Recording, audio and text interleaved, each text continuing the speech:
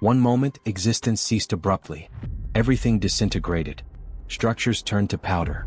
Individuals started dying one after the other. A plague engulfed the planet. Initially, disbelief overtook all. The financial markets collapsed. Worldwide fear ignited rapidly. Reports circulated everywhere. This was humanity's demise. Conflicts ignited. Countries betrayed each other. Economies fell apart. Hunger devastated the masses. In the midst of deprivation, turmoil escalated. Even a single packet of ramen cost millions of won. Crowds flooded the avenues. They begged. They rioted. It was an apocalypse of incomprehensible proportions.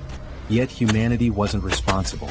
Abruptly, mythical beasts invaded Earth. And that marked the end of humanity.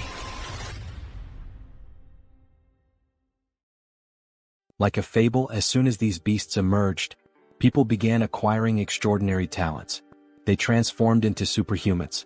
Digital alerts started materializing, providing resources to confront these entities. At first glance, it mirrored a recognizable scenario. But here was the deviation. Despite newfound skills, the creatures were pure nightmare fuel. The soul-labeled superhuman abilities were nearly ineffectual. The beasts annihilated humans as if they were insignificant. In under 72 hours, the planet was nearly eradicated. 3 days after the beginning of the apocalypse, the scene shifts to the introduction of a building amidst destruction, surrounded by rubble but intact. The building stands out, a solitary structure amid the wasteland, bearing witness to the chaos that has unfolded. Inside this building there is a man, the protagonist, who is eating some snacks. He reflects while eating that the world has not completely ended, and that is the reason he is still living normally. The taste of the snacks is a small comfort, a semblance of the mundane in a world turned upside down. However, he also reflects that, despite being alive, he is alone in his apartment, without the company of any other survivor, locked in an environment of 100 square meters. The silence of the apartment is deafening, reminding him constantly of his isolation. His mother, father, grandfather, and grandmother are all outside, somewhere in the vast expanse of the destroyed world. He also thinks about the high cost of acquiring the building he is in, stating that it cost 200 million wons, arising from the bank account, and another family belongings totaling 200 million wons. The memories of the sacrifices made to secure this refuge weigh heavily on his mind. The reason he is in this apartment now and alone is explained as being the need for someone to live in the apartment for 2 years to benefit from the purchase taxes. This seemingly trivial bureaucratic requirement now feels like a cruel twist of fate. This is the reason he is living there and ended up being suddenly locked inside due to the apocalypse. While lamenting, he also realizes, to his greater sadness, that his internet connection is very weak. The weak connection is a frustrating barrier, cutting him off from what little interaction he could have had with the outside world. He takes a deep breath, trying to relax, but a strange noise catches his attention. The sudden sound is jarring, pulling him out of his thoughts and back into the harsh reality of his situation. When he looks, he sees a creature flying towards the building and making noises. The sight of the creature fills him with a mix of fear and curiosity. Then, as soon as it gets close to his apartment, the creature violently crashes into the window with enough force to knock down the protagonist even without hitting him. The impact shakes the building and he feels the vibrations through the floor. The creature soon attempts another strike against the structure, and the protagonist protects himself. He braces for impact, his heart pounding in his chest. While he tries to defend himself against a possible monster invasion, the system informs him that it has denied the entry of the creature trying to penetrate the demarcated area. The cold, mechanical sound of the system is a stark contrast to the chaos outside. Thus, the ultimate shut-in system is presented, showing the declaration of the house, stating that no one can enter without the permission of the owner and set perimeter rules. The protagonist, then relieved, remembers that this condition is not new to him. As he gets up, he recalls that this is the reason he is alive and safe. The ability protects him from any creature invasion. The sense of security, however, is fleeting. However, he also remembers, while trying to unlock the door, that not only is the entry blocked but also the exit of anyone within the perimeter of the apartment. The realization hits him like a ton of bricks. Enraged, he tries to open it with brute force, kicking the door. Each kick echoes in the empty apartment, a futile attempt to break free. On this third day, where the world succumbs to destruction, he is grateful for the ability protecting him but also laments being completely trapped inside the apartment. Sometime later, sitting and watching the system window, he continues to reflect on this condition of being trapped. The cold glow of the screen is his only company. Irritated, he laments not having the power to do anything about it. The feeling of helplessness is overwhelming. As he looks to the side, he notices that all his supplies are running out and that his refrigerator has lost power since the previous day. The ticking clock of his survival is a constant reminder of his predicament. His only source of energy is some food cooked in pans, which will not last much longer. The realization sets in, deepening his sense of urgency. Suddenly, the system shows a new notification. The unexpected beep of the notification is a jarring interruption. He has hunted a Calican, level 23, and gained a significant amount of XP and some new skills have been added. The notification is a glimmer of hope in the darkness. His attention is entirely focused on the system as he analyzes the reason for this unexpected notification. The details on the screen are a puzzle he needs to solve. Looking out the window, he sees the ground floor, where the bird that had hit his window is lying on the ground lifeless and being attacked by goblins. This makes him realize that the death, even not caused by the animal's impact on the window, made him gain experience after the monster's life ended. The macabre scene outside is a grim reminder of the new rules of this world. The system continues to notify him, saying that a new skill has been unlocked, and resources have been acquired from the surroundings, and these resources are being calculated. The protagonist also notices a change in the goblin's behavior and wonders why. The shifting dynamics of the creatures are yet another uncertainty to navigate. Now, in desperation, the goblins face the monster's death, while they desperately try to scavenge something else. The system completes the resource calculation and informs him that 2,203 wands have been deposited in his wallet. The number on the screen seems surreal. This generates confusion about how this should work. The new reality of his resources is a puzzle he needs to piece together. Suddenly, the apartment's power returns, to the protagonist's surprise. The sudden return of power is a shock, a small miracle in a world gone mad. Everything was now working normally, and the house declaration evolved to level 3. The sense of normalcy, however fleeting, is a balm to his frayed nerves. With the XP gain, the dignity preservation ability was also unlocked, and this is the reason why all the basic resources of the house have been restored. The acquired money is now in his wallet, and the protagonist reflects on the return of the house functions with joy. Running to the refrigerator, opening it with great happiness, and also going directly to the sink to check the water supply, finally going to the electric stove to test its functionality, the protagonist kneels and cries with much joy, saying that everything is normal, just as it was before the beginning of the end of the world. The sense of relief washes over him, a precious moment of victory in the midst of chaos. However, when he picks up his cell phone and tests his internet connection, he notices that the phone is not working. The broken connection is a bitter reminder of his isolation. In frustration, analyzing the place, he notices a flash drive lying on the floor. The small object is a spark of curiosity in his otherwise dreary existence. Quickly, he goes to the computer and analyzes its content. There were photos of his mother holding him as a baby, taking him to school, and also photos of the united family. The images are a bittersweet trip down memory lane. In parks, at birthdays, making him reflective and planting in his head the idea of having to bring his family back no matter the cost. The determination hardens in his heart. Determined, he gets up and goes to the window when he is surprised by another notification. The persistent system, always ready with another twist in his journey. The system informs him that he now has a warehouse, where he can buy items listed at original prices. Intrigued by this new development, he decides to investigate further. Going to check what this store is about, he sees the acquired values being made available and concludes that the confined wallet is directly linked to the values available for use in this store. This realization brings a glimmer of hope. Perhaps this store could offer a way out or at least provide better tools for survival. Thinking about some change in his condition, he goes to the window and laments that he is still confined within the apartment. The view outside, a constant reminder of his isolation, deepens his frustration. Nothing has changed regarding the permission to leave the perimeter, even though his skills and levels have increased. The invisible barrier remains as imposing as ever, a prison wall he cannot breach. However, one thing is certain, increasing levels can unlock skills that may help him get out of this condition. This thought fuels his determination. For that, he needs to hunt monsters. But then the question arises, how will he hunt these monsters? The memory of his past struggles makes him doubt. It will be very difficult for something like before to happen again, where simply a monster hitting the window, falling, and dying would allow him to gain experience and the rewards related to the monster's death. Looking once more at the bottom of the building through the window, he notices that there is a possibility of annihilating some goblins. This discovery ignites a spark of hope. The young man then takes a bottle to test if it will pass through the barrier that prevents him from leaving the apartment. With a mix of anticipation and anxiety, he prepares to throw. As he throws it, he realizes that he succeeded in launching the bottle. The barrier does not impede objects. Thus, he concludes that anything he throws will be useful for his hunt. In this case, he picks up a dumbbell and will try to use it as a weapon. Its weight and solidity give him confidence. Looking through the window searching for potential targets, he notices a bunch of goblins still collecting parts of the previously slain monster. Seeing that some are leaving with parts of the monster, he shouts for them not to go away. His voice is urgent, a command born of desperation.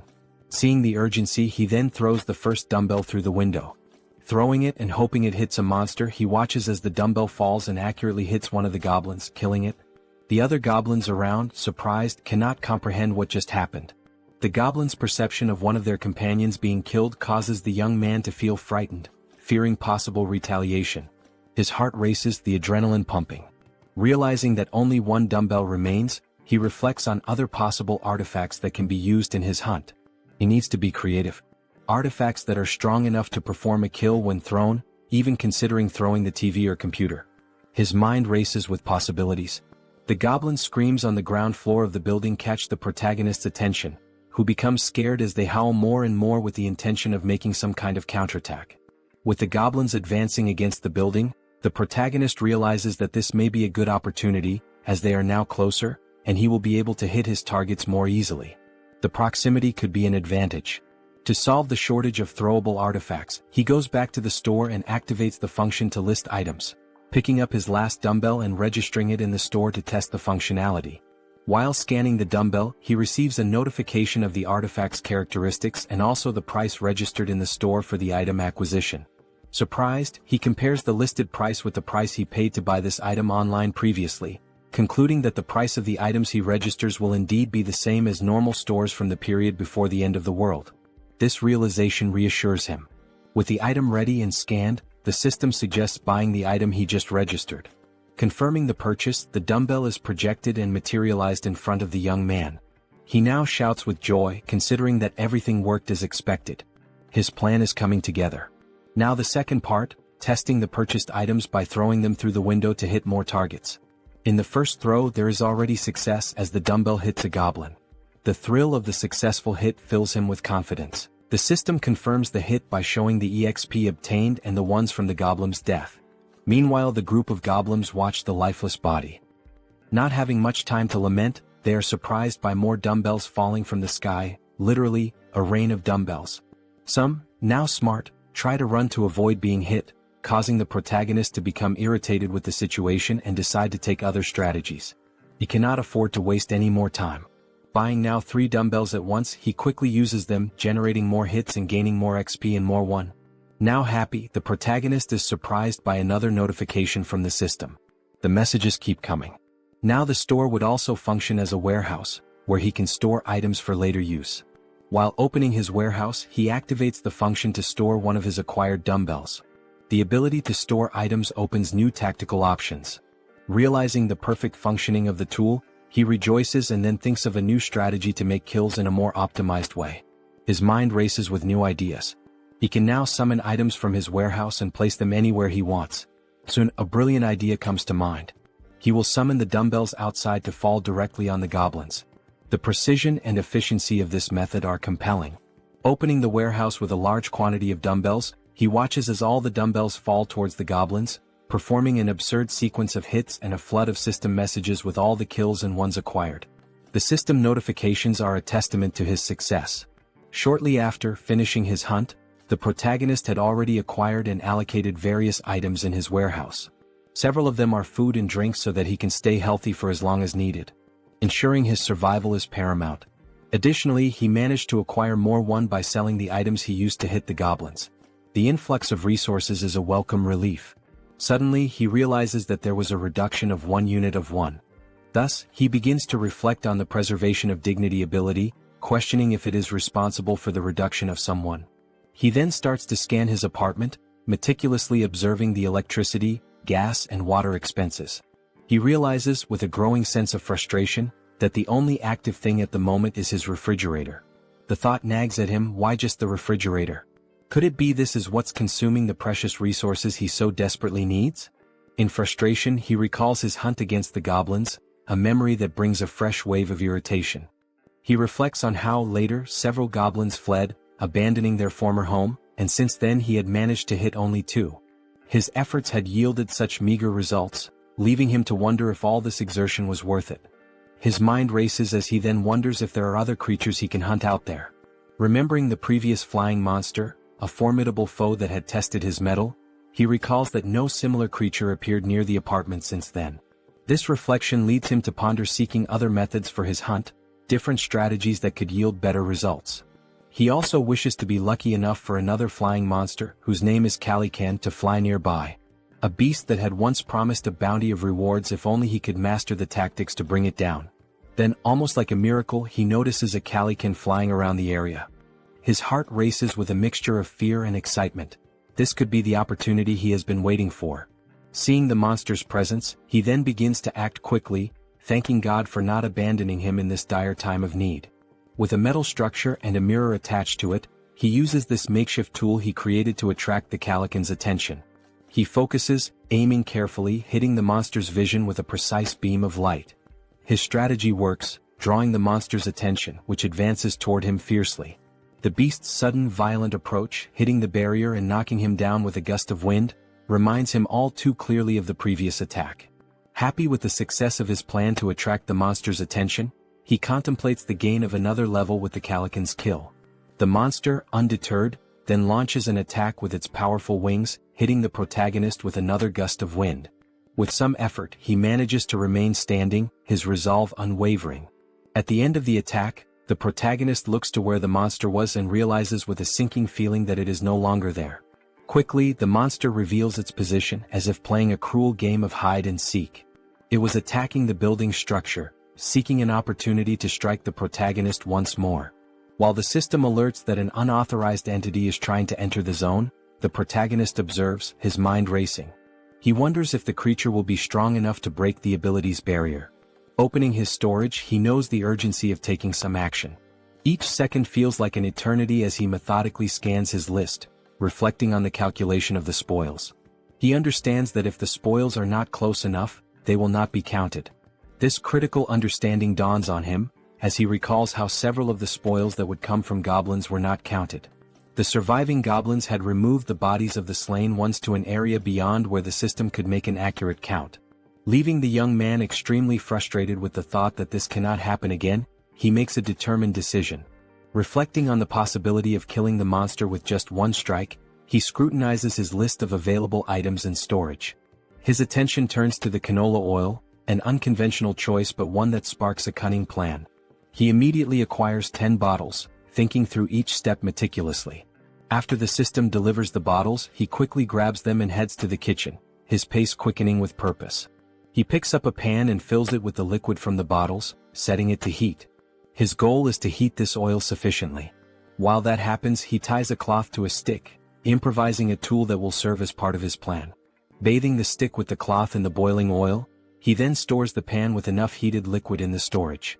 He knows that timing and preparation are crucial. After pouring all the oil into the storage, the system confirms the listing of the item, and the protagonist goes in search of a lighter, which he uses on his stick to ignite it.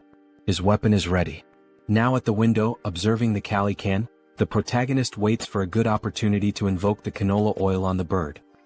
He watches, his pulse quickening as the bird starts flapping its wings against the hot oil. Once it begins to descend, the protagonist sets the monster on fire. The flames engulf the creature almost immediately, a sight that fills the protagonist with a sense of grim satisfaction. The protagonist is pleased with the success of his plan while observing the Calican in its final moments. As the flames do their work and the Calican is indeed dead, the system returns the results to the protagonist. It indicates a level increase in abilities and also the unlocking of a new skill while calculating the spoils. With the calculation complete, an additional 9,347,487 won is directed to the confined person's wallet. He, surprised by the large amount of won, did not expect to receive 10 million in a single kill. This unexpected fortune catches him off guard. Now turning his attention to the gain of the new skill called territory expansion, the protagonist suffers changes in his body, making him wonder what is happening. Now, with black eyes and everything around him being seen differently, almost like an X-ray, he tries to adapt to the change. He notices that his eyes scan the entire building structure, revealing the hidden intricacies and finally leading him to 4 survivors in a room in the building. Clearly a surprise to him, as he did not imagine that there would be surviving neighbors so close. This revelation opens new possibilities and uncertainties, his mind racing with potential outcomes. Attempting to understand the situation, the young man, still with his eyes blackened, is overwhelmed by feelings of despair, confusion, and doubt. Suddenly, his eyes perceive the presence of people inside the building in a strange manner, leading him to a single question. What is happening? How is it possible that there are other survivors inside this building? And how does this ability work? As the effects of the ability fade, and while recovering from the changes it caused, the system emits several notifications. These inform that these individuals meet the requirements to become citizens and present a proposal for their acceptance within his jurisdiction. The individuals introduced are Choi Hyung-jun, referred to as Chubby, a 30-year-old husband, Park Hae-won, his wife, also 30, and their daughters Choi Na-yeon and Choi Seo-yeon, aged 3 and 6. Turning to the system, confused, the protagonist questions what would happen if they were not accepted as citizens. He quickly discovers the answer to the doubt. Those who are not accepted as citizens will be expelled from the residential zone. This would inevitably result in their certain death, as they would have no chance against the monstrous threats outside. With this realization, the young man makes the most obvious decision for someone with a good heart. He accepts these individuals as citizens of his zone. The system then confirms the addition of each inhabitant one by one, and the protagonist speculates about the possibility of unlocking new abilities related to managing these people. Consulting the system, more details are gathered, not only regarding these speculations but also about the ability that allowed the detection of the presence of these other beings. The ability is called Ultimate Eyes, and at level 1, it ensures that nothing within his home escapes detection. Learning about this ability, he explores skills related to citizens and finds an option within the system for citizen management. There, a list of all their names is displayed, alongside their current levels and trust scores. Below the list, a population counter shows 4 out of 600. The number is surprising. 600 people is a lot. Diving into the details about Chubby, information is found about awakened skills. Currently none, XP distribution at 0%, and money distribution also at 0%, with options to assign a mission to Chubby or remove him from the citizen list. Data such as XP and money distribution rates raise questions about the possibility of sharing gains with the host of the house, sparking curiosity about how much control there might be over these rates. Could this also be a way to grow stronger? Returning to the system, under the option to assign a mission to Chubby, the system presents a form requesting details such as description, time limit, mission rewards, and penalties for failure. This detail is surprising, especially the need to specify all these elements. In this case, the mission is described as Goblin Hunt, giving Chubby 168 hours to complete it. The reward is a small amount of XP with no penalties for failure. When confirming the mission, considerations are made to alter the form's details, balancing penalties for failure with the mission's complexity and its rewards, even contemplating imposing elimination as a failure penalty. However, back at the confirmation screen, the assignment is cancelled, deemed too dangerous and unfair to arbitrarily decide the lives of citizens. Reflective, the protagonist wonders what should be done with this ability.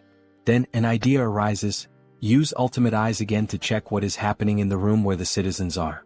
Observing everything, the family, sitting around a table, seemingly desolate, begins a dialogue with the wife questioning what they can do now. The reasoning behind her question soon becomes clear. Chubby intends to leave the safe zone to search for basic supplies such as water. Though he wishes to stay with his family and daughters, he knows the necessity of obtaining essentials for their survival. The wife shouts that he cannot do this, emphasizing the extreme danger involved. Chubby understands but, given their circumstances, fears they have no other choice. He wonders aloud if there might be any place with at least water. He answers that even if there isn't, it is necessary to try the nearby convenience stores, mentioning one particularly large store that will surely have something usable. Before much reflection, one of the daughters exclaims, "I'm thirsty." The mother, realizing this is not a good time to voice concerns, tries to hush the child, knowing such a statement would act as a trigger for Chubby's decision. Confident, Chubby takes his wife's hand, asking if she trusts him and assuring her he will definitely return safely with something for their family. Saddened, the wife finds no further arguments to stop him. Back in his room, the protagonist ends the ability and reflects on the family's situation. The decision is then made to open the store and check the list of items. It appears that the maximum item storage capacity is limited, and it is wished that this could be expanded. While navigating the skill window, information is noticed showing storage at level 1, dignity preservation also at level 1, and the store at level 1 as well. Observing the levels of each item, there is a sense of relief. If there are levels, there must be a way to increase them and, consequently, enhance the capacities of these abilities. With points available for immediate upgrades, the store's level is raised to 2, increasing its capacity by 20 items. Additionally, the system applies a 10% discount to the total price of all used items. The protagonist, with enthusiasm, evaluates the given data and wonders what to do with the 2 remaining points. He considers investing in the shop or in the preservation of dignity, recognizing that these skills might help him encounter more citizens in the future. His shop, now at level 3 with a maximum capacity of 40, also has a new function, item recovery. This function enables him to restore old items and turn them into new ones. This was undoubtedly an excellent choice. Without further ado, he visits his shop again to acquire water and some fruits. With the remaining points, he decides to allocate them to other skills, particularly the preservation of dignity. Still at level 1, the choice to upgrade is based on the ability to request various things in return if he provides energy and water. With the preservation of dignity skill at level 2, he can now register vassals, leaving the protagonist puzzled about what vassals might be. The scene shifts to the living room where the family is gathered, and Chubby is seen preparing for his journey. Looking back, his wife and daughters appear distressed, wishing he would reconsider before it's too late. However, Chubby responds with a display of affection and protection, promising that he will return and asking the children to protect the house while he is away. The children ask if he really plans to go, and he responds as if it's a simple task, saying he is merely going to fetch some food and water. He also requests that they obey their mother in the meantime. The eldest daughter, however, knows it won't be that simple. She cries and screams about the monsters outside. Her memories take over, revealing details of day 1 of the apocalypse. The children had been playing in a sandbox in a park when monstrous creatures suddenly appeared, catching their attention. Terrified, the children stood up and started running in panic. While running, their father grabbed the youngest in one arm, desperate to survive, while their mother carried the other child so they could all reach safety faster, pursued by goblins. Now determined, the father swallowed his apprehensions, resolute in his decision. The mother tried to comfort the children to stop them from crying, making the father's decision even harder. He reflected on the possibility that this might be the last time he would see his daughters, trying to remain strong in front of his family. Suddenly, the doorbell rang, startling everyone and preparing them for a potential confrontation with monsters. Gathering his courage, the father cautiously checked the situation while hearing someone on the other side of the door asking to be let in. The voice from the other side caused surprise and doubt. Could it really be a person? Chubby wondered, but he didn't rule out the possibility of a cunning monster. As the voice continued from the other side, he prepared for a potential confrontation, noticing a sudden silence. Pondering whether the monster had left, he was startled when the door suddenly opened. Quickly, he turned to his family, holding them in hopes of protecting them from a possible threat. Everyone screamed, and the father begged for mercy for his wife and daughters. Amid the cries, a calm voice asked for permission, completely breaking the tension and prompting everyone to finally look at the one who had knocked. It was the protagonist, holding a bag of items, creating a pleasantly surprising moment for everyone. The question, "Who are you?" arose naturally. Then the protagonist's real name, Kim Jaehyeon, was revealed, although he would henceforth be known as June. After introducing himself, he explained that he lived nearby. Handing over the bag of items, he informed them it contained water and fruits, requesting a small conversation once everyone was settled. Both happy and apprehensive, the father looked at his family, seeing the worry in their eyes, and declared that there was no reason to refuse, given June's sincere demeanor. He then invited June into the house. Once everyone was seated, the children stared at the visitor with a mix of curiosity and suspicion. June wondered if the children were shocked by his arrival but quickly turned his attention to the dark curtains covering the windows. He considered this an intelligent choice, as it significantly reduced the risk of monster attacks. However, the darkness necessitated light. To address this, June activated his skill, restoring power to the room where they were conversing. While organizing items in his bag, the family, still in shock, was astonished by the return of power to their apartment. June then decided to interact with the family by offering water to everyone, starting with the children. Chubby expressed gratitude and distributed the water bottles to his daughters, who eagerly quenched their thirst. Shaun, the youngest, drank her bottle so quickly that she choked, briefly worrying her mother. June observed and promptly offered the little one a tangerine, which she accepted with slight hesitation. The mother stepped in, requesting that Shaun hand over the tangerine so she could peel it. Taking a piece of the fruit, the mother returned it to her daughter, who quickly devoured it, expressing immense joy as she savored it.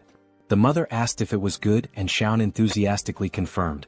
The elder sister then asked the mother for a piece as well, which she also enjoyed, showing similar delight. For June, the system notified him that the citizens' trust levels had increased. It reported that Shaun's trust score had reached 50 points and her loyalty level had exceeded 30 points, meeting the requirements for her to become a vassal. Now at level 2, Shaun, with 57 trust points, no skills and no XP or money allocated, had new options available for missions to be assigned by June. He then reflects that this little girl has met the requirements. However, she is still too young to receive missions. Another thought that crosses June's mind is that the number of registrable vassals is highly limited compared to the number of citizens. Therefore, he needs to be very cautious in selecting vassals to avoid filling these slots carelessly.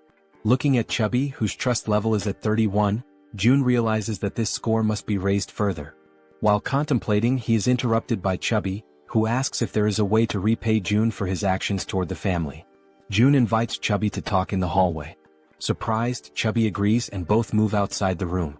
Once outside, June asks Chubby if he received the invitation to become a citizen. Chubby checks his notification window and confirms that the entire family received this notification about 30 minutes ago.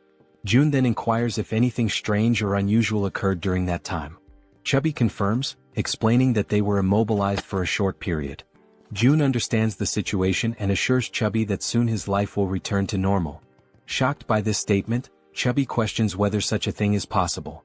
June confidently replies that it is entirely possible, thanks to his ability. Chubby processes this information and then remarks that he knows such actions would never come without a cost. He asks what he should do. June explains the possibility that while on the mission given to him, Chubby might lose his life, and he asks if Chubby is truly willing to proceed with what is being asked. After a brief moment of reflection, Chubby firmly confirms his readiness to do whatever is necessary, stating that he had already been considering stepping out of his comfort zone to seek food and water before June's arrival. Chubby declares that he was already prepared to risk his life. Suddenly, June interrupts to ask about the golf club Chubby is carrying, curious about its cost. Confused, Chubby replies that the club cost around 400,000 to 500,000 won. Reflecting on this price, June considers it expensive and realizes the importance of saving money for future acquisitions. Chubby, still puzzled, questions the abrupt inquiry. June dismisses it as unimportant and shifts the conversation, asking if Chubby remembers the day the monsters first appeared. Chubby recalls the weekend when the monsters emerged, chasing them, and recounts the horror of that moment. June reflects that those who stayed inside their homes might have survived the attack. Considering that goblins are not very strong and their conditions are unfavorable compared to those of an adult man, June notes their primary advantage lies in their strategy of always attacking in groups. However, humans also have the strategic capacity to form armies, and an army is precisely what June intends to build from this point forward. Starting with Chubby, who will be the first member and will join June in finding other survivors. Sometime later, back in his apartment, June analyzes the system, which notifies him that his trust level with Chubby has risen further. Checking his list of citizens, the system displays Chubby's trust level at 40 points. Reflecting on having an entire family as citizens, June considers the possibility of his own family being added to this list as he continues to develop the system.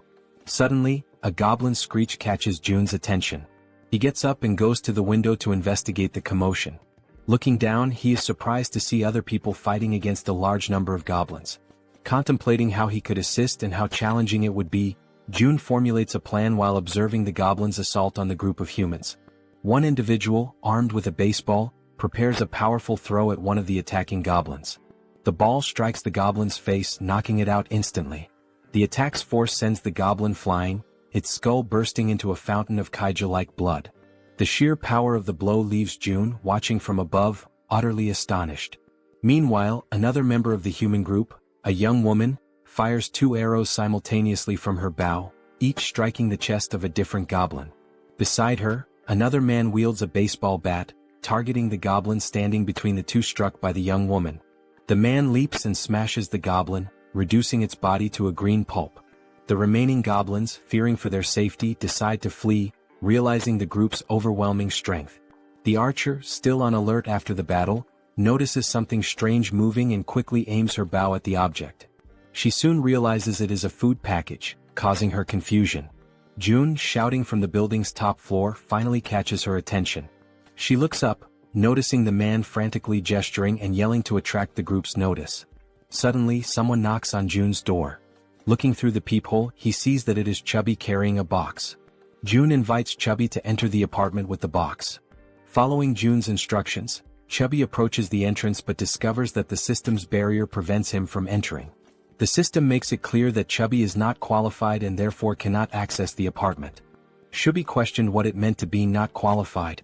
June wondered if the system would prevent anyone from entering his apartment at that moment. He also speculated whether registering Chubby as a vassal might resolve the issue. However, he decided to postpone addressing the matter of entry and instead focused on receiving the box, which contained items that could be used as weapons. Upon receiving the box, June placed it on the floor, opened it and examined its contents. Inside there was a toolbox and several knives. June activated the system, accessed the store, and ordered 5 bottles of water and 5 packs of instant noodles. As the store projected June's order, Chubby watched in disbelief, amazed at how such a thing was even possible. Without dwelling too much on the situation, June packed all the requested items into the box and handed it back to Chubby, instructing him to take the box to the building's entrance on the 1st floor. Chubby accepted the box but questioned whether this task might be too dangerous. June replied that, based on his brief observations, the goblin's behavior became more active during daylight hours. He also thought to himself that the people fighting downstairs could be vital additions to his group of citizens. The food box would serve as the primary tool for earning their trust and loyalty. Speaking aloud to Chubby, June revealed that he had a plan and emphasized the importance of delivering the box to the 1st floor. Chubby questioned the simplicity of the plan, asking if it really was just about leaving the box on the 1st floor and returning. June confirmed that it was indeed that simple. Relieved, Chubby agreed to carry out the task, bidding June farewell as he left with the box. June thanked him as he departed. Opening the system's interface, June reflected on the need to reward Chubby's trust generously. The mission menu described the task: delivering the box containing water bottles and instant noodles to the 1st floor and returning within 24 hours. The mission offered a small amount of XP as a reward, with no penalties for failure. Chubby received the notification and realized he would gain experience upon completing the mission. He wondered aloud if this was somehow related to a leveling system like in a game. June confirmed this and revealed that Chubby's current level was 9. If Chubby leveled up, he would receive rewards. June assured Chubby that he was relying on him, and Chubby, understanding his task, promptly made his way toward the 1st floor. Armed with the box and a golf club for protection, he cautiously descended the stairs. Finally reaching the 1st floor, his mission was to place the box on the ground. However, before he could act, he noticed movement nearby. The sudden motion startled him. He suspected it was goblins and grew alarmed as darkness was beginning to set in. Panicked, he decided to flee. Yet, in his haste, he twisted his ankle and fell, causing the box of supplies to spill across the floor. Items scattered everywhere, and Chubby, now lying on the ground, desperately tried to regain his composure. As the creatures drew closer, Chubby instinctively shielded himself with his arms and shut his eyes tightly. Suddenly, a voice called out to him. Opening his eyes, he saw a group of humans approaching, asking if he was okay. While in June's apartment, the system issued an alert about an unauthorized attempt to enter. June began to wonder what it could be, speculating that it might involve an invasion by the group. Activating his ultimate eyes ability, he scanned the building and noticed Chubby with a group of people, leading them as they conversed among themselves. The group questioned how it was possible for someone in the building to throw a package of noodles. This raised their hopes, thinking the building might have an abundance of food while they were on the brink of exhaustion. Deactivating his observational ability, June recognized everyone in the group. The system then notified him that they met the requirements to become citizens and proposed adding them. However, June realized the risks of accepting outsiders as members of his group. He also considered the possibility that these people might reject his offer to join, which made him anxious and stressed. While contemplating the best course of action, June was interrupted by Chubby's voice calling out from nearby, trying to communicate with him. Responding to Chubby, June received a system notification indicating that this citizen had an ongoing mission. The system suggested editing the current mission, which June confirmed. The updated mission now included delivering meals to the newcomers. After confirming the changes, June and Chubby exchanged updates on the situation. June instructed Chubby to immediately gift the newcomers some food, as June had a plan in mind. Chubby agreed and followed the plan.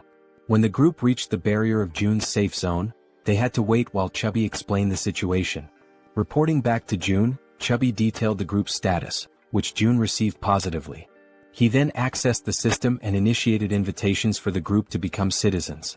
The system sent invitations to Ha Donggan, Kang Deoksu, Kim Gaeong, Yoo Hyerin, Kim Jeon, and Moon Byung-go. Once permission was granted, all new group members entered the safe zone. The system announced that the citizen count had increased to 10, granting a 10% bonus to XP and monetary rewards. June felt a surge of gratitude toward the newcomers, knowing their presence would be crucial for future monster hunts. The system updated the trust scores and levels for the new members. Dong with 19 trust and level 23, Kang with 28 trust and level 13, Young with 17 trust and level 17, Yu with 30 trust and level 10, Kim with 15 trust and level 15, and Moon with 11 trust and level 10. June noticed Dong's higher level and speculated that he might be stronger than Calican, a foe June had recently defeated. Examining Dong's stats further, the system highlighted a skill called Baseball Throw, ranked at D. This ability consumes stamina to triple the power of thrown objects like baseballs. June concluded that Dong was a metahuman capable of turning baseballs into lethal weapons. He recognized Dong's potential as an indispensable ally for monster hunting. To strengthen their bond, June planned to gradually build Dong's trust. June instructed the system to set the group's XP sharing to 70%, which the system confirmed. He then began assigning hunting missions to help the newcomers gain XP and resources. June likened his strategy to an auto-hunting system in games. Beyond logistics, June acknowledged the importance of establishing personal relationships with the group. He believed a good rapport was essential to eventually locating and reuniting with his family. Unexpectedly, the system notified him that the trust scores of Dong, Young, and Yu had increased, leaving June surprised and curious about the cause. The scene shifted to Chubby's apartment, where he invited the group inside. The archer, Gaeong, expressed her gratitude. Chubby's wife, confused by the situation, questioned what was happening. Chubby reassured her to stay calm and promised to explain soon. He also requested that she prepare food for everyone. Initially startled, Chubby's wife pointed out that there was no food ready and that everything would need to be made from scratch. Chubby urged her to proceed, explaining it was part of June's plan. After some hesitation, she agreed and began cooking. Han, previously referred to as Dong, expressed his gratitude and shifted his focus to Chubby, asking about June. Chubby admitted he didn't know much about June, except that he was their neighbor. Surprised, Han listened as Chubby described June as someone mysterious yet immensely resourceful, providing them with everything they needed. Han concluded that June must be a metahuman, possessing the extraordinary ability to solve everyone's problems with essentials like food and water. Determined to make a good impression on June, Han believed that June's abilities were almost miraculous. Chubby informed the group that they could take a shower while waiting for the food. The female members were stunned by the idea of taking a shower amidst the chaos. Han observed that, given the building's functional resources, such luxuries were indeed possible.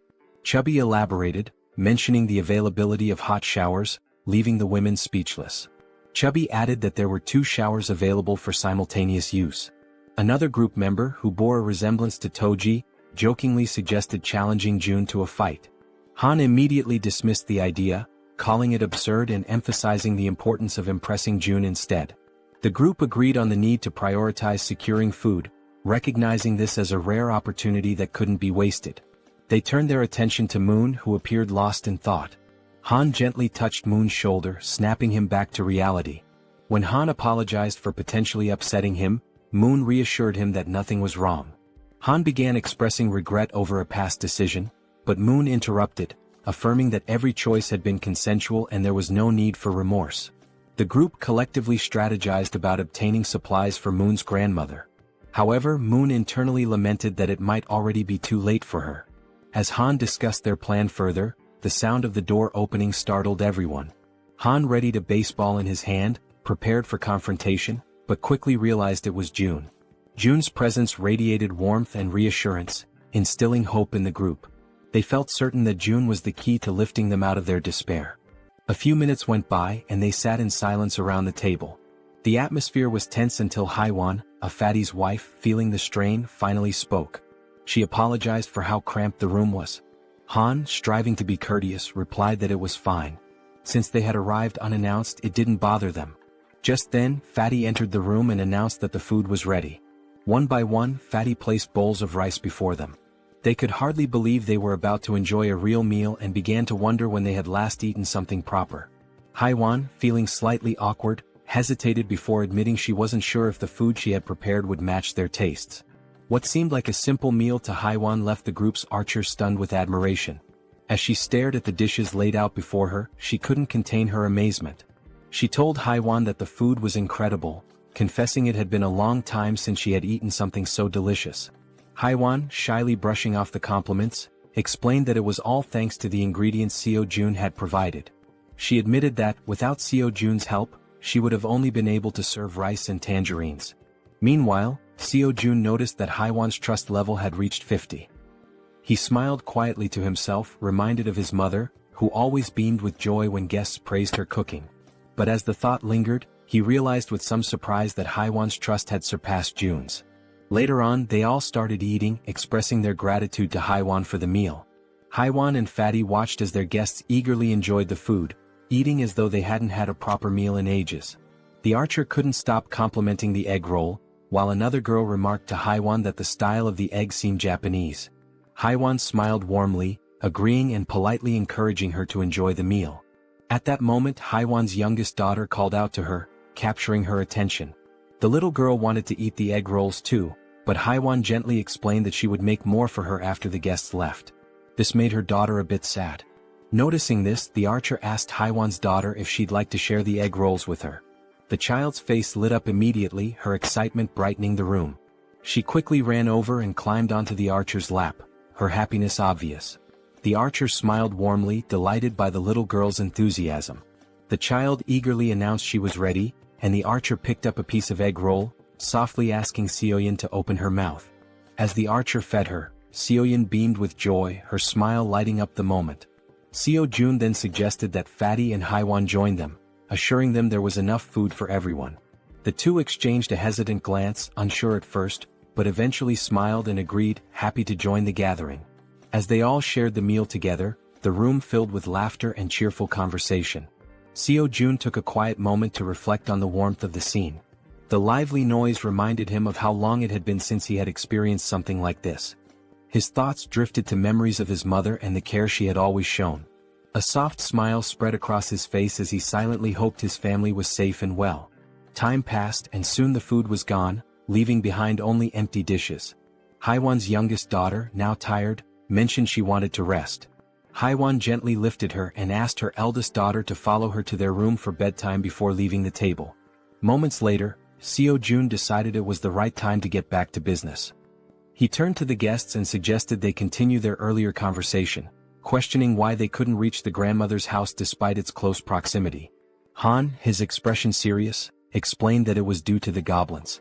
Seo Jun raised an eyebrow, doubting whether it was truly goblins, recalling his own struggles when he had first encountered them. Han nodded, affirming it was true. He elaborated that the goblins had discovered an underground parking lot and had turned it into their base, hiding there. Seo Jun's curiosity deepened, and he asked if they had any idea how many goblins were down there. Han, with a somber look, answered that there were several thousand goblins in the underground area. Seo Jun paused, thinking carefully.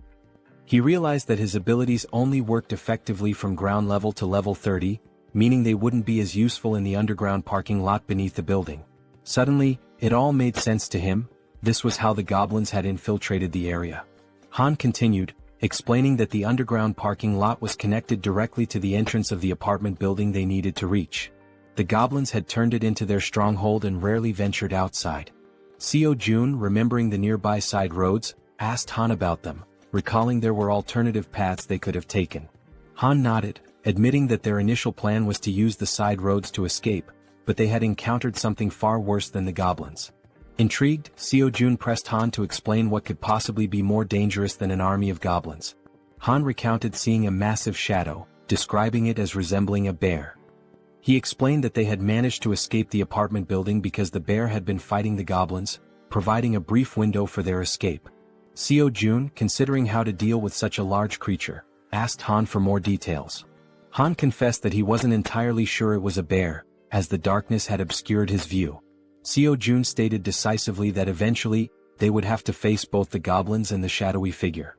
Han agreed but looked down, acknowledging that their group had limitations and wasn't equipped to handle both threats simultaneously. Seo-jun, curious about these limitations, asked for clarification. The archer spoke up, explaining that both she and Han relied on items like arrows and baseballs for combat, but they were running low and couldn't replenish their supplies easily. Despite the challenges, Han remained composed and suggested he could find a solution. He asked to inspect their current weapons, the arrow and baseball.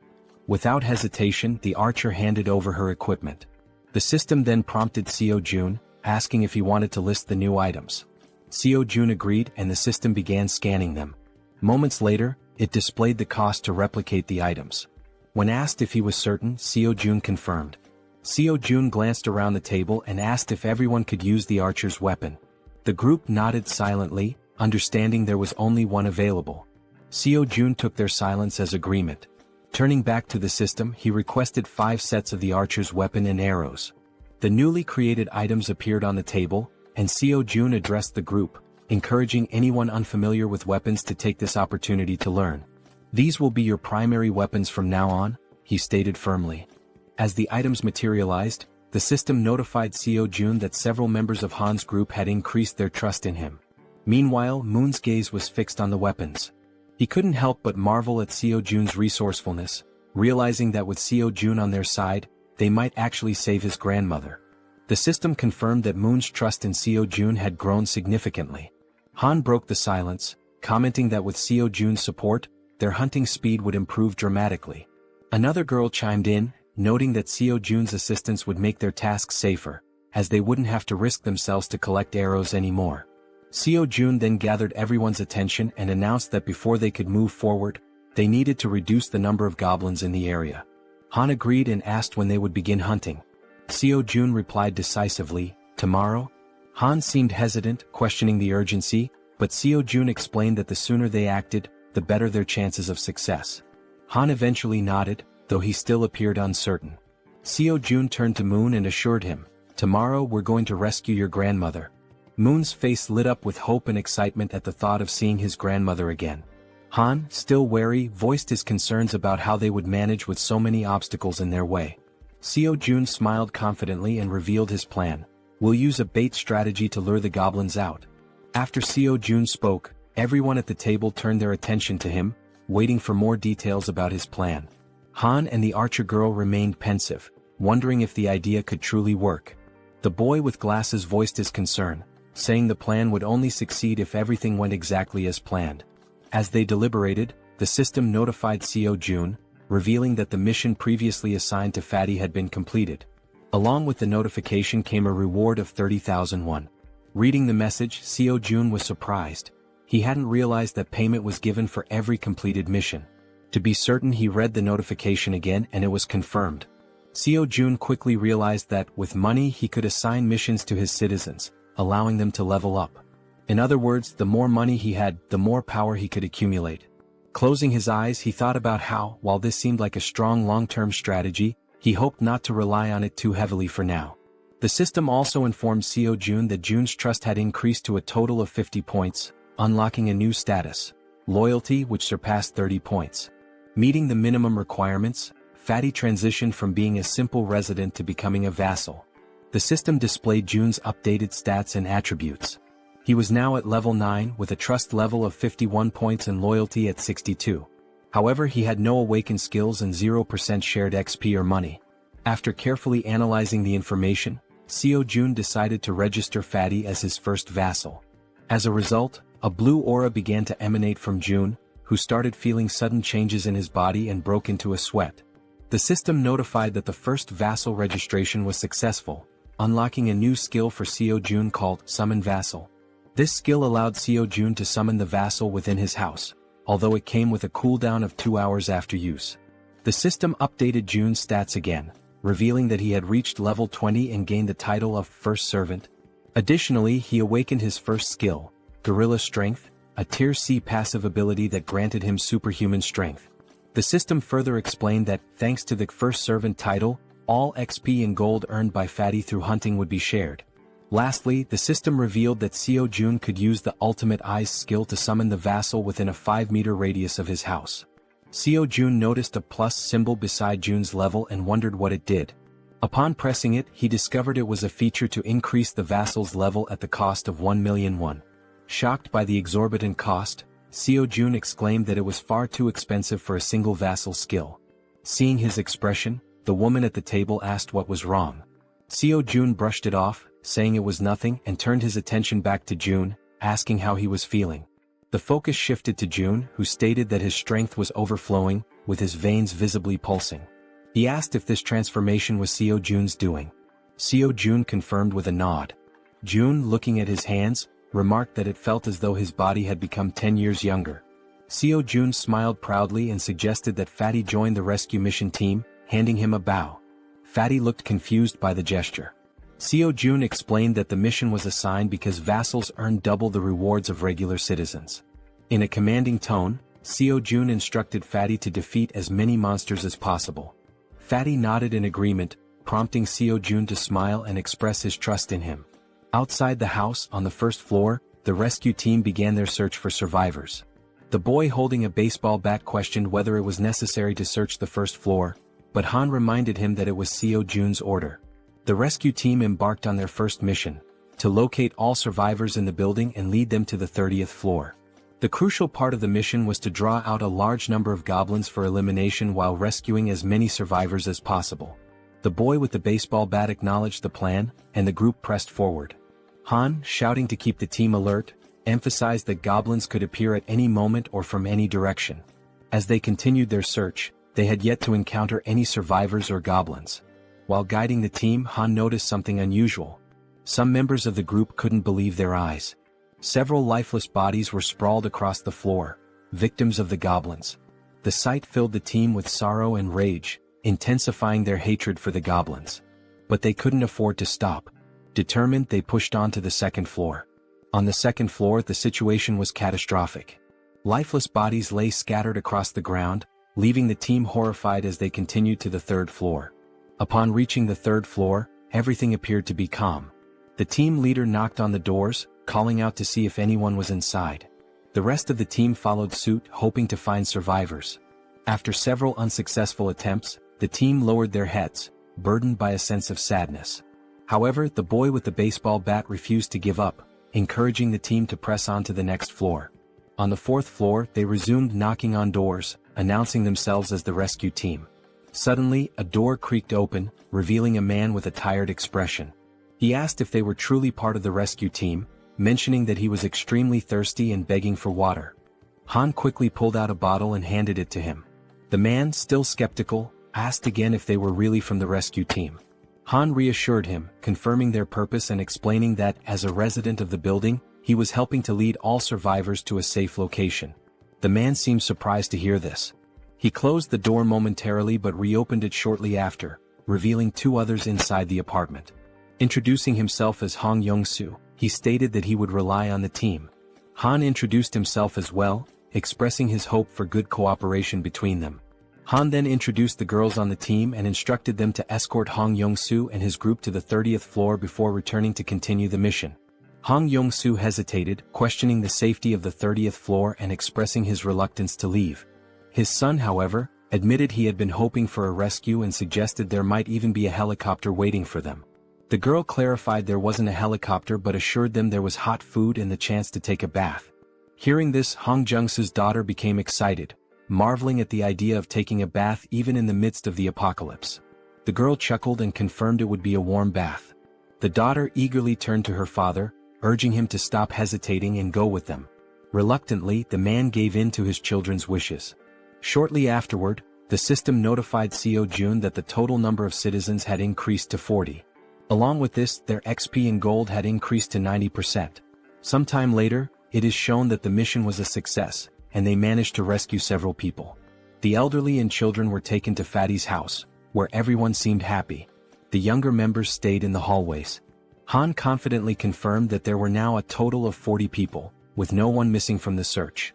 Jaehyeon thanked everyone for their excellent work. Jaehyeon then activated his skill, Absolute Eye, causing his eyes to turn black as he carefully observed every movement his citizens were making. He saw them carrying chairs, working with cables on the stairs, hauling ropes, and even climbing the stairs with a very heavy object. After ending the skill, his eyes returned to normal, and smiling he told Han it was time to begin phase 2 of the goblin hunting operation. Now in the hallway, Han, alongside the other members, called for focus and explained the plan and how it would work. Everyone listened patiently as Han detailed how they would lure out all the goblins hiding in the basement. Initially, they would start on the first underground floor, B1. The group would divide into 2 teams with the goal of attracting and clearing out the goblins on B1. Afterward, they would proceed to B2 to eliminate all the goblins there as well. A boy with glasses raised his hand and voiced a question. He asked what they would do if more goblins appeared than anticipated. He also mentioned that if the goblins counterattacked, the bodies on the floor might obstruct their escape. The archer and Han, confident, assured him they could handle all the goblins on their own since they now had plenty of arrows, unlike before. The boy with glasses nodded in agreement and said he trusted them. Suddenly they heard a strange noise. Turning toward the source of the sound, they noticed a small group of 3 goblins ready to attack. Without giving the goblins a chance to make the first move, the archer drew her bow and with 2 quick shots hit the heads of 2 goblins, leaving only one alive. Without hesitation, the man with the bat charged forward and with a single blow, smashed the remaining goblin's head. The 3 goblins now lay lifeless on the ground. The boy with glasses questioned the man with the bat, asking why he was using the bat when he had previously said he would need a bow to defeat goblins. The senior admitted they were right. Meanwhile, the archer pointed to the goblin bodies, noting that they were disappearing shortly after being defeated. The newcomer wondered if this phenomenon was also a skill of Jaehyeon. Han declared the mission on that floor complete and announced they would now proceed to B1. The newcomer, still lost in thought, remarked that he had expected Jaehyeon to have a solution for dealing with the goblin bodies. The system then alerted the group that the citizens' trust was increasing. The scene shifted to Jaehyeon, sitting calmly and opening a bottle while a series of system windows appeared in front of him. He found the moment quite enjoyable. He remarked that it wasn't intentional but reassured himself that he was still keeping an eye on everyone. The system sent another notification showing that Moon's trust had reached 50, unlocking loyalty. The loyalty stat had surpassed 30, meeting the conditions for registration. Jaehyeon was surprised by how quickly he had achieved these stats. However, he noted that the faster this happened, the better it would be in the long run. Sitting on the floor and staring thoughtfully at the system window, Jaehyeon reviewed Moon's stats, 55 in trust and an impressive 88 in loyalty, along with other attributes. Jaehyeon was surprised by the 88 loyalty but remained calm, considering it a positive outcome.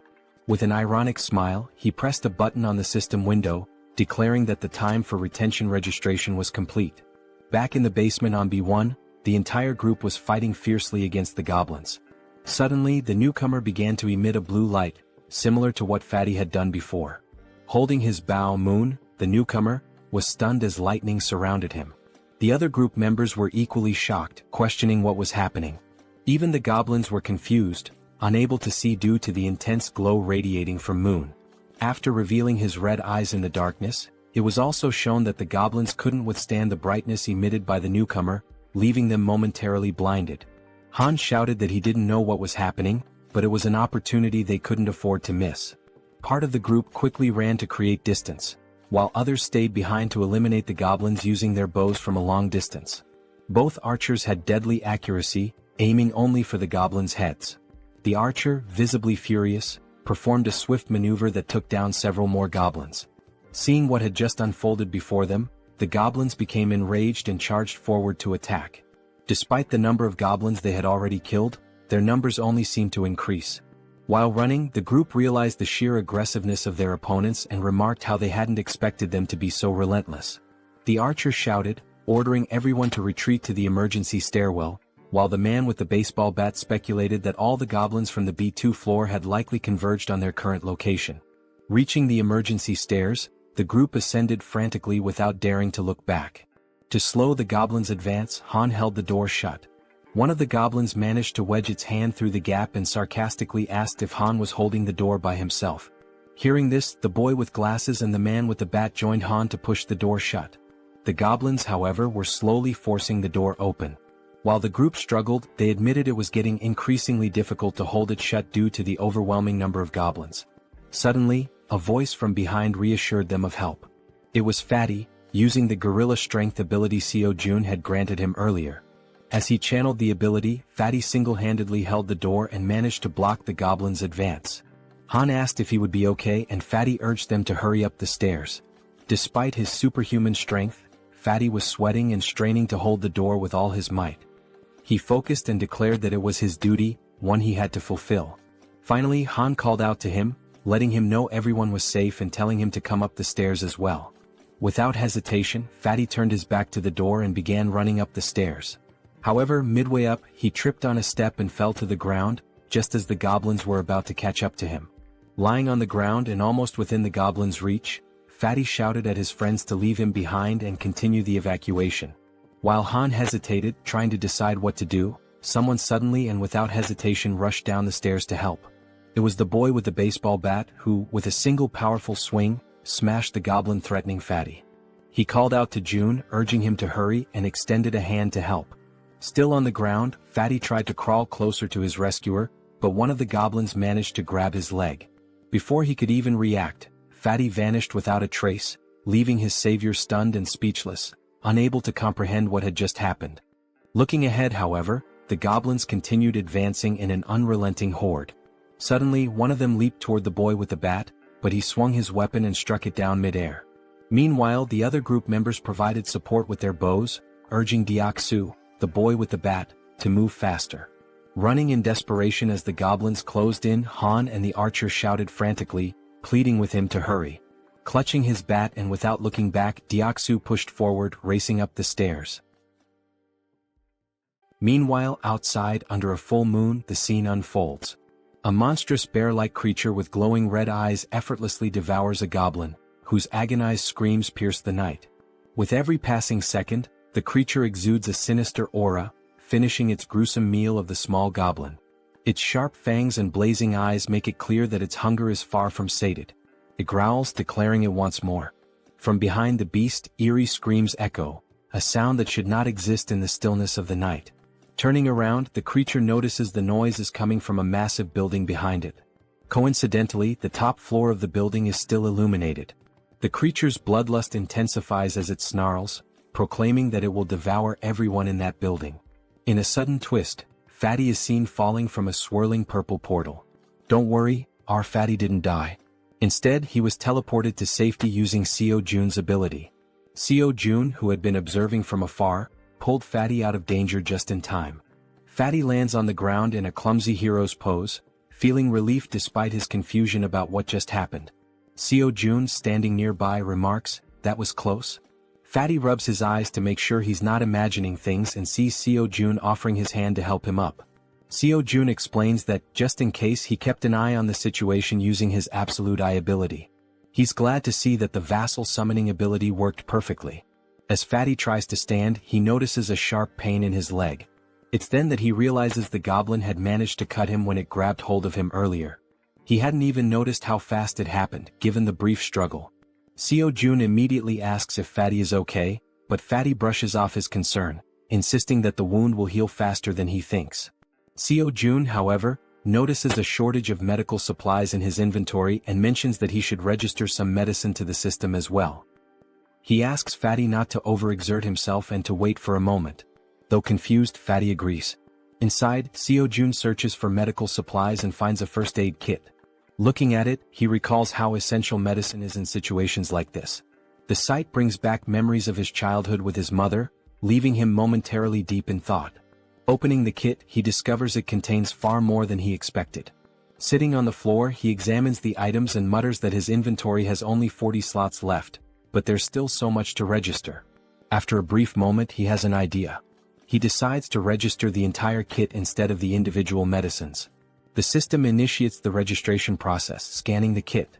A system notification pops up, confirming that it's a standard first aid kit valued at 77,331. Without hesitation, Seo-jun accepts. Back in the corridor, Seo-jun brings the first aid kit to Fatty, who notices Seo-jun's genuine concern for someone he barely knows. Kneeling down, Seo-jun asks to examine the goblin-inflicted wound. Fatty rolls up his pant leg, revealing a cut near his calf. With a pair of tweezers and a cotton ball in hand, Seo-jun warns that he's going to disinfect the wound first. Carefully dabbing the cotton onto the cut, Seo-jun works meticulously, though Fatty winces in pain. Despite this, Fatty reassures Seo-jun that he can endure it. The system promptly notifies Seo-jun that Choi Hyung-jun's, Fatty's, trust level has increased, along with his loyalty.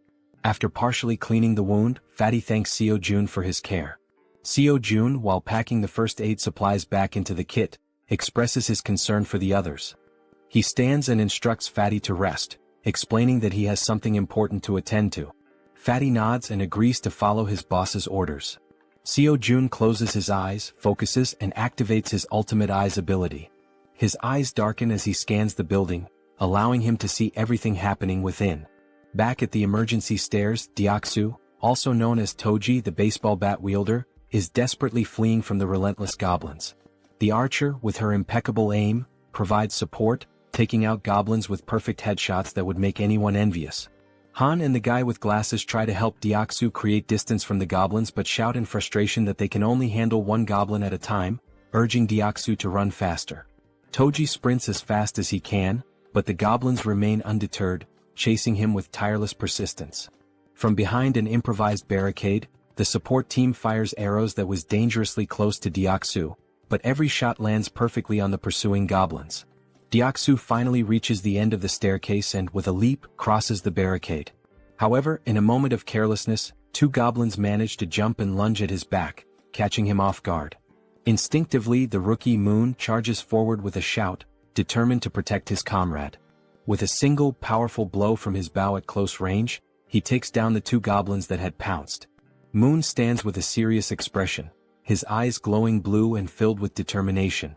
Without hesitation, he leaps back into the stairwell, plunging straight into the swarm of goblins. Han is left speechless.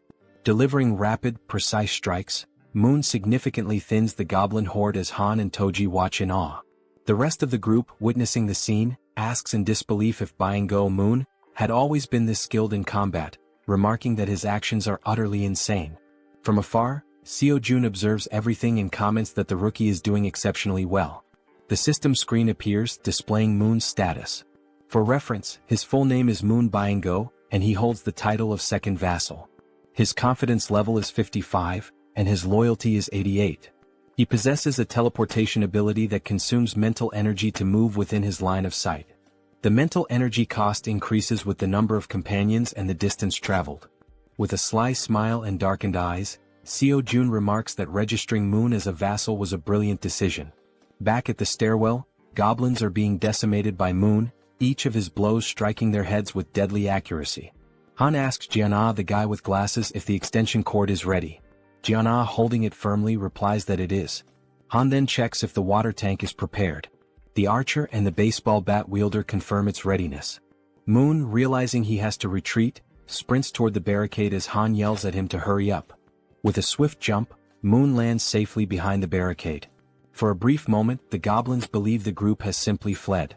But moments later, a massive water tank appears above the barricade. The tank is tipped over, drenching the goblins and flooding the emergency stairwell with water. The goblins, initially confused, think it's merely a stalling tactic.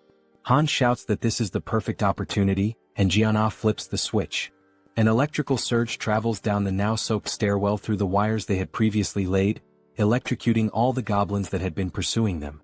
Seo-jun's system screen notifies him that he has hunted numerous goblins of varying levels, including some at levels 6 and 7.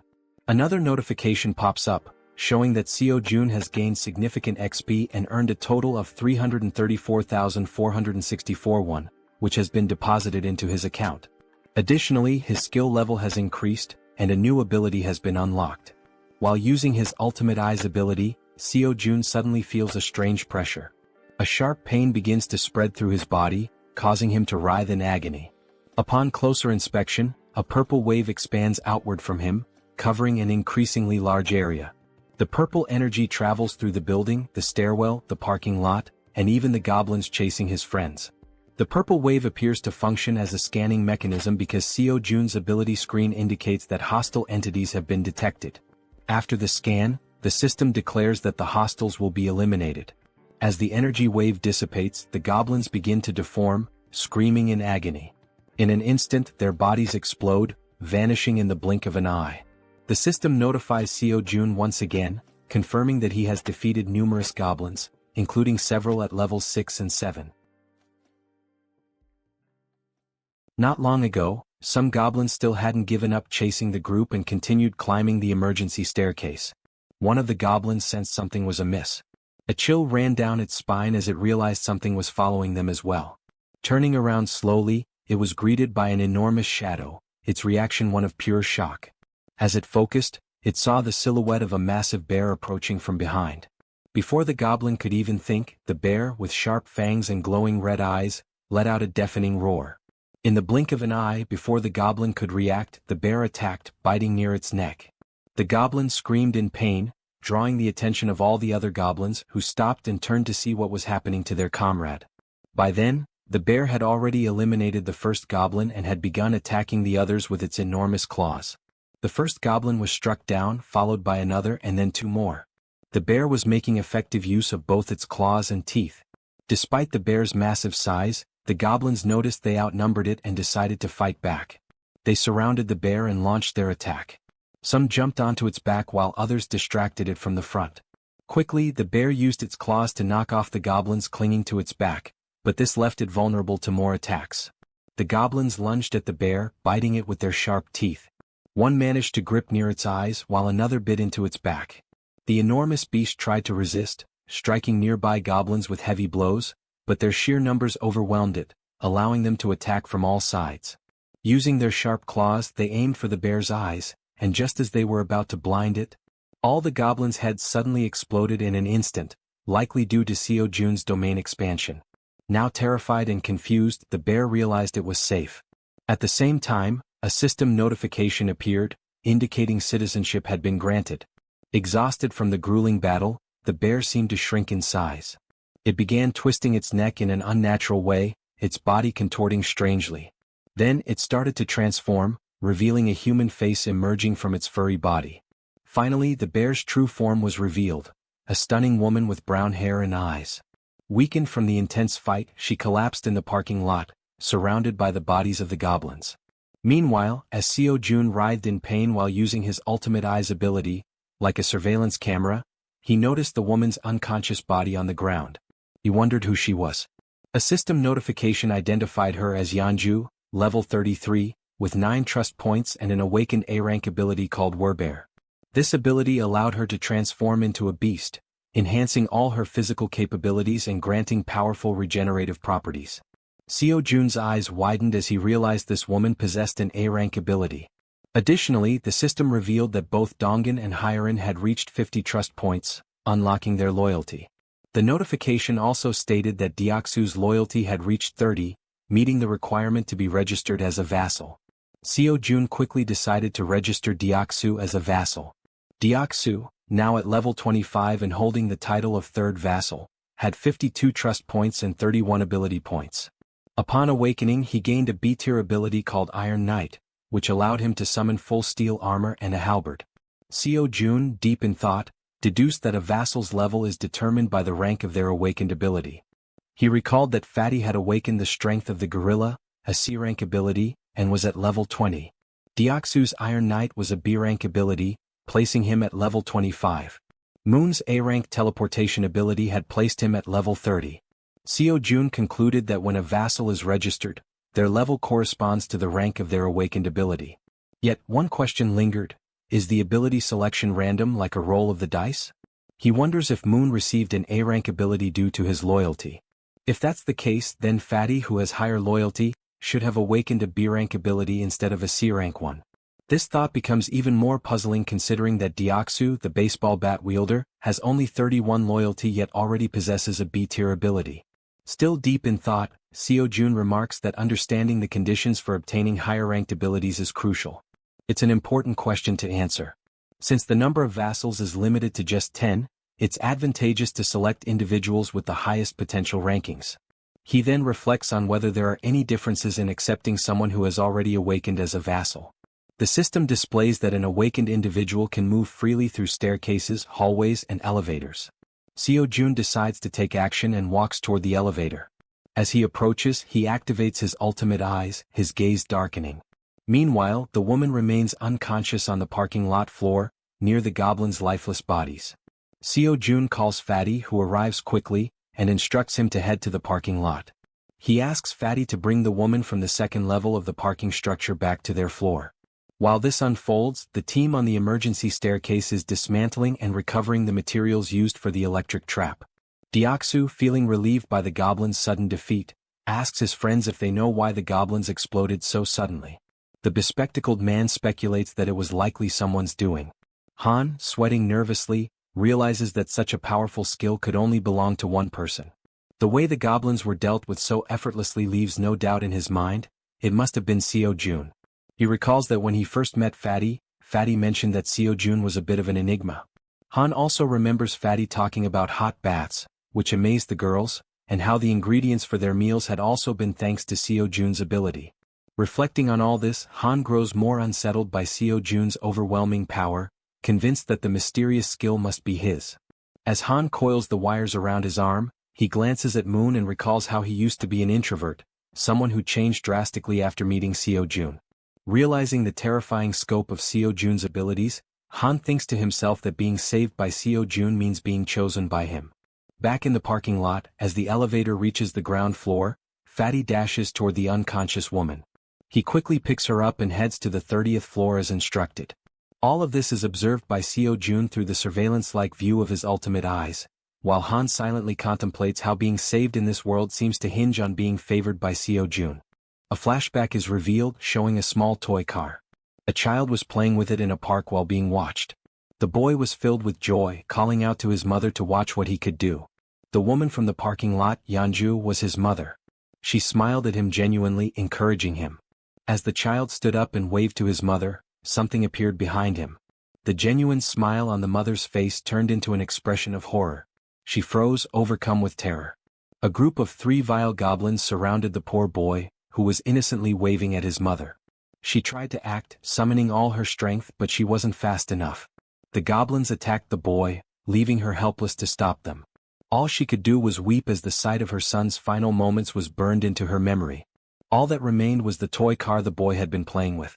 Trapped in a nightmare, Yeonju suddenly woke up, startled by the painful memories. She looked to her side and saw Seo-jun, who called her by name. He watched her lying down and she sat up on the bed, her head throbbing.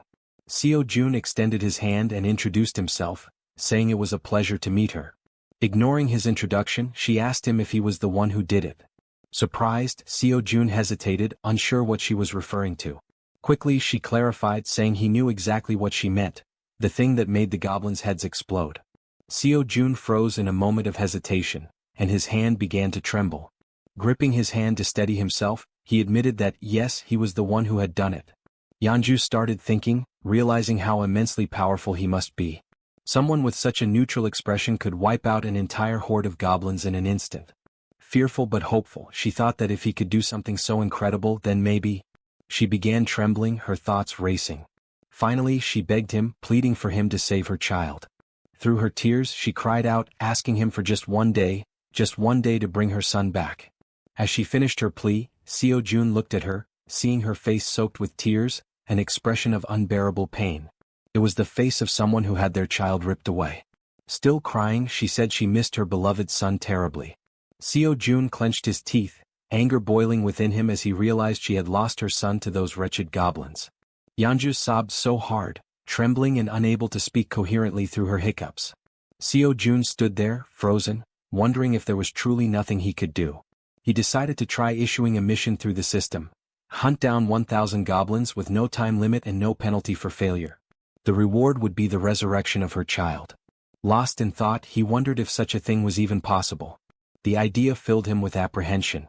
But then the system notified him that the mission couldn't be issued. Frustration surged through him as he realized resurrection was beyond his current capabilities, even with his powers.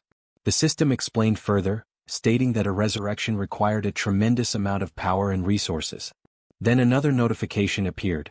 There weren't enough funds to cover the resurrection mission's reward. It suggested trying again after increasing his funds.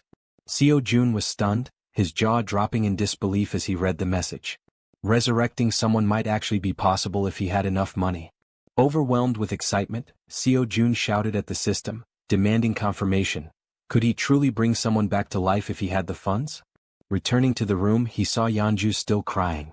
He realized he had no idea how much it might cost to resurrect someone, nor could he even begin to guess. But knowing the possibility existed, he decided to act. He called out to Yeonju, who quickly looked up, wiping her tear-filled eyes. With a serious expression, Seo-jun told her that he thought he might be able to help her. He explained that there might be a way to bring her son back. Upon hearing this, Yeonju feels a sense of relief. Though not a certainty, the idea that there might still be hope offers her comfort. Still crying, she grips the bedsheet tightly and asks if what he said is truly real or just a cruel joke. Seo-jun reassures her that he would never joke about something so serious. However, he explains that while it is possible, it cannot happen just yet, and she nods in understanding. He adds that he doesn't know exactly how long it will take, but there is definitely a way. Yeonju turns to him, saying she'll do whatever it takes and asks what she should do to make it possible. Seo-jun considers the situation. With Han's group, which now includes Moon, Toji and Fatty with their awakened abilities, they already have a strong team.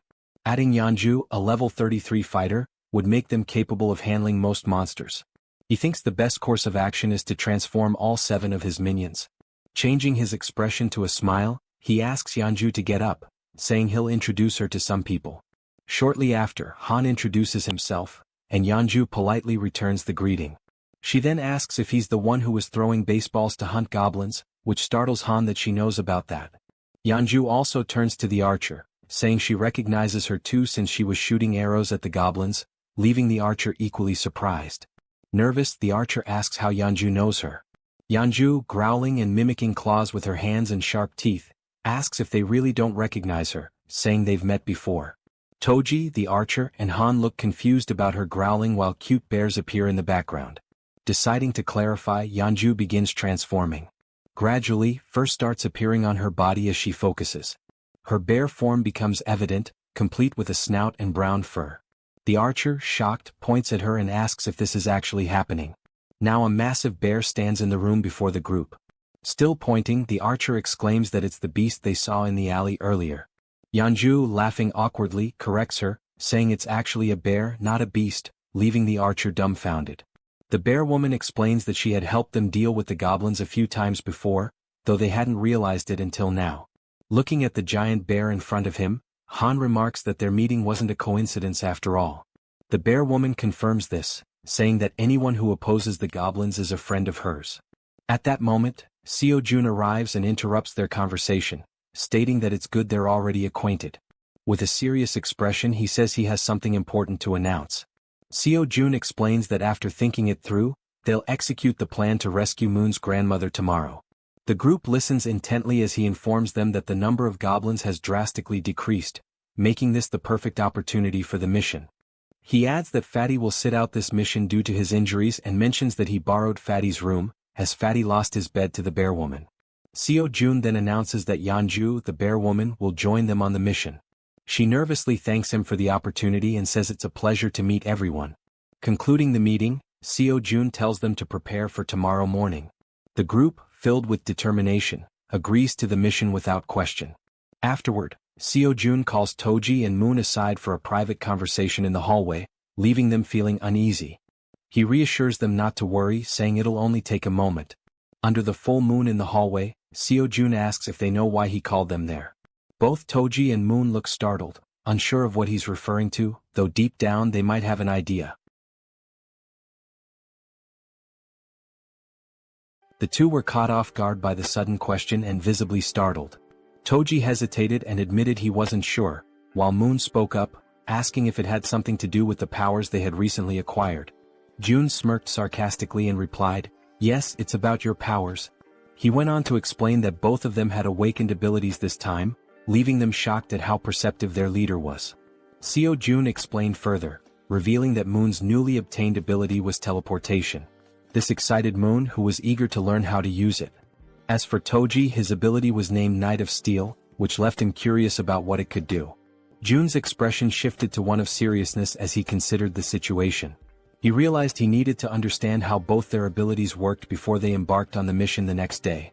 Deep in thought, he opened the system screen to analyze their progress. He issued a mission to both of them: demonstrate their newly awakened abilities within 1 hour. The reward for success was increased strength, while the penalty for failure was having to sleep in the corridor. The system confirmed the mission parameters, and Jun found himself intrigued by these team-oriented challenges. As Jun mulled over the situation, Toji, unable to contain his enthusiasm, called out, asking if it was true that he had awakened a new ability. Jun confirmed with a nod. Toji's excitement was palpable. Snorting with exhilaration, he exclaimed how great it was, but then asked about the Knight of Steel ability, curious about its specific capabilities. Jun explained that it allowed Toji to summon a steel suit of armor and a halberd. Before Toji could ask further questions, since he was used to wielding a baseball bat, a blue light suddenly materialized beside him. The light was Moon's teleportation ability activating. In an instant, Moon vanished, leaving Toji stunned by how quickly he had picked up the skill. For a few seconds, Jun and Toji exchanged wide-eyed, speechless glances, both trying to process what had just happened.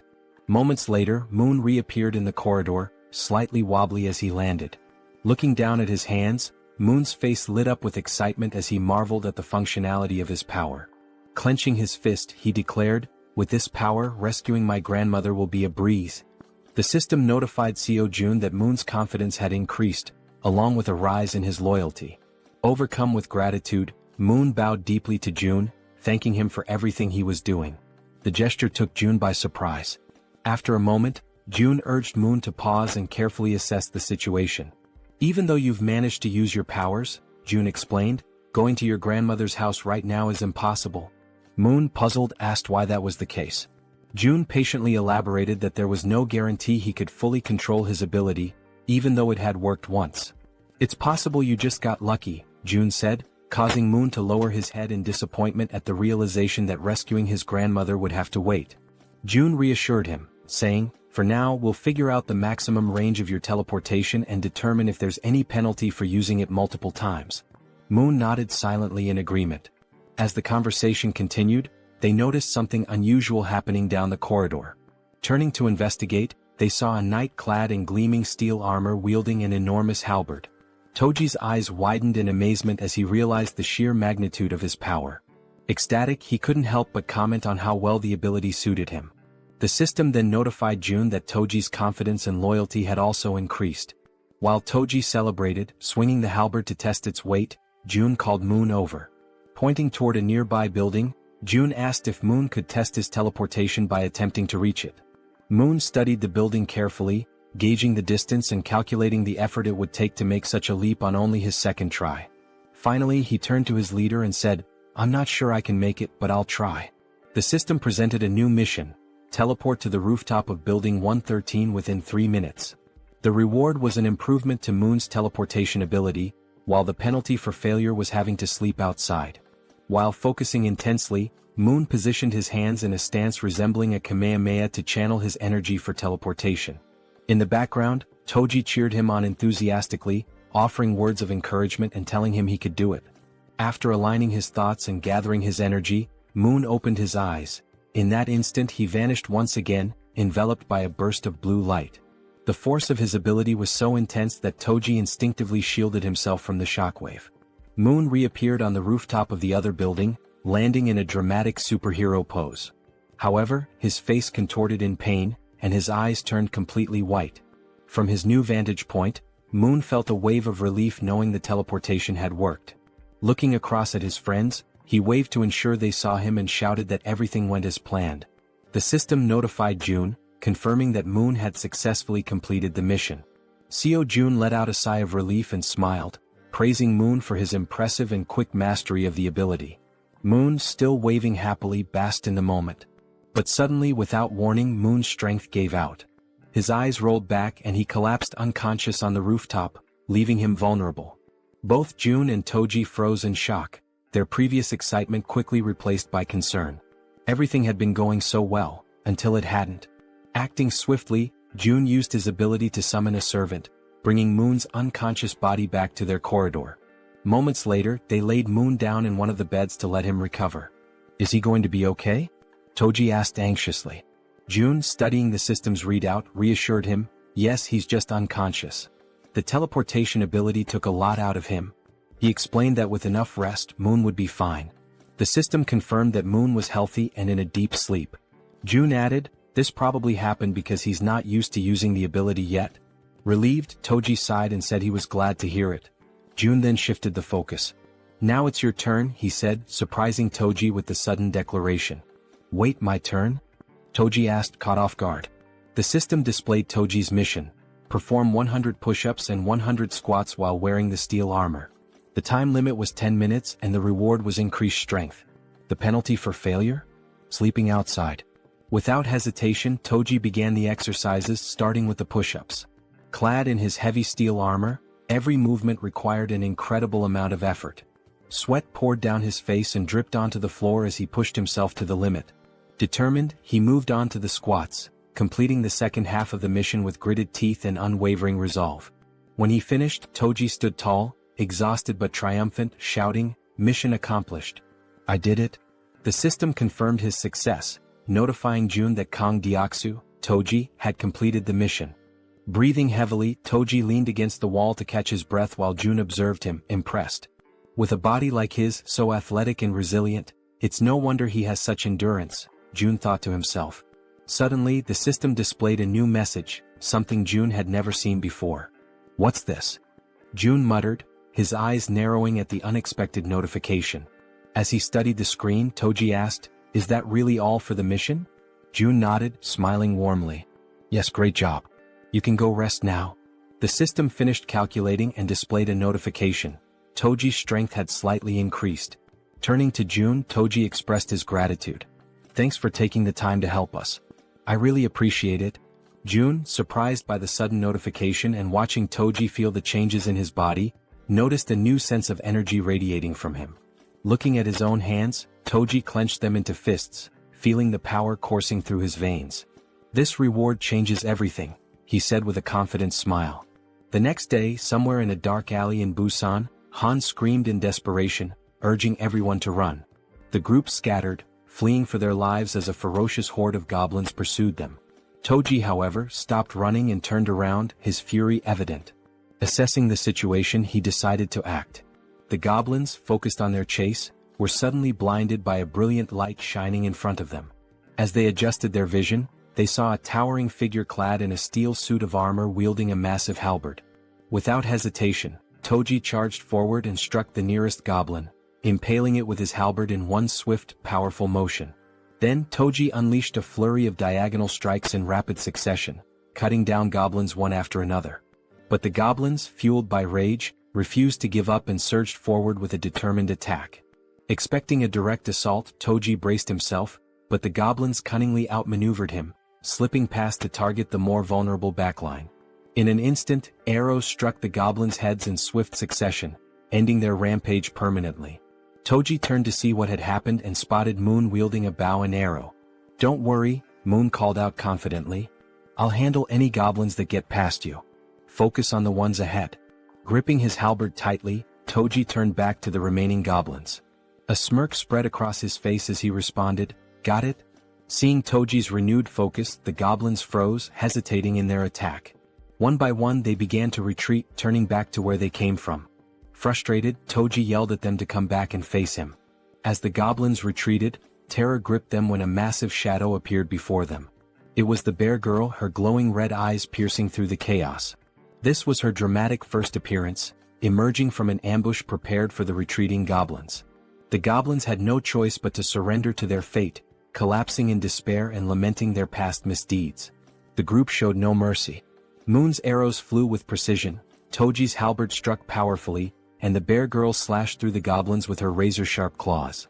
Together they defeated the goblins one by one. Seizing the opportunity, Han shouted to Moon, "Now's your chance. Go." Moon, understanding the urgency, broke into a sprint toward his grandmother's house. "Thank you, Han," he called back as he ran, grateful for the opening created by his comrades. Meanwhile, the system notified Jaehyeon that the citizen Moon had completed his mission. A pop-up appeared, stating that it was now evaluating the missions Moon had completed. Back in the comfort of his room, Jaehyeon sat with his ultimate eyes ability activated, observing the system screen while slurping on cup noodles. The system pinged again, declaring the evaluation complete and awarding him 132,966 won, which was deposited into his Shutin's wallet. June paused mid-bite, stunned by the reward. This time it was actual money. Returning to his meal, June reflected on the situation. When Toji completed his mission, the reward had been strength, suggesting that additional rewards were now randomized. It makes sense, June thought. The missions are getting harder, so the rewards should scale with the difficulty. The system chimed again, confirming that Moon had completed all the missions available to him for the day. It also announced it would begin evaluating the rewards for Moon's completed tasks. The assessment concluded instantly. Still savoring his noodles, June grinned and said, "All right, let's see what the reward is."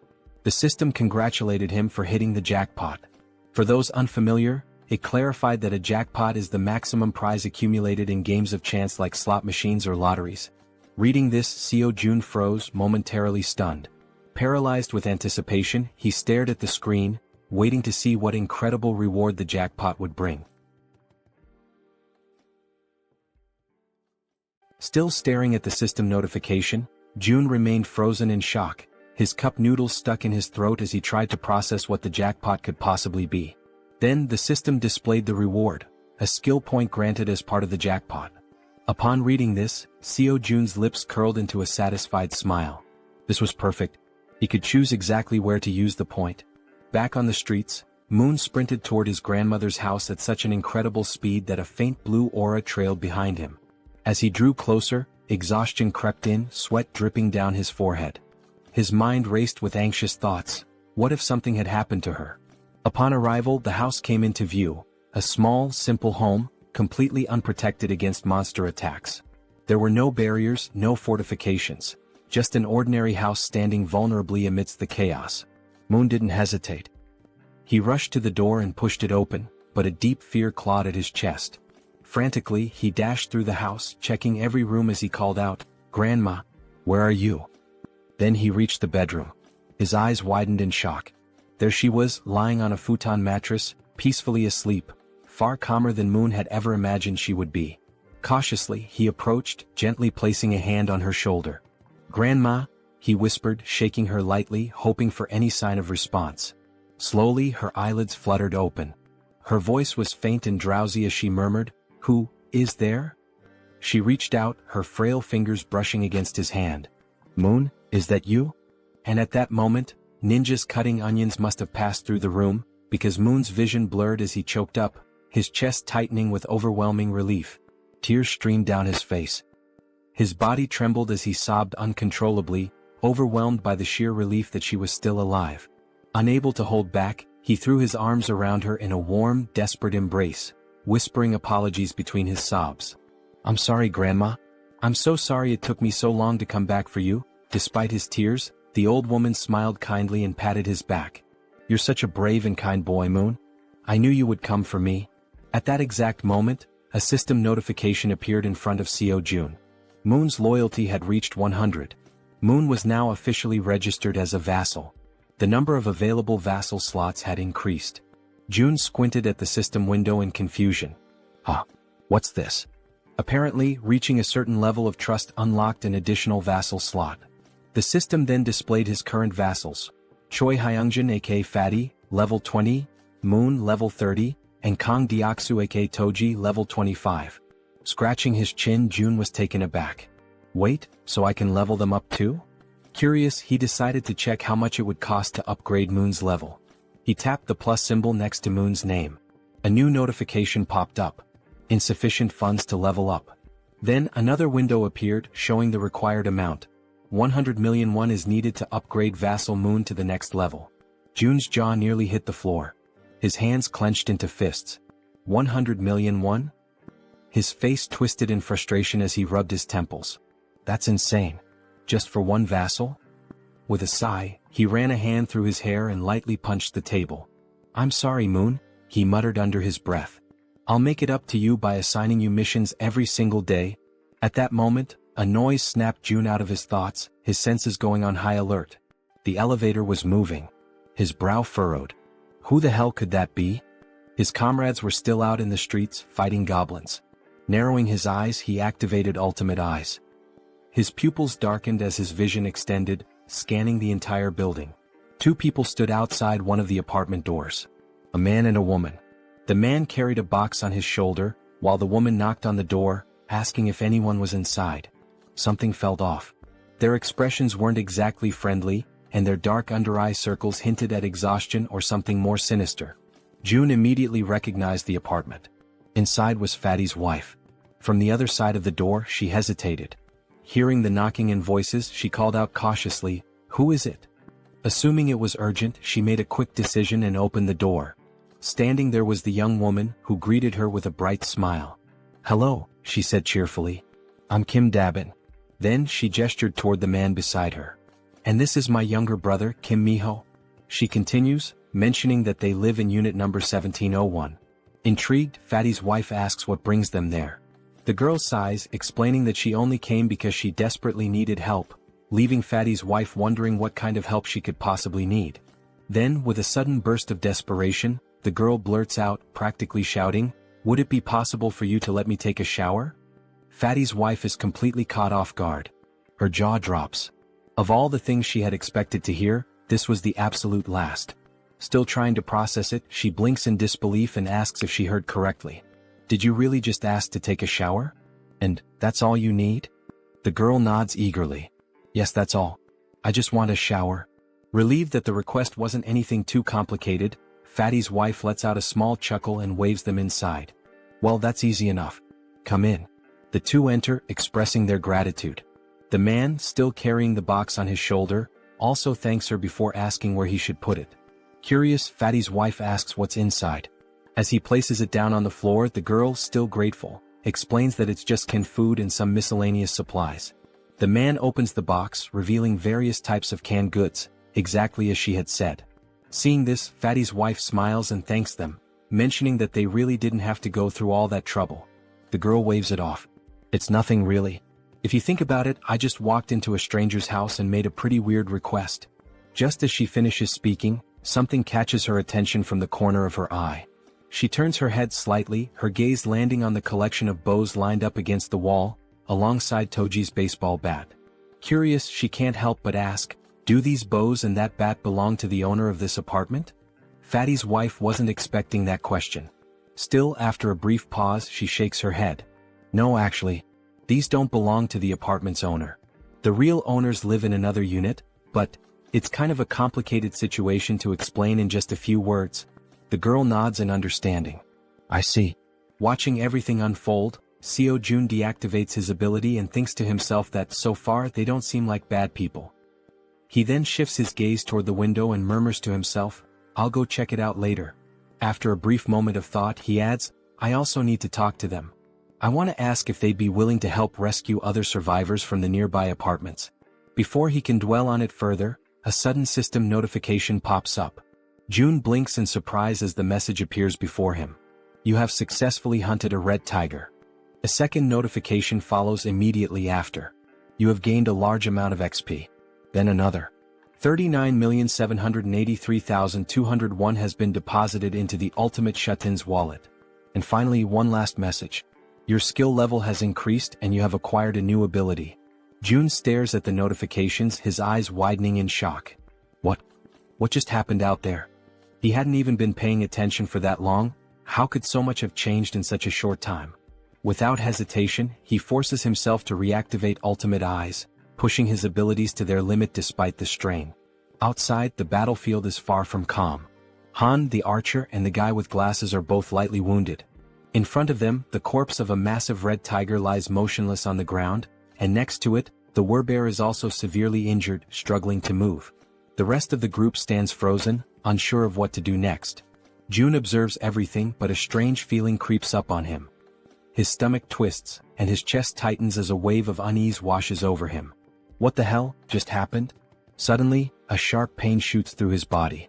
His muscles spasm, cold sweat dripping down his face as an overwhelming pressure grips his chest. He groans in agony, barely able to keep himself upright.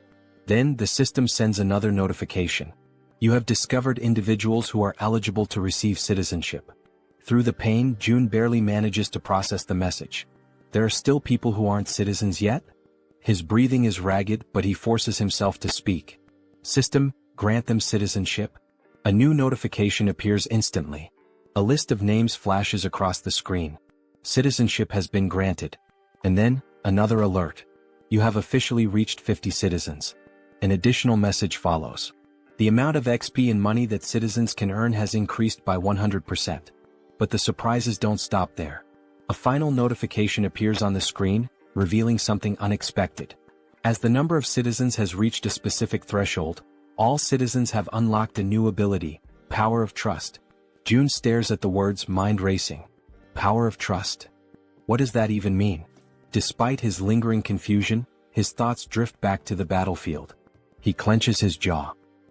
Did anyone get seriously hurt? Back on the streets, we see Moon, slightly injured and gasping for breath, making a tremendous effort as he carries his grandmother on his back. Everyone else is also wounded, running desperately while providing cover for Toji, who is carrying the injured Werbear woman.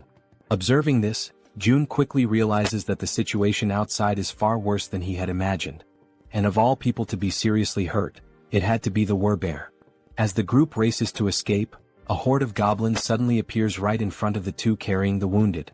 The team members covering them from behind immediately let loose a volley of arrows, striking down goblins to clear a path.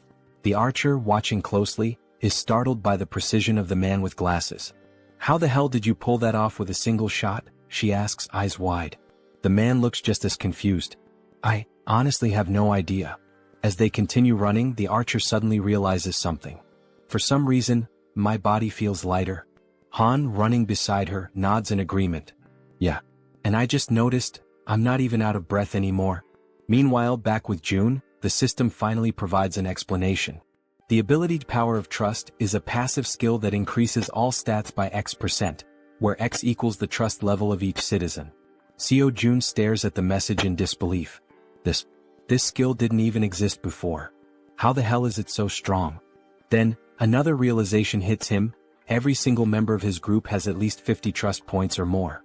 This means that all their stats, including stamina, strength, reflexes, and more, have naturally increased by 50%. At that very moment, Moon's expression shifts as if something suddenly clicks in his mind. He has a hunch. This must be another one of June's new abilities. The system then notifies June of something else. Both of the girls have now surpassed 30 loyalty points. As a result, they are now eligible to be registered as vassals.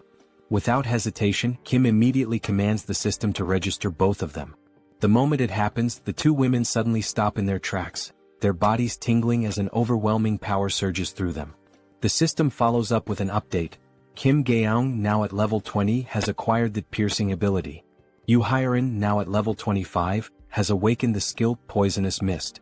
Now, brimming with their newfound power, the two turn back, ready to face the goblins chasing them. The archer steadies herself, drawing her bow. She fires an arrow straight at the goblins. Normally, her shots always land as headshots, every single time. But this time, something is different. The arrow doesn't just pierce through one goblin, it ricochets off and strikes several others, piercing through them effortlessly. Confused, the archer furrows her brows. What the hell? What just happened? The system promptly provides an answer. The ability's piercing is a tier C skill that uses mental strength to fire a penetrating arrow. June, standing with his arms crossed, watches as the information unfolds before him.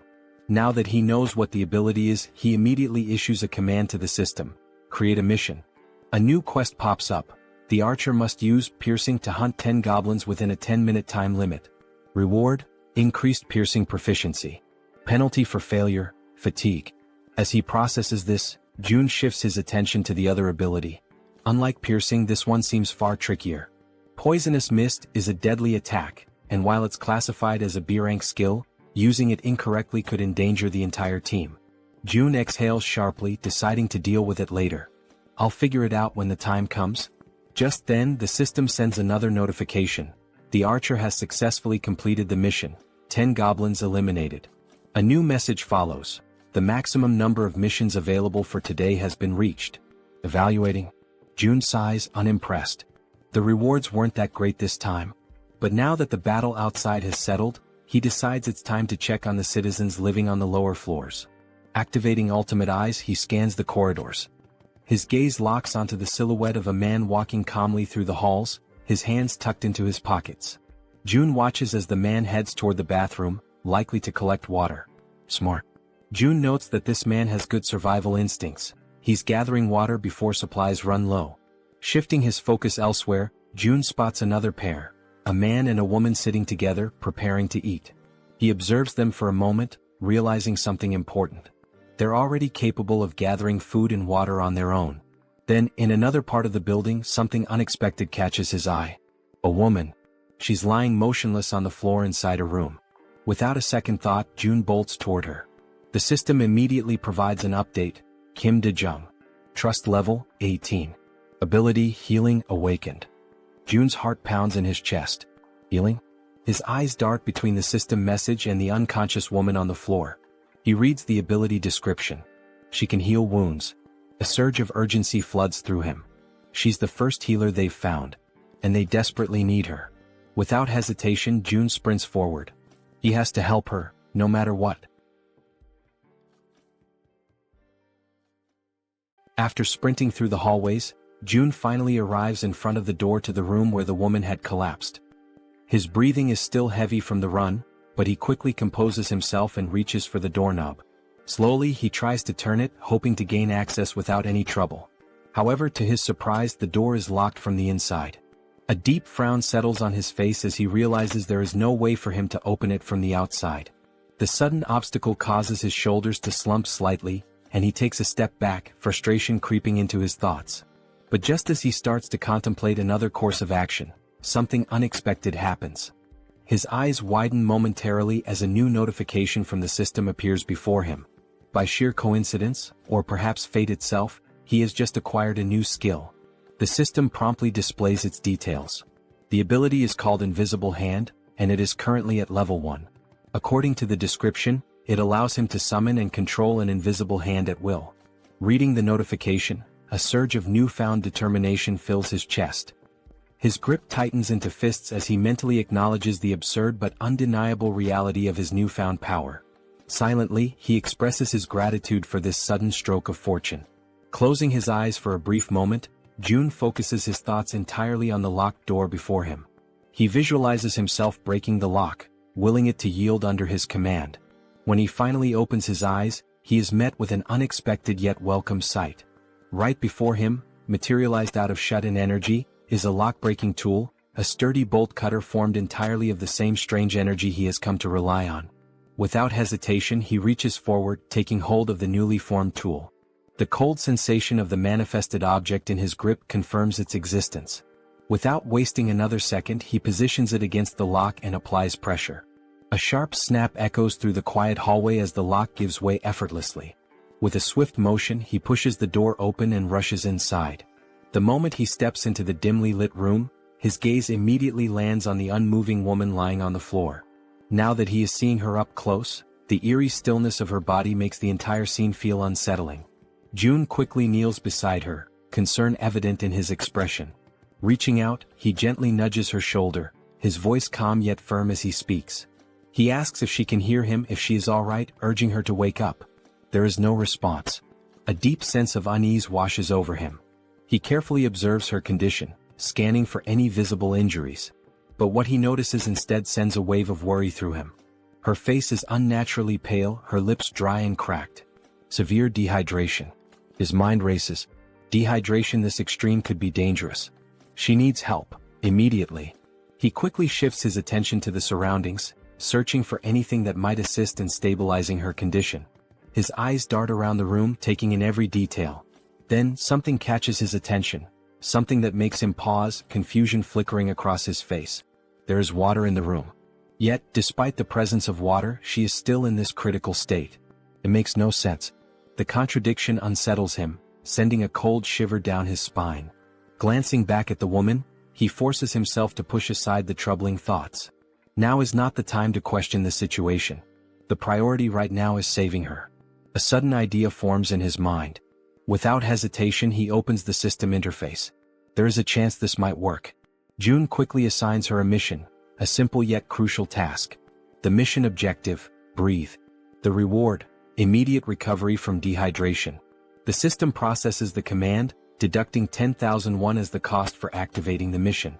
Almost instantly, a soft blue aura begins to envelop the woman's body.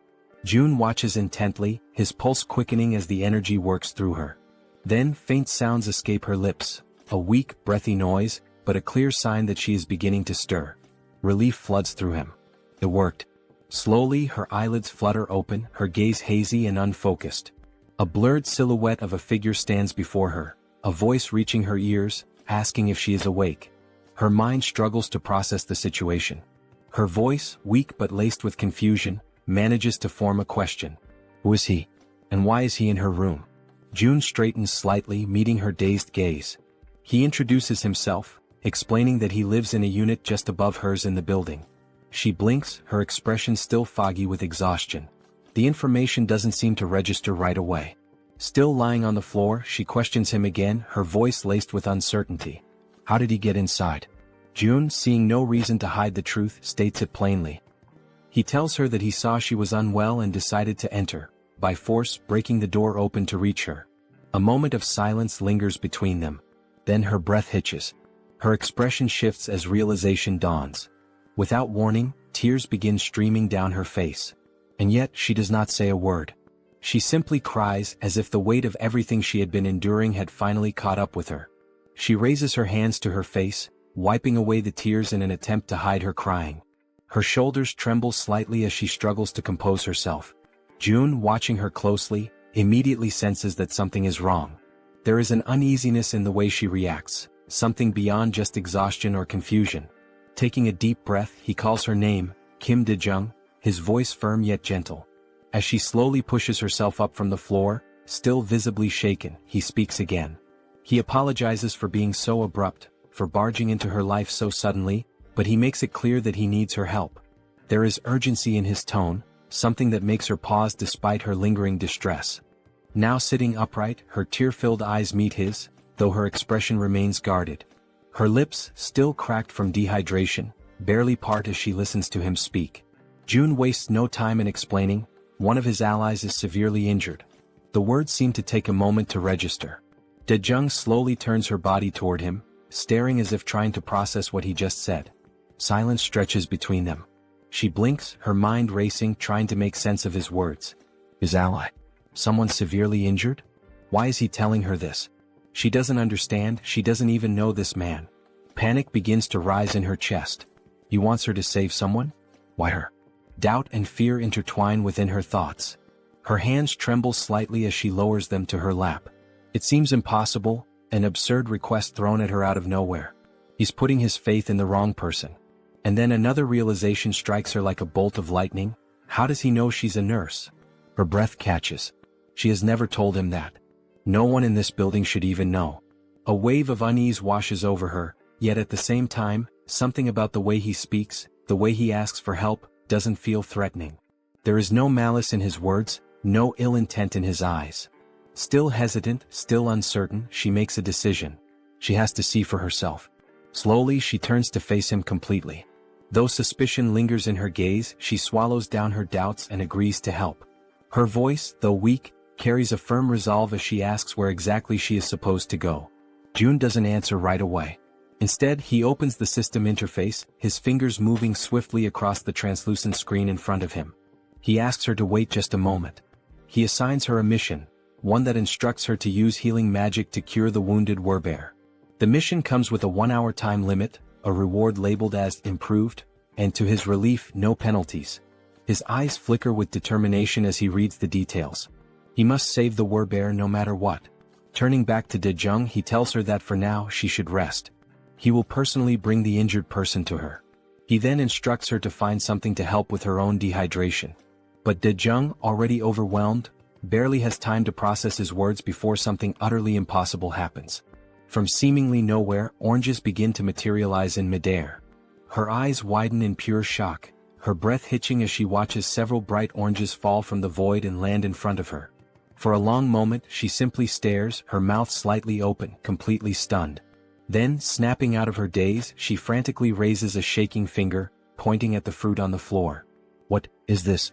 Her voice trembles as she demands an answer. June, realizing how bizarre this must seem to her, quickly apologizes. But Daejung isn't satisfied. Her heartbeat pounds in her ears as she watches more oranges drop into existence. Where are these coming from? How is this happening? What kind of person is this man? Before she can demand further explanations, June simply turns his back to her. A slight smirk plays on his lips as he tells her, he'll explain everything later, once things have calmed down. And with that he walks away. Leaving her still kneeling on the floor, still staring in disbelief, he exits the room with a final request.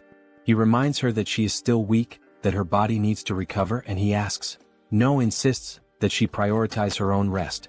As soon as June is gone, Daejung lowers her gaze to the scattered oranges. Slowly she reaches out, picking one up. The texture, the weight, the coolness against her fingertips. It all feels real. She squeezes the fruit gently, expecting it to vanish like an illusion, but it remains solid in her grasp. A shiver runs down her spine. What is this? Still overwhelmed, she hesitantly mutters to herself, wondering if she's dreaming. Because never, in her life has she seen anything like this before. Meanwhile, June wastes no time. He rushes back to his shut-in apartment, moving with quick, determined strides. His mind is already focused on helping his allies outside as fast as possible. The system chimes with a notification. The healer's trust level has increased. He stops for a brief moment, narrowing his eyes at the message. She hadn't trusted him before. That much was obvious. But now, it seems like her perception of him has changed, even if only slightly. Still, it isn't enough for him to let his guard down. Trust takes time. And honestly, he can't blame her. If someone broke into his home out of nowhere, he wouldn't trust them either. Shaking his head, he steps onto the balcony, his gaze drifting downward. His thoughts remain heavy, but as he looks out toward the streets below, something makes his entire body freeze. His blood runs cold. A massive, ferocious red tiger is charging through the streets, its powerful limbs propelling it forward with terrifying speed. And it's chasing his allies. June's breath catches as he sees his companions below, running for their lives. Desperation is evident in the way they scramble to escape, but the monstrous beast closes in on them, its deadly fangs gleaming under the dim light.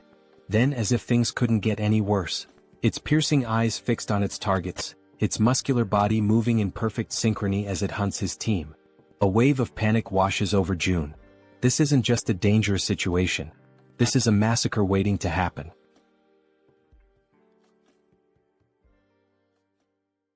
June stood frozen in shock as he took in the sight before him. There wasn't just one red tiger. Another had appeared, a second ferocious beast, separate from the one that had already fought the Werbear woman and left her gravely wounded. Down below, chaos continued to unfold. The massive red tiger prowled menacingly, striking fear into the hearts of the remaining group members, who were now running desperately, not daring to look back. Fear gripped them entirely, their survival instincts pushing them forward. Amidst the frantic escape, Hyeon, the girl who had received the power of poison, misstepped.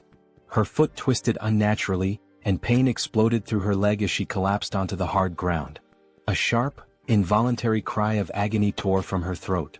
Both the archer woman and Han immediately stopped in their tracks, their faces contorted with panic.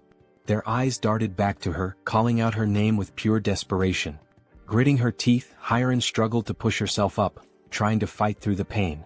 But her body was already beyond exhaustion, her limbs heavy, refusing to obey her will. No matter how much she willed herself to move, she couldn't. The archer's voice rang out through the air, a raw scream of distress. Because the enormous red tiger was already preparing to strike. Its muscles coiled, eyes locked onto Hyeon like a predator savoring its helpless prey. It was ready to devour her, its powerful body lunging forward just as she finally managed to stagger back onto her feet. But she had yet to realize how dangerously close the beast truly was. Her mind was occupied by something else, perhaps a last-ditch plan or sheer disbelief at her predicament. Then at last she turned her head. And in that instant she understood. The beast was right there. The realization hit her like a tidal wave, crashing down and swallowing her whole. A cruel truth settled into her bones: there was no escape. For a brief, soul-crushing moment she stopped resisting. The fight drained from her eyes and she surrendered to the inevitable. She stood still, bracing for the end, waiting for the red tiger's jaws to clamp down and rip her apart. And then, in a sudden flash of light and violet smoke, she was gone. The tiger's gaping maw snapped shut on empty air. A growl rumbled deep in its throat, confusion flickering through its burning eyes. It didn't understand what had just happened. A heartbeat ago, its prey had been right there. And now, vanished. The frustration of the failed kill sent the beast into a deeper fury. At the same moment, Jaehyeon reappeared, disoriented, drenched in sweat, her breath ragged and uneven. Her mind reeled as she tried to comprehend what had just occurred. Had she died?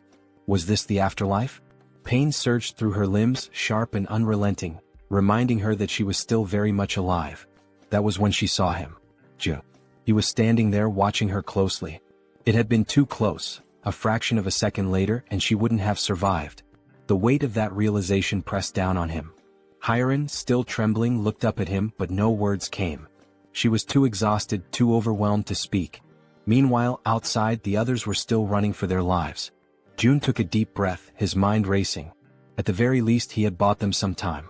One less person in immediate danger meant the group below had a slightly better chance of escaping. Then his system screen flashed with a new notification. He had discovered individuals who met the criteria to be granted citizenship. The system prompted him: did he wish to approve their citizenship? Before he could process this, another sudden movement caught his eye. Moon appeared, using his teleportation ability to warp into the apartment, carrying his grandmother in his arms. As soon as he landed, he turned to Jaehyeon, his expression frantic. His breathing was unsteady, but his grip on the elderly woman remained firm as he pleaded for Jaehyeon to take care of her. Jaehyeon glanced at Moon, then at the frail woman in his arms. The concern in Moon's eyes was unmistakable, but Jaehyeon's mind was already occupied with something far more urgent. Raising a hand, he told Moon to wait. There was a bigger problem right now. Moon parted his lips, ready to argue, ready to demand an explanation. But then he looked at Jaehyeon's face, at the seriousness in his expression, and he understood. Whatever Jaehyeon was dealing with, it was far worse than he had realized. Without another word, Moon nodded. He could tell that, at this moment, his grandmother was not the priority. Down below, the relentless red tiger was still in pursuit, refusing to let up. It chased the remaining group members without mercy, its predatory instincts fully awakened. Jaehyeon clenched his fists, forcing himself to focus. He needed to act. Activating his new ability, Invisible Hand, he made a decision.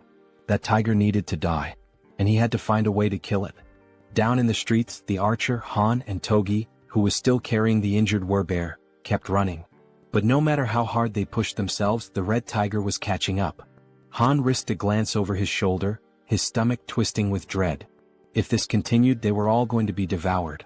He had to do something. Instinct took over.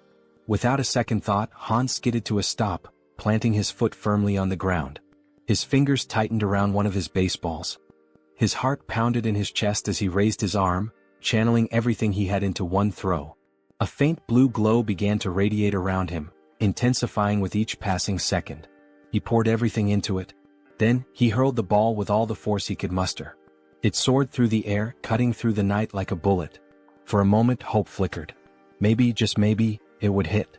But in the blink of an eye, the tiger dodged. The ball shot past it, colliding uselessly with the ground. A low, guttural growl rumbled through the air. Then, the red tiger threw back its head and roared, a deafening sound that reverberated through the city streets, a declaration of its dominance. The archer's voice rang out in terror as she screamed for Han, begging him to run. But it was too late. The red tiger, eyes gleaming with lethal intent, lunged at him. Teeth bared, claws outstretched. Han gritted his teeth, knowing he was out of time. There was nothing he could do to stop it. But there was one thing he could still do. A single desperate choice. He turned his head and shouted for his friends to keep running. Then, without hesitation, he broke into a full sprint in the opposite direction. If he could lead the tiger away, even if it cost him his life, then at least the others might make it out alive. His chest heaved. His legs burned. Every step was fueled by sheer willpower. But deep down he knew. This could be the end for him. And still he ran. As he approached a parking lot, Hoping against all odds that goblins or some other kind of monster would appear to distract the red tiger, Han continued to run with all the strength he had left. But once again the relentless beast was far too close behind him. It was undeniable now, this was truly the end for him. While sprinting, he risked a glance over his shoulder, his breath catching in his throat as he took in the sight of the enormous glistening fangs of the red tiger. They were massive, sharp, and deadly, a testament to the inevitable doom that awaited him. At that moment, his gaze locked with the tiger's, and an unspoken understanding passed between them. This was it. There was no escape. His fate was sealed. Just when all hope seemed lost, when every fiber of his being prepared to accept his tragic demise, something unexpected happened. A strange, pulsating purple force suddenly materialized and coiled tightly around the red tiger's neck. It appeared out of nowhere, wrapping around the beast with a speed and intensity that defied comprehension. In an instant, the force pulled downward with such overwhelming strength that the tiger's head was violently slammed into the ground. The impact was so powerful that the very pavement beneath them cracked and shattered, sending debris flying in every direction. The tiger let out a guttural snarl of frustration, struggling against the mysterious force. Its powerful limbs instinctively clawed at the ground, attempting to regain stability, but the unseen energy was relentless. Slowly, its paws began to lift off the ground, its body suspended as if an invisible hand were hoisting it up. The purple force continued to constrict, tightening mercilessly around the tiger's throat, squeezing the life out of the monstrous creature. It was unmistakable. This wasn't a natural occurrence. This was someone's doing. And Han, still frozen in shock from witnessing the impossible, knew exactly whose work this was. There was no doubt in his mind, this was Jun's power. Moments later, the archer woman and the bespectacled man arrived at the scene, their breaths ragged from the exhausting chase. They had rushed there, fearing for Han's safety, but what they found left them momentarily speechless. Their eyes widened in disbelief as they beheld the red tiger, still writhing in agony, its body dangling helplessly as the mysterious force continued to choke the life out of it. As the archer took in the scene, a system screen suddenly appeared before her, glowing softly in the dim light. She hesitated for a brief moment before focusing her attention on the text displayed before her. Her expression shifted almost instantly. Her eyes widened in shock as she absorbed the information. Then, as though gaining a newfound sense of understanding, she took a deep breath, regaining her composure. With a newfound calmness, she turned to her companions and without hesitation, stepped forward. High above, watching the events unfold from his vantage point, Jun observed everything with sharp, calculating eyes. There was no need for him to intervene any further. He had already done what was necessary. Now, as long as Jaehyeon, the archer, landed the final blow, he would receive 4 times the loot. Below, the red tiger, still trapped and gasping for air, thrashed desperately in a futile attempt to escape. But its fate was already sealed. The archer, understanding the significance of this moment, took her time, preparing what would be her most crucial shot yet. The tiger's fiery gaze turned to her, desperation evident in its glowing eyes. It was pleading for mercy, seeking even the faintest glimmer of hope for survival. But the woman standing before it held no sympathy. Her expression was one of cold resolve. Mercy was not an option, not for this wretched beast. She pulled back the string of her bow, channeling an intense blue aura into her arrow. The pressure emanating from the charged shot was immense, causing the very air around them to tremble. Then with a swift, decisive motion she released the arrow. A powerful gust of wind exploded outward as the arrow soared through the air, its force cutting through the night like a spear of vengeance. The instant it found its mark, a system notification flashed before Jun's eyes. You have successfully hunted a level 28 red tiger. You have gained a significant amount of experience points. 62,311,776 one has been deposited into your shut-in wallet. As the tiger's body collapsed lifelessly onto the ground, another notification appeared, this one highlighting the growing dynamics among the group. Team trust and loyalty levels have increased. Another notification followed shortly after. Han's loyalty level has exceeded 30. He now meets the requirements to be registered as a vassal. A satisfied smile played on Jun's lips. Everything had gone exactly as planned. He nodded to himself before selecting the prompt to accept Han's registration as his vassal.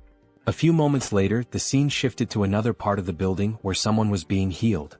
It was the healer, the woman who had previously collapsed in exhaustion within one of the rooms. Now fully conscious, she focused her energy, her hands glowing faintly as she tended to the wounded. The injuries of the others faded rapidly under her care, not even leaving scars behind. The first person she prioritized was the Werbear woman, whose body had suffered severe damage during the brutal encounter with the red tiger. June, watching from afar, reflected on the sheer luck they all had, him included, in having found a healer in a situation like this. Han approached, still catching his breath. Without wasting any time, June turned to him and asked what had happened below, particularly why the red tigers had suddenly appeared. Han, his voice still carrying traces of exhaustion and gratitude, explained that the location where Moon's grandmother's house had once stood was likely a territory belonging to the red tigers. They had managed to take one down, but another had soon appeared, proving that the area was far more dangerous than they had initially assumed. Hearing this, June processed the information carefully. It made sense. There was no reason to believe that only goblins would inhabit this region. And now that he thought about it, there hadn't been any goblins in this area. That meant the goblins had probably already invaded the buildings nearby. If that was the case, Moon's grandmother wouldn't have been safe if she had remained inside. Despite everything, the only reason she had survived was that she had unknowingly been within the red tiger's territory. June exhaled slowly, shaking his head. The sheer luck involved in this entire ordeal was truly something extraordinary. Just then, another system notification appeared before him. Healer's performance is being evaluated. 73,312 has been deducted for the mission. The healer let out a relieved sigh upon realizing that her task had been successfully completed. Seeing her reaction, June stepped forward and acknowledged her efforts, telling her that she had done a great job. However, she quickly waved off his praise and instead asked if she could finally return home. Before anyone could respond, a voice interrupted. Wait a moment. It was Fatty, who had finally reappeared after spending some time resting and recovering from the ordeal.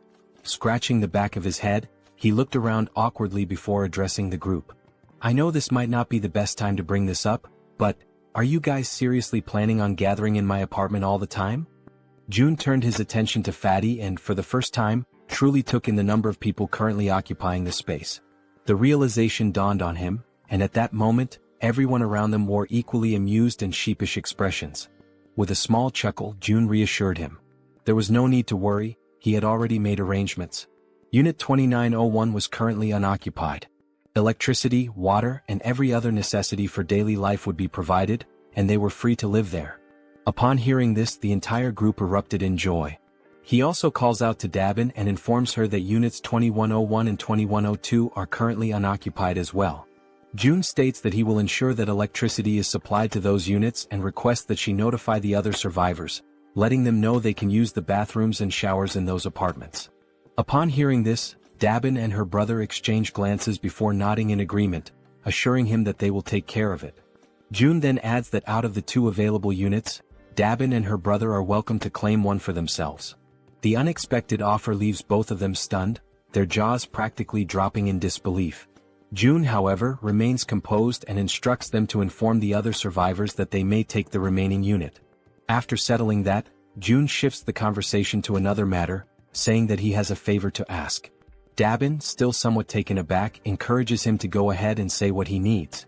Without hesitation, June states that he wants her to become the messenger between himself and the rest of the survivors. The moment those words leave his mouth, Dabin pauses, furrowing her brows in confusion. She repeats his request, asking if she heard him correctly. Did he really mean messenger? June, completely serious, confirms it. He then lays out the details of his plan, instructing her to inform everyone that whichever team manages to eliminate 100 goblins the fastest will be rewarded with an empty unit of their own. Furthermore, he emphasizes that in addition to securing a place to live, the winning team will also receive essential supplies, unlimited electricity, running water, gas, and food, ensuring their survival and comfort. But there's more. June goes on to clarify that if the team agrees to take in 10 additional survivors, those individuals will also be granted access to the same benefits. For a brief moment, the atmosphere in the room grows heavy with tension. The weight of June's words settles over them, and everyone seems to grasp the implications of what he is proposing. Then, as if anticipating concerns, June adds one final note. He instructs Dabin to make sure she informs them that the distribution of these benefits may take longer depending on which floor their new residence is located. As he watches their reactions, June contemplates his next move. From this point forward, he realizes, every decision will be like moving pieces in a strategic game of chess. Only those who prove their worth will receive the resources they need. At that moment, a system notification appears before him. A new quest materializes, an official mission to hunt down goblins. The quest has a strict time limit of 168 hours, a modest reward of experience points, and a harsh penalty for failure, being barred from using any shared facilities. A final message flashes before his eyes. Will you grant this quest? Yes or no?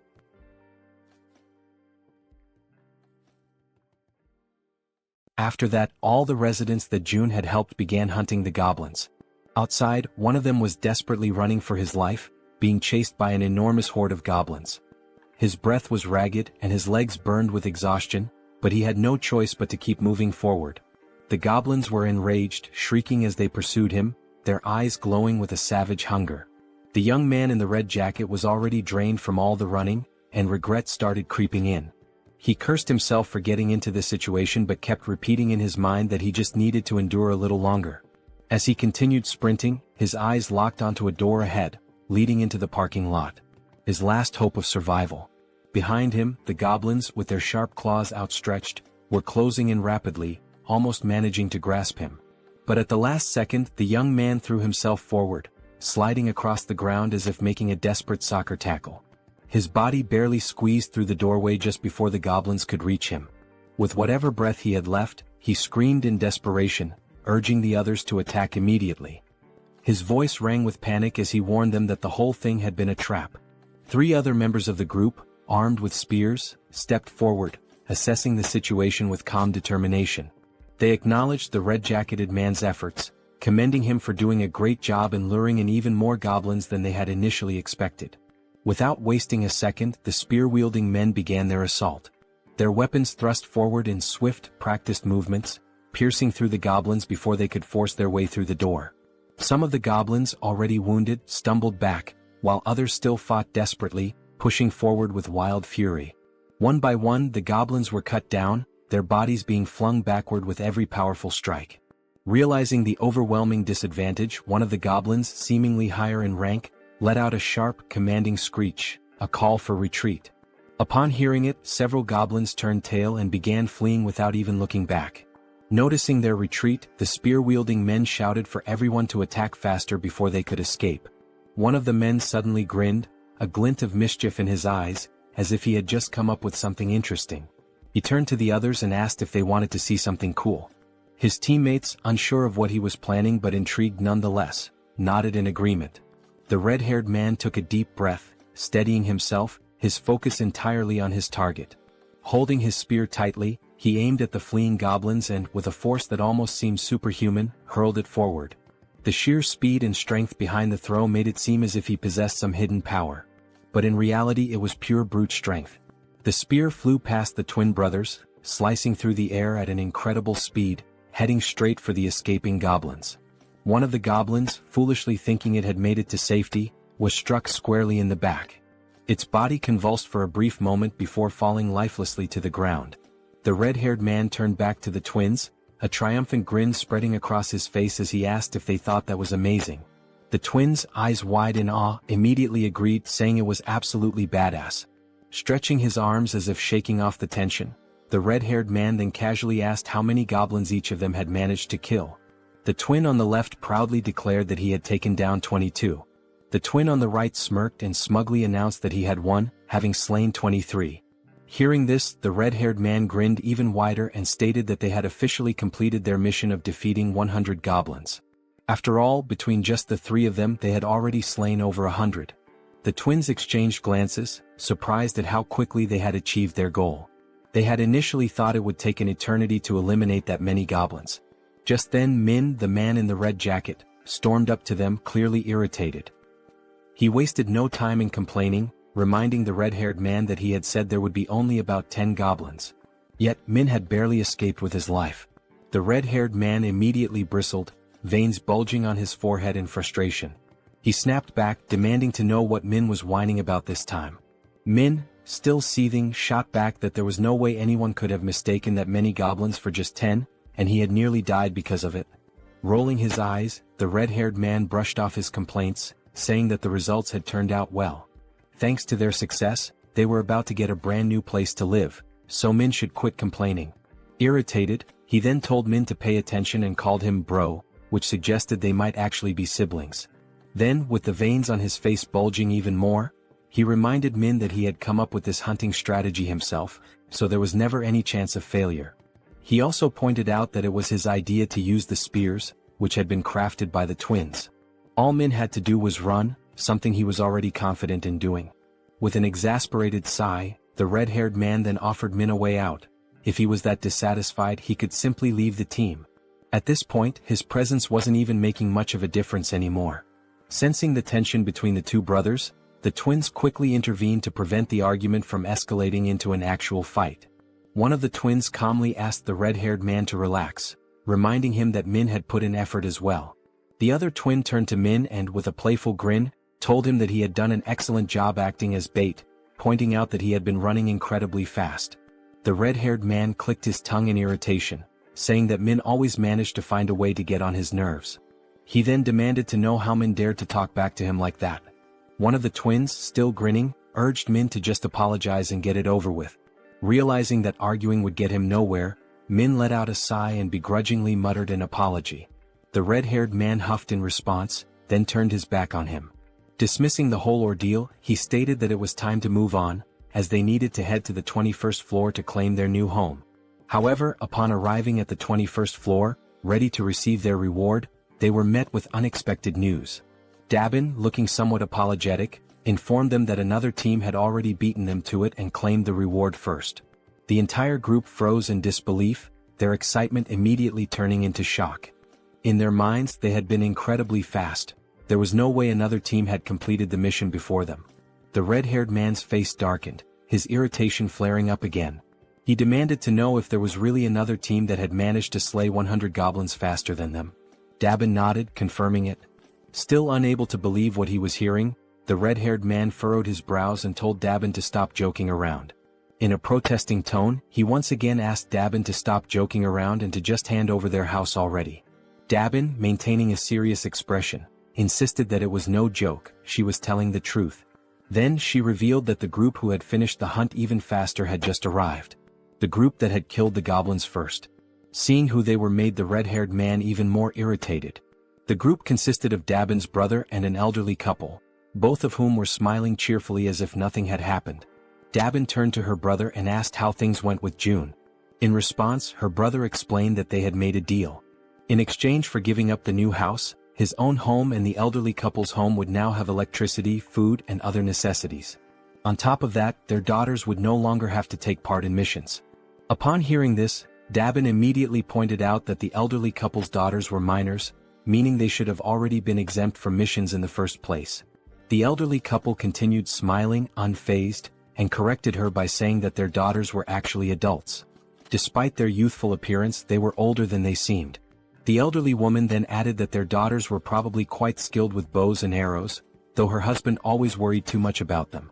Dabin's brother also mentioned that part of the agreement included providing bows and arrows for their daughters. Dabin frowned, questioning the need for bows and arrows. Were they planning to continue hunting goblins? Her brother nodded, confirming that they were, but specified that June had only requested the goblins in the surrounding areas. Since the goblins were relentless and kept coming no matter how many were killed, it was necessary to keep them under control. Hearing all of this, the red-haired man grew even more irritated and told them to stop with all the useless chatter. Then, in a firm voice, he questioned whether they were giving themselves special privileges simply because they were the ones in charge. Wasn't that unfair? To some extent, Dabin's brother agreed. That's why, to balance things out, he explained that June had ordered the second and third groups to kill 100 goblins and head to the 30th floor to receive their rewards. Upon hearing that, a genuine smile appeared on Dabin's face. She reassured them that everything had worked out and instructed them to head up to the 30th floor. Dabin then added that Seo Jun would be waiting for them there, while the red-haired man, still visibly irritated, remained bitter about not being the first group. As they ascended in the elevator, the red-haired man suddenly asked if the guy's name was really June, since he looked younger than all of them. Then, laughing with clear sarcasm, he commented on how ridiculous it had been to hear Dabin speak so respectfully about this June. One of the twins joined in on the sarcasm, joking that maybe Dabin saw June as some kind of god or something. The other twin laughed as well and scoffed, saying, "God my ass. At most he's just the leader of some cult." Then, as if pondering the idea, he questioned whether this Seo Jun guy was even sane in the first place. Min, who had been listening to all of this quietly, murmured under his breath that all of them were being protected thanks to Jun's abilities. Therefore he suggested that maybe they didn't have the right to speak about him like that. The moment those words left his mouth, the atmosphere inside the elevator changed. Everyone else became visibly irritated. The red-haired man, looking more annoyed than ever, questioned if all of them were just trying to get on Jun's good side. That single remark filled the elevator with a tense silence. Everyone was now staring at Min.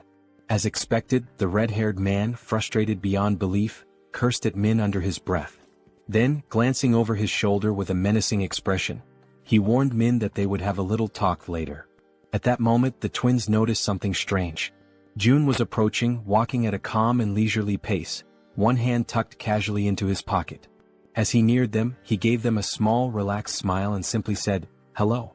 That simple greeting, combined with the way Jun carried himself, sent a wave of shock through all four members of the group. Feeling a sudden nervousness creeping over him, the red-haired man extended his hand hesitantly, introducing himself as Baek Sunjeob. Jun shook his hand in a firm yet casual manner, acknowledging him before commenting that he had observed how Sunjeob and his team had hunted. He noted that they had made excellent use of the barrier and that their strategy had been quite effective. Hearing that sent another chill down Sunjeob's spine. His voice slightly unsteady, he asked how Jun could possibly know that. Jun completely ignored the question. Instead, he simply smiled and stated that from now on, he would be providing electricity, water and gas to units 1301 and 1502. Sunjeob, still trying to make sense of what was happening, managed to thank him but couldn't hold back another question. How was any of this possible? Once again, Sunjeob asked how Jun was doing all of this, how exactly he was making it happen. And yet, for the second time, Jun ignored him. Instead, he casually reminded them that since they had successfully hunted 100 goblins, they were now qualified for these benefits. Then, as if the entire situation wasn't unsettling enough, Jun's expression shifted into a disturbingly eerie smile. With a tone that sent chills down their spines, he added, "By the way, I'm not some cult leader." His eyes glinted with amusement as he continued, "And I certainly don't have any intention of becoming a god." The weight of those words left the entire group frozen in place, completely paralyzed with fear and unable to react. Then, with that same eerie and slightly devilish smile, Jun raised his hand near his mouth, as if about to share a secret. "There's just one more thing." His voice carried an unsettling undertone as he announced that he had a request to make of them. Sometime after that, the new group is seen running at full speed, desperately fleeing from something. When the scene shifts to a front view, the four members are revealed to be escaping, but this time, it's not from goblins, it's from massive, bloodthirsty orcs. Their feet move swiftly as they turn a corner, frantically trying to put more distance between themselves and the monsters. As they round another street, they shout desperately for someone to hurry up and throw things at the orcs. Standing in front of them is Han, holding several spears in his hands. With a subtle smirk, Han tells them they did a good job. As the orcs remain distracted by the fleeing group, Han channels his energy into one of his spears, causing a blue aura to radiate from its blade. A system notification appears, displaying Han's stats. Level 33, holding the title of the 6th Knight, with 70 points in trust and 78 in loyalty. His awakened ability is throwing. Han's throws were already powerful, but now, by consuming mental energy, he can amplify his attack power up to 5 times. As he focuses on his throw, energy visibly gathers along the blade of his spear. The system further indicates that his physical abilities increase by a percentage based on his loyalty, that the experience points and money dropped by monsters are tripled, and that knights can grow at an accelerated rate. Then, with immense force, Han hurls the spear, striking one of the leading orcs directly. Upon witnessing its companion fall, another orc becomes enraged. Gripping a massive machete, it lunges forward, ready to strike Han with a devastating blow. Despite facing such a formidable enemy, Han remains completely calm. That's because, from the back line, a well-aimed arrow infused with energy is already soaring toward the orc. The arrow pierces the orc's head, and with that, it's clear who fired the shot. The archer had been providing cover from the rear all along, and that was precisely why Han could remain so composed. As the second orc collapses, Han swiftly draws another spear and hurls it toward the third orc. The moment it lands, Han finally exhales and says that it's all over. At that moment, a notification appears for June, informing him that he has successfully hunted a level 19 orc and earned wands as a reward for the mission to eliminate 100 orcs. With the mission now complete, 3 people who had been hiding from the orcs in that region are rescued. Han approaches them, reassuring them that there is a safe place they can go. As they move toward the main group, the system suddenly issues an alert. Unauthorized individuals are attempting to enter. The system then prompts Seo Jun, asking if he would like to grant them citizenship. Having just deactivated his Ultimate Eyes ability, Jun notices that this time, there are 3 new individuals. When he looks at the system's interface, he realizes that by accepting them, the total number of citizens under his care has now reached 200. A new system notification appears, confirming that citizenship has been granted to the 3 newcomers, bringing the total to 200. The system further reveals that as the number of citizens reaches certain thresholds, new abilities are unlocked. This time the ability Tax Collection has been activated. This newly unlocked ability allows him to collect 10% of all the money his citizens possess. However, it comes with a cooldown period of 30 days. Realizing this, Jun understands that the tax collection ability essentially returns a portion of the citizens' money to him. As he contemplates it, he notes that these kinds of actions are not something he can freely reverse whenever he wants. Biting his finger anxiously, he acknowledges that he will have to wait for a long time before he can actually benefit from it. But time is a luxury he does not have. He is running out of time to save his parents and must send Han's team to where they are as soon as possible. Scrolling through the system, Jun considers redistributing only 30% of the collected funds, seeing it as an investment. Upon executing this command, the system notifies him that the ability's level has increased, reaching level 10 and granting him 3 additional skill points. At that moment, Jun feels a sharp tightness in his chest, accompanied by an intense pain. A deep purple domain expansion begins spreading beyond the building. Another system notification appears, displaying a congratulatory message. It states that with this expansion, an official declaration has been made across every corner of the apartment complex. Additionally, a fund of 1 billion wands has been deposited into his wallet. Furthermore, the construction function has been activated. Still clutching his chest from the lingering pain, Jun looks at the system screen, reading the new notification. His mind immediately starts racing, questioning what exactly this construction function entails. The system then displays a list of available facilities that can be built, along with their respective costs. It also shows the value of the fund and an annual production revenue of 30 million wands. The available construction options include a solar power generator, a store, and a training facility. As he reads through the details, Jun is visibly shocked. The annual revenue is only 30 million wands, yet installing a solar generator alone costs 130 million wands. That means he would need to maintain the solar power system for nearly 5 years just to break even. Following this realization, the system asks if he would like to proceed with installing the solar generator. For now, Jun declines, stating that his current priority lies elsewhere. The money needs to be allocated toward more immediate necessities, such as increasing the levels of his vassals. At that moment, Jun notices something different, something unusual. The system displays the total amount in the fund, exactly 1 billion wands, the same amount he had received upon leveling up. After investigating further, the system clarifies that this amount is exclusively available for construction purposes. Trying to process what he was reading, it takes Jun a moment for everything to click. But when it finally does, he smiles, realizing just how significant this is. This money is entirely separate from the funds in his personal wallet. Seeing this as an extremely positive thing, Jun quickly understands that there's no reason to hold back from using it all. Without hesitation, he accepts the installation of the solar power system. The system then informs him that the process will take 24 hours to complete and updates his remaining balance, which now stands at 867 million wands. Looking at the cost, Jun realizes that it was surprisingly cheap. This leads him to ask whether the system is capable of installing an additional solar generator. The system responds that only 1 solar generator can be installed per apartment building. With that in mind, Jun shifts his attention to the store option. As he selects it, he is met with an unexpected but pleasant surprise. The feature is far more impressive than he had initially thought.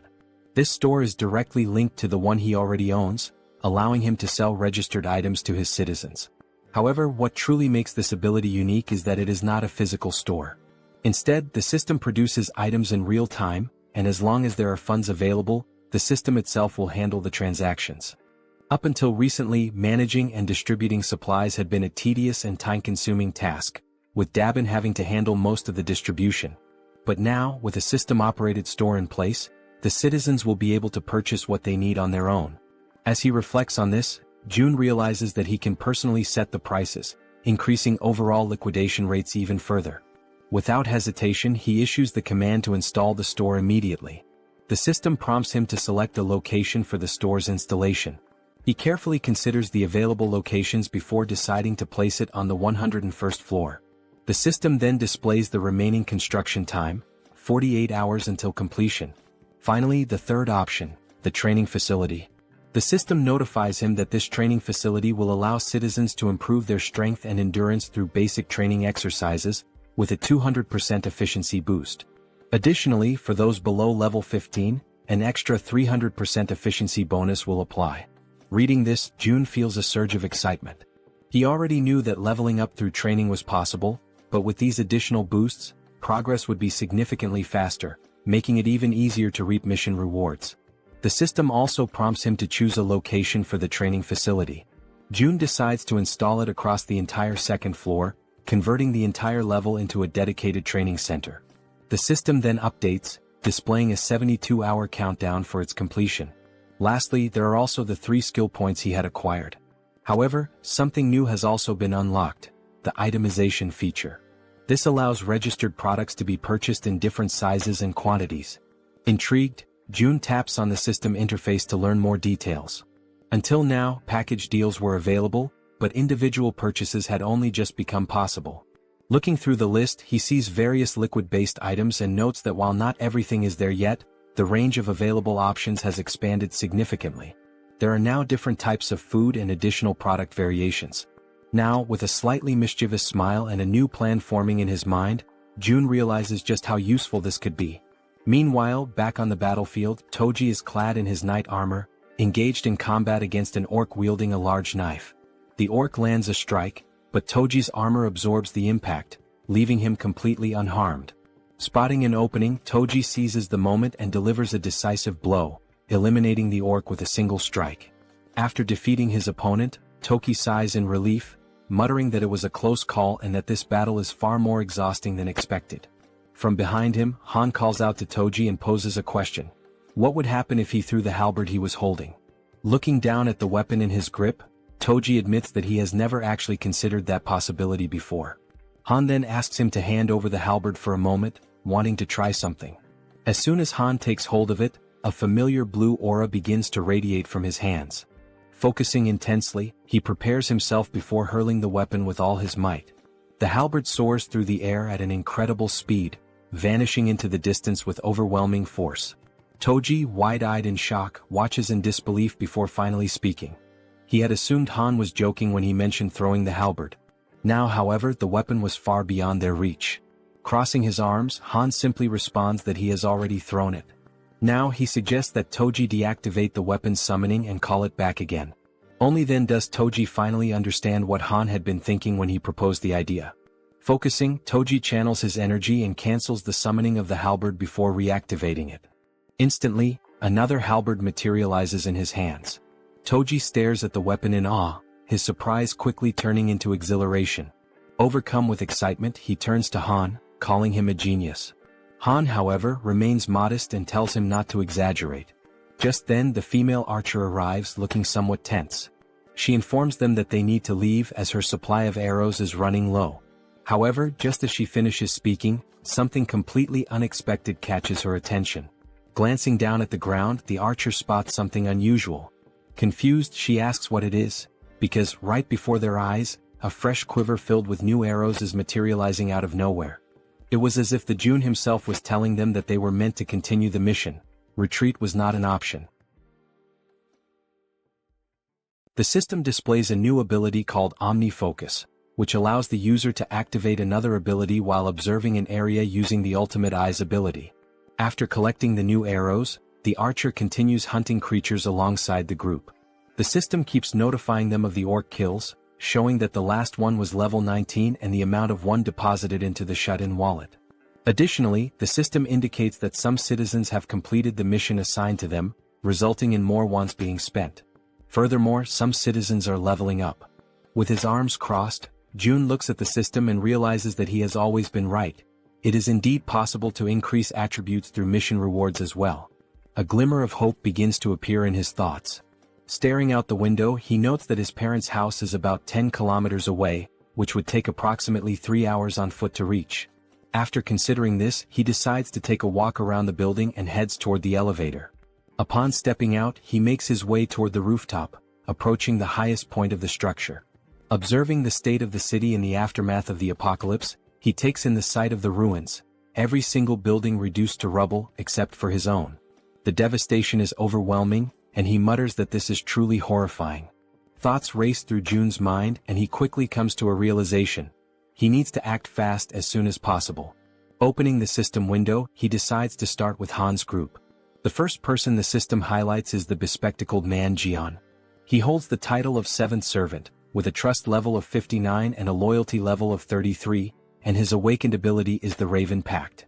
Seeing this, Jun realizes that as long as Jaehyeon's ability is being effectively utilized for reconnaissance, it would be best for him to team up with the Warbear and the healer. The Warbear, Yeonju, is at level 33 and has awakened the Warrior Bear ability, but her loyalty remains low at only 12. Meanwhile, the healer, Kim De-jung, is at level 30 and has the awakened abilities of healing, blessing, and magic armor. Examining the details, Jun notes that unlike the healer, who is already registered as a vassal, the Warbear does not yet possess the necessary trust to qualify for vassal status. Beyond her healing ability, the healer also possesses an A-tier blessing, which enhances physical abilities by 70%. Additionally, she has a B-tier magic armor, which generates a magical barrier that protects a chosen target. Kim recognizes that those who had an awakened ability from the beginning hold a tremendous advantage and begins to wonder how he could gain the Warbear woman's trust. Recalling her desperate goal of resurrecting her son, Jun questions whether that might be the only way. He opens the system's resurrection tab and immediately, the system informs him that he does not have enough money to grant the reward, instructing him to acquire more funds. Kim clenches his fists in frustration, irritated that he still lacks the necessary amount. An idea sparks in his mind, to drastically increase the difficulty of the missions to the highest level possible. He then declares that he will set up a mission to hunt a level 40 monster, knowing that such a monster must be incredibly powerful, which in turn would yield a far greater reward. With a serious expression, he sets the time limit to 24 hours. The penalty? Death. Yet, once again, the system notifies him that he does not have enough money to provide the resurrection reward. Despite the harsh penalty of death upon failure, Jun is infuriated that the system still deems it insufficient. Then, another notification appears, momentarily catching him off guard. The system announces that he has slain a level 18 orc. An idea suddenly takes root in his mind, perhaps a group mission might work. Without hesitation, he reopens the system and attempts to issue a mission to hunt a level 40 or higher monster, with the same 24-hour time limit and the same penalty of death upon failure. However, this time the reward is modified. The Werebear's son will be resurrected, but only for 1 day. Jun accepts the mission, determining that for now, he must ensure the Werebear woman fully commits to his cause. Back in his room, Seo Jun hears desperate knocking at his door. A frantic voice from the other side pleads for him to open it. Seo Jun moves toward the door, and as he cracks it open, he barely has time to react. The Werebear woman barges in without waiting for him to open it fully. She had already been informed of the mission's reward and the possibility of resurrecting her son, which explained why she looked completely exhausted. Her eyes brim with tears as she declares, with a trembling voice, that she will do anything at all, and she is willing to start immediately. Jun tells her that it is indeed possible, but there is a strict time limit, 24 hours to complete the mission and 24 hours for the resurrection itself. Upon hearing this, the Werebear woman collapses into uncontrollable sobs, overwhelmed by the mere possibility of something she had long believed to be impossible.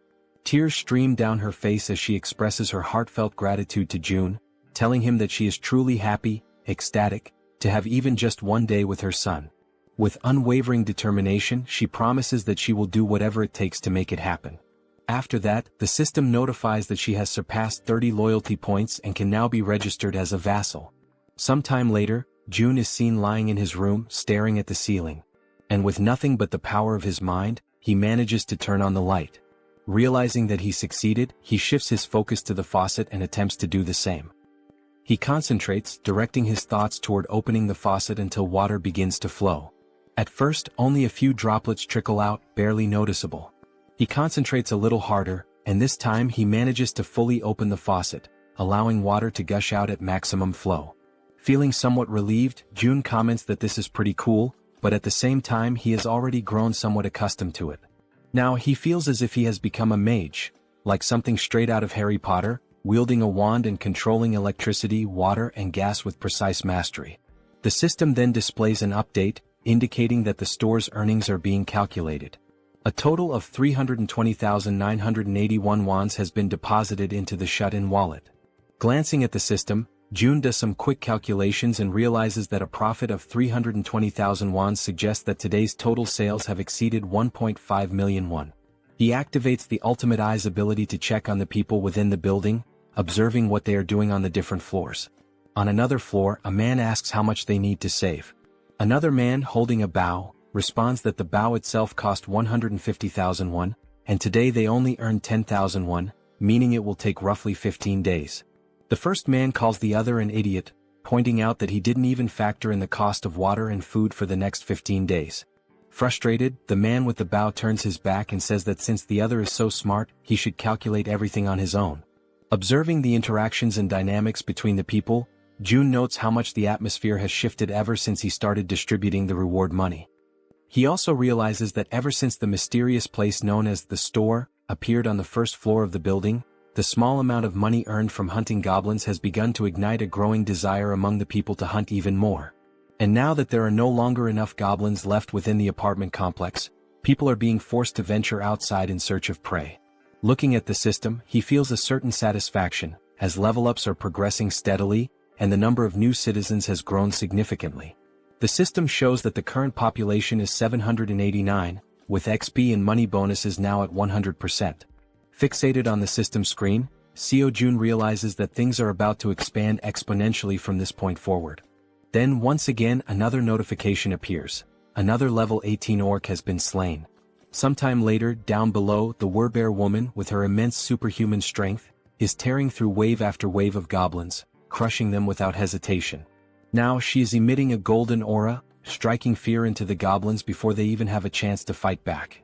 Without wasting a single second, her thoughts consumed by the possibility of seeing her son again, she charges forward, completely obliterating the remaining goblins.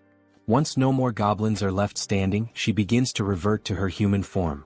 The exhaustion catches up with her, and she breathes heavily, struggling to steady herself.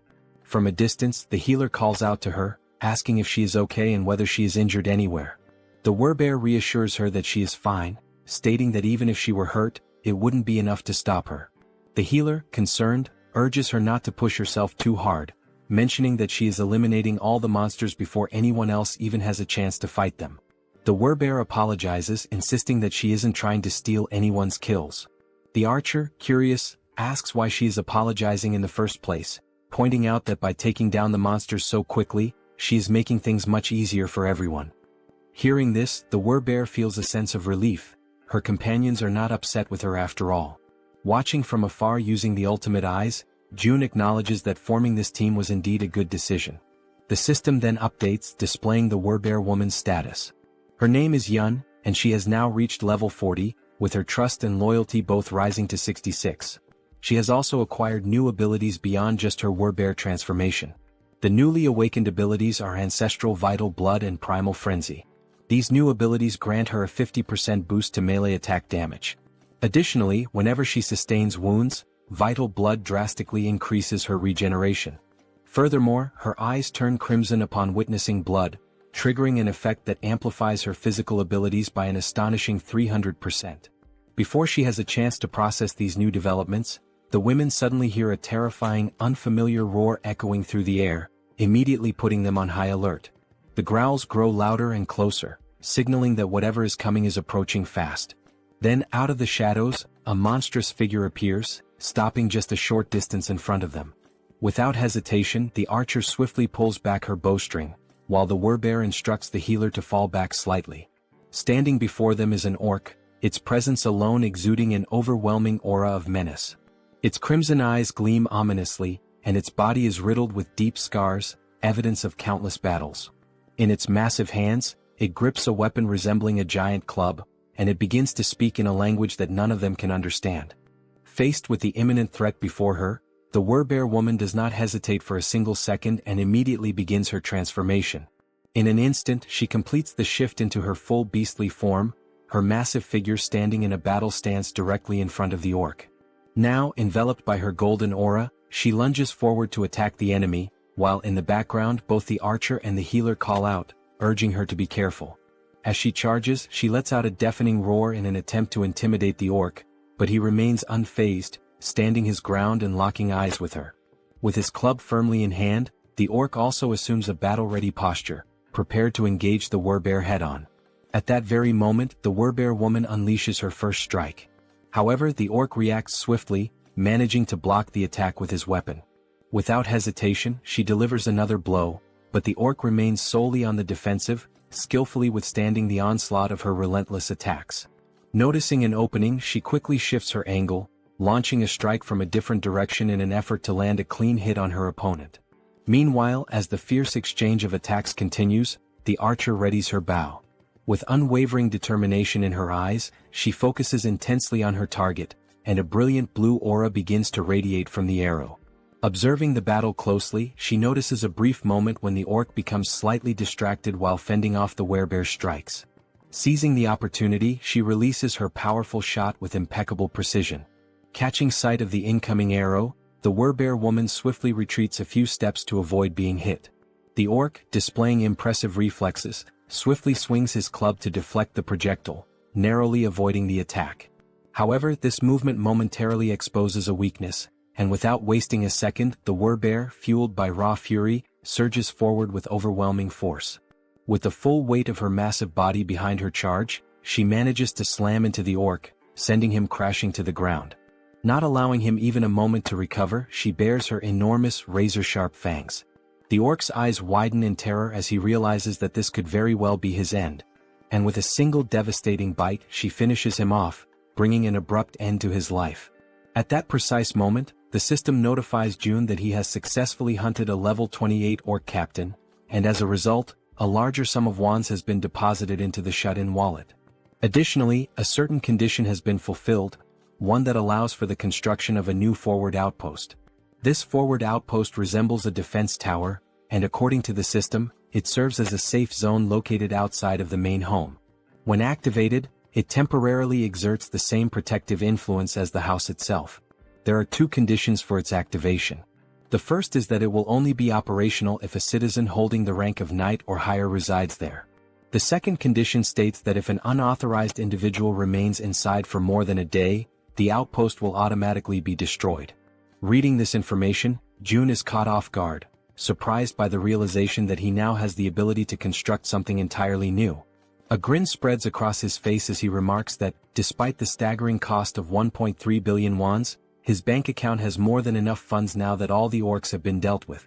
He decides that this forward outpost is well worth the investment. The system also displays additional details, revealing that the construction process will take 7 full days and will require 3 citizens of knight rank or higher to be stationed there. With that in mind, June realizes that his only option is to wait for those 7 days while the 3 necessary members return to occupy the outpost. As various thoughts race through his mind, the one that troubles him most is the sheer amount of time that will be lost, an entire week spent waiting. Deep in thought, he acknowledges that he cannot afford to waste too much time. Furthermore, most of the monsters near the outpost site have already been eliminated thanks to the efforts of his citizens. Understanding this, Seo Jun decisively presses the button on the system to initiate the construction of the outpost. Even though it will take 7 days, he realizes that it is not a bad option at all. If he can build this within the main house's territory, it will at least provide him with some peace of mind. As these thoughts occupy his mind, he finds himself recalling memories from his childhood, moments of pure happiness spent with his family. And now, by strengthening his domain, he believes he will be able to protect his family more effectively. Staring out the window at the ruined city beyond, he feels a deep sense of unease, knowing that bringing his grandparents here will not be an easy task. Closing his eyes, he silently wishes for his family's safety. When he opens them again, his resolve strengthens. Since things have reached this point, he decides that tomorrow he will send Han's group to begin the rescue mission. The following day arrives and once again they find themselves back at the train station. A bespectacled man watches the events unfolding before him in absolute disbelief. At the front lines, the Werbear woman is tearing through enemies, completely unstoppable, while he observes in utter shock from the sidelines. Witnessing her eliminate the monsters one by one, he struggles to comprehend how a single person could possibly be capable of taking down an orc with nothing but her bare hands. With every orc she slaughters, the realization dawns on him: she is no ordinary human. She is a Werbear. Even though he is still overwhelmed by everything happening before his eyes, he acknowledges that it all makes sense. After all, she was already incredibly powerful even before receiving June's blessing. As she continues her relentless rampage, crushing orcs with ease, one thought refuses to leave the bespectacled man's mind. How the hell did June manage to win her over? After all, not too long ago this Werbear woman was utterly obsessed with hunting goblins. The bespectacled man then considers the possibility that she may have acquired new abilities, despite already being incredibly strong. At that moment, the system displays a notification indicating that there is a mission with a strict time limit of 1 hour.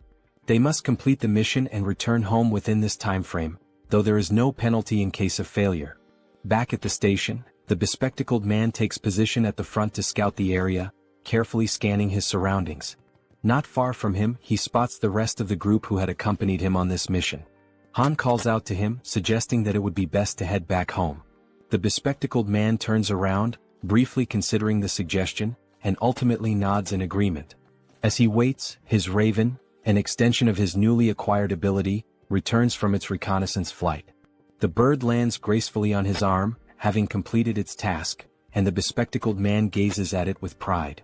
Gently stroking the raven's sleek feathers, he decides to name it Black and expresses his gratitude for its good work.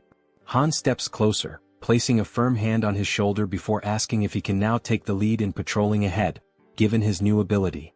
The bespectacled man turns to Black, instructing it to be cautious before sending it forward on a new scouting mission. The raven, its dark eyes filled with an eerie intelligence, silently observes its surroundings before taking flight once more. With a powerful beat of its wings, Black soars high above the station, climbing as high as possible among the towering buildings to gain a broad vantage point of the area. It moves in calculated circles, carefully surveying the entire perimeter. Thanks to the bespectacled man's new ability, he is able to access everything the raven sees as if their visions are linked, distance proving to be no obstacle to their connection. Once he fully processes the information relayed by Black, the bespectacled man turns to Han and reports that the area outside appears to be clear, confirming that it is safe to proceed. Han acknowledges the report with a nod and promptly signals the rest of the group. Upon receiving the order, everyone quickly moves into formation, positioning the strongest members at the outer edges while the healer remains securely in the center. As they march forward, the bespectacled man suddenly senses an unusual presence near his back. His instincts kick in and without hesitation he whirls around to check for any threats. A faint rustling sound reaches his ears and after a brief moment he identifies the source, a small rat scurrying along the path. Since he is positioned at the back line, the bespectacled man swiftly climbs onto the platform, stepping away from the train tracks to avoid obstructing the others. His companions continue moving ahead, yet an uneasy feeling lingers. Unable to shake it off, he turns once more to scan the area behind them, double-checking to ensure that they are not being followed. In the dimly lit tunnel, just beyond the tracks, something catches his attention, a pair of gleaming eyes watching from the shadows. The eyes belong to a rat. Without hesitation, the small creature leaps forward, mirroring the group's path with uncanny precision. Relentlessly, despite its diminutive size, the rat pursues them, its glowing eyes locked onto their trail. Carefully and persistently, it follows their every move, all the way to the station's exit.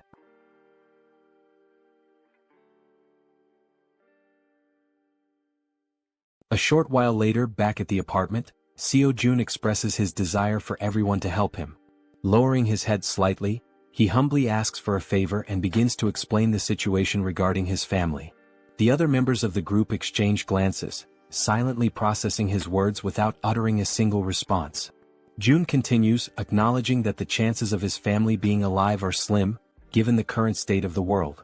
Han then asks if his relatives are also within the apartment complex, to which Jun replies that it is difficult to say for certain. At that moment, Moon steps forward and without hesitation, exclaims that they will help rescue Jun's family. The sudden outburst catches everyone's attention, and all eyes turn to Moon as he fervently insists that they should be allowed to assist with this.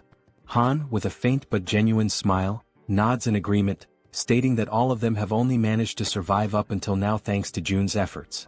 Turning to face Jun directly, Han firmly declares that they will help, but only if Jun provides clear instructions on what needs to be done.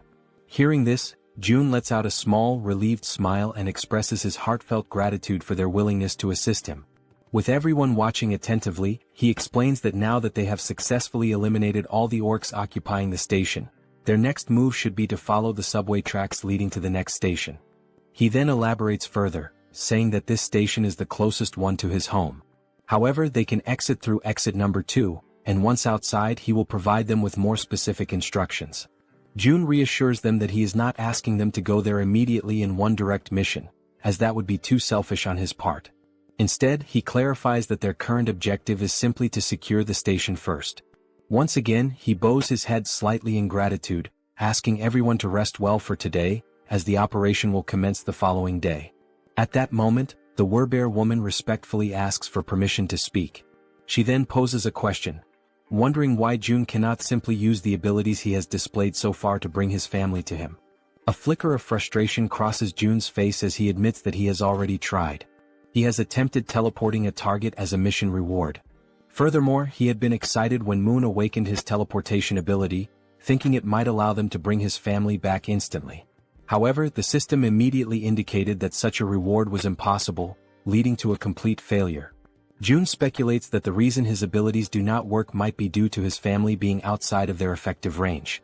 Scratching his head in contemplation, he adds that if this truly is the reason, then even if his parents were to die, there would be absolutely nothing he could do to save them, as they remain beyond his reach.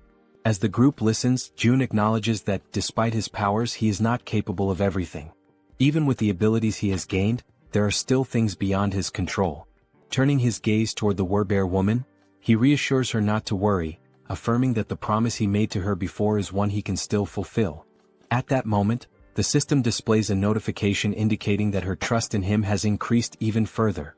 She smiles warmly and thanks him for his honesty, appreciating that he has been straightforward from the very beginning.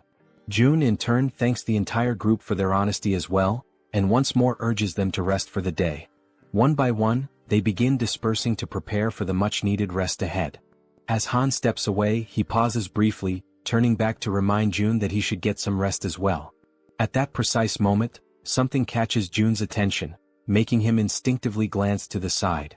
The system suddenly notifies him that someone is attempting to enter, and that this individual meets the necessary requirements, prompting the system to ask whether he wishes to grant them citizenship. Without hesitation, Jun activates his Ultimate Eyes ability and commands the system to approve the citizenship request. The system displays the name of the individual as Yi Jin, a level 31 being with an awakened ability titled Queen of Rats. Upon using his ability to verify the identity of the applicant, Jun's eyes widen in shock, a wave of disbelief washing over him as he realizes that the one he had just granted citizenship to was, in fact, a rat. 1 hour earlier, while they were still inside the subway station, the rat had been observing the group closely, curiously wondering who these people were. These individuals were so powerful that they had managed to eliminate the orcs with remarkable ease. As the group ascended the stairs, the rat pondered whether their strength was due to the fact that they all had awakened abilities. But at the same time, it questioned if such a thing was even possible. Hiding in the corner of the wall, the rat considered the best course of action. Perhaps it would be wise to simply follow them for now and attempt to make contact later. The thought lingered in its mind that such an endeavor might be challenging, but with its abilities, it should be much easier. Determined, the rat took off in pursuit of the group. Now outside the station, amidst the city's ruined streets, the rat continued tailing them, convincing itself that it was only taking a quick look around.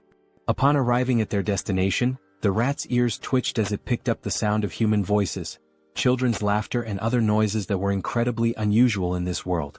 Looking ahead, it saw children playing carefree, as if untouched by the devastation that plagued the rest of the world. The sight left the rat in complete shock. In a post-apocalyptic world, such a scene was simply unnatural. Turning its gaze to the other side, the rat found itself questioning why so many people were gathered inside that particular building. Fixating on the only structure that remained completely intact, it wondered what in the world that place was. With a deep sense of curiosity, it decided to take a closer look. However, as it attempted to leap up the steps and enter, it slammed its head into something invisible. A dull ache surged through its skull, and a large lump immediately began forming on its tiny head. The sudden pain caused the little rat to let out a pitiful cry. It had collided with a system-generated window that displayed a message stating that entry was prohibited. While rubbing its sore head and trying to make sense of what had just happened, another system window appeared before it, asking whether it wished to acquire citizenship. Still slightly irritated from the unexpected collision, the rat, without much thought, accepted the citizenship offer. Yet, despite agreeing, the system window stubbornly remained in front of it. A flicker of frustration crossed the rat's face as it muttered that such a thing was probably impossible for a mere rat. But in the very next instant, the system confirmed that citizenship had indeed been granted. Overwhelmed with excitement, the rat raised its tiny fist triumphantly, as if celebrating a great victory. A part of it still wondered if this had actually worked. Stepping forward, it entered the building, reassuring itself that everything was fine now. However, the moment it crossed the threshold, panic erupted. The sight of a rat inside sent the people into a frenzy. Instantly, several individuals reacted, attempting to stomp on the small creature to eliminate it. The rat, realizing the danger, frantically dodged their feet, twisting and leaping in desperate evasive maneuvers. It barely managed to escape the chaotic scene, but in the process, it lost its balance, tumbled forward, and ended up rolling into another area entirely. The new location was a training facility, where the group's members were actively working out. Han and Togi were lifting dumbbells, training their biceps. Moon and the glasses-wearing man were performing bench presses. The archer and the poison-wielding woman were working out on the other side of the room.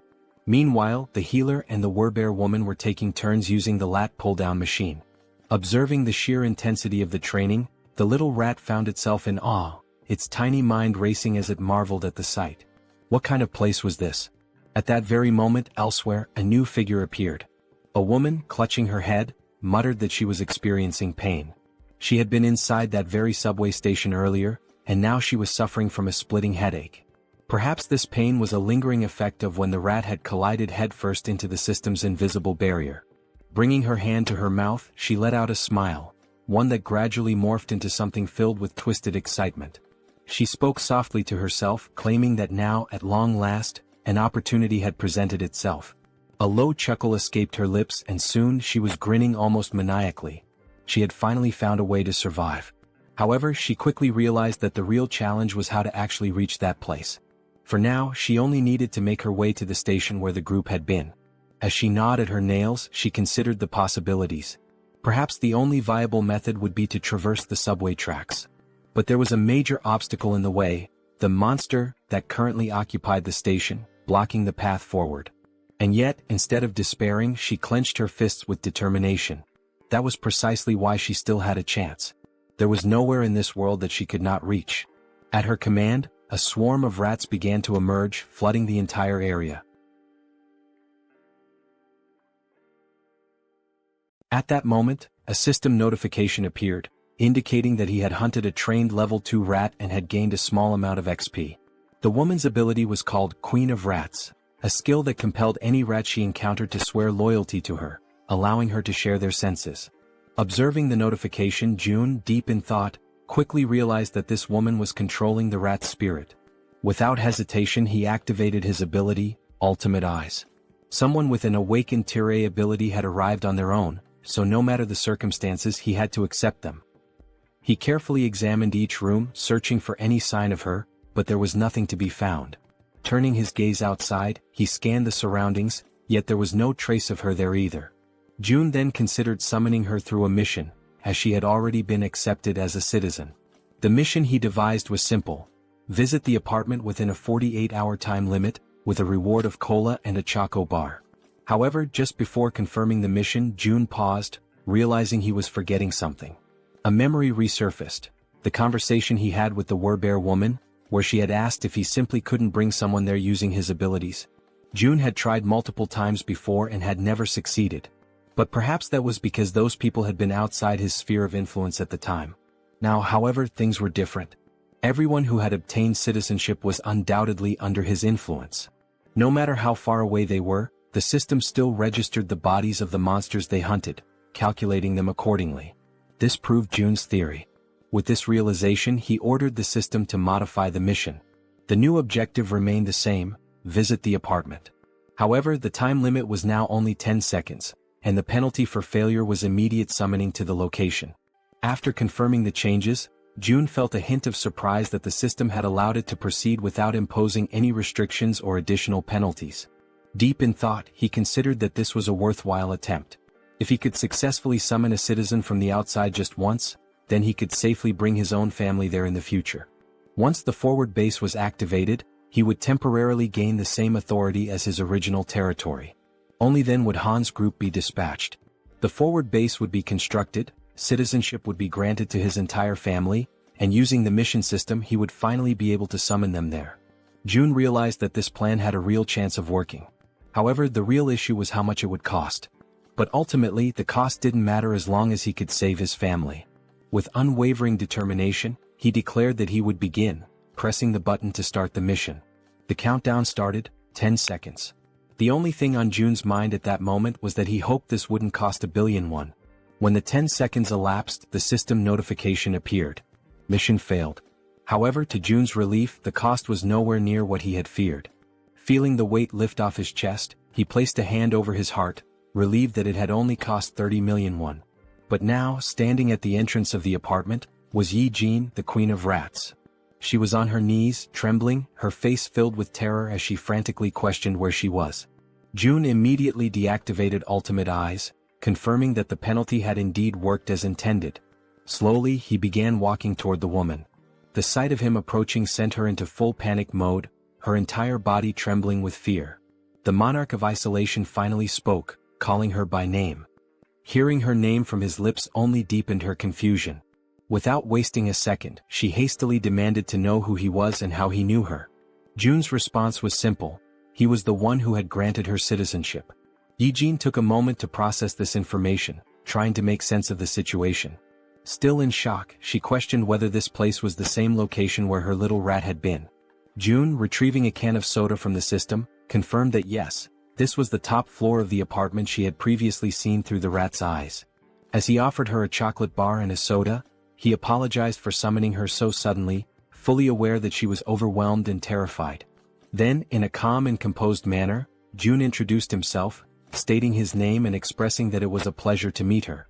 Still wary, Jaehyeon hesitated for a moment before extending her hand to accept the chocolate and soda. She took a deep breath, gathering herself, before asking if he was the one who had summoned her here and if he was also the one responsible for that strange search at the subway station earlier. Jun confirmed both. Without warning, her expression shifted completely, excitement flashing across her face. Her sudden change in demeanor left Jun puzzled. Then, as if she had just remembered something urgent, Jaehyeon began to speak. She knew it was asking for a lot, but there were people under her care and she wanted to know if he could bring them here as well. Continuing, she explained that she had tried to do it herself, but it had been extremely difficult to bring everyone here. She had been so close to taking a huge gamble to make it happen. Jun, maintaining his composure, asked her how many people she needed him to bring. Without hesitation, Jaehyeon answered, 35 people. Realizing the high number of people involved, Jun hadn't expected that there would be so many others with her.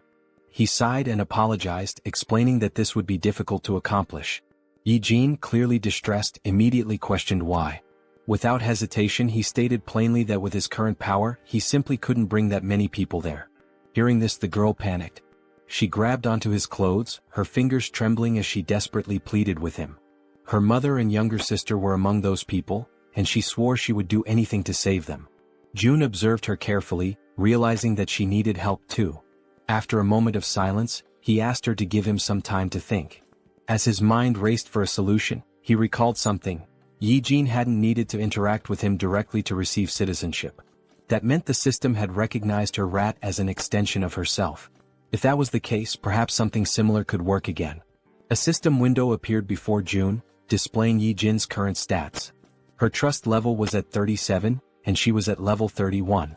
Seeing this, he noted that her trust had already increased, and given her situation and everything she had just said, it was only natural for her to trust him even more. Still kneeling in front of him, her eyes full of desperation, she listened as he called her name. She immediately asked if she really could do anything.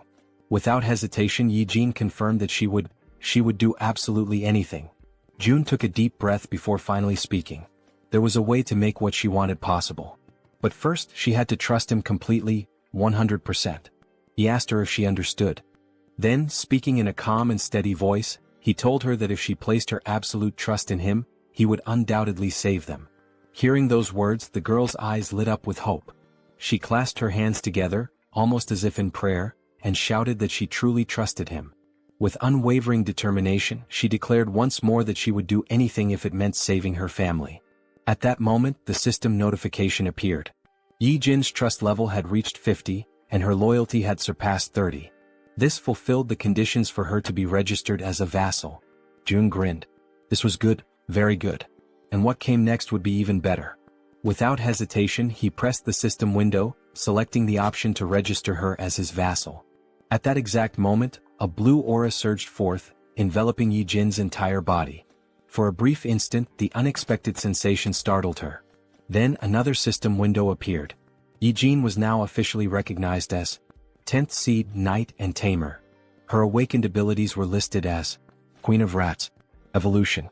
June read through the details carefully. The Tamer title granted her the ability to enhance the stats of her tamed creatures based on their loyalty. Additionally, their growth speed would accelerate according to her trust level. On top of that, the evolution ability was classified as Tier A+. It allowed her tamed creatures to continuously grow, and once they reached a certain threshold, they would evolve. As he watched the glowing energy flow through her body, June asked her a critical question. Were there tamed rats near where her family was located? Yi-jin, still feeling the power coursing through her, nodded quickly. June immediately issued an order. She was to send those rats to where her family was right now. Without hesitation, the Rat Queen confirmed she would do it. She sat down cross-legged, closing her eyes in deep concentration. She needed to direct her consciousness to her rats, guiding them to her family's location. June seized the moment and activated Ultimate Eyes. As soon as he did, his vision expanded and he was able to see through the eyes of the rat. The system recognized it as an extension of Yi-jin herself. A system window popped up, identifying the creature. Tame Mouse, Level 2. The small rat scurried forward, stopping in front of a group of people. They watched it carefully, recognizing it almost immediately. Whispers spread among them. Was this one of Yi-jin's rats? Then, to their surprise, a system window appeared above the rat. The unexpected sight made the people uneasy. And then, something even more shocking happened. One after another, various supplies began to materialize from the system. Food, water, necessities, all appearing out of thin air. The people stared in disbelief, struggling to comprehend what they were witnessing. Someone muttered a question. Was this Yi-jin's doing? With this, the system updated once more. Yi-jin's trust level skyrocketed, increasing several times over. From a distance, June observed it all. This was exactly what he had anticipated. He continued watching as the rats moved. A realization struck him. Yi-jin's ability and his absolute eyes were a perfect combination. From this moment on, the tens of thousands of rats crawling through the sewers would now serve as his eyes. June couldn't help but smile. This was insane. And now he had acquired the ultimate scout. The Rat Queen politely asks for permission to speak, her voice calm but firm. She then inquires if the place June wants to know about is the one located near the beach. June nods in confirmation, stating that yes, that is indeed the place he is referring to. A realization dawns upon him. Coincidentally, Yi-jin had gone to Nambu-Mindong, which happens to be where his family's house is located. Naturally, this puts her in a far better position than Han's team, who are still unfamiliar with the area. On top of that, all she needs to do is send a single rat. Even just one rat alone makes it possible to confirm his family's survival, and now with her abilities, it will also be much easier to send supplies. After June explains the plan to her, Yi-jin smiles, confidence shining in her expression, and assures him that he can leave everything to her. Right at that moment, the system notifies that both her loyalty and trust have increased. Not wanting to waste any more time, June immediately asks if she can go right now. Yi-jin, still smiling playfully as she absent-mindedly plays with one of her rats, confirms without hesitation that she can. June then gives her a specific request. He asks if she could follow the subway tracks on her way. Her expression shifts slightly, and she asks if he is seriously suggesting that. June confirms without hesitation. His plan is to use that route for the rescue mission later. However, Yijin's expression changes drastically. A look of sheer panic washes over her face as she quickly exclaims that this will not work. June is momentarily taken aback by her sudden reaction and questions why his plan would fail. Yijin, still visibly shaken, explains that a monster lives inside Siamayan Station. June freezes for a moment, completely caught off guard by the unexpected information. In disbelief, he asks her if she is serious. Yijin simply nods, her expression grim. June raises a hand to his chin, deep in thought. After several seconds of contemplation, an idea forms in his mind. He then asks Yijin if she can send just one rat to where the monster is. Though she is visibly hesitant, no doubt because of her traumatic experiences, she steadies herself, takes a deep breath, and focuses. As the blue aura flows through her body, she confirms that she can do it. The perspective shifts, and now it is through the eyes of a rat inside the subway. The tiny creature scurries forward, navigating the abandoned station. Then, it suddenly stops, completely frozen in place. Something up ahead catches its attention. As its gaze slowly rises, it sees a massive figure lifting the lifeless body of an orc as if it were nothing but a rag doll. The rat's vision continues to rise, revealing the true form of the creature. It is a gigantic snake. The monstrous serpent effortlessly takes the life of the orc, devouring it with frightening ease. Despite being small and trying to remain hidden, the rat's subtle movements attract the snake's attention. The giant serpent's head snaps in its direction, instantly recognizing something unusual in the surroundings. It swiftly swallows the orc, and without wasting a second, it shifts its focus entirely to the rat. Realizing it has been discovered, the rat trembles in fear, its tiny body shaking as it scurries behind a pillar, desperately trying to stay out of sight. For a brief moment, it feels safe, believing it has managed to hide successfully. But its relief is short-lived. The gigantic snake moves with terrifying speed, heading directly toward the spot where the rat is hiding. The serpent's enormous mouth opens, revealing its razor-sharp fangs, poised and ready to end the tiny creature's life. As the attack closes in, the rat is paralyzed with fear, a cold chill running through its entire body. At the very last second, it manages to leap away, barely escaping the deadly strike. Now, its only chance of survival is to run as far and as fast as possible. However, the snake does not relent. It hunts mercilessly, pursuing the rat with unstoppable determination. For a brief moment, the gigantic serpent appears to hesitate, and the rat uses that single opportunity to flee for its life. Back in the apartment, June watches in complete silence, his ultimate eyes ability fully activated. After seeing just how massive and powerful the snake is, June wonders what level the monster could be. He has a strong suspicion that it is at least above level 40. Yijin, her voice trembling slightly, asks June if he saw that thing. Then, without waiting for a response, she states firmly that this is exactly why they cannot use Siamayan Station. She then offers an alternative plan. They should skip that station entirely and move on to the next one instead. Yijin adds that she has seen the strength of June's companions firsthand. She is confident that getting to the next station won't be a problem for them. June ponders for a moment and then realizes that Yijin is absolutely right. He nods in agreement, thanks her, and states that her idea sounds like a good plan. With a grin, he then tells her that she can head to Unit 2701, which is the next station. From today onward, that will be her base. However, she will need to do some cleaning up first. Yijin nods in understanding, then stands up and expresses her gratitude. She asks for permission to leave and informs him that she is heading out now. June reminds her to be careful. As Yijin walks away, June finds himself lost in thought. Had it been before he met her, this would have likely been his exact plan. A small smile plays on his lips as he acknowledges this fact. With that, he opens the system interface and gives the command to install solar power generators. The system confirms that the installation process will take 24 hours to complete. Outside, numerous photovoltaic panels begin automatically installing themselves on the rooftops, as the system efficiently carries out the task. Gazing out the window, June watches the progress. This system is impressively efficient, that much is clear. However, even with its current capabilities, it is still not enough to sustain the nearly 800 people under his care. And if they want to raise funds to install more facilities, they will need more people working. At the very least, they must establish a 3-shift system. The same applies to the new common facilities, which include solar energy, the store system, and the training center. Still standing and looking at the system, June says that now is when it truly begins. More hunts. The scene shifts to Han's group, who are running in fear from something chasing them. As they sprint forward, Han quickly glances back and realizes that their pursuers are closing in. Knowing they won't be able to outrun them forever, they decide to stop and prepare for battle. The creatures chasing them are massive bats, flying at incredibly high speeds. The entire group launches their attacks at once, unleashing powerful projectiles. Arrows soar through the air, and as everyone knows, they are infused with a brilliant blue mana. They pierce the bats in multiple places, causing the creatures to screech in agony.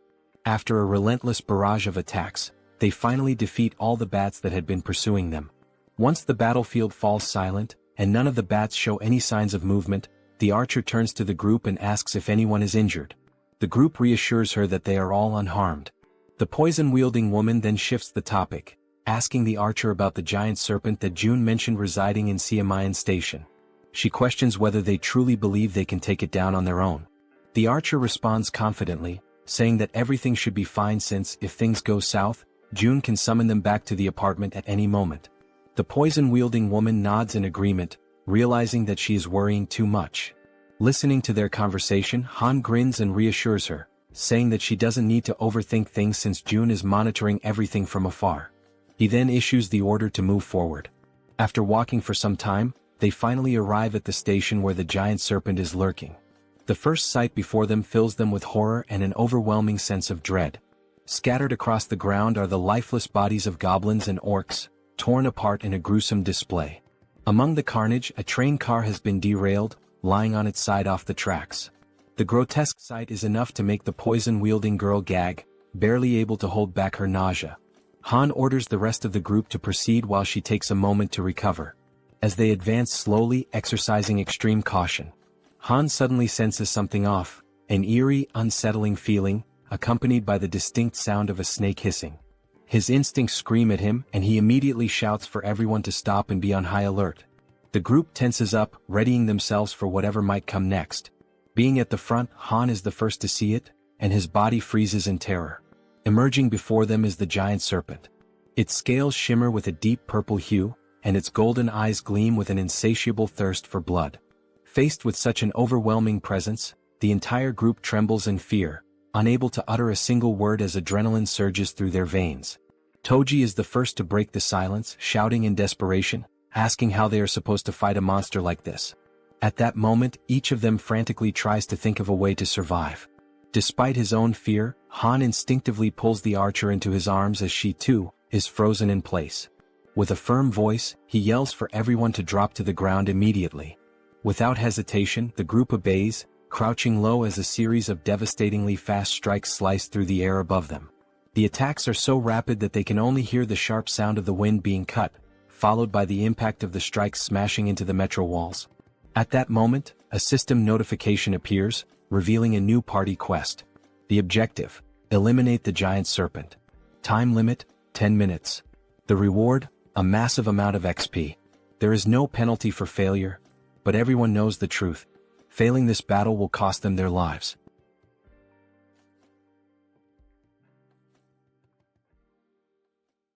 After the possible attack, while still shielding the archer with his body, Han realizes, deep down and with absolute certainty, that this might truly be the end for them. As the others begin to recover from the shock, confusion sets in, and they start questioning what exactly just happened. They wonder if that impact could have been an earthquake and whether it really came from the serpent itself. At that precise moment, a system notification appears before Han's eyes, causing them to widen in shock and disbelief. A party quest has been granted. The objective is to finish off the giant serpent.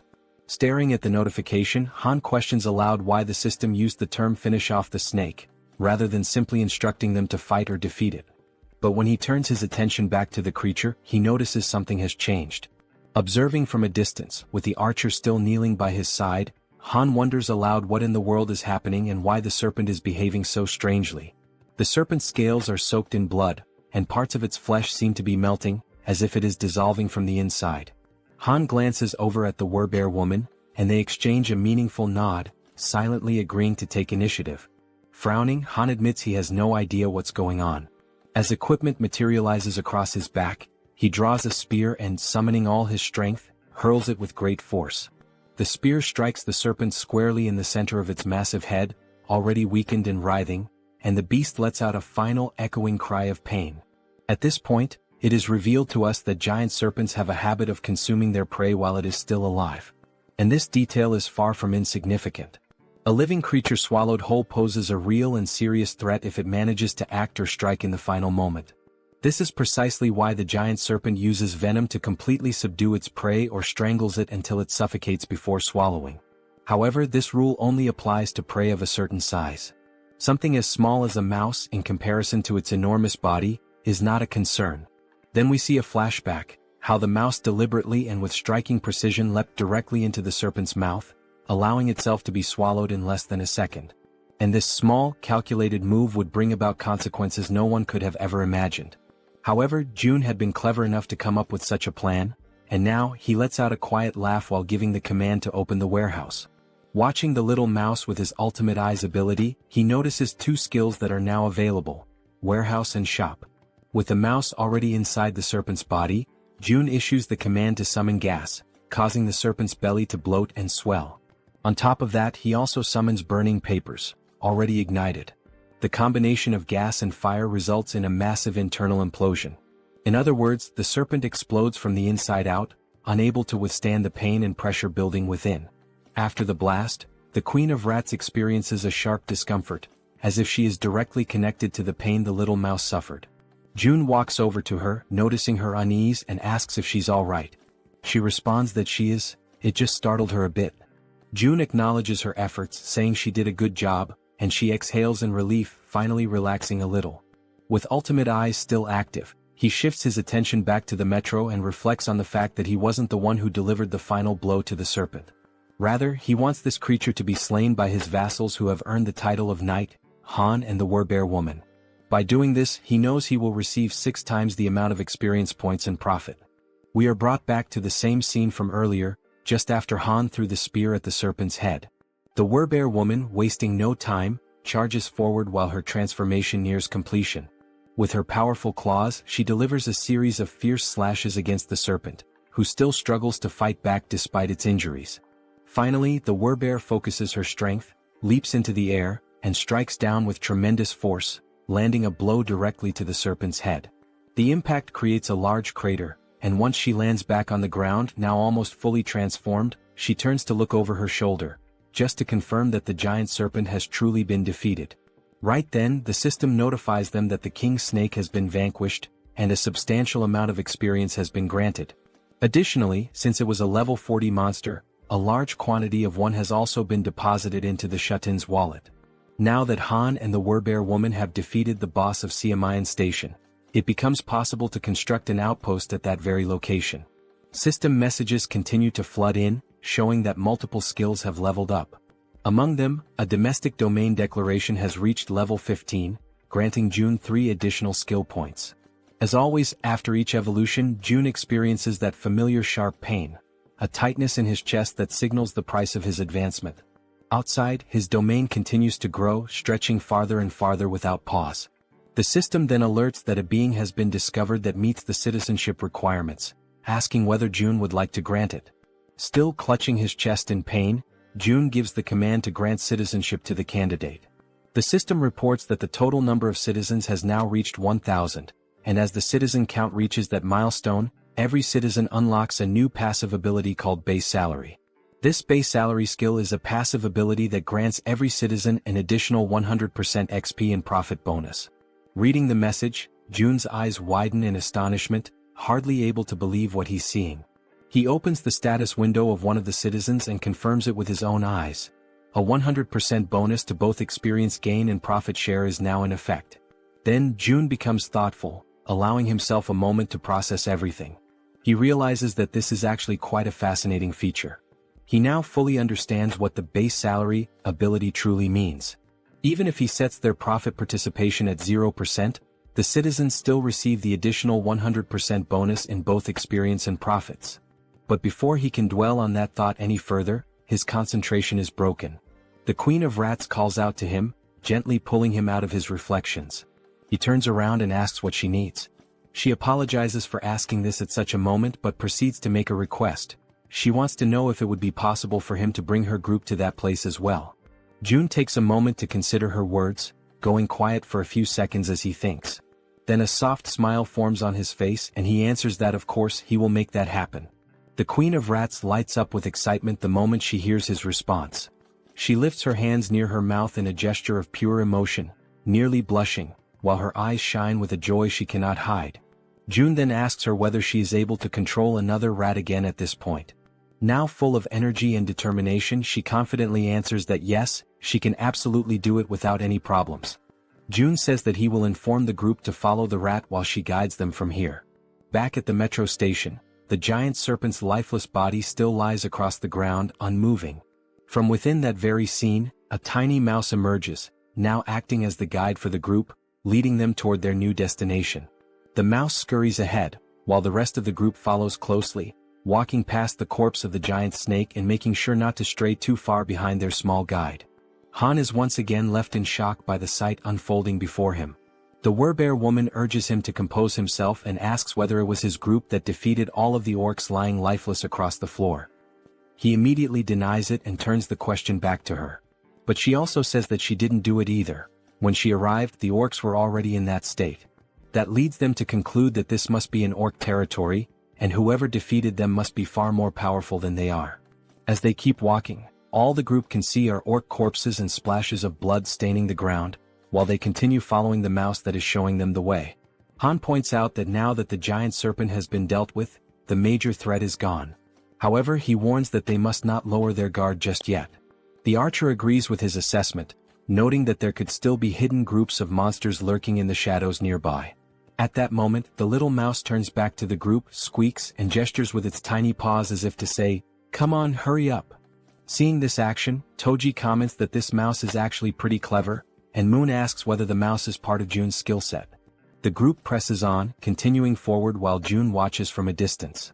Observing everything from afar, he judges that for now there don't appear to be any major threats in the vicinity. He shifts his gaze slightly toward a system notification, which informs him that he currently has 3 available skill points. Looking at the system message with a bit of anticipation, June begins to wonder where he should invest those points. He reasons that since his territory has recently expanded, the highest priority should be the Ultimate Eyes skill, especially because it synergizes with the Queen of Rats' abilities. So he gives the command to upgrade Ultimate Eyes.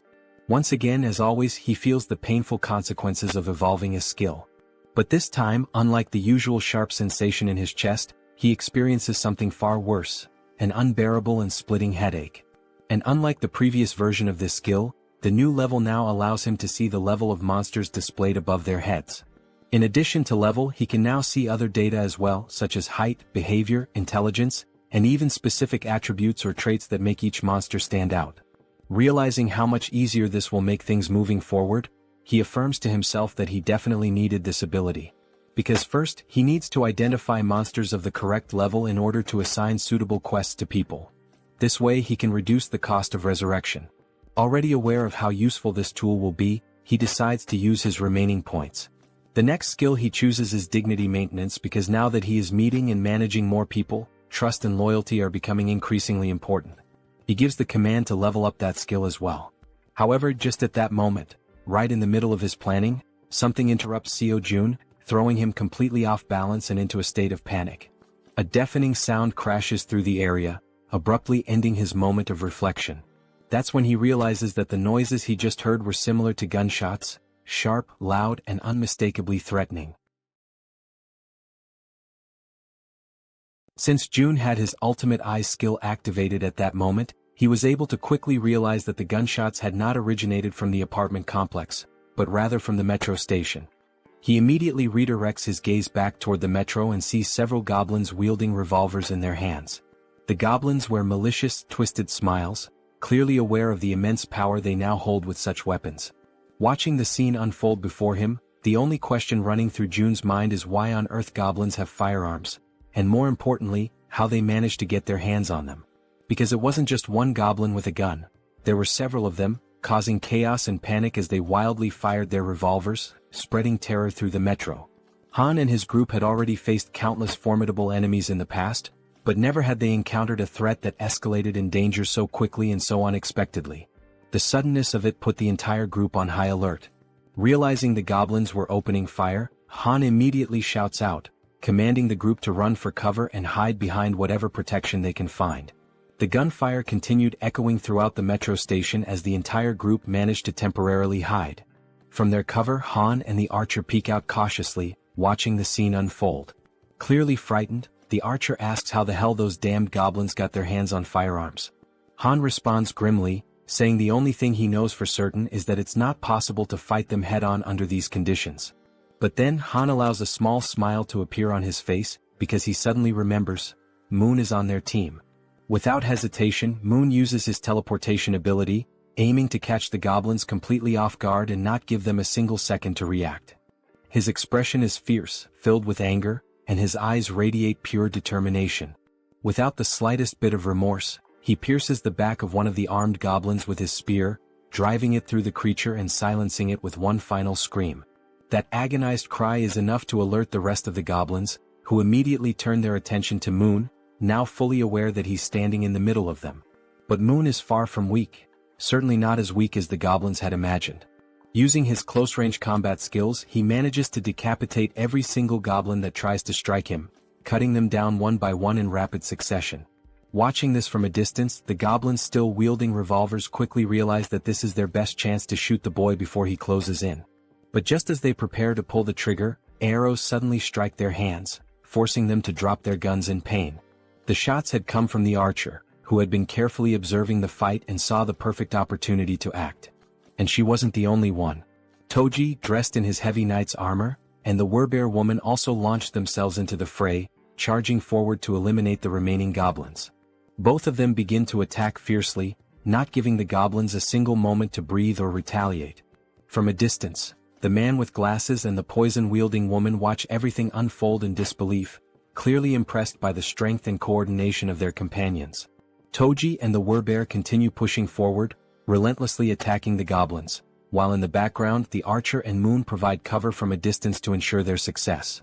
After the battle, Jun shifts his attention back to the revolver and ammunition, inspecting them carefully with the help of his ultimate eyes ability. He then gives the system the command to register both items. The system promptly displays a confirmation that the revolver and its specific ammunition have now been successfully registered. Realizing what he just did, Jun stands silent for a moment, stunned by the fact that he has now added a firearm to the system's inventory. He quickly recognizes that he cannot display this item in the store for the general public to purchase. On the other hand, offering firearms in the shop would come with clear advantages. People would instantly become more active in hunting monsters, and even ordinary individuals below level 10 might start regularly hunting orcs. That means the citizens would bring in significantly more XP and profits overall. However, Jun is also aware of one major problem. He cannot trust all the citizens yet. At this point, he's still welcoming people indiscriminately. In other words, there's no real standard, no vetting process. He's been accepting everyone and providing them with supplies without screening them first, operating under the belief that he can control everyone, no matter what might happen. Of course, the rapid growth of the citizen population has brought many benefits. But everyone knows that things change drastically when firearms are involved. There's no guarantee that someone among this growing crowd won't turn out to be a serious problem.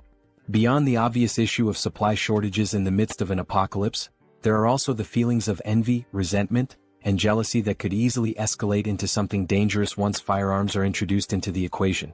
Regardless of motive, accidents happen, and in the worst-case scenario, someone could die. That's when Jun concludes that firearms will indeed be incredibly helpful, but they must only be handed out to verified individuals.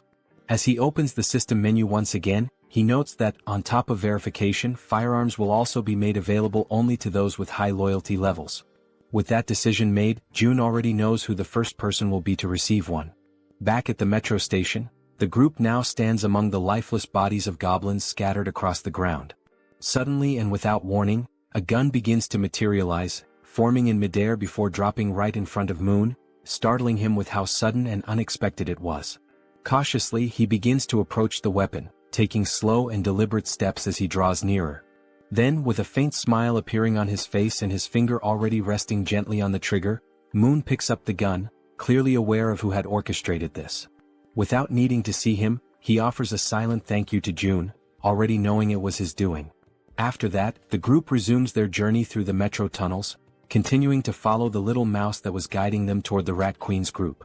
After walking for a while through the underground passageways, they finally arrive at a place that seemed to be the destination the mouse had in mind. They hesitate briefly upon arrival, as the location is closed off by a heavy door that clearly separates and isolates the inside from any outside threats or creatures. Then, as the leader of the group, Han steps forward without hesitation and makes the decision to open the door himself. As the door slowly creaks open, they immediately spot several people inside.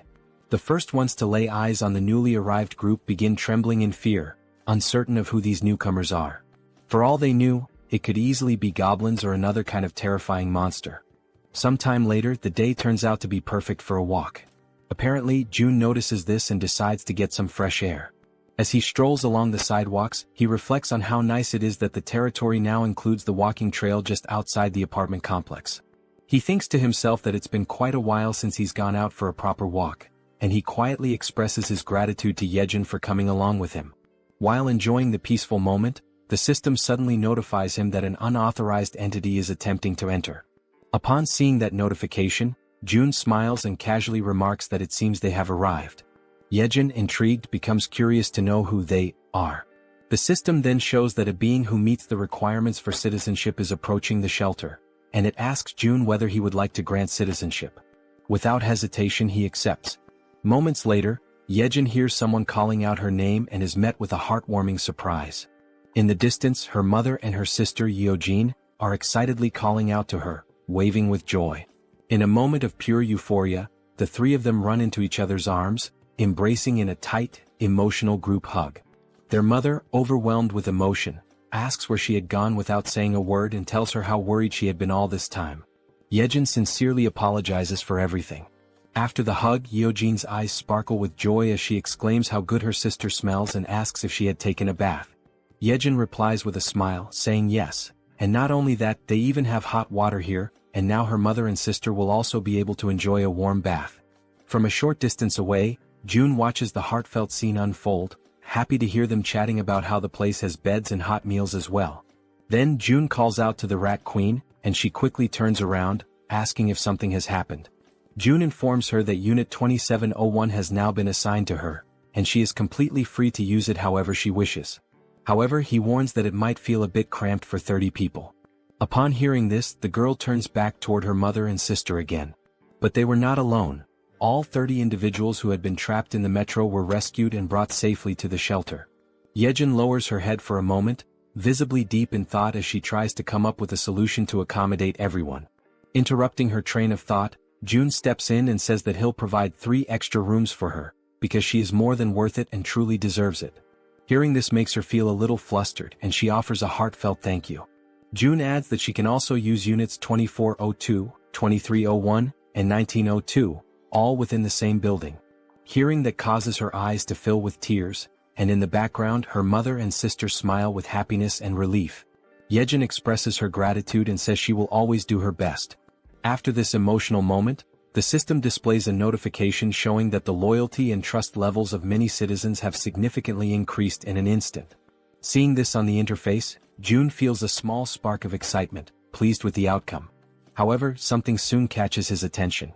He remembers a system feature that was unlocked when he leveled up, but he had never taken the time to check it. The feature is called Guardian Beast Management, and it has a usage limit of 10 times. Just from the name alone, June gets a vague idea of what this skill might involve.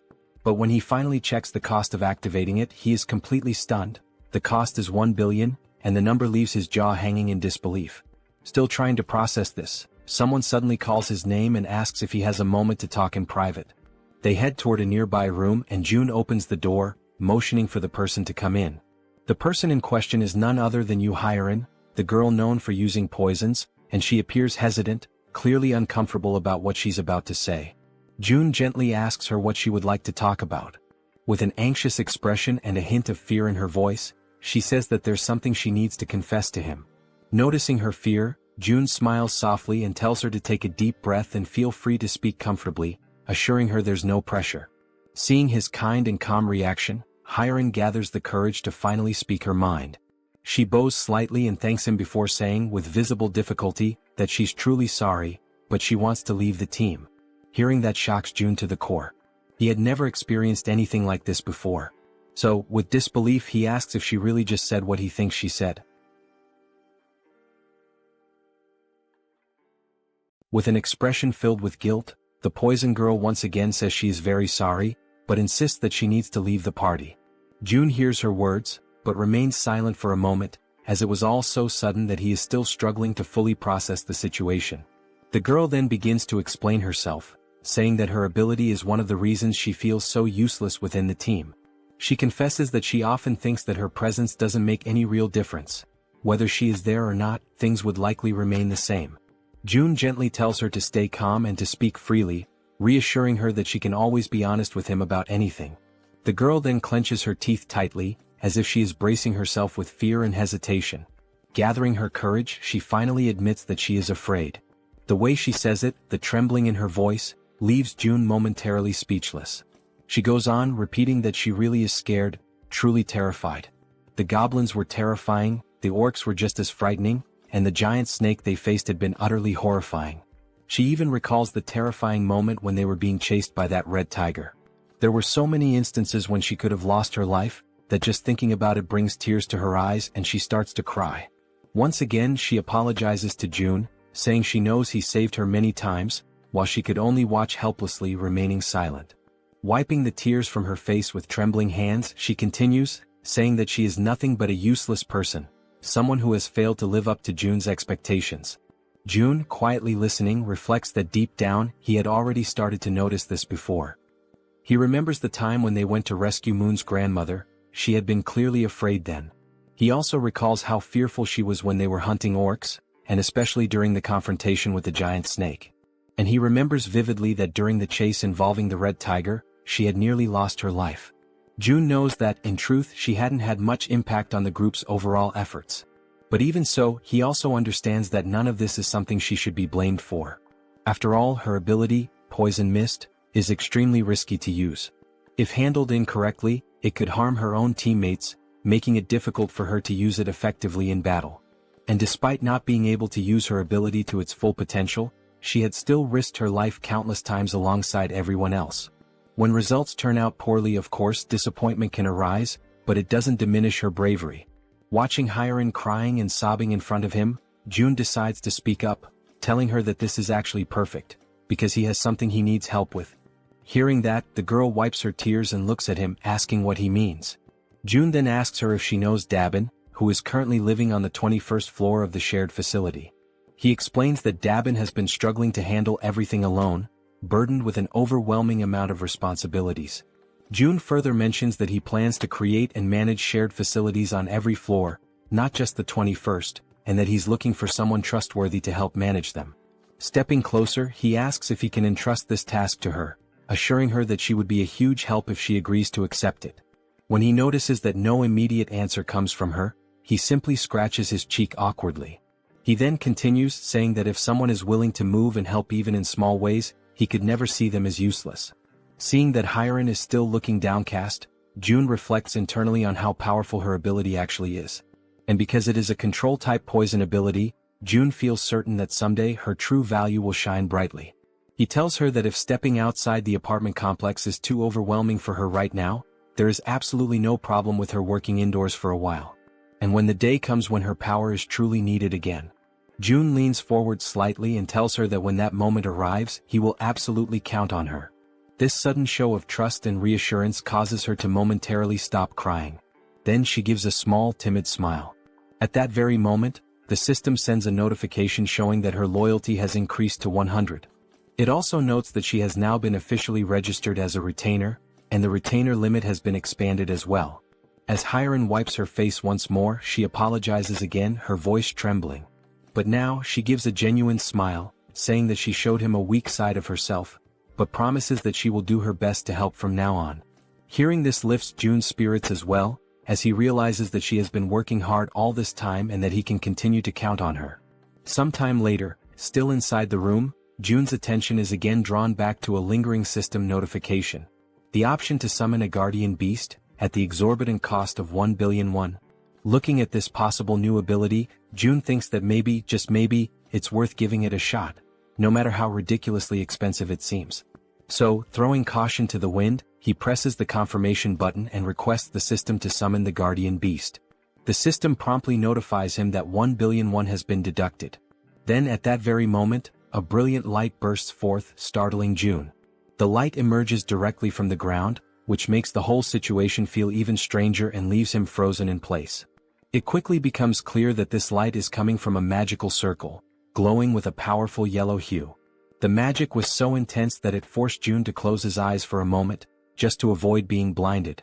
And then, from the center of the magical circle, something unexpected appears. A large egg, leaving June wondering in amazement. What kind of guardian beast could possibly hatch from that?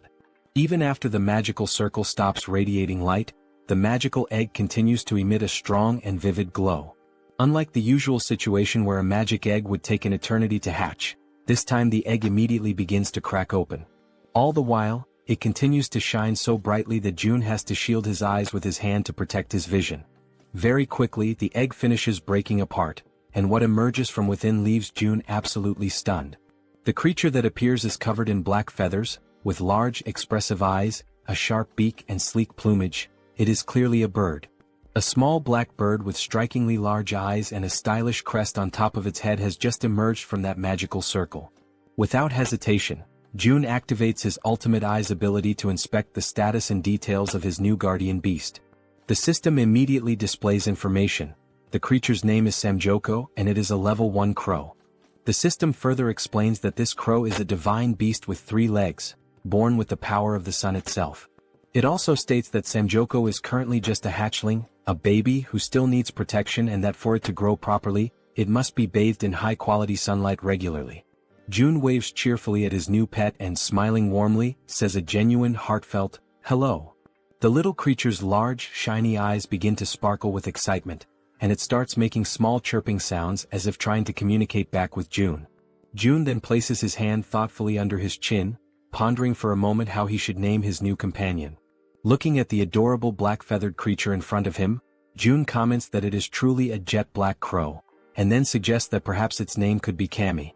Upon hearing the name, the crow's eyes light up even brighter, practically gleaming with happiness. The tiny bird immediately celebrates, chirping excitedly as if shouting out its new name in pure joy. June leans closer and asks the bird if it really likes the name. The 3-legged crow, Kami, responds with even more enthusiastic chirping sounds, almost as if it were trying to say yes, which makes June feel a wave of relief and happiness. However, after some time passes, June notices that Kami just won't stop chirping incessantly. He starts to assume that the little creature must be hungry. A little while later, June offers some snacks to Kami, and the bird seems to enjoy them very much, happily munching away. After devouring the entire packet of snacks, Kami lets out a loud burp, indicating that he has completely filled his belly. And just like that, after the meal, as everyone knows well, drowsiness quickly overcomes the little mascot. Watching the scene, June realizes how easily Kami can fall asleep after eating, and he muses to himself that someday this tiny being will surely grow into a true guardian beast. Crouching down beside him, June says aloud that he wishes he could also fall asleep as easily as Kami does after eating. Just then, something suddenly appears in front of June, a system notification. It shows that Kami's level has increased, and that the efficiency of the solar generator has also increased by 100%. Another screen pops up explaining that the solar generator is a facility that produces electricity using solar energy, generating between 80,000 to 100,000 won per day, and that any excess energy is credited back to the shut-in wallet. Reading this, June has a sudden spark of inspiration, and if things go the way he thinks. He recalls that the 10 new buildings he recently acquired still do not have any solar generators installed. He had already used most of the financing for other projects, and at the time he thought it would be a waste to invest 130 million won for just a 30 million won annual return. But now he chuckles quietly to himself, realizing that with this new change the situation is completely different. As more time passes, the system continues to notify him that Kami's level keeps increasing, and along with it, the efficiency of the solar generator continues to rise. Reading the latest notification, June realizes that the generator's efficiency has tripled almost instantly, going from a 30 million won annual return to 90 million won per year. With a broad smile spreading across his face, June understands that there is no reason to hesitate any longer. Without wasting a second, he gives the command to the system to install solar generators in all 10 of the new buildings. The system promptly displays that the installation will be completed within 24 hours. Sometime later in room 3001, someone rings the doorbell of that room. It is June. From inside, the occupant asks who it is, and June calmly replies that it's him. The door swings open quickly and Fatty appears, asking if something is wrong. June replies with a serious expression that he needs to ask a favor. Still looking surprised, Fatty asks what kind of favor June could possibly need. With a stern, resolute face, June explains that he needs Fatty to safeguard his money. They exchange a few words that the narration doesn't reveal to us, and shortly after that, Fatty is left standing there, completely in shock by what he has just heard. Before all of that, the conclusion that June came to while thinking carefully about the tax collection ability was as follows. If he entrusts a sum of money to a trustworthy citizen and simply lets it sit idle, it will generate profit for him over time. There is an initial 10% tax fee when he donates the money for the first time, but after that, the money starts to produce a 10% profit every month. So, June began to consider carefully whom he could trust enough to handle that money. He went through the status screens of various citizens and then stopped when he reached Choi, also known as Fatty, and noticed the 89 points in trust and 98 points in loyalty. It became absolutely clear to June that it had to be Fatty. His level of trust and loyalty were on an entirely different scale, significantly higher than that of any other citizen.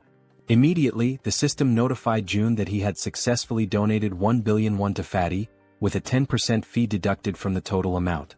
Right after the donation, the system also showed that Fatty's loyalty and trust had increased even further. Still visibly nervous but wanting to confirm, Fatty asked if he really was only supposed to hold on to the money, or if he could maybe use just a little bit of it. That had actually been June's original plan all along, but he had not expected Fatty's loyalty to reach 100, so in the end he replied that yes, Fatty has permission to use a small portion of the money. Still in shock over what he had just heard, Fatty bowed deeply in gratitude, offering a sincere thank you. June in turn told him to stop bowing and said that he trusted him completely. With that matter taken care of, it was now time to move on to the next thing he needed to handle. June went to talk with Dabin, and she asked if she was allowed to choose whoever she wanted. He replied that yes, it was fine, she could choose freely. Then he introduced her to Hyerin, the so-called poison girl, and said she could include her in the team. He added that now that Dabin would be the team leader, he would be paying her double the regular weekly salary. At that moment, Dabin's loyalty increased a bit more. Excited by the sudden raise, Dabin pulled Hyerin close to her and gratefully said she would do her best. Overflowing with energy, she then dashed off with the poison girl, calling out to her and saying they were about to go on their first delivery. Hyerin, trying to keep up, asked Dabin to slow down a little. Watching the whole scene unfold, June felt glad, knowing that the two of them would likely get along very well. And then he realized it was time for a difficult conversation. Over at apartment 2109, June arrived and told everyone that he knew they had all worked hard today, and he asked how they were feeling. Everyone came out to greet June, and Han spoke up to say that they were all doing completely fine, then asked what had brought June to visit them. June explained that, thanks to the monster at Jaehyeon Station, the surrounding area was now considered a monster-free zone, especially the subway tracks. Everyone listened as June said that from Jaehyeon to the next station, there were almost no monsters, and that this was their opportunity, before another monster appears and claims the area. He told them they would have to act first. There was one thing June realized, especially after witnessing Hyerin begging with tears in her eyes. Looking at these people now, he saw that they were risking their lives to fulfill the tasks he gave them. And thanks to Jaehyeon, the queen of rats, they had been able to identify the giant snake at the station ahead of time. If they hadn't, the situation would have been unimaginably dangerous. In a world where death at any moment is a constant possibility, June understood that wanting to keep his family safe, wanting to protect them, could be seen as selfish. But even so, he gave the order. Han's group would go to Jaehyeon Station tomorrow, because he could not give up. The next morning, Cammy was stretching after waking up, and June was having his breakfast. The system displayed that the efficiency of the solar generator had increased, and that Cammy's level had also gone up. As he ate, June felt excited to see that Cammy had already reached level 5. The system then displayed that Cammy was now releasing part of the sun's power, inheriting a portion of the divine beast's abilities, and that June had awakened basic elemental fire magic. The idea of having magical powers caught June a bit off guard, leaving him slightly surprised. Raising one of his fingers, he quietly wondered to himself how he was supposed to use this fire magic. Then, a small flame suddenly appears at the tip of his finger, and he immediately realizes that it actually works. While the flame continues flowing gently from his fingertip, he notices that the sensation feels oddly familiar, and it doesn't take long for him to remember. It is quite similar to the feeling he experiences when he uses the dignity maintenance ability. And if that's really the case, Jun decides to go for a walk outside to test things more freely. As he walks around, he notices that there's no one nearby, and the area is completely quiet. He closes his eyes slowly and begins to use his imagination. He starts to picture a massive flame, one so powerful that it could engulf and burn the entire area around him. Soon, a flame begins to form and grow in the palm of his hand. The flame starts expanding and he can feel the power coursing through his body, spreading from his hand to the rest of him. Then, with a determined movement, he throws the fireball forward. However, this action leaves him disappointed, to the point that all of Jun's earlier enthusiasm seems to vanish in an instant. He stares at the tiny, underwhelming fireball floating in the air, and still feeling let down, he questions to himself whether this small result is really his current limit. It becomes clear to him that this is not a particularly powerful ability, at least not at this stage. But even so, he acknowledges that some things can already be done with it. He summons his gas and then it hits him. If he combines this fire ability with the gas produced by the dignity maintenance skill, it could become a truly threatening force. For now, that is the current level of what he can do, but the potential is absolutely limitless. With this, he can now fuel everything he needs, still have electricity left over, and eventually this surplus can be converted into money, which will then be deposited directly into his shut-in wallet. At that moment, someone arrives singing some kind of tune, and catches the attention of our secluded monarch. It's Jaehyeon, the Queen of Rats, and she's expressing her gratitude for the rest period he allowed her. She says that thanks to him she was able to rest well. Jun replies that he simply gave her the treatment her ability deserved. And besides that, thanks to her help, the range of his own abilities had expanded significantly. Of course he should support her. Smiling, he says that he'll be counting on her again today. He informs her that Han's group is currently waiting at Siamayan Station, and that she should go guide them as soon as possible. Jaehyeon responds that she has already sent rats along the subway tracks, since the rats are capable of reaching Koryang Station without any trouble. Hearing that, Jun's eyes widen as he asks her if something happened beyond Koryang Station. She confirms that yes, something did happen, specifically at Busan Station. She says she thinks it would be better if he saw it for himself. She sits down on the ground and begins to concentrate deeply, activating her ability to control one of her rats over there. Through the rat's vision, they can see that the station is completely destroyed, with debris and rubble possibly blocking access. And on top of that, the area appears to be flooded with water. Seeing this through his ultimate eyes, Jun quickly realizes that there's no way to get through that place in its current condition. Jaehyeon comments that now that he has seen how the tracks are, that's precisely why she sent rats ahead. But then, she saw something far more alarming, a scene of chaos and total destruction. Using his own abilities, Jun sees the same thing. Not a single building remains standing over there. Everything is destroyed. He asks himself, stunned, what on earth happened in that place. One of the rats moves closer to a hole in the ground, which turns out to be some kind of crater. Jun wonders what that thing could possibly be. Then the rat adjusts its position, and only at that moment does it become clear. That crater is actually a footprint, likely left behind by some kind of giant. Only then does Jun understand that the problem in that area is far more serious than he had imagined. That explains why there are no intact buildings and why even the roads are completely destroyed. Then suddenly, Jun feels a tremor at that exact moment, something that resembles an earthquake.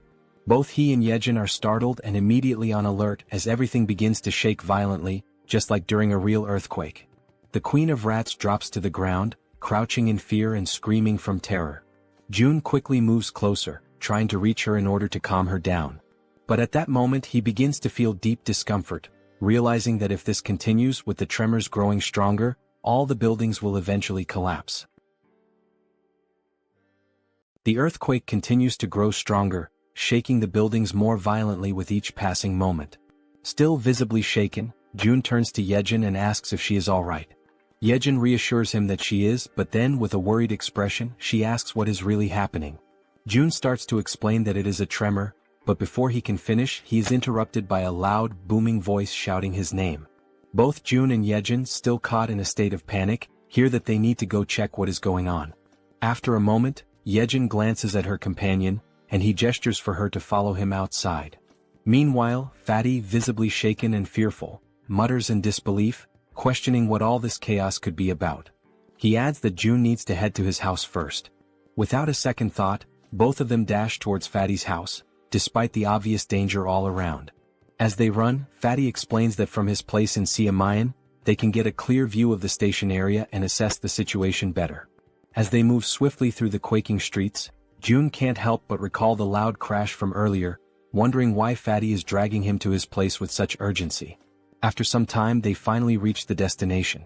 Upon opening the door, June is met with the sight of Fatty and his wife, both overwhelmed with fear and anxiety. Fatty quickly points towards the balcony, urging June to take a look. As June steps out onto the balcony and takes in the view, he becomes utterly shocked and paralyzed, his mind racing as he wonders why it always has to be some kind of madness. Outside, a gigantic, fearsome cyclops looms over the city, with sharp fangs and imposing horns, mercilessly destroying everything in its path. As the monstrous creature continues to demolish buildings with sheer brute force, June, still in a state of disbelief, summons everyone back to regroup. The group, now gathered, looks at one another in confusion, uncertain about the reason behind June's sudden call. When they reach Fatty's house, Han and Moon speculate about whether the earthquake from earlier might be linked to what's happening now. But suddenly when they glance ahead, they are all left frozen in terror as they spot the terrifying Cyclops approaching. While they helplessly watch the giant creature crush and topple massive buildings, the group can only question in disbelief what that monstrous being in front of them could possibly be. The Cyclops, consumed by unbridled rage, continues to smash and pulverize everything in its vicinity with its powerful fists. Then Han shouts out, desperately wondering what on earth is going on, while Fatty points out that the Cyclops is moving closer to their location, urging June to take a look. Feeling overwhelmed, June, in a state of panic, acknowledges that they have to do something, but he has no idea where to even begin.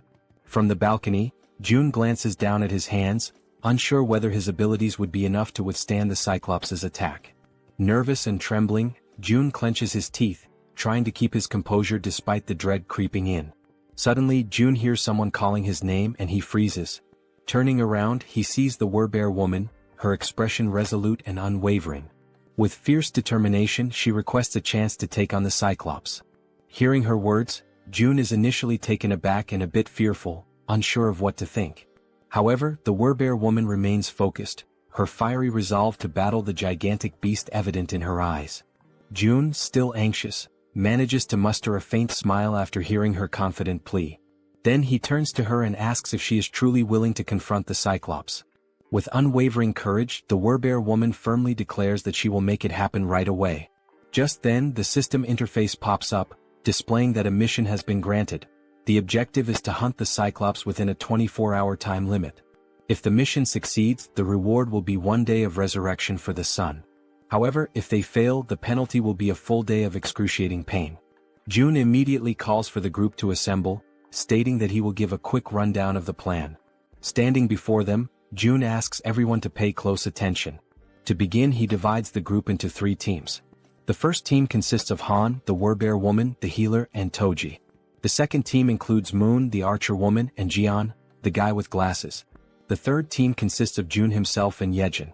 June states that he will take charge of their current area, while the others must quickly move to their designated positions, emphasizing that he is counting on their effort and bravery. Following this, the group members race through the streets, each heading to their respective locations with a determined focus. Somewhere else, June hears his name being called again. When he turns around, he sees Hyeon, who, after surveying the area, confirms that June was right. The individuals with military experience are positioned at the main gate, while the other residents are gathered in the underground parking lot. Smiling in relief, June thanks her for the efficient work and suggests that she move to the underground parking lot as well to continue assisting the others. However, Hyeon, with her gaze fixed firmly on June, states that she wants to contribute more, despite her body, especially her trembling hands, clearly revealing her fear and nervousness. Hearing this unexpected declaration, June is momentarily taken aback and, with a hint of concern, asks her if she is really sure that she will be okay. Hyeon, lowering her head while tears well up in her eyes, admits that she is indeed scared. Yet, almost immediately, she lifts her head with newfound resolve and declares with a spirited voice that she will strive to be brave. Feeling a sense of relief and admiration, June allows a faint smile to appear on his face. He then turns around and calls for Jaehyeon and Hyeon to accompany him to the main gate. Upon arriving at the designated location, June promptly begins a quick survey to assess how many residents have previously completed military service. After gathering the necessary information, he discovers that out of more than 1,200 residents, only 101 people have that experience, which he concludes is ridiculously low given the circumstances. Suddenly, one of the residents, a man wearing a red jacket, raises his hand and hesitantly asks what they are supposed to do. Before addressing the question, June inquires about the twins and the red-haired man, wanting to know their whereabouts. As soon as he hears this question, the man in the red jacket scratches his head nervously, his entire demeanor shifting as unease visibly takes over his body. In that instant, June, with a sharp intuition, realizes something that catches him completely off guard. They ran away. He quickly notices that not only did the twins and the red-haired man escape, but they were also accompanied by hundreds of other people who fled to the underground parking lot. Anger immediately surges through June's veins, and he clenches his teeth, feeling utterly furious at their cowardice. Without hesitation, he calls them cowards, his voice filled with a mix of disappointment and frustration. With every pair of eyes now focused intently on him, June raises his voice to address everyone present. He declares that those who have chosen to stay behind and fight did not risk their lives out of foolishness. They made this choice because they know that if they do not stand their ground and fight, everyone will die. He emphasizes that each one of them is not only protecting themselves but, more importantly, defending their precious families. June continues, recalling something he once heard: courage is not the absence of fear, but the decision to act despite it. It is a choice, a conscious decision to face danger despite being afraid. He then concludes by stating that in a world overtaken by fear, survival depends on the brave. And these people standing here today are precisely those brave individuals. Finally, he thanks everyone for their presence and willingness to stand their ground. After finishing his speech, June opens the system window and proceeds to purchase 101 weapons and ammunition. As soon as the transaction is completed, the weapons and ammo begin to materialize right in front of everyone, leaving the crowd stunned and wide-eyed with disbelief. At that moment, the system promptly notifies that XP and participation in the liquefaction process have increased by 100%, indicating that their efforts and willingness to fight have been recognized. June instructs the residents to pick up the weapons and ammunition that have appeared before them. One by one, they cautiously reach out and take the weapons, their expressions reflecting a mix of shock and awe as they hold the newly acquired firearms in their hands. Then, with a firm and resolute tone, June assures them that those who have chosen to face their fears will be duly rewarded. Turning around sharply, he activates his absolute eyes ability, his gaze now burning with unwavering determination. In a calm yet commanding voice, he declares that the chaos is only just beginning. Meanwhile, the Cyclops, with his fangs bared and overflowing with uncontainable fury, charged forward into the attack without a moment's hesitation, driven entirely by instinct and rage. At the same time, Han, positioned carefully outside the Cyclops' field of vision, was holding a solid iron bar, waiting silently and patiently for the perfect moment to strike. With a fierce and determined expression etched across his face, Han gripped the iron bar tightly and raised it with both hands, initiating his carefully calculated attack. In one swift and precise motion, he hurled the iron bar directly toward the Cyclops with all the strength he could muster. The projectile hit its mark, violently piercing through the creature's leg and immediately causing blood to gush out in a gruesome display. Caught off guard by the unexpected assault, the Cyclops turned around sharply, his monstrous body twisting as he directed his gaze toward the source of the attack. His fiery red eyes locked onto Han, the one who had dared to wound him, and for a moment, time seemed to stand still as Han remained frozen, paralyzed with fear in the face of the towering monster. Han clenched his teeth and furrowed his brow, panic flooding his senses as he struggled to process the overwhelming danger standing directly before him.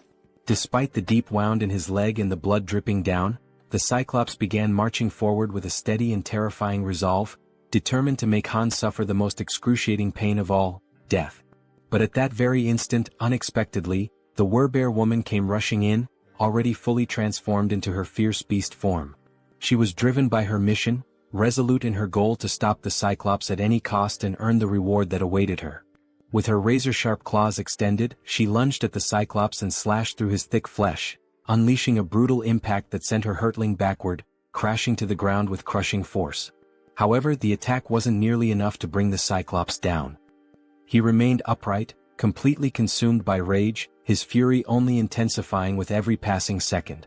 With a cruel and merciless grin spreading across his monstrous face, the Cyclops lifted the same leg Han had wounded. Summoning all his wrath, he delivered a savage and hate-filled kick straight at the Werbear woman. She was sent flying through the air with terrifying force, soaring from an unimaginable height, the wind violently whipping around her as she fell. Her cries of resistance sliced through the air until, finally, her body crashed with tremendous violence against the ground, as though the very heavens themselves had rejected her. The Cyclops' brutal attack left the Werbear woman lying motionless on the floor, her body shattered and completely drained of strength, now utterly defenseless.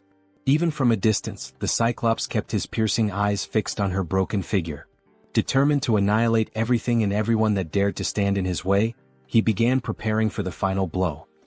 He swiftly raised his arm, ready to strike and end her once and for all, but then a loud shout echoed through the air, grabbing his attention and halting his motion. The shout, amplified by a white megaphone, rang out clearly, calling him an idiot and stopping him mid-attack. It was Toji who held the megaphone, and he continued to shout, insulting the Cyclops by calling him a lard-faced monster, pushing the creature's rage to new heights.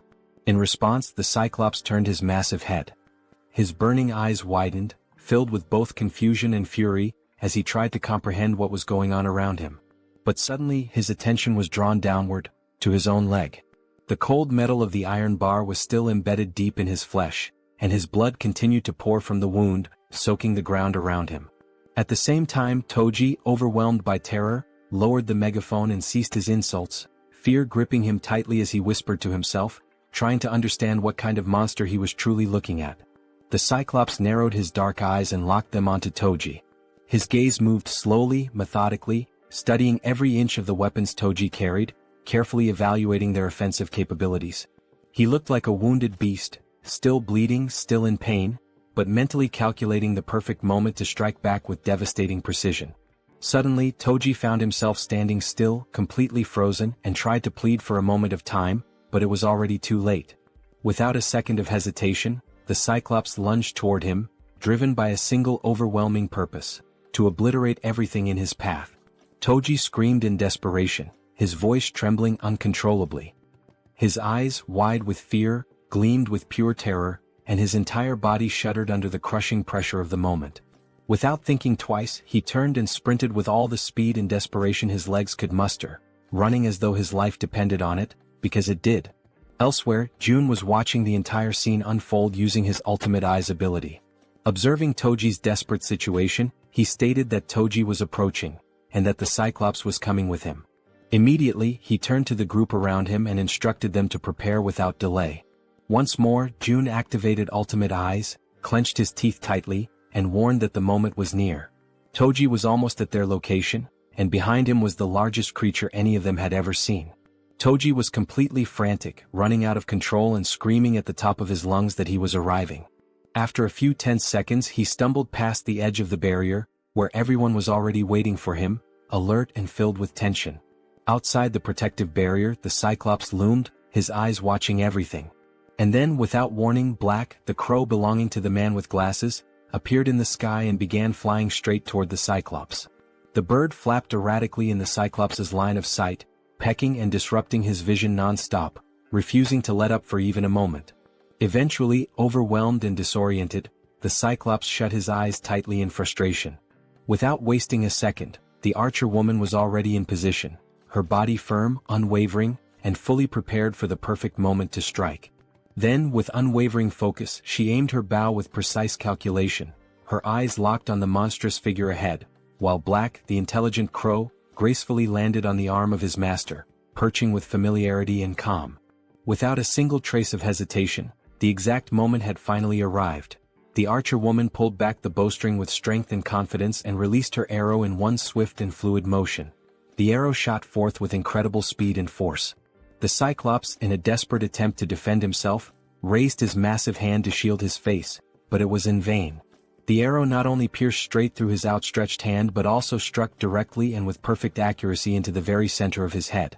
Immediately after, Moon appeared, soaring high above the Cyclops with steady flight.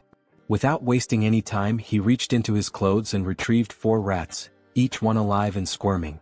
Then, with firm resolve and no hesitation, he hurled all 4 rats directly toward the Cyclops' mouth, which was wide open as the creature roared in agony from the arrow embedded in his face.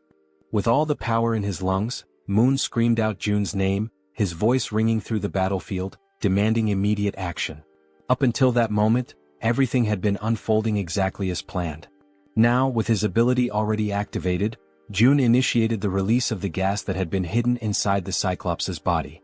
At that exact instant, the creature's eyes flew open, and despite the intense pain radiating from the arrow lodged within them, he seemed to forcefully ignore it. The Cyclops slowly lowered his massive head and looked down at his abdomen with a focused and steady gaze, as if noticing something unfamiliar. He took in a long breath, bracing himself for whatever was about to come next. Soon after, Jun raised his arm firmly and pointed it straight at the Cyclops. His face remained calm, composed, entirely devoid of fear. In his mind, there was an unshakable conviction. When the opportunity to end that terrible battle finally came, there would be no room for doubt, only the resolve to bring everything to a close decisively and completely. He activated a magical attribute, conjuring flames that danced around his hand and crackled with energy. After a tense heartbeat of silence, a massive explosion erupted from within the Cyclops' body, sending thick, dark smoke billowing into the sky and spreading outward like a storm cloud. Within the suffocating haze, the Cyclops appeared to be unconscious, his body stunned and overwhelmed by the force of the explosion. His gigantic form remained completely still, unmoving, while the entire atmosphere became heavy with tension and anticipation. The townspeople stood frozen, stunned, their mouths hanging open in disbelief, until one among them noticed that the towering giant was beginning to lean more and more over the barrier. Meanwhile, Jun stood his ground and insisted, with a strong and commanding voice, that everyone remain in position. He encouraged them to hold on to hope, even as the danger loomed right before them. Quickly analyzing the situation, he realized that almost everything was proceeding according to the plan.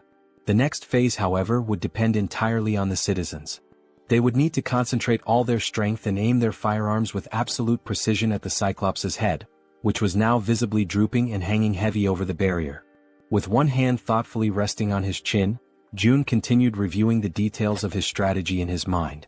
Deep down, he wished that, if possible, the final blow could be delivered by one of his loyal subordinates. His train of thought, however, was abruptly interrupted when Fatty approached, visibly nervous and trembling all over. Unable to speak a single word, Fatty simply pointed frantically behind Jun, urging him with urgency to look. Trying to calm him down, Jun replied that the Cyclops was going to fall onto the barrier no matter what. But when Jun turned fully around and saw for himself, his entire expression changed in an instant. To his shock and horror, the explosion had not been powerful enough to bring the Cyclops down. The massive creature was still standing, firm and steady, his terrifying eyes locked directly onto Jun. Paralyzed by fear, Jun struggled to comprehend the horrifying reality unfolding before him. His wide eyes were filled with pure panic, unable to believe what he was seeing. Beyond the safety of the protective barrier, the Cyclops remained upright and unshaken, exuding an aura of dominance as if daring anyone to try and stop him. Without a moment's pause, the Cyclops lifted his arm with merciless strength and brutal determination. His fists clenched tightly, as if they bore the weight of a final decision that could not be reversed. And then, in one explosive movement, he brought his massive arm crashing down with devastating force. The very air around him trembled from the impact. The collision reverberated like thunder against the protective wall, shaking everything around it and sending a shockwave through the surroundings that echoed with raw power. After the violent impact against the shield, the system immediately issued an alert, indicating that an unauthorized entity was attempting to enter the protected zone. For a brief and tense moment, Jun and all the people around him were overwhelmed with fear and uncertainty. However, as the seconds passed and they realized they were still alive, Jun understood that he had, in fact, managed to block the devastating attack from the towering Cyclops. At that very moment, Fatty cried out, urging everyone to begin opening fire. Though still visibly shaken, the group quickly prepared themselves, raising their weapons and firing at the colossal enemy looming before them. Most of the gunfire struck the Cyclops directly in the eye, causing him to howl in unbearable pain. Meanwhile, Jun began to sense that although he had successfully blocked this latest attack, they would not be able to withstand repeated blows of the same magnitude. He knew all too well that even a single unblocked strike could prove to be fatal. Realizing this, he also decided it was time to act.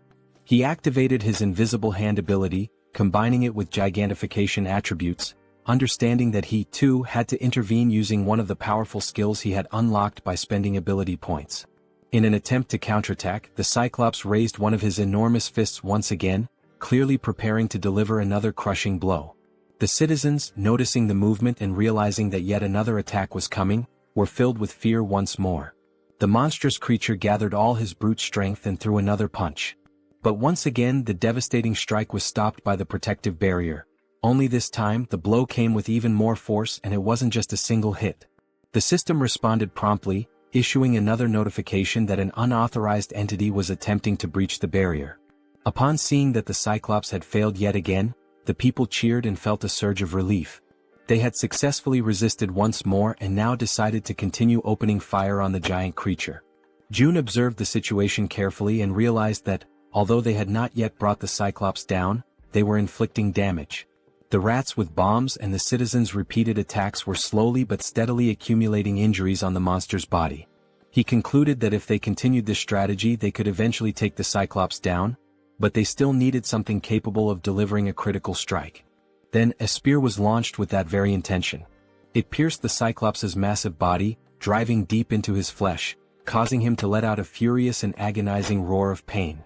It had been Han who hurled the spear, and June felt a wave of excitement and hope. He had been expecting this moment. Alongside Han stood the Werbear woman and the healer, though she already appeared to be exhausted and worn from exertion. Enraged and roaring with fury, the Cyclops turned his full attention to Han's group. June, trusting in Han's abilities, declared to himself that he was now counting on him. Without wasting time, he opened the system interface and gave the command for it to summon multiple spears. The weapons materialized instantly beside Han, whose eyes now reflected a deep and unshakable conviction. Without hesitation he began launching the spears toward the giant enemy. The spears flew through the air, striking the Cyclops from various angles. The giant did what he could to defend himself, raising his arms and trying to block the incoming projectiles. But the assault didn't stop. More and more attacks rained down upon him. In addition to the spears coming from the front, others began descending from above, and he was unable to defend from all sides at once. These overhead strikes came from the archer woman, who had resumed her attacks, assisting Han by shooting from a higher vantage point. The assault continued in coordination, Han attacking from the front and the archer woman supporting from above. At that exact moment, the system sent a notification to June stating that Cammy's level had increased. For a brief second, June thought this might not be the best time for the system to be bringing up status updates. Yet the system continued, revealing that Cammy had partially unlocked the power of the sun, inheriting a portion of the guardian beast's strength. Furthermore, Cammy's basic fire magic had evolved into intermediate level fire magic. The system also reported that Cammy had detected an intruder trying to enter the territory and was requesting energy release. Reading this, June paused, reflecting deeply on the energy release request. He was almost certain that the intruder being referenced was the Cyclops. Now he wondered what Cammy would be able to do with the energy. Despite his uncertainty, June gave the command to authorize the energy release, and just like that, 300 million won were consumed. Cammy then began drawing in power from the solar generators. All June could think about at that moment was how extremely expensive that decision had just been. The energy kept flowing steadily from the generators, and June noticed that it was being funneled toward his room, where Cammy had been stationed. After a moment, the transfer of energy finally stopped. And when June turned to look behind him, he saw something he hadn't expected. It was Cammy, his three-legged crow. But the creature no longer looked the same. This time, Cammy appeared transformed, with a sharper beak, larger wings, and a presence that radiated power and majesty. He was no longer the small, cute bird he used to be. Now he was larger, had 3 glowing eyes, and emitted an aura of a true guardian. Then Cammy began to concentrate a powerful fire attack in his beak. The Cyclops, focused entirely on his current opponents, had not yet noticed the bird's presence, until he finally sensed something emitting light directly behind his back. With no further delay, Cammy unleashed his fiery attack, and the sheer power of it left all the citizens, including June, completely stunned and amazed by the incredible magnitude and strength of the blast. The powerful blast unleashed by Cammy strikes the Cyclops directly in the back, and with immense force, it pierces through the creature's thick body. Immediately after the impact, the enormous Cyclops begins to collapse, crashing heavily onto the ground. He lets out a guttural scream of agony as blood starts pouring from his mouth, a sign of just how fatal the attack had been. While Han stands still, watching everything unfold without any visible reaction, someone else takes the initiative and moves forward without hesitation. The Werbear woman leaps toward the fallen Cyclops, aiming to deliver the final blow and end the creature once and for all. From the Cyclops' limited point of view, all he can see is an enormous, furious bear charging at him with full speed and fury. In just a matter of seconds, the Werbear woman successfully finishes the Cyclops, ensuring that the threat is completely eliminated. The system then sends out a notification. A level 51 Cyclops has been hunted down. As a result, a massive amount of experience points and a large sum of 1 have been awarded. Additionally, the system displays that several skill levels have also increased as a consequence of the battle. Seeing this, Jun is immediately reminded of what always happens to him whenever his skill levels increase like this. As expected, he begins to feel the familiar and agonizing pain that always accompanies the evolution of his abilities. The effective range of his skills expands even further, now reaching much farther than it did before, giving him more influence and control. The system then flashes another message on the screen, congratulating Jun for successfully declaring the entire apartment complex as a unified refuge, and confirming that a large deposit of 1 has been transferred to his account. Unable to bear the overwhelming pain, Jun falls to his knees on the ground, clutching his body as the surge of new power courses through him. At that moment, Cammy lands right beside him, having returned to his normal, small form.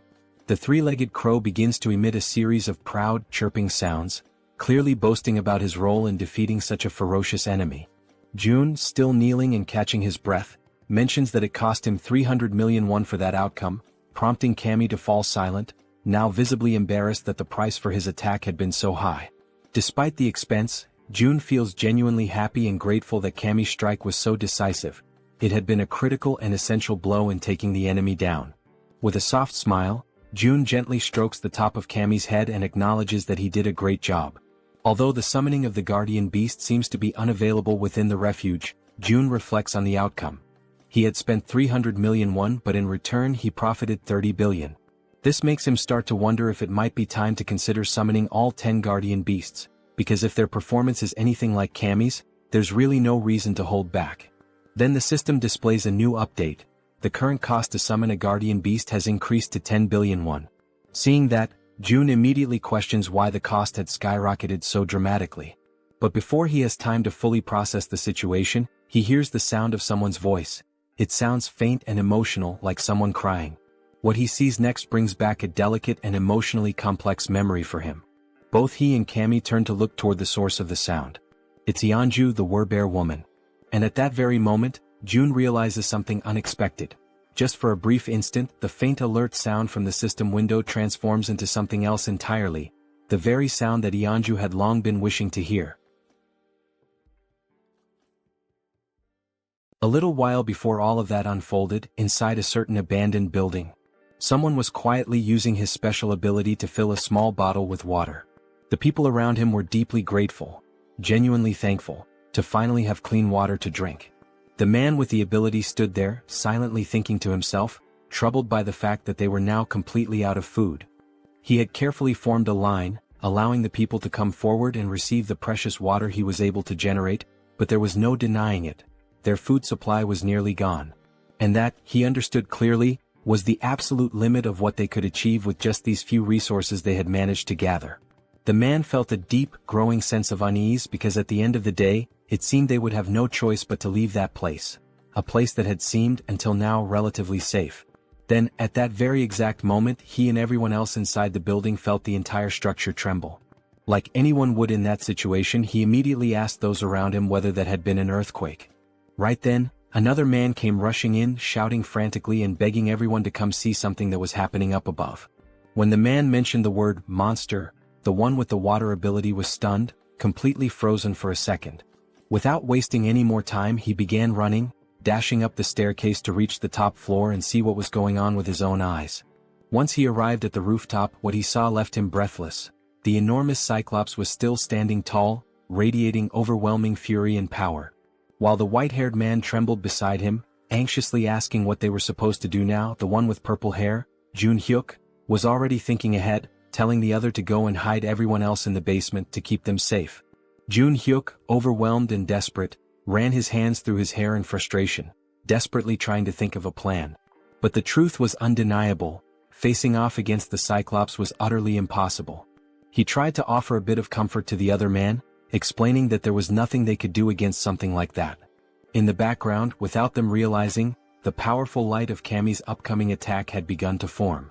The men could only speak in hushed, fearful tones, saying that all they could do now was pray that the monster wouldn't find its way to them. And in the background once again the Cyclops was being obliterated. That moment caught them completely off guard. They had no idea what had just happened, what kind of power had been unleashed. But when Hyuk saw it, when his eyes truly grasped the scene in front of him, he knew right then and there that this power, it too came from an awakened but someone on a level far beyond his own. Hyuk then called out to the silver-haired man, addressing him as Hyun, and told him to gather the people. Hyun, utterly shocked, asked him if he had lost his mind. Was he really suggesting they go toward that? But Hyuk was certain. Even though he didn't know who the awakened one was, he had no doubt about what needed to be done. If they truly wanted to survive in this wretched, merciless world, they had to stand beside the person who possessed the kind of power capable of bringing down a creature like that Cyclops. As they began walking toward Jun's location, the people silently hoped, prayed, that whoever they were going to meet would be someone good-hearted, because they had no other options left. Their fate was entirely in the hands of chance now. They eventually arrived at the apartment complex and immediately suspected that this must be the place. After all, the buildings were still intact, completely untouched in a world otherwise devastated. Hyun, walking ahead of the group, remarked with disbelief, wondering how such buildings could remain standing in a world that had fallen apart. But then he suddenly smacked right into some kind of invisible barrier. Right after that, a message appeared in front of them from the system, declaring that entry was prohibited. Another message followed immediately, asking them whether they would like to obtain citizenship. They confirmed the prompt, and the system quickly responded, showing that they had been successfully granted citizenship. However, along with their new status came an initial quest. They were instructed to proceed to Jun's apartment on the 30th floor. Once they arrived there, Jun was already waiting to receive them. Strangely, he was already calling them by their names, despite the fact that they had never met before. Jun introduced himself as well, calmly stating his own name. At that moment, Hyuk felt something deep within, an instinctual certainty that this man standing before them was the one responsible for forcing the towering Cyclops to its knees. And now that he was face to face with him, his instincts were screaming louder than ever. Without hesitation, Hyuk reached out, took Jun's hand in his own, and introduced himself, earnestly asking Jun to take care of them. Because in his heart, he knew this was a moment he must never let slip away. Elsewhere, in a quiet and peaceful place, Yeonju, the were-bear, was gently serving a warm meal. This time, a bright and genuine happiness could be seen in her eyes as she cheerfully called out the name of Siwoo. Siwoo was her little boy, her beloved child, who was happily eating, and she lovingly asked him if the food tasted good. With a big smile he replied that it was absolutely delicious. The small boy then turned to his mother with innocent curiosity and asked whose birthday it was, because they were having seaweed soup, a dish traditionally served on birthdays. She responded with a warm and affectionate embrace, hugging him tightly while he told her how much he loved that particular food. At that very moment someone opened the door. It was Jun. Upon seeing him, the little boy excitedly called him Wizard Uncle. Yeonju asked Jun whether everything went smoothly with the new residents, and he confirmed that it did. He had already provided them with food and a place to stay. Then Jun apologized for something, and Yeonju, curious, asked why he was suddenly saying sorry. He explained that the newcomers wouldn't be able to leave the house, and that he hadn't expected that restriction to be in place. However, Yeonju didn't seem the least bit concerned about that detail. She calmly replied that just being there, together like that with her little boy, was more than enough for her. Holding her son even more tightly in her arms, she said with sincerity that she was truly content now. Right after that, the system displayed a message stating that her loyalty had increased significantly, officially registering her as a retainer. But even if the system had said nothing, Jun could already tell, through her expression, her voice and her gentle actions, that her heart was full. He could feel Yeonju's emotions clearly, without any need for confirmation. More time passed in peace. Mother and son continued enjoying their time together, now watching television side by side, smiling and sharing laughter. And during that simple, tranquil moment, Jun found himself reflecting deeply on his own family, on how long it had been since he had last seen them. He wondered how they were doing, if they were eating well or if they were possibly sick. He closed his eyes and imagined the worst, thinking that something terrible might have happened to them in this chaotic world. Right then Cammy appeared, making a bit of noise.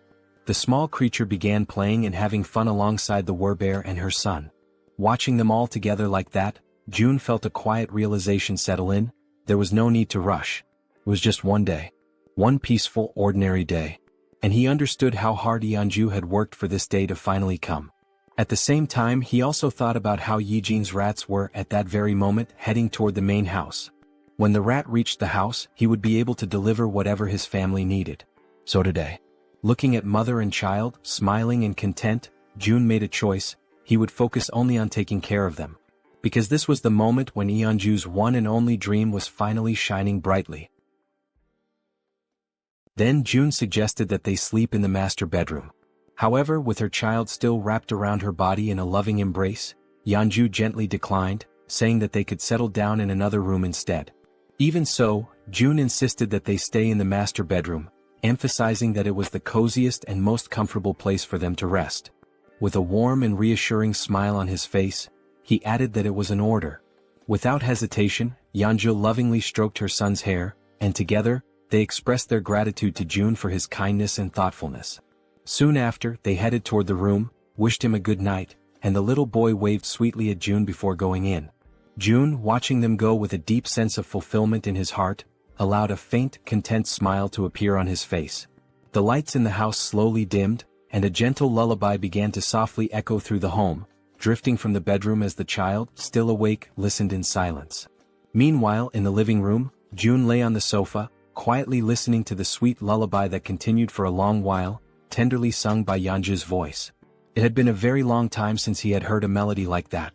Yet somehow, just by hearing it, his body began to relax and his eyes gently closed, just like a child falling asleep in their mother's lap. A new day dawned quietly and peacefully. June began the morning enjoying a breakfast lovingly prepared by Yeonju and her little boy. Afterward, they all settled comfortably in the living room to watch the boy's favorite cartoons. The child could barely contain his excitement, laughing at every scene as if he were seeing it all for the very first time. Soon, Saiwa began chasing after Cammy, who had been peacefully basking in the sunlight, until being abruptly interrupted, which clearly did not please the creature. Later, after exploring every new toy they had, Yeonju, her son, and June laid down on the floor together for a brief nap. Between colorful scribbles and laughter, they drew pictures, and every second of the day was filled with joy and cherished with genuine happiness. But time waits for no one. With Cammy perched on his shoulder, June quietly wept, consumed by the silent grief of having only been able to offer a single day of life to Yeonju's beloved son. Soon after, Yeonju knelt down on the floor, saying her final goodbyes while holding her son tightly, pouring all her love and strength into that embrace. Still too young to fully understand the intensity of that moment, the boy asked innocently if she was crying. With tears already streaming down her face, she struggled to keep her voice steady and calmly whispered that she wasn't crying. But with his tiny hand resting gently against her cheek, he could feel the tears slipping down her face. So softly, Saiwa began wiping away her tears, doing his best to comfort her and asking her, ever so kindly, not to cry. Yeonju held him tightly again, and in a trembling voice she finally admitted that she was afraid of the world, because a world without him was far too terrifying. Then, filled with the innocence of a child, the boy simply called her Mom, and assured her, with unwavering confidence, that he was right there beside her. Those words, so pure, so genuine, caused Yeonju to break down even more, tears overflowing from the sheer weight of her sorrow and desperation. Even as Saiwoo continued trying to reassure her, Yeonju remained in tears. Yet still he took a step back, slowly pulling away from her arms. Looking her directly in the eyes, he firmly promised that he would always be by her side. Gripped by despair, she called his name with a choked voice. But without hesitating, he continued to walk toward the setting sun, while behind him, she shakily called out that she still had so much left to do for him. Then suddenly he stopped. He turned around slowly and with a gentle smile full of warmth and joy, he said that he loved her, just as his body began to dissolve into the light. At that exact moment, upon hearing those words, she froze. Still kneeling on the ground, her body began to tremble, and the overwhelming pain made it almost impossible for her to respond. But as all mothers do, even in the midst of unimaginable pain, she smiled through the tears and managed to whisper back a quiet, "I love you." And with those final words, Siwa said goodbye with a peaceful smile on his face. In the blink of an eye, his body vanished completely, and Yeonju's hand, overtaken by the unbearable pain of saying farewell, collapsed limply to the floor, while June watched her silently, deeply concerned and heartbroken by her side. Soon after, she tried to stand, but the pain she felt was so overwhelming, so crushing, that her body simply wouldn't allow her the strength to rise. Moved by the scene unfolding before him, June could only think that hope is like a delicate flower that chooses to bloom right in the middle of despair. With his eyes closed tightly, he came to a painful conclusion. Those who cling to hope must be prepared to face the darkest depths of despair, no matter how cruel. Then he extended his hand to her and gently urged Yeonju not to lose herself in grief, reassuring her that this moment was not the end. At that, Yeonju lifted her head, turned toward June, and in a hesitant, trembling voice, she asked if that was really true, if this wasn't truly the end. With unwavering conviction, June answered that if there was even the slightest chance, he would bring her son back, again and again, as many times as it took. His words ignited a new spark of hope, and Yeonju received them with a renewed sense of determination and strength. At that exact moment, the system displayed a notification. Yeonju's trust level had reached 100%, and she had obtained primordial vitality. The scene then shifted to the red-haired man, who was screaming with uncontrollable rage and fury. The twins, who had been silently listening to everything that was being said, became visibly frustrated when they realized that the standard spear, the orc spear, and all the money the red-haired man had painstakingly saved had vanished completely without a trace, leaving him utterly disoriented and at a loss for what to do. The red-haired man, clearly agitated, asked about his brother's belongings. His brother then explained that, when he had woken up, every single one of his possessions had disappeared without warning or explanation. Following this, the other twin chimed in and explained that many other people had experienced the same mysterious loss of their items. He pointed out that there was a specific pattern among these incidents. All of those who lost their belongings had not been present when the summoning occurred for those who had previously completed military service. Then one of the twins turned and stated that they should have returned to that place earlier. Suddenly, and completely without warning, he was violently grabbed by the collar of his shirt and pulled with force. The red-haired man, overtaken by a wave of anger, demanded to know if the twin was trying to place all the blame for what had happened squarely on his shoulders. Quickly, the twin clarified that he had misunderstood his words. Even so, the red-haired man remained furious, raising his voice even more as he shouted with escalating rage, insisting that they had all agreed from the very beginning that it was a foolish decision to follow June's orders. Faced with the rising tension, the brother, already clearly anxious and losing his patience, admitted that, indeed, June's plan had been a foolish one from the start. Hearing this, the red-haired man finally released his grip on his brother's shirt. It was only then that it dawned on him. He might have been expelled because of his own actions. Now tense and nervous, he remembered that there had been only one similar case in the past. He began to recall the story of a man who had tried to get involved with an underage girl. That man had been caught in the act and was immediately expelled, only to be found dead in the middle of the street shortly afterward. As he continued reflecting on the situation, he came to the unsettling conclusion that even now, with the appearance of that giant and all the surrounding chaos, the survivors still gathered in abandoned apartments.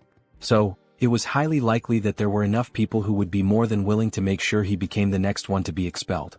He was completely consumed by the hatred he felt for the situation he had ended up in. The image of the man in the red jacket reappeared vividly in his mind, calling him a bastard, and he imagined just how satisfied that bastard must have felt when he managed to get his hands on a weapon. Soon after, the red-haired man scratched his head, restless and agitated, trying to understand how everything had spiraled so far out of control. Elsewhere, June observed everything, the tension surrounding the red-haired man, and remarked to himself that this was only the beginning of the punishment he had meticulously prepared for him. Back with the red-haired man, a system window suddenly appeared behind him, displaying a new mission, catching him completely off guard. Startled and disbelieving, he immediately turned around to see the notification for himself. The system window revealed a new mission: hunt 20 goblins within 24 hours. If successful, the reward would be a small amount of experience. However, if they failed, they would suffer 1 minute of extreme, unbearable pain. Returning now to Yeonju's most recent and impressive achievement, the dreaded primordial vitality. A rare and highly coveted ability which June now also possesses, it is known for amplifying regeneration to absurd levels, always in direct proportion to the severity of the injuries sustained. June could barely process what he had just witnessed. Not even for a moment had he imagined that, upon reaching 100 trust points, Yeonju would awaken precisely that ability. Still deep in thought, June soon realized that, at least for now, this ability wouldn't have much practical use. With his gaze locked on the system window, he continued following his own line of reasoning. After all, he wouldn't be the one doing the fighting. Even if he were to leave the building, the chances of sustaining any real injuries were practically non-existent. Even so, the fact that such a powerful skill had been granted as a reward for reaching 100 trust points was undeniably noteworthy.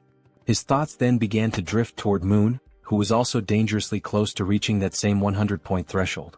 The idea of what might happen next began to take shape in his mind. If Moon were to awaken an ability upon hitting 100 trust points, and if, as a result, June were also to acquire that same skill, one that would allow him to instantly teleport to any location he could see, then the possibilities would expand dramatically. Taking his speculations even further, June began to envision a future where this teleportation ability could be combined with the absolute one's eye, along with the support of an activated advanced base. Right at that moment, the system displayed a notification about the advanced base, a safe zone that could be deployed outside of Haven. When activated, it temporarily replicated the authority and protection of the city, so long as it included a citizen of knight rank or higher. However, if enemies occupied it for more than a day, the base would be automatically destroyed. Returning to his thoughts, June concluded that as long as he had enough mental strength to support it, he would indeed be able to travel to the advanced base. With that clarity, June made a firm decision. From that moment onward, his main priority would be to strengthen his mental fortitude. For that reason, all his upcoming missions would be focused on boosting this specific attribute. At that very instant, someone called his name and explained that they needed his permission to leave now, as they were feeling more stable. It was Yeonju, who stated that she would personally handle the return of June's family. Upon hearing this, June realized that the mission should have started the previous day, but he acknowledged that the delay had been entirely his fault. Yeonju expressed her gratitude for his valuable time and his understanding.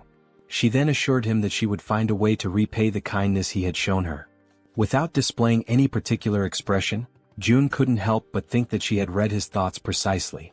He made a light-hearted comment, asking if he really seemed like the impatient type, and confessed that although he was thankful, he also felt slightly embarrassed by her words.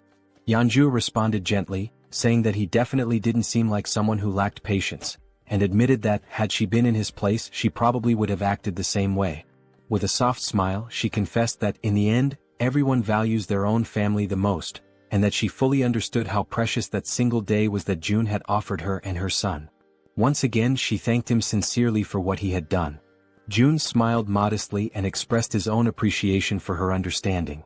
He then asked her to head to Unit 2901, where a group of people was already waiting for her, assuring her that he would join them there shortly. Yeonju gave a respectful bow and, with a quiet yes, walked toward the designated location. Some time later, it was explained why June had not sent the group directly to Siamayan Station. Due to the Cyclops attack, a large portion of the tracks near the station had collapsed. Not only the tracks but the station itself had suffered massive damage and had been rendered almost entirely unusable. Faced with this situation, June declared that new routes would need to be opened. To that end, it had already been 24 hours since Jaehyeon had begun sending her rats to search for a viable path. Apparently, it seemed she had finally managed to find a new route of access. June activated his absolute one's eye skill, seeking full control and awareness of the situation. At that very moment, something unexpected caught his attention. The system displayed a notification about a level 7 tamed giant rat. Immediately, a wave of nervousness surged through June's body as he grasped what this meant. Jaehyeon had evolved. Still stunned, June wondered if this was the result of the new ability Jaehyeon had unlocked after being officially registered as his retainer. In addition to this, June noticed that something was following the rat, but no matter how hard he tried, he couldn't identify exactly what it was. Suddenly, his vision picked up something even more alarming: a swarm of zombies of varying levels, level 9, level 11 and level 13, emerging right behind. A jolt of dread ran through June's entire body as, through the lens of his powerful ability, he watched this disturbing scene begin to unfold before his eyes. Faced with that situation, the rat dashed forward at high speed, desperately trying to escape the relentless pursuit of the zombies that were chasing after it with unwavering determination. However, in a completely unexpected turn of events, the rat suddenly stopped in its tracks. It turned to face the incoming enemies and, without showing even the slightest hint of fear, growled aggressively at them, baring its teeth with a ferocity that contradicted its size. The zombies quickly surrounded the rat from every possible angle, closing off any potential route of escape. Yet, even in the face of overwhelming danger, the rat stood its ground, refusing to retreat even a single step. From a distance, June watched the scene unfold. Realizing that the rat would likely die a meaningless death if it stayed there, he considered triggering a gas explosion to take the zombies down with it. Nevertheless, even with the threat closing in, the rat remained unwavering, assuming an even more aggressive posture. In a sudden burst of explosive speed, it charged forward. Despite being completely surrounded, the rat managed to dodge every single attack from the zombies, weaving skillfully between them with surprising agility. Still observing from afar, June was thoroughly impressed by what he was witnessing. After evading the zombies, the rat leapt forward and continued its mission. Remarkably, it emerged from the encounter without a single scratch and resumed its rapid sprint toward the designated exit. With only a short distance remaining, the rat took one final leap and burst through the opening toward the outside. However, something was already waiting for it on the other side, silently, watchfully observing its approach. Its eyes locked on the rat and its sharp fangs exposed, the creature let out a low, menacing growl. It was fully prepared to pounce at any moment. Instantly, the rat froze in place, completely paralyzed by an overwhelming fear in the face of the predator's threatening presence. From afar, June was caught completely off guard, unable to hide the shock from his face as he witnessed the unexpected confrontation unfold before his eyes. In an instant, the level 23 land shark lunged forward with terrifying force. With its enormous mouth wide open, it bit down in a single, clean motion, swallowing the rat whole. The scene shifted to June, who stood in silent despair, deeply disturbed by what had just happened. He questioned what kind of creature that was, but more than anything his eyes widened as he recognized the location. Nampo Station, only a few kilometers away from his own home. This realization struck him hard, making it clear that creatures as deadly as that one were likely roaming near the very place where his loved ones lived, only deepening the anxiety clawing at his chest.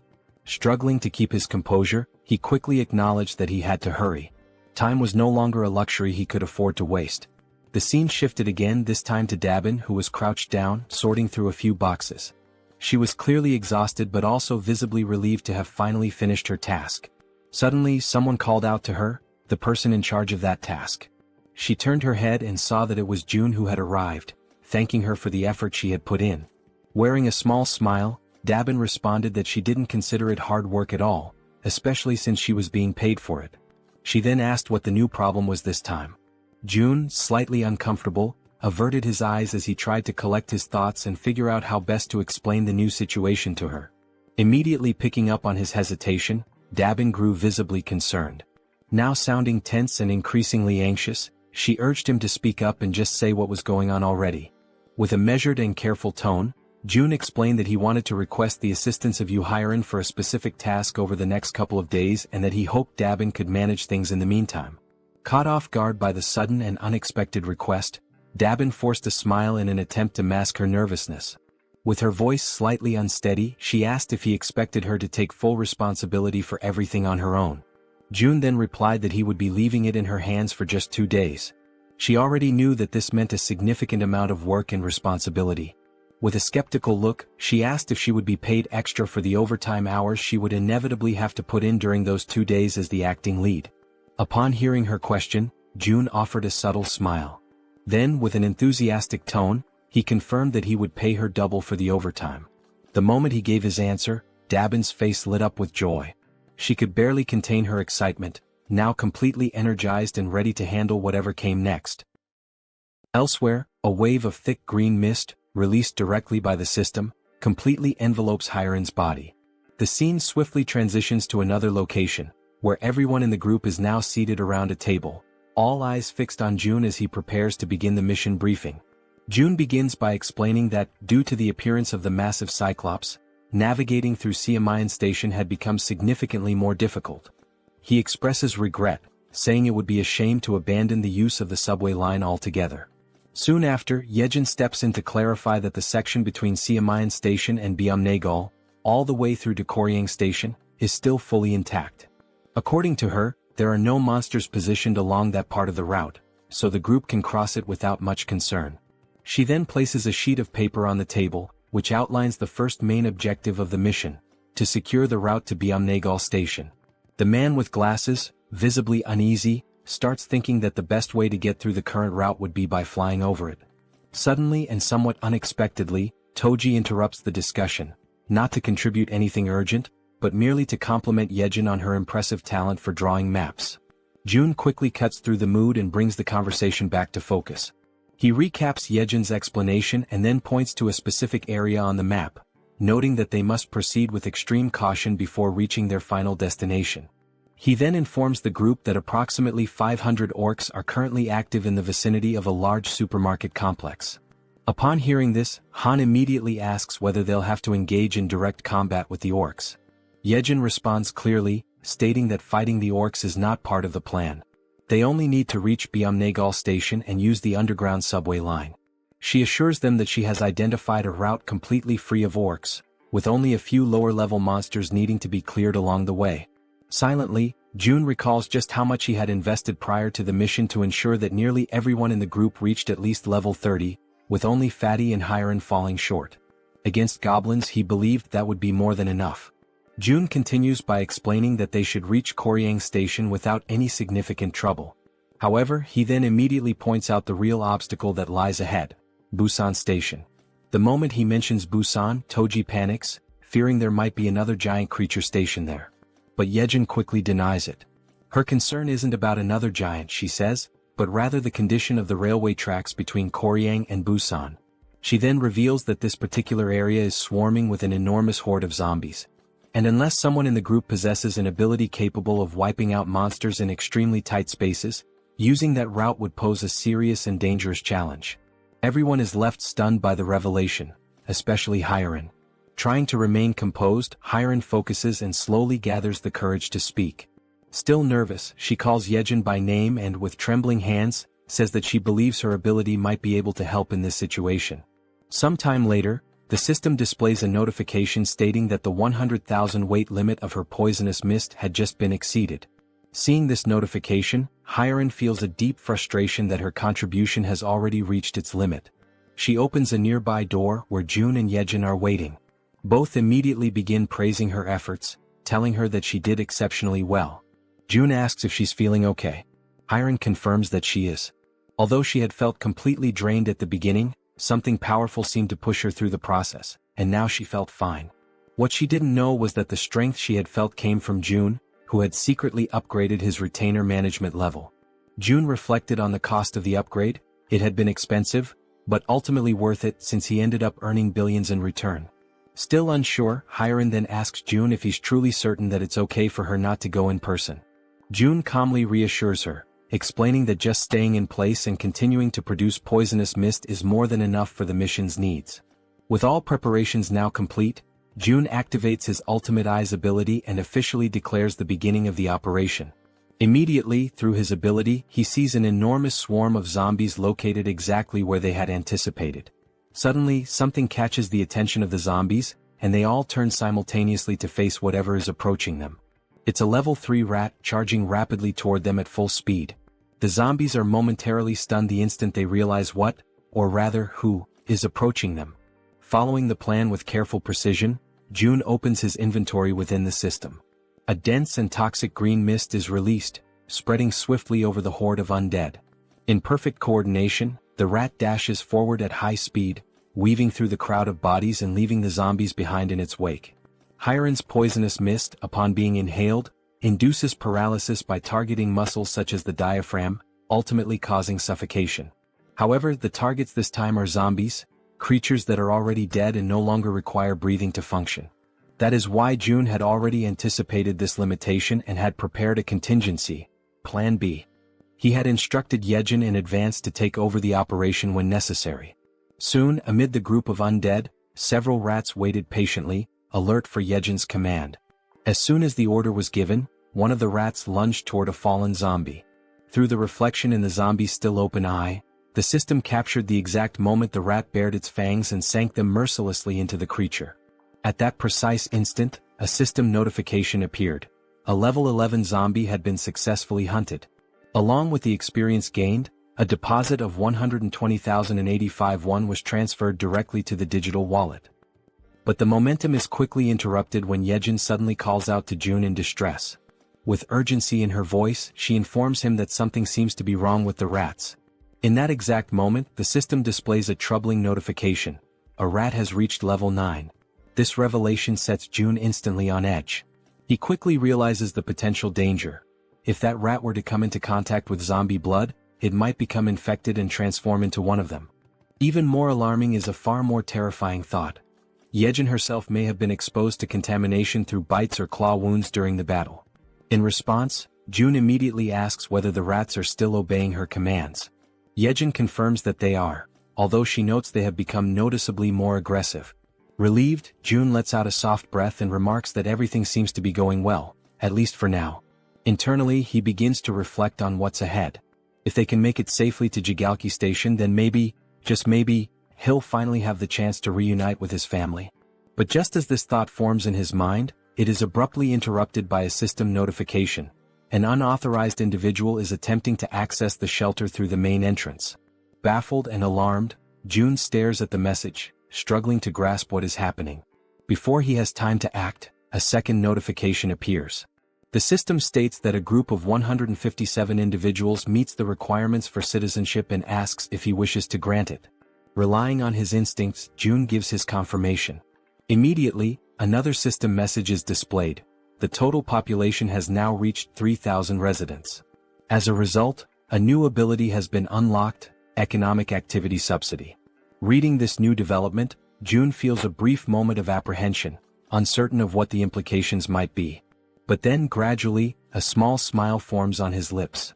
After all, this might actually turn out to be a good thing. The system continues to display new information, this time announcing that salaries will now be paid to citizens, with the amount determined by the titles or positions they hold. The wages will be dispersed separately from the chief's wallet, depending solely on the person's assigned role within the community. Reading this update carefully, Jun realizes that this would be the perfect opportunity to assign official titles to Dabin and the entire team responsible for managing public facilities. After all, a weekly salary of 700,000 won neatly aligns with a daily wage of 100,000 won, making the accounting straightforward. Tapping the system's interface, he remarks that there is no longer any need to pay people manually, especially when doing so previously meant sacrificing reduced taxation benefits. At the pace things are advancing, it becomes clear to him that they need to expand the department responsible for public facilities management. After all, the funds distributed to citizens through the Economic Activity Support Fund are essentially free resources provided by the system. It's not a small sum either. Even the 100,000 won paid to each employee is considerable. Doing a quick calculation in his head, if 300 workers are on the payroll, that's already 30 million won per day. And if all positions, ranging from basic workers to general managers, are filled, the total amount paid daily could easily reach 50 million won. Thinking ahead, Jun envisions that as this money circulates, the total income he receives from his tax collection ability will continue to grow. On the other hand, the citizens will inevitably spend that money in his store, effectively funneling it right back to him. This leads him to the realization that assigning titles to as many citizens as possible is likely the most profitable long-term strategy. Yet, he still isn't entirely sure which titles would be most appropriate beyond facility management. Soon, another idea sparks in his mind. Positions related to maintenance, cleaning, and security would be practical starting points to invest in. So, before doing anything else, he goes ahead and appoints Dabin as the general manager. He recalls that she had already accepted Fatty and Hyren as members of the team, although he can't quite remember who the remaining members were. Just then, something catches Jun's attention. It's the system again, this time displaying a notification that Dabin has reached 100 loyalty points, officially registering her as a retainer. At that moment, Jun realizes something significant. Once a citizen reaches 100 loyalty, they automatically become a retainer. And now he begins to wonder, do all retainers awaken a new skill at that exact point? Driven by curiosity, Jun prepares to check and see what new skill Dabin may have acquired. But just as he's about to click on the system, he's interrupted by an unexpected sight. Hyren, completely relaxed, sound asleep on the sofa to the point of drooling. Watching the scene, Jaehyeon appears slightly uncertain and asks if they should wake her up. Jun replies that they should let her rest, she's completed her duty and she must be completely worn out. Smiling faintly, he acknowledges to himself that although she tried to appear fine, she likely went through something difficult and pushed herself right up to the edge of collapse. If anyone deserved a break, it was her. June activates his invisible hand ability and gently picks her up, carrying her carefully to a bed in one of the rooms so she can sleep more comfortably.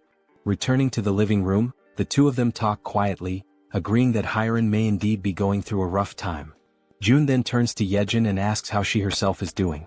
Jaehyeon responds calmly that nothing is difficult for her, that she's doing perfectly fine, especially now that they've reached the tracks near the station. June nods in understanding and encourages her to keep up the good work. She smiles and tells him to leave it to her. However, at that exact moment her expression shifts subtly. Something makes her hesitate. June, immediately picking up on the change, asks her if something's wrong. She stammers slightly and replies that all of a sudden the link isn't connecting anymore. June, caught off guard, asks what she means by that and she tells him to give her a moment. Closing her eyes, she tries to reconnect with the link. But apparently it's no use. She then explains that it's probably the distance. It seems to be just too far this time. June asks whether the link had been working properly before. She responds that it's possible to go a little beyond the maximum range if the link was already established beforehand. However, the reach of the link currently only extends as far as the central station. She then turns to him and asks what they're supposed to do now. Without an immediate answer, June falls into thought. He realizes that something always seems to go wrong at a critical moment, and just beyond the station lies the house where his family is supposed to be. He had been counting on using one of Yeon's rats to check the house before making a move. Clenching his fist tightly, June mutters that this is a complication. Still, he asks Yeon to try re-establishing the link from the central station in any way she can. She agrees, saying she'll give it her best shot. Closing her eyes once again, she begins to focus her powers in an effort to restore the connection. With the vision of zombie rats moving through the station still lingering in his ultimate eyes, June reminds himself that they have to explore every possible option available to them, and until then, all Kim can do is hope, with all his heart, that his family is still safe. The system now displays the current locations of everyone participating in the mission. Yeon's rats are moving ahead to scout the path, while Han's group remains further back, following at a safer distance. The scene then shifts to the station where Han's group has just arrived. Everyone stands frozen, completely overwhelmed by what they see before them. The entire area is a scene of utter devastation. All the surrounding buildings have been reduced to rubble, and massive footprints, far larger than anything human, are deeply embedded in the ground, scattered across the terrain. Jaehyeon, the bespectacled man, stares at the destruction in disbelief and finally mutters that the sight is incredible. The archer, noticing that he's distracted and not focused on their task, prompts him to begin scouting the area immediately. Obeying her prompt, Jaehyeon commands his raven, named Black, to begin aerial reconnaissance of the area. After some time observing through the raven's vision as it flies overhead, he reports that there appear to be no monsters nearby. Toji then speaks up, saying that the station itself also seems to be clear of any goblins, and that thanks to the massive avalanche that occurred earlier, they should be able to move through the area with little resistance. Jaehyeon agrees and comments that it's likely the case because no sane person, or creature, would dare approach a place marked by such overwhelming destruction.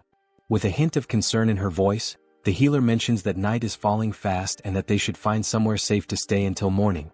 The archer quickly reassures her, explaining that, based on known goblin behavior patterns, nighttime is actually the safest period, since goblins tend to hide away or go dormant once darkness sets in. At this point, Han appears deep in thought.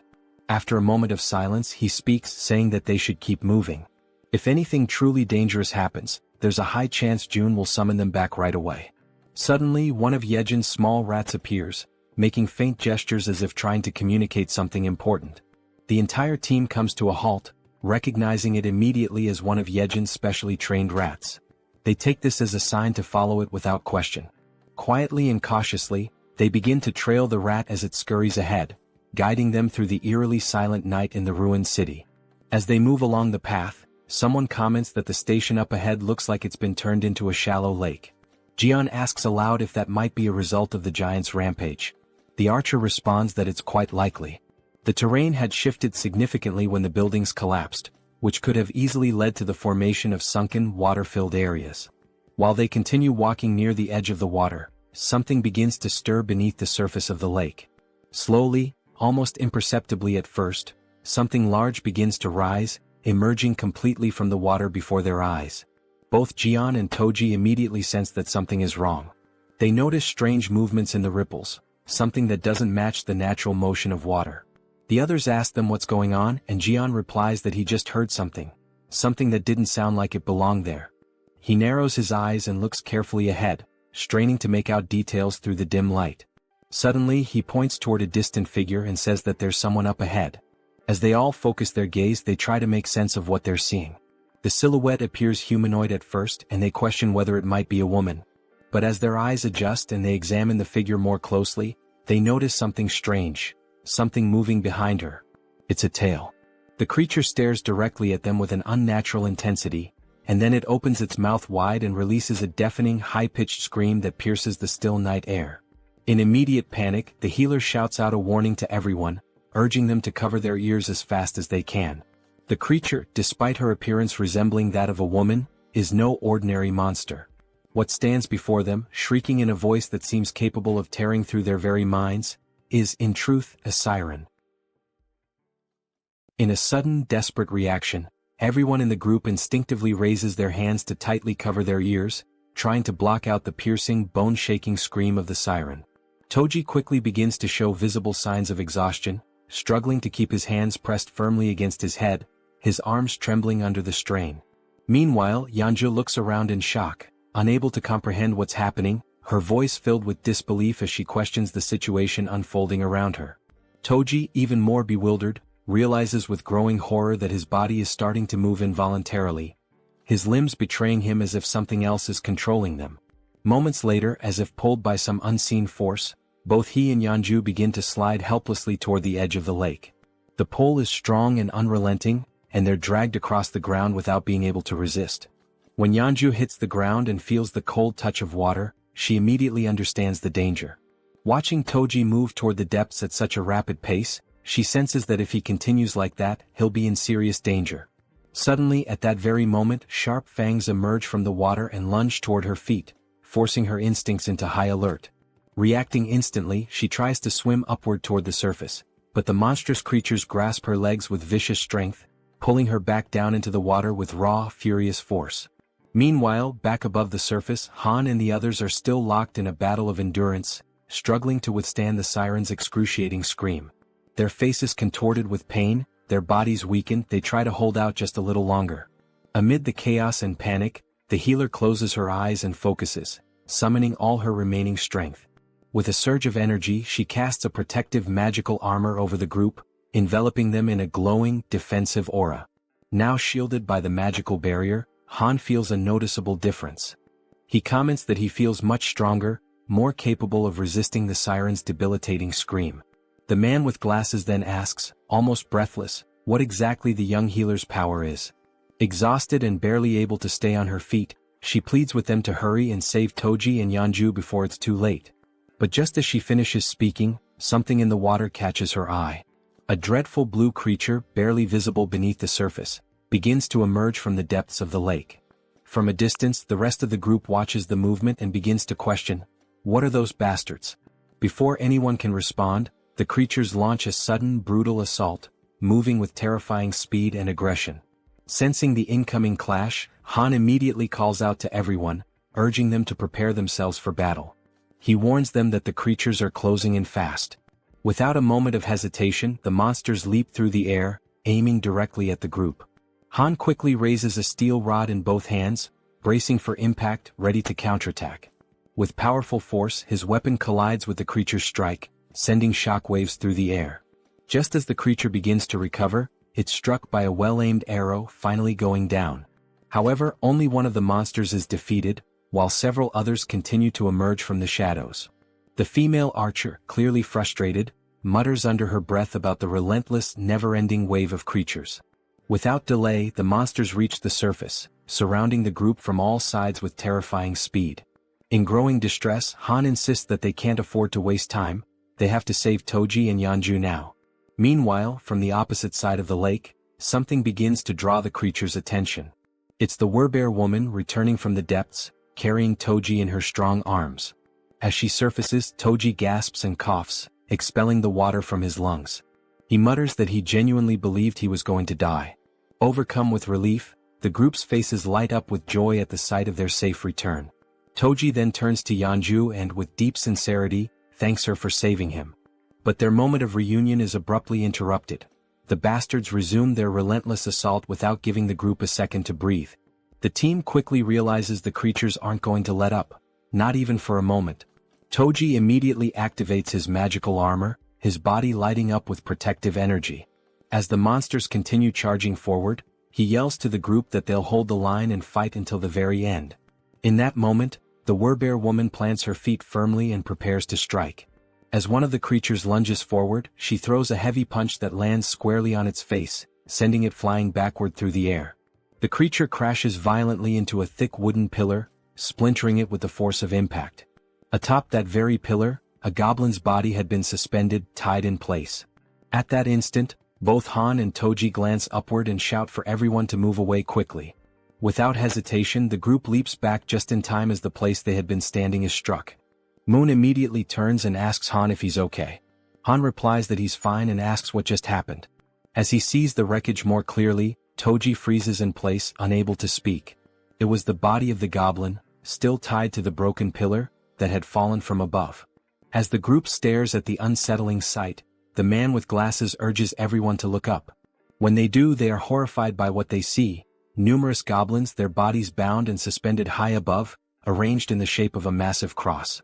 Han comments that the group had been so focused on the danger below that they hadn't even noticed what was above them. And in that moment he comes to a terrifying realization. These bastards don't care whether their victims are monsters or humans. Just then, the female archer's bow slips from her hand and falls to the ground.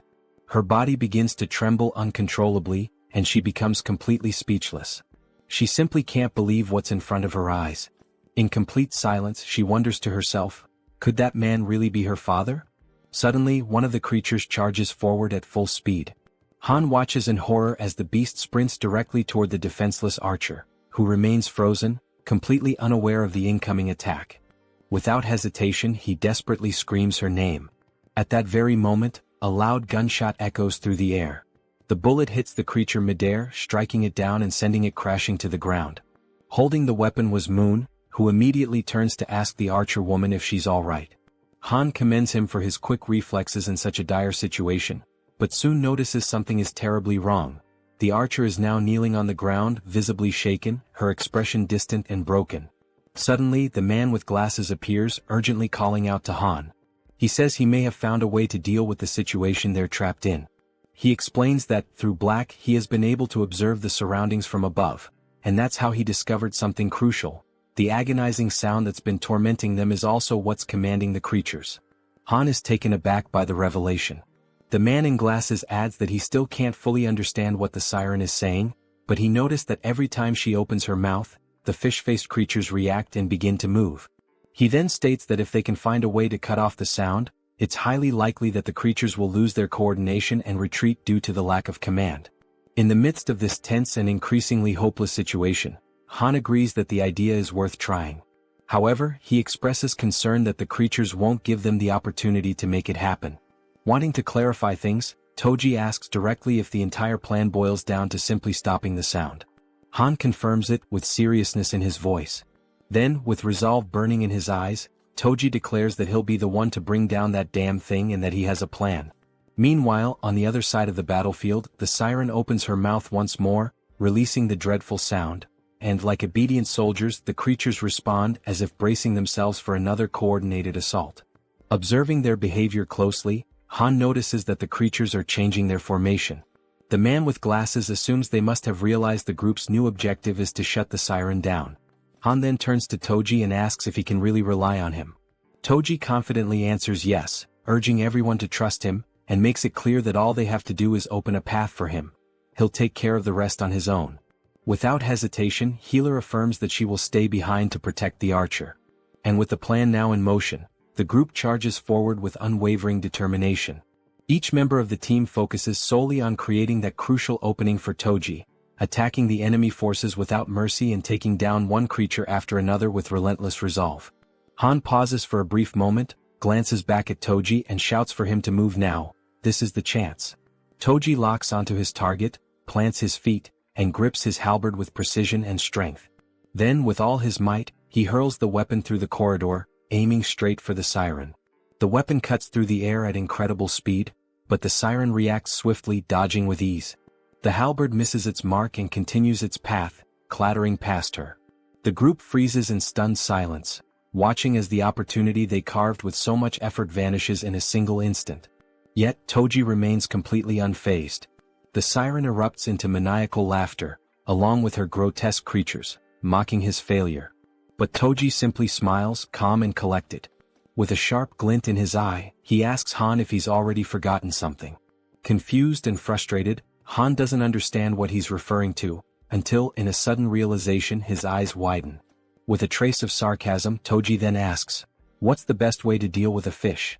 As he speaks, he lifts his hand and activates the recall command on his halberd. The weapon obeys the order, and on its way back, it slices cleanly through the siren's back, impaling her and cutting off her laughter for good. At that moment, the system notifies the group. A level 33 siren has been hunted down. Experience points have been awarded. The halberd returns to Toji's hand as everyone turns to stare at the siren's lifeless body. The fish-faced creatures become disoriented, clearly lost without their leader, and quickly retreat back into the depths of the lake. This sudden disappearance brings a wave of relief over the group, as they now have one less threat to face. Without wasting a second, Han approaches the archer woman and gently asks how she's doing. She remains trembling, unable to compose herself. Concerned, Healer turns to Han, asking what they should do now. Han considers going to find June. Then, the archer woman suddenly reveals, with a trembling voice, that one of the bodies hanging on the crosses above is her father. Han is struck speechless. He quickly turns around, unable to accept that his father-in-law could be among those mutilated victims. Overwhelmed by a deep, unbearable grief, the archer collapses into uncontrollable tears, mourning the fate of her father. Beside her, Han falls to his knees, consumed by panic and disbelief. The entire group around them feels the weight of her sorrow as if it were their own.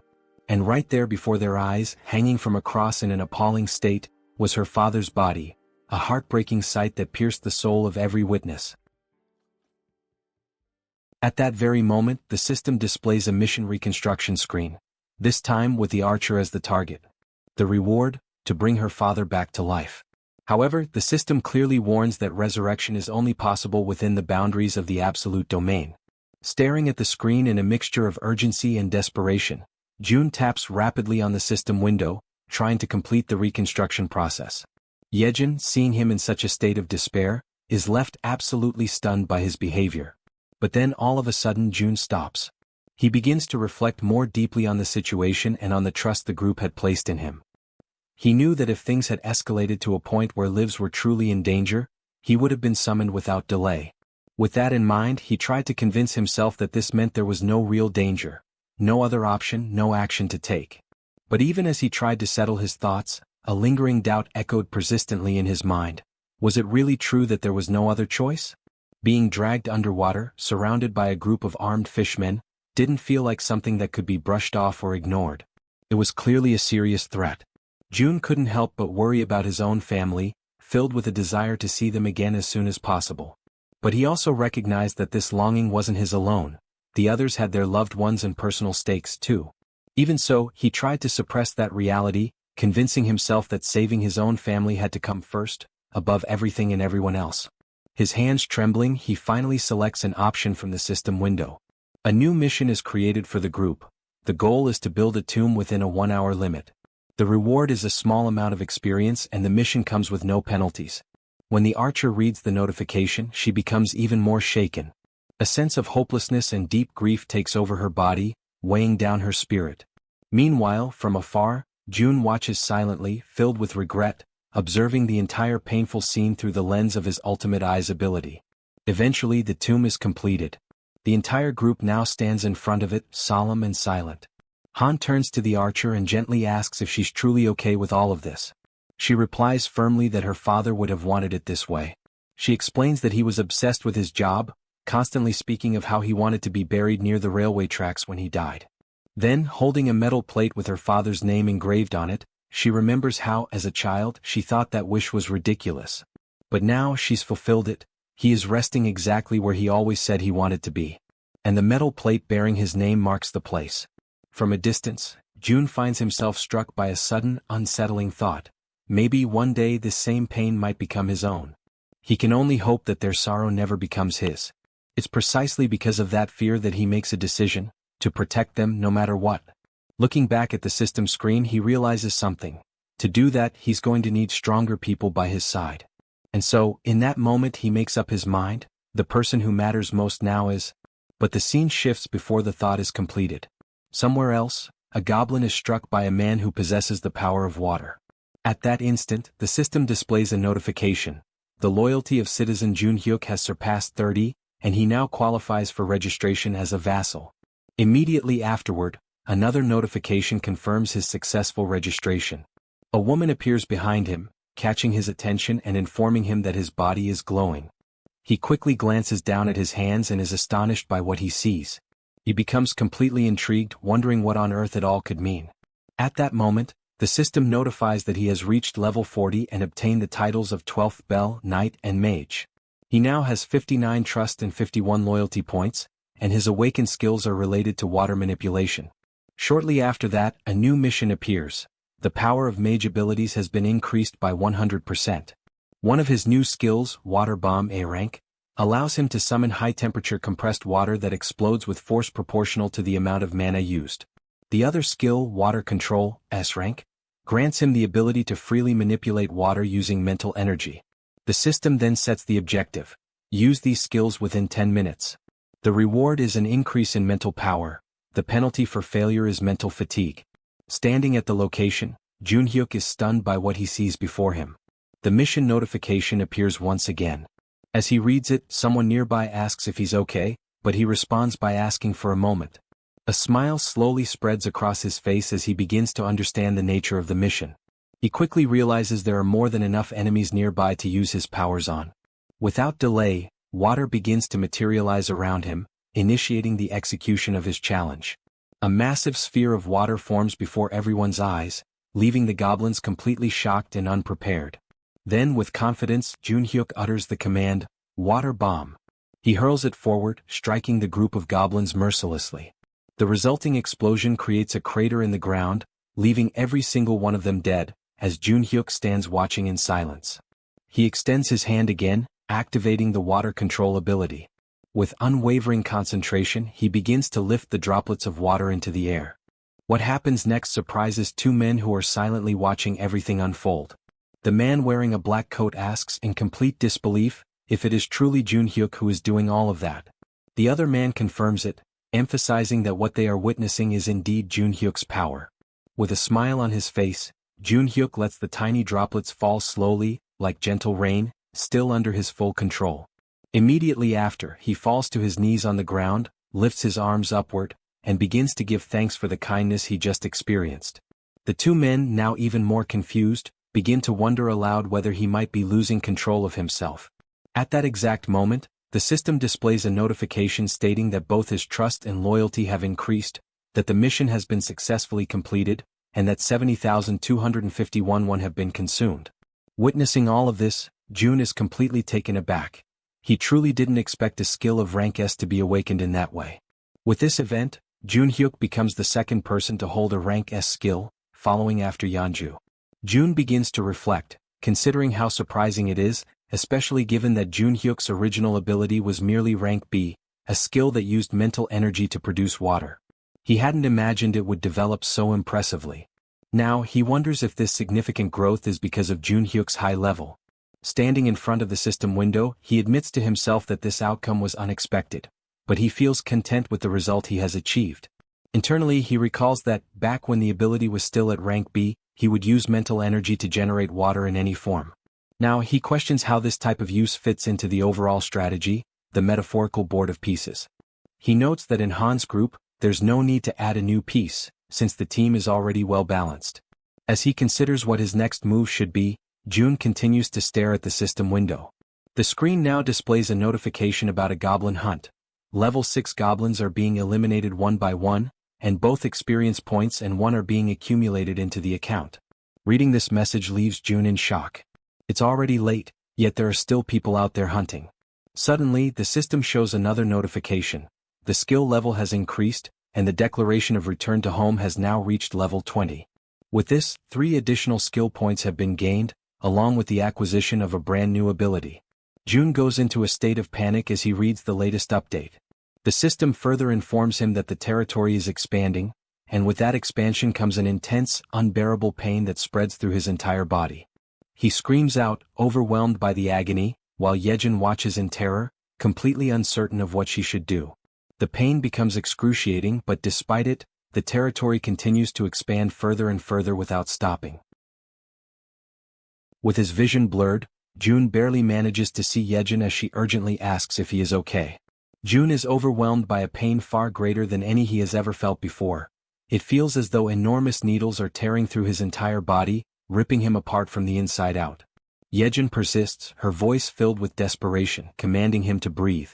Frantically, she asks what she can do to help him in that critical moment, visibly shaken and desperate to ease his suffering. Jun forces his eyes open, his mind clouded and dazed. Through his blurry sight, he catches a glimpse of her face, partially obscured by the haze of confusion and the relentless agony. Startled, he realizes she is getting dangerously close to his face, inching towards him with clear intent. With a strained voice, he asks her what exactly she thinks she is doing. Embarrassed and flustered, Jaehyeon immediately backs away in a hurry, apologizing profusely. She quickly explains that for a moment she feared he had stopped breathing and was about to perform CPR on him. But before she can continue, Jun cuts her off, assuring her firmly that he is fine. Behind him, Cammy is crying, visibly distressed and filled with concern.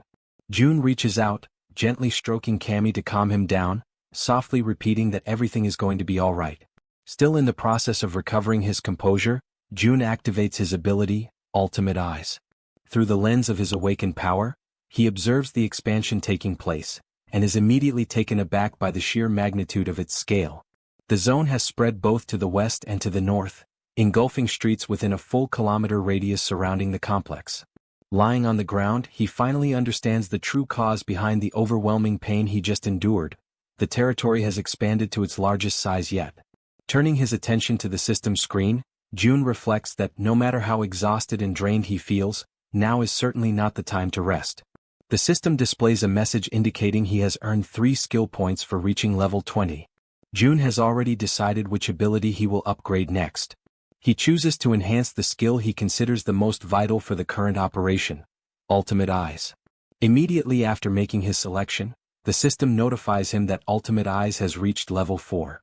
Soon after, a new message appears on the screen, informing him that a multivision function has been unlocked and added to the ability.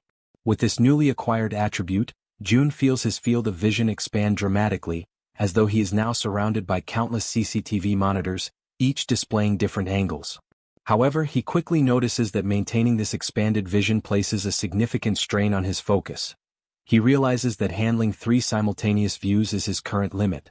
Once again, Jun checks the system and sees that he still has 2 remaining skill points to allocate. He decides to invest them in enhancing the skill known as Preservation of Dignity. Moments later, the system displays an update stating that the skill has now reached level 5 and that a new feature called Mystic Draw has been activated. In addition, he is granted a reward of 300 crystals, which catches him completely by surprise. Shortly after, the system clarifies that it was through this Mystic Draw feature that he has received those 300 crystals. Jun finds no reason to reject the unexpected gift, so he clicks on the notification to accept them. As soon as he does, a bright circle forms on the ground beneath him. The circle emits a radiant light so intense that it causes discomfort to Jaehyeon, Cammy, and even Jun himself, forcing them to shield their eyes. After a few moments, the circle of light vanishes, yet a concentrated, powerful glow remains suspended in the air. From within this brilliant light, an object begins to materialize. It is a ring. The system promptly notifies him that this is a communication ring, designed specifically to transmit Jun's voice directly to his vassals. Jun slides the ring onto his finger, still uncertain about its practical use. As he considers its function, it becomes clear to him that its ability to project his voice could be perfectly suited for Dabin. But then he remembers that Dabin has already been officially registered as one of his vassals.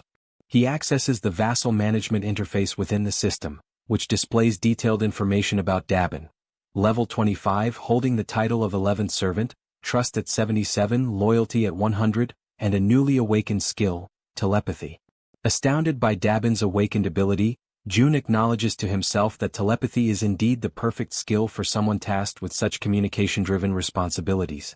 Suddenly, through the multivision function of his ability, June sees a disturbing scene. 50 people are crammed together, sharing a single housing unit to sleep in. Inside that crowded unit, Dabin tries to explain to the agitated group that the situation is only temporary. However, her words are met with anger and indignation, as if she were treating them like they were insignificant, like they were nothing. One man, visibly furious, raises his voice and shouts, reminding her that they've all seen countless empty houses along the way. He demands to know what she's even talking about, as though her excuses were entirely unreasonable. Clenching their fists in frustration, several others step forward, insisting that at least the children should be allowed to sleep comfortably. They demand that some of the vacant rooms be opened up so everyone can rest properly after enduring so much. Overwhelmed by the escalating situation spiraling out of control, Dabin hurriedly apologizes, struggling to maintain her composure as she explains that current policy does not permit such allocations. All the while, from a distance, June watches everything unfold in silence through his ultimate eyes. At that moment, the system displays a new notification. A skill named Ultimate Shut-in's Door has been activated. With this, June is now able to connect to and control all doors within the territory he has declared as his own domain. Back inside the unit, just as Dabin desperately tries to regain control of the situation, a door suddenly swings open on its own. Annoyed and suspicious, one of the men immediately questions the audacity of barging into someone else's home during an emergency. He reminds everyone that in times like these, people should be helping each other, not creating pointless conflicts and divisions. He demands to know why so much unnecessary resistance is being put up against such a basic request. At that precise moment, June steps through the open door, catching Dabin completely by surprise. He turns to the man, his expression unwavering, and declares bluntly that if the man disagrees with the house policies, then he is more than welcome to leave his house immediately. The man, stunned by June's words, demands that he repeat what he just said. But June, without the slightest hesitation, simply proceeds to evict him on the spot. Witnessing this abrupt and firm action, the rest of the group begins murmuring among themselves, remarking how things have suddenly calmed down.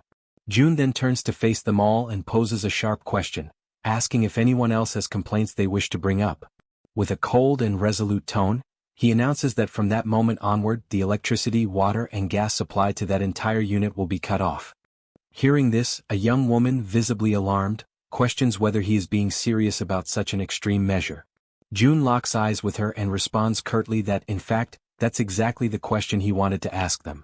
With an unwavering gaze, he states that it's no coincidence they appeared right after the fall of the giant. He then asks if they came because they judged this place as being capable, just like so many others who arrive every single day with the exact same mindset and expectations. His words strike the group like a bolt of harsh reality, leaving them momentarily speechless.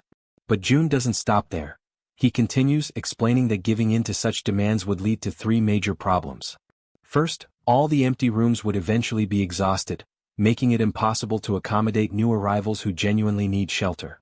Second, the residents who have been living there, those who are already settled and abiding by the system, would begin to feel disrespected and marginalized.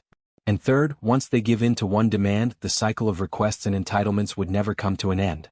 With absolute ruthlessness, June raises his voice and declares that the basic rights and welfare they expect to find here simply do not exist in this place. He emphasizes that the South Korean government has already collapsed, and that he, standing before them, is not the representative of anyone's ideals or dreams. He acknowledges that some might perceive him as a tyrant, abusing the power he holds. But he warns them that the world has become far too brutal, far too unforgiving, for naive ideals like rights and welfare to survive without being fought for and earned. He points out that if they wish to enjoy such privileges, they must first prove themselves worthy of them. He goes on to explain that the other survivors, those who arrived before them, are enduring extremely harsh conditions, organizing rotating shifts just to catch some rest. And despite all the discomfort and hardship, these people are still making sure to care for the children and the weakest among them, choosing to fight for survival as a community. Finally, June delivers a firm and non-negotiable order. They are to return immediately to the accommodations that have been designated for them. He warns them that if they refuse to comply, they will be paving their own path to lose even more than what has already been taken from them.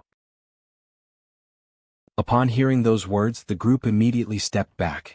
Dabin, feeling a wave of relief, let out a soft sigh and expressed her gratitude to June for helping her in that situation. However, he replied that there was no need for thanks. In fact, he insisted that he was the one who should be grateful to her. His unexpected response left Dabin momentarily taken aback, trying to understand what he truly meant by that remark. It was then that June pointed out that perhaps she, too, might be capable of doing something similar to what he had just done. He asked if she was familiar with the concept of telepathy, and then instructed her to think of a person with whom she would like to communicate, picturing herself speaking to them mentally, as though having a conversation inside her own mind. Dabin closed her eyes, focusing all her concentration. A short while later, a faint aura began to surround her body. Pleased with the result, June emphasized that she would need to learn the exact conditions and limitations of this ability, and the best way to do so was through frequent practice. At that moment, someone with trembling hands gave a small wave and called out for June. Both he and Dabin turned to see a figure who appeared nervous, standing with his head lowered. June asked if the man still had something he wished to say. The man, clearly frustrated yet determined, admitted that he knew he was being bold, but he needed to ask if June might consider forgiving the friend who had been expelled earlier. June questioned why he would do such a thing.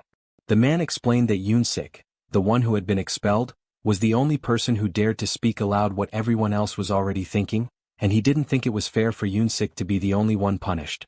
He then leaned forward respectfully and stated that he would accept any punishment himself, but begged June to show mercy toward Yoon-sik. June silently considered whether it was time to bring Sung Yoon-sik back, knowing deep down that it was not right to take someone's life simply to serve as an example to others. Resolute in his decision, he opened the system and noticed that the man was still standing in front of the door, having gone nowhere at all. Looking directly at him, June asked for his name. The man answered that he was called Kyung-hoon.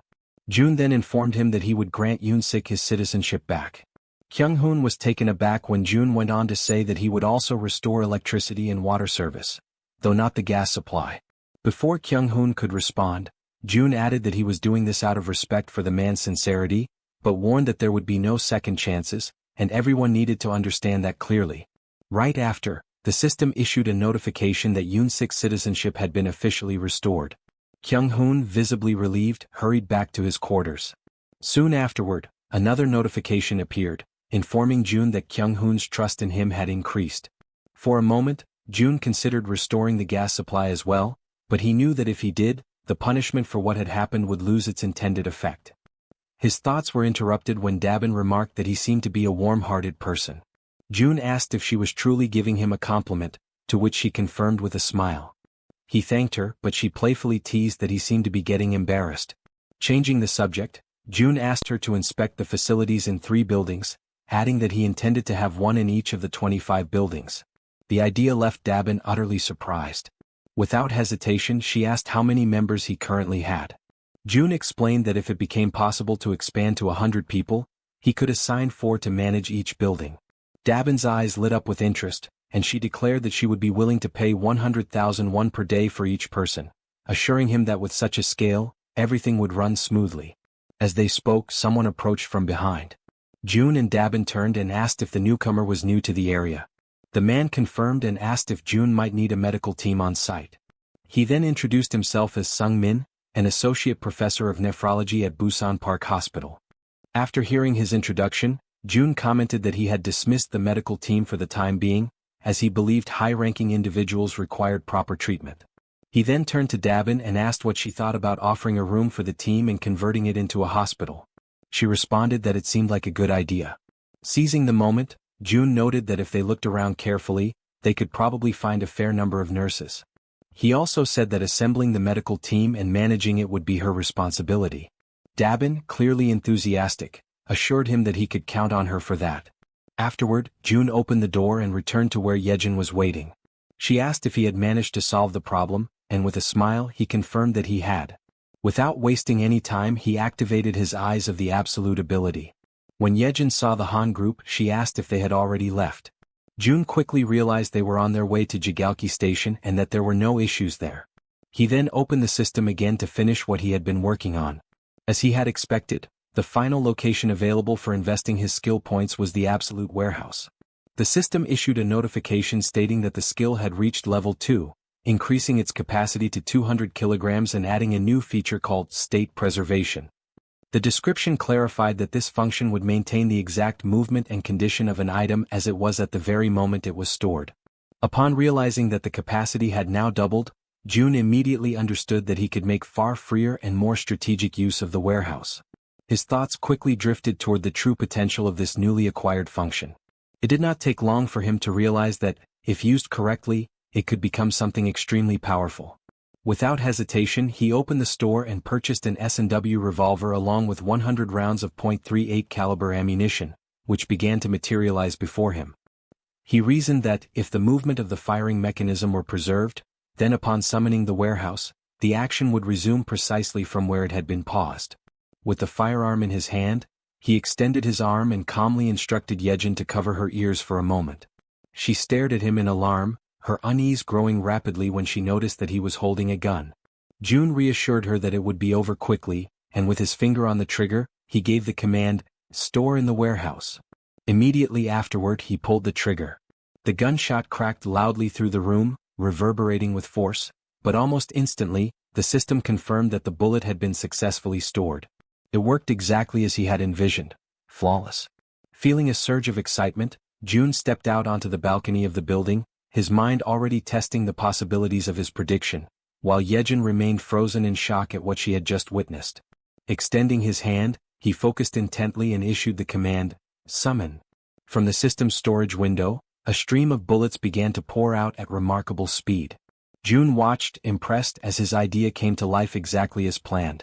This, after all, was an absolutely foolproof way to provide support to Han's group, who were locked in battle at Jaehyeon Station. There, goblins were being struck one after another by the incoming bullets, collapsing to the ground in rapid succession. Those that survived the initial barrage turned and fled in terror, leaving Han's group finally unharassed. Now, with renewed conviction and confidence, Han declared that they had at last arrived at Jaehyeon Station. On the other side, Jun attempts to establish communication with the group, asking if they are able to hear his voice. Han is caught off guard, genuinely surprised to hear him so clearly. Observing Han's startled reaction, Jun quickly deduces that everyone in the group must be hearing his voice without difficulty. With that in mind, he explains that communication will continue in that manner from now on, and he instructs them all to proceed toward exit number 2. When they finally reach the indicated exit, Han casts a sharp and cautious look around, carefully observing the surroundings, which are now completely deteriorated and consumed by ruin. From a distance, Jun reflects silently on the fact that from this moment forward, they are stepping into truly unknown territory, where every path could hide a threat. Meanwhile, Jaehyeon is still struggling to re-establish the lost connection with the rats stationed at the central hub, but despite her efforts she has not managed to succeed. Without that crucial link, the group advances blindly, entirely unprepared for whatever might await them ahead. In the midst of this uncertainty, Han breaks the silence, voicing the question that weighs heavily on everyone's mind: where should they go now? Jun provides direction with calm determination, guiding them toward the large road that stretches to the left. He explains that if they follow it for about 1 kilometer, it should bring them closer to their intended destination. At that very moment, suddenly, something unexpected appears, drawing Han's immediate attention. Through the gleaming reflection in the eyes of the approaching creatures, it becomes clear that the group has fallen into panic. They scramble desperately, trying to put distance between themselves and the vicious fangs of the beast. Han, overwhelmed by discouragement, recalls how exhausting and perilous it had been to face the fishmen earlier, and how narrowly they had managed to escape alive. Now, standing before yet another daunting challenge, he finds himself face to face with a colossal shark. In an instant, the creature opens its massive jaws, revealing rows of razor-sharp teeth ready to tear them apart. Han reacts instinctively, seizing a heavy iron bar to shield himself from the imminent strike. The man with glasses raises his weapon and unleashes a storm of gunfire at the shark, the bullets hammering into its body, leaving the beast dazed and confused. Seizing this fleeting opportunity, Han charges forward with determination, delivering a decisive and powerful blow directly against the terrifying shark's fin. At the same time, the werbear woman hurls herself into the fray, leaping with unrestrained fury. She crashes down upon the monster's head with brutal force, inflicting a devastating wound. Almost instantly, The system issues a notification announcing that a level 24 shark has been successfully hunted. Experience points are added, and a sum of wands is automatically deposited as a reward. In the aftermath, Han signals to the man with glasses. She focuses intently, linking her consciousness to her raven, Black, and immediately gains a sweeping aerial view of the area. The man with glasses freezes, stunned by what he witnesses through the shared vision. Without hesitation, he alerts the group that the entire surrounding area seems to be overrun by fish. At that tense moment, yet another figure suddenly emerges, and the entire group finds themselves staring directly at an overwhelming presence. Almost simultaneously as Toji looks upward, he notices movement above them. It is not a single creature, but countless blue figures resembling swordfish swiftly closing in from the sky. The group steels themselves for yet another imminent clash. As the creatures approach dangerously close, Han calls upon Toji. He raises his halberd high, focusing his energy, and his armor activates with a flash of power. In the precise instant Toji strikes with deadly accuracy, his blow landing true. The system immediately notifies the successful hunt of a sky blue marlin, rewarding them with additional experience points and wands. Without a moment's pause, the archer woman unleashes a flurry of arrows, her shots rapid and unrelenting, cutting down the creatures that stubbornly linger in the air. Her voice rings out with unwavering conviction, declaring that the group will not move an inch until every last one of these enemies is eliminated. But suddenly something unexpected catches her attention. It is the healer. Despite firing directly at one of the sky blue marlins, the massive creature continues advancing steadily and unshaken, heading straight toward her. Her ammunition eventually runs out, and she realizes with growing dread that the creature continues to approach, drawing nearer with every passing second. At that precise moment, the system issues a notification announcing the summoning of storage. Immediately, bullets materialize and strike the creature with sharp precision. The system then reports that a level 17 sky blue marlin has been successfully hunted, awarding experience points and depositing the amount of 231,733 won into the account.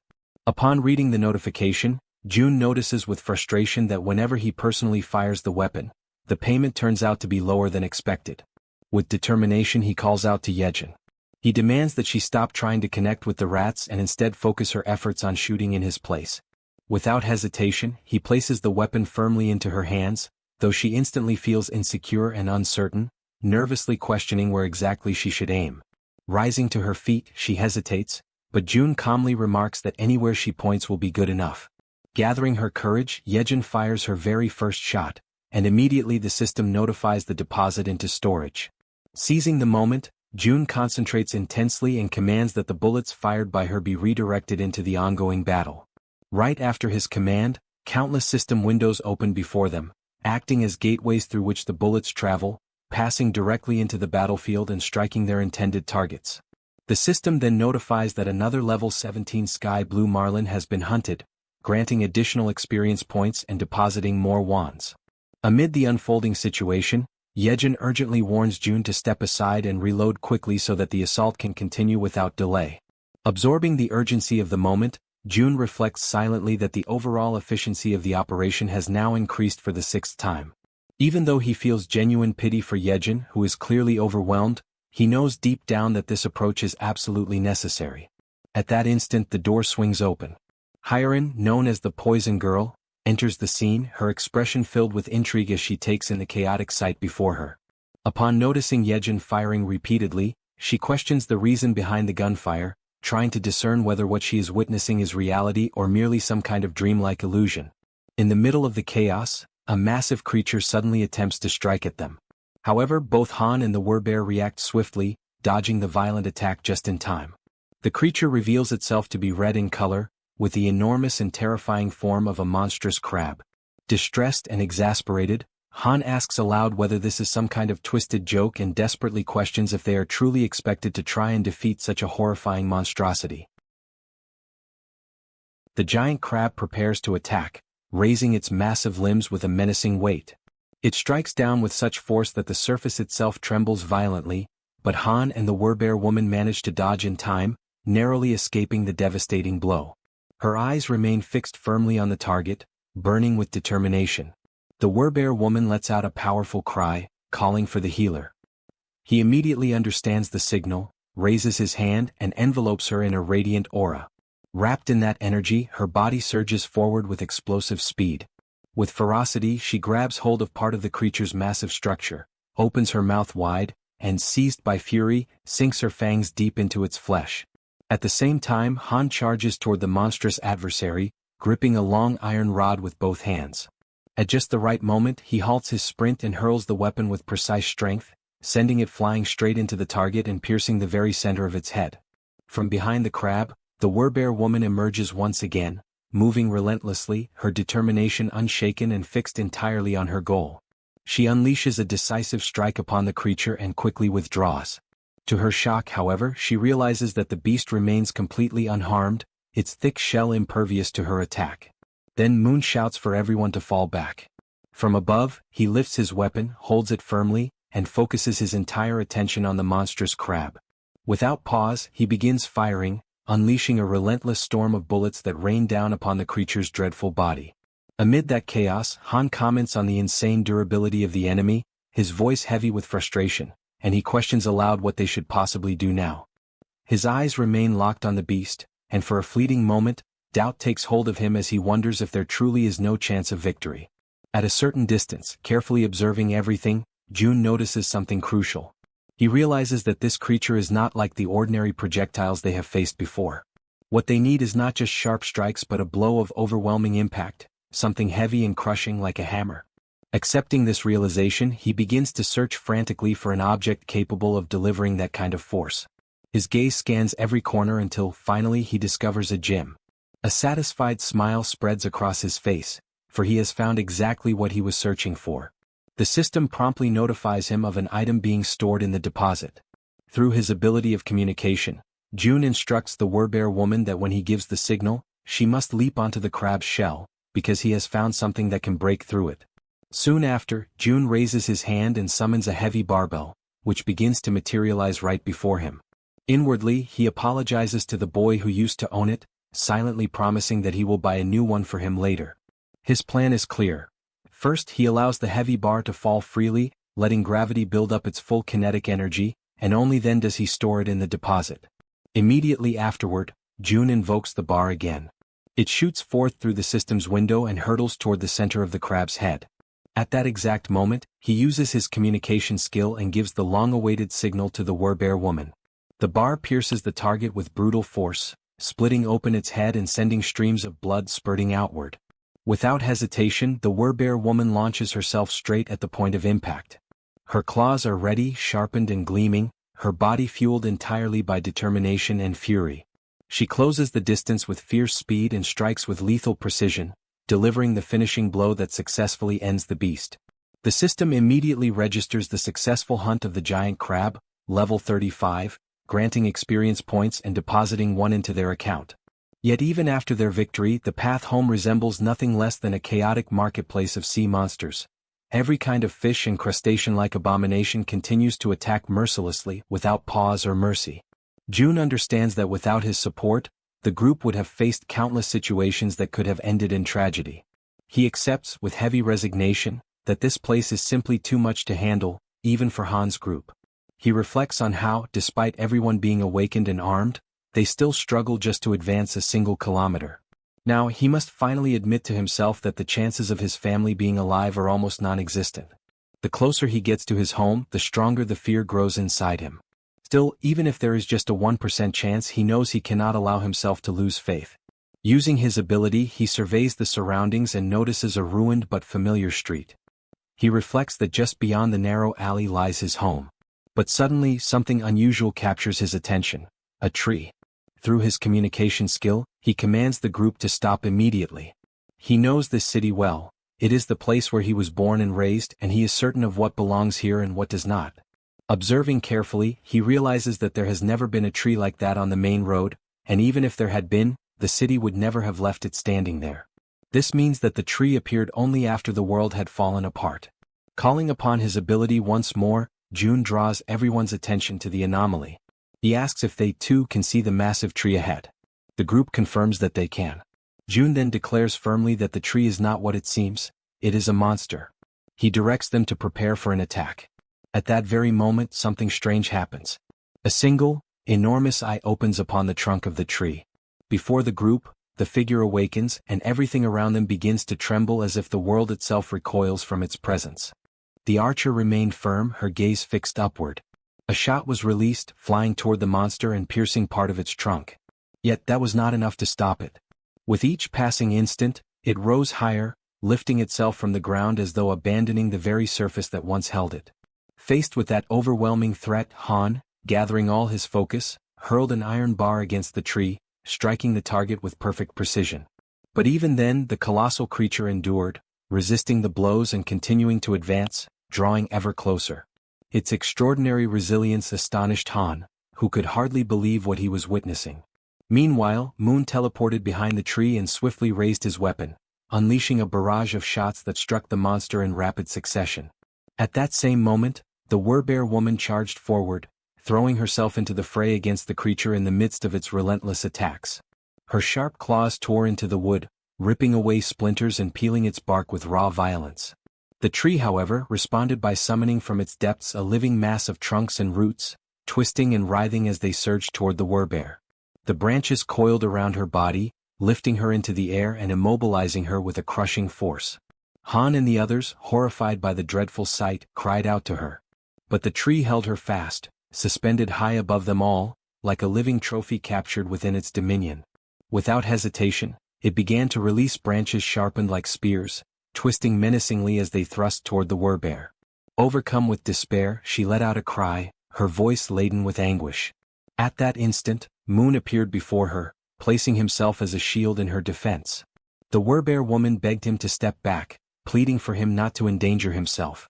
Yet he stood his ground, unwavering, prepared to face the piercing tip of the branch that drew ever nearer. But to his surprise the monster stopped. Its branches retracted, pulling back into the surface. On the other side, June too was taken aback by the tree's sudden withdrawal. The unexpected pause forced him to reflect on what could have provoked such a change. Through his ability of communication, June ordered Han to have Yeonju retreat, while the others pressed forward against the creature. Han hesitated, questioning if it truly should be only Yeonju who withdrew, but June confirmed without faltering. Thus Han relayed the command. While the companions readied themselves to resume the attack, she obeyed and stepped back as instructed. From a distance, June observed carefully, analyzing the scene and wondering if the reason behind the creature's withdrawal was indeed what he suspected. Toji, on his side, prepared himself, double-checking that everything remained under control. At that moment, the great tree began to move once more, and as everyone braced for combat, confusion spread among them as they asked themselves what was truly happening. Then, the monster slowly returned to its original place as though nothing had occurred. June, watchful, began to contemplate, could it be that the creature did not attack humans at all? He noticed that ever since Jaehyeon had taken on her Werbear form, the monster had directed its aggression solely at her. Gradually, the conclusion took shape in his mind. Perhaps it was specifically the form of the Werbear that stirred the creature's wrath. June continued to observe closely, but suddenly the massive tree rose once again. From the other side, a shark appeared, charging fiercely toward the tree with its teeth bared wide. The branches erupted once more, striking the shark deep. From this, June felt certain, the tree did not attack humans. With this realization, he commanded the group to ignore the creature and continue advancing, since it showed no hostility toward them. Han accepted the order and the group moved on, step by step, until something halted their progress. Han immediately signaled June, who silently prayed that the exact location of the tree would not be revealed. The group stood before the gigantic tree, questioning whether they had arrived at the wrong place. With trembling hands, June confirmed there was no mistake.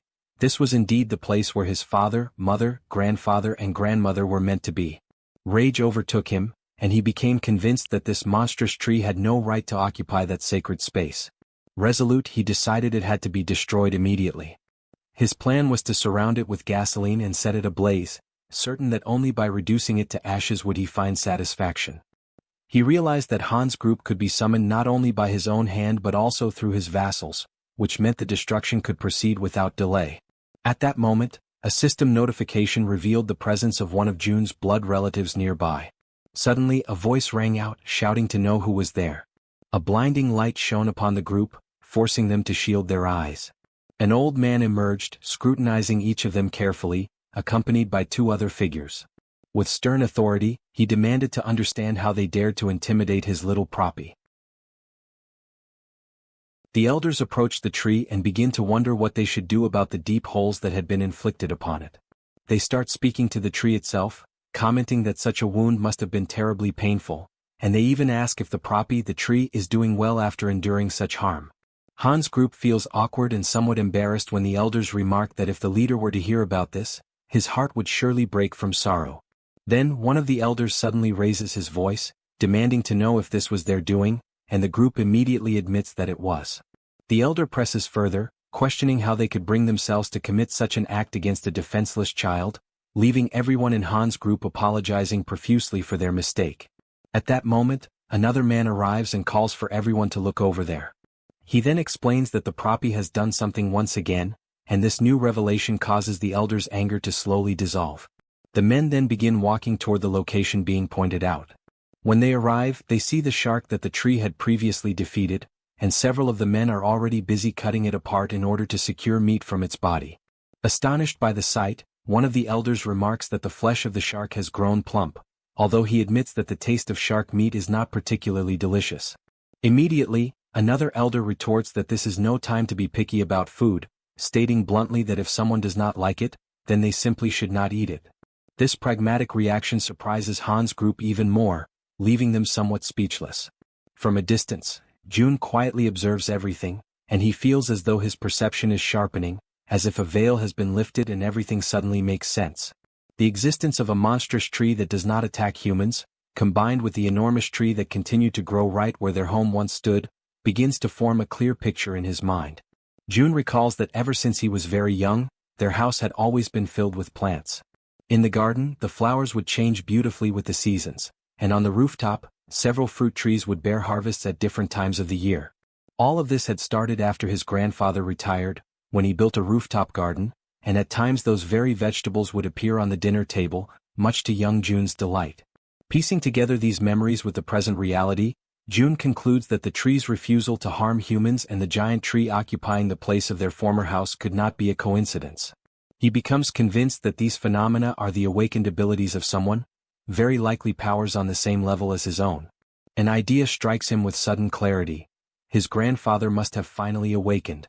In that moment, June feels an immense sense of relief, one he had not experienced in a long time, because under normal circumstances, everyone should already have been dead. After all, monsters roam freely through the streets, and in the skies above, other monsters move in organized groups, threatening humans from every direction. He cannot help but wonder how ordinary people have managed to survive in such an environment. Overwhelmed by this sudden realization, he begins to laugh, not with mockery but with pure relief. Jaehyeon approaches him, concerned by his unexpected reaction, and asks if something is wrong. June turns to her, still smiling, and reassures her that nothing is wrong at all, emphasizing instead that everyone is safe. Yet even as he says this, he realizes that he still needs to confirm a few things. Back at the location of the tree, pieces of shark meat are scattered about while one of the men comments on how wonderful youth truly is. Han, who is in the process of cutting up sections of the shark, asks if the amount they have gathered will be enough. A mustached elder replies affirmatively and expresses gratitude for their efforts. At that point, June sends a telepathic message to Han, instructing him to ask the elders for the name of the village chief.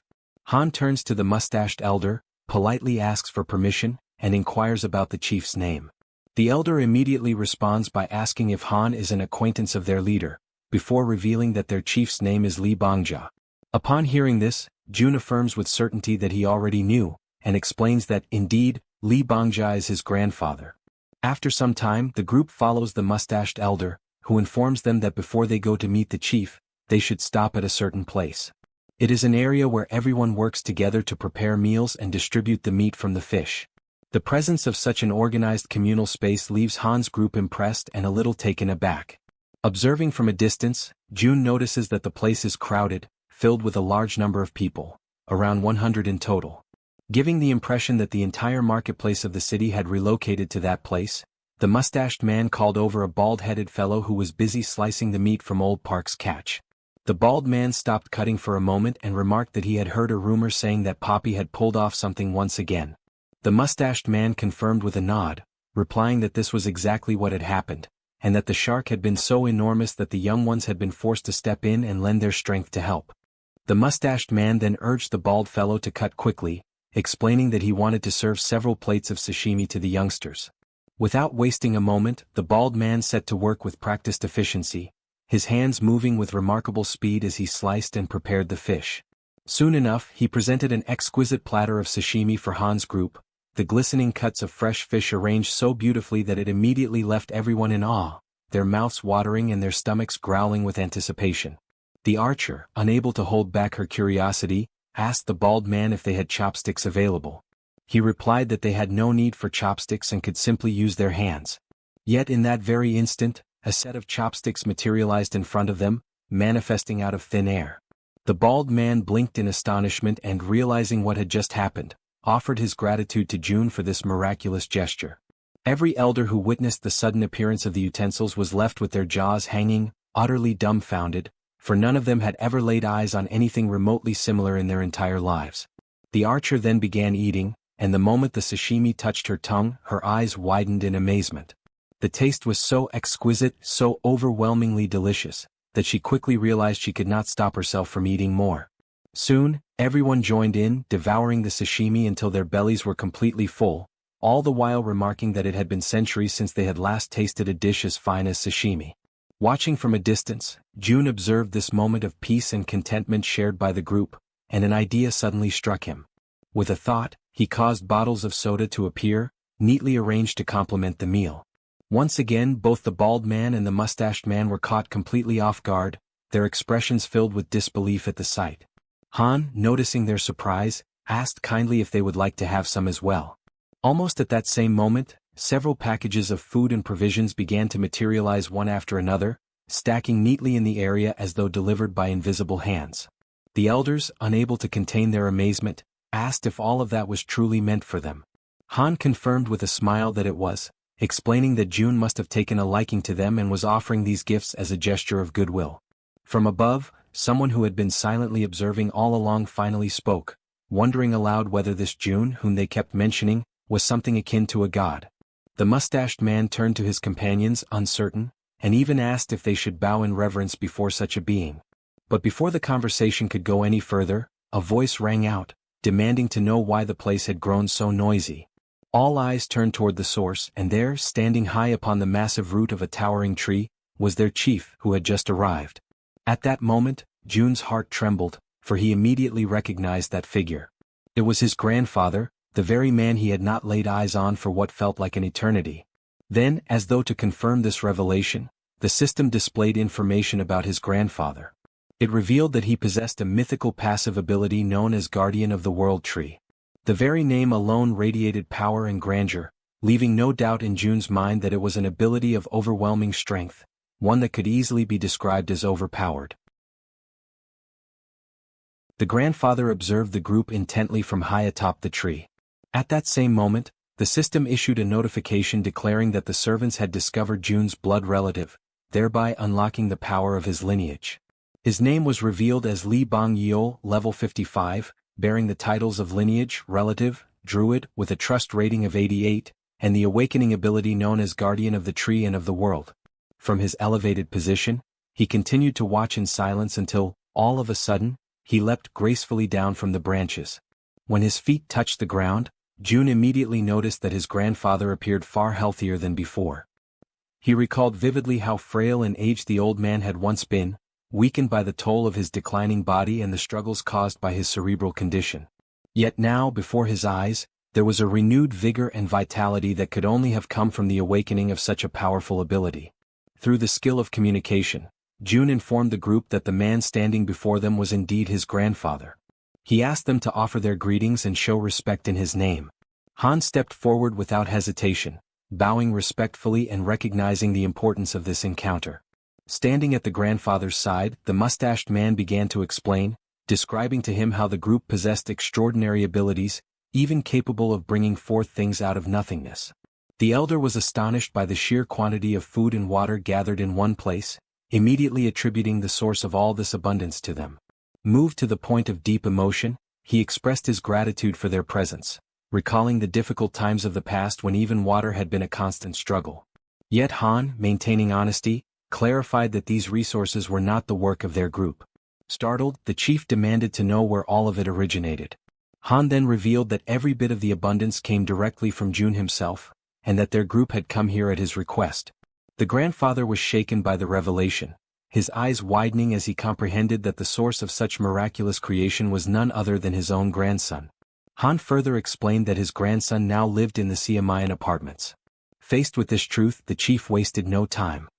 He summoned everyone present, calling them to follow him as he began to ascend the massive tree step by step, leading the way upward.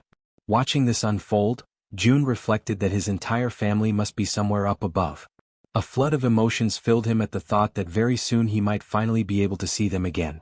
Yet deep within, he acknowledged that the moment for such a reunion had not yet arrived. Still, he believed firmly that once he completed the outpost, he would be able to use the gate of the Absolute Seal to return directly to his home. As these thoughts passed through his mind, he shifted his focus back to the system's window, recalling how, at the very moment he first encountered his grandfather, a new constructible item had been added. Soon after, the system confirmed this with a notification. An annex had been added to the list of available items. The description detailed that this annex functioned as a safe zone located outside the refuge, with an area that would expand alongside the territory of the refuge itself. However, it could only operate in places where one of Jun's blood relatives resided. Reading carefully, Jun reflected that the price of the annex was indeed higher than that of an ordinary outpost. Yet he quickly noted that there was no mention of the annex being susceptible to destruction. His mind returned to the 10 billion won he had received as a subsidy for the construction of the apartment complex. Even after equipping every building with solar generators, more than 7 billion still remained. The decision became obvious. He calculated that investing only 3 billion in the installation would be sufficient, and compared to the vast sum he had at his disposal, that expense no longer seemed significant. Without hesitation, he issued the command to initiate construction. Immediately, the ground beneath his feet began to shift, and a structure started to take form. Watching the process with keen eyes, Jun wondered if the system was showing him a preview of what the annex would ultimately become, for its size and shape seemed to mirror almost exactly the space where he was now standing. He concluded that the annex's expansion must directly follow the growth of the territory itself. When comparing the overall cost, he realized that the 10 billion price tag made the annex far more advantageous than a simple outpost with its limited reach. Then, another notification appeared. The annex required the presence of a blood relative for a duration of 7 full days. Jun confirmed and authorized the construction, prompting the system to update the timeline. The projected completion was set at 167 hours and 11 minutes. Quietly, Jun reflected that while the annex was being built, he should ask his grandfather not to leave the country. Yet before he could dwell on the thought for long, his focus was abruptly pulled away by another system notification. Another blood relative of Jun was revealed. The name disclosed was Kim In-sim, level 21, bearing the title of lineage with a trust rating of 99, but without any sign of an awakening ability. Inside the vast tree, an elderly woman lay upon a bed. The grandfather held her hand with firm gentleness and asked her to listen carefully to the words being spoken by the group. A faint aura spread over the connection formed by their joined hands, and he softly informed her that their grandson Jun was still alive, and that these people had been sent there directly by him. At that very moment, Jun communicated with his companions and instructed them to ask his grandfather what had happened to his grandmother. Jaehyeon faithfully conveyed the question in Jun's name. Yet the elder turned abruptly, his expression tense, and demanded to know how Jun could possibly be aware of his grandmother's condition. Soon, however, it was explained that Jun was sharing his vision through them, perceiving everything they saw with his own eyes. Reassured, the grandfather tried to soothe their worry, explaining that the woman was not gravely ill but merely in a state of shock. Still, they pressed him further, asking since when the grandmother had failed to awaken. With a heavy and sorrowful face, he recalled that it had been since the very day the monsters appeared and the world itself began to collapse into chaos. From that moment onward, she had remained in a deep, unbroken sleep. Jun, watching through their perspective, noticed the expression etched onto his grandfather's face. It struck him powerfully, for it was the first time he had ever seen his grandfather like that, so burdened, so utterly weighed down by grief. The sight pierced him with an even deeper sense of the gravity of their situation. Tears welled up in his heart as he reflected that, despite everything, he felt an immense relief knowing his grandmother still lived, even though she had been in a coma for nearly a month. Outwardly, she appeared perfectly healthy as if peacefully asleep, and June concluded that this stability could only be maintained by his grandfather's awakened ability, which was undoubtedly sustaining her. Inwardly, however, he lamented that the system did not allow him to assign missions to blood relatives. If it had, perhaps he could have devised some way to improve her condition. Even if he tried to apply the power of a healer, he knew deep down that his own skill was insufficient for such a task. As his thoughts swirled in silence, he began to grow uneasy. It was strange. 7 people had entered the house and yet no one else had stepped out to investigate. The oddity gnawed at him, and so, through his group, he asked his grandfather about the fate of his parents. The old man, acknowledging that June was following everything closely, chose to speak as though addressing his grandson directly. He explained that, on that fateful day, June's mother had left for work, while his father also departed to earn money for the household. He expressed his belief that they had probably found refuge in some hidden, secure place, emphasizing firmly that June's father would never abandon his wife under any circumstances. Yet June recognized, in the undertones of his grandfather's words, that the man did not truly believe in the survival of his parents. And within himself, June felt the same grim certainty. Without a transcendent ability like the one his grandfather possessed, the chances that his parents had survived were almost non-existent. But still he refused to let go of hope. Through his ability, June issued a new order. The next target must be the Wawang Nursing Hospital, even if the chances of finding them there were small. Acknowledging the efforts of his group, he decided that they should rest for the night. He made it clear, however, that when dawn came, nothing else would matter. Tomorrow they would all go after them. At that instant, the system interrupted his stream of thoughts with yet another notification. To his shock, the message declared that a blood relative of the Absolute had been detected in the vicinity. Without hesitation, June issued a command to Jaehyeon, who quickly relayed his orders to the rats. The young woman asked what precisely she should convey, and June instructed that every single nearby survivor was to be located without delay. Then he noticed something crucial. The alert was not pointing toward Dongjian's, but rather toward his very own location. Conviction settled deep within him. The ones approaching could only be his mother and father. The scene shifts to a street where people are hard at work, cutting apart and stripping the hides of the animals and strange creatures they have captured. One man comments that the work is still far from over, even at such a late hour, while another replies that this only means there will be an abundance of food for everyone. Suddenly, something unusual catches the attention of one of them, and immediately all turn their eyes upward. High above in the sky, countless dreadful creatures are flying, each with a terrifying and distinct appearance, none resembling the other.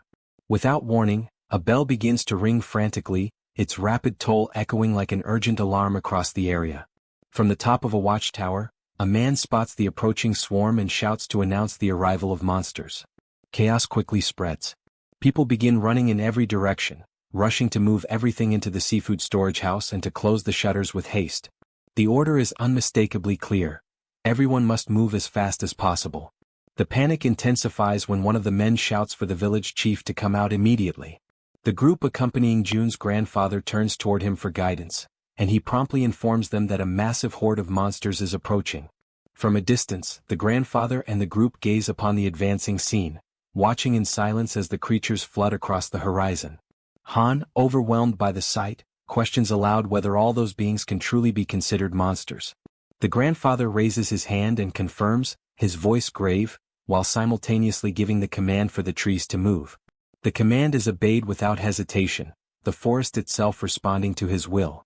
Meanwhile, Han recognizes the gravity of the situation and volunteers to join the fight. However, the grandfather firmly instructs them to stay back, explaining that the monsters are not targeting humans. He adds, with a grim tone, that everything suggests these creatures are actually fleeing from something far greater and far more dangerous than themselves. Yet he warns that even so, they will not pass without leaving destruction in their wake. A radiant green aura begins to envelop his body, spreading outward in waves of power. At that moment he connects with the surrounding forest, and numerous trees shift together, intertwining and forming a massive living barrier meant to shield them from harm. Inside the protective wall of trees, the group watches in astonishment as the winged creatures soar above them, passing over without striking. It becomes clear that the group was never their intended target.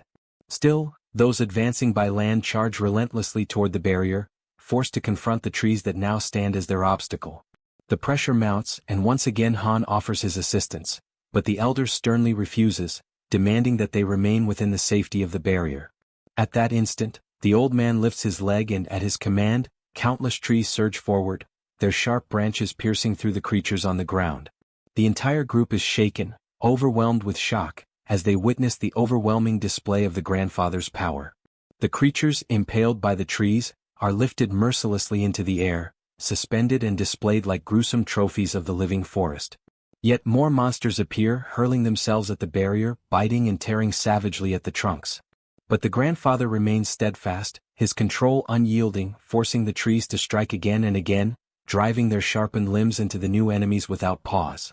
The system begins to flood with notifications, marking each victory. A message appears, declaring that a level 24 land shark has been hunted. Shortly after, another states that a level 23 saw ray has been slain. Then comes a level 29 blue crab.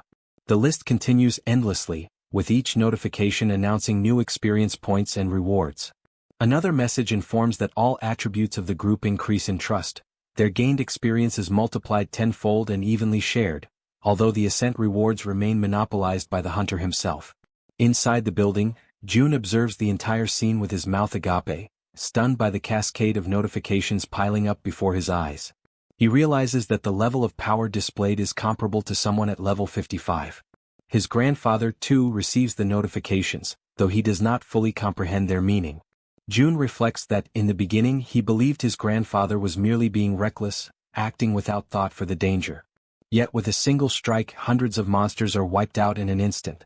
Faced with such overwhelming power, he concludes that the best thing they can possibly do is to stay out of the way and avoid becoming a hindrance. In June's eyes, his grandfather transforms into a monster in his own right, a being so powerful that he could no longer be compared to ordinary humans. The notifications continue to flood in without pause.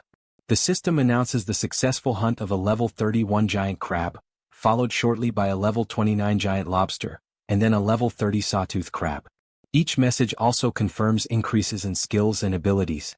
Suddenly, June realizes that he himself has just leveled up, but before he can process it, an intense and suffocating pain overwhelms his body.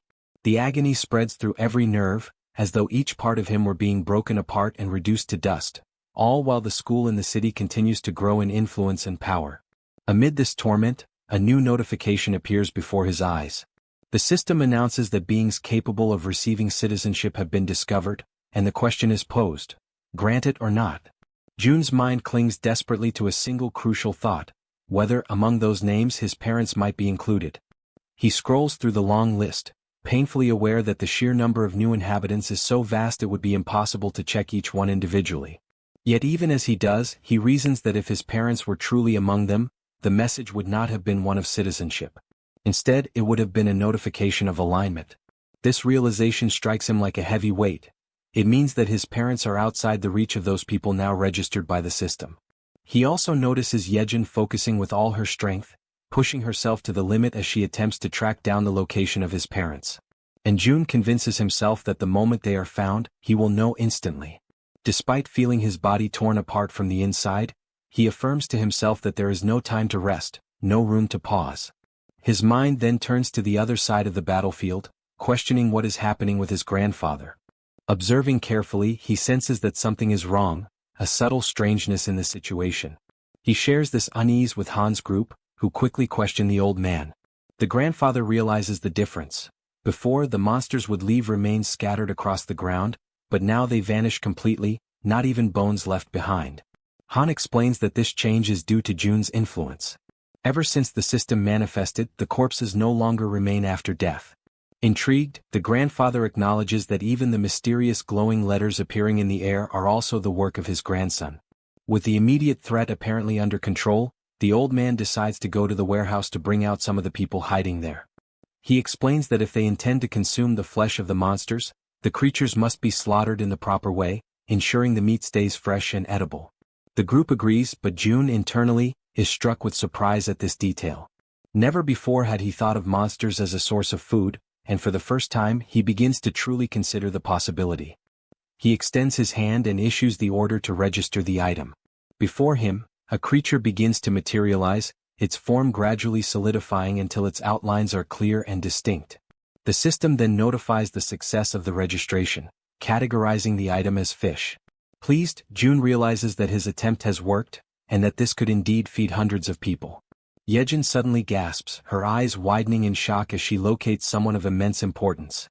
Without delay, she quickly announces her discovery. June turns at once, his entire body trembling with expectation. The system confirms it. Jaehyeon has found a blood relative, and the power of blood begins to unlock. Outside, amidst the rows of buildings, someone points toward a distant structure. A man and a woman are identified. The system reveals their names.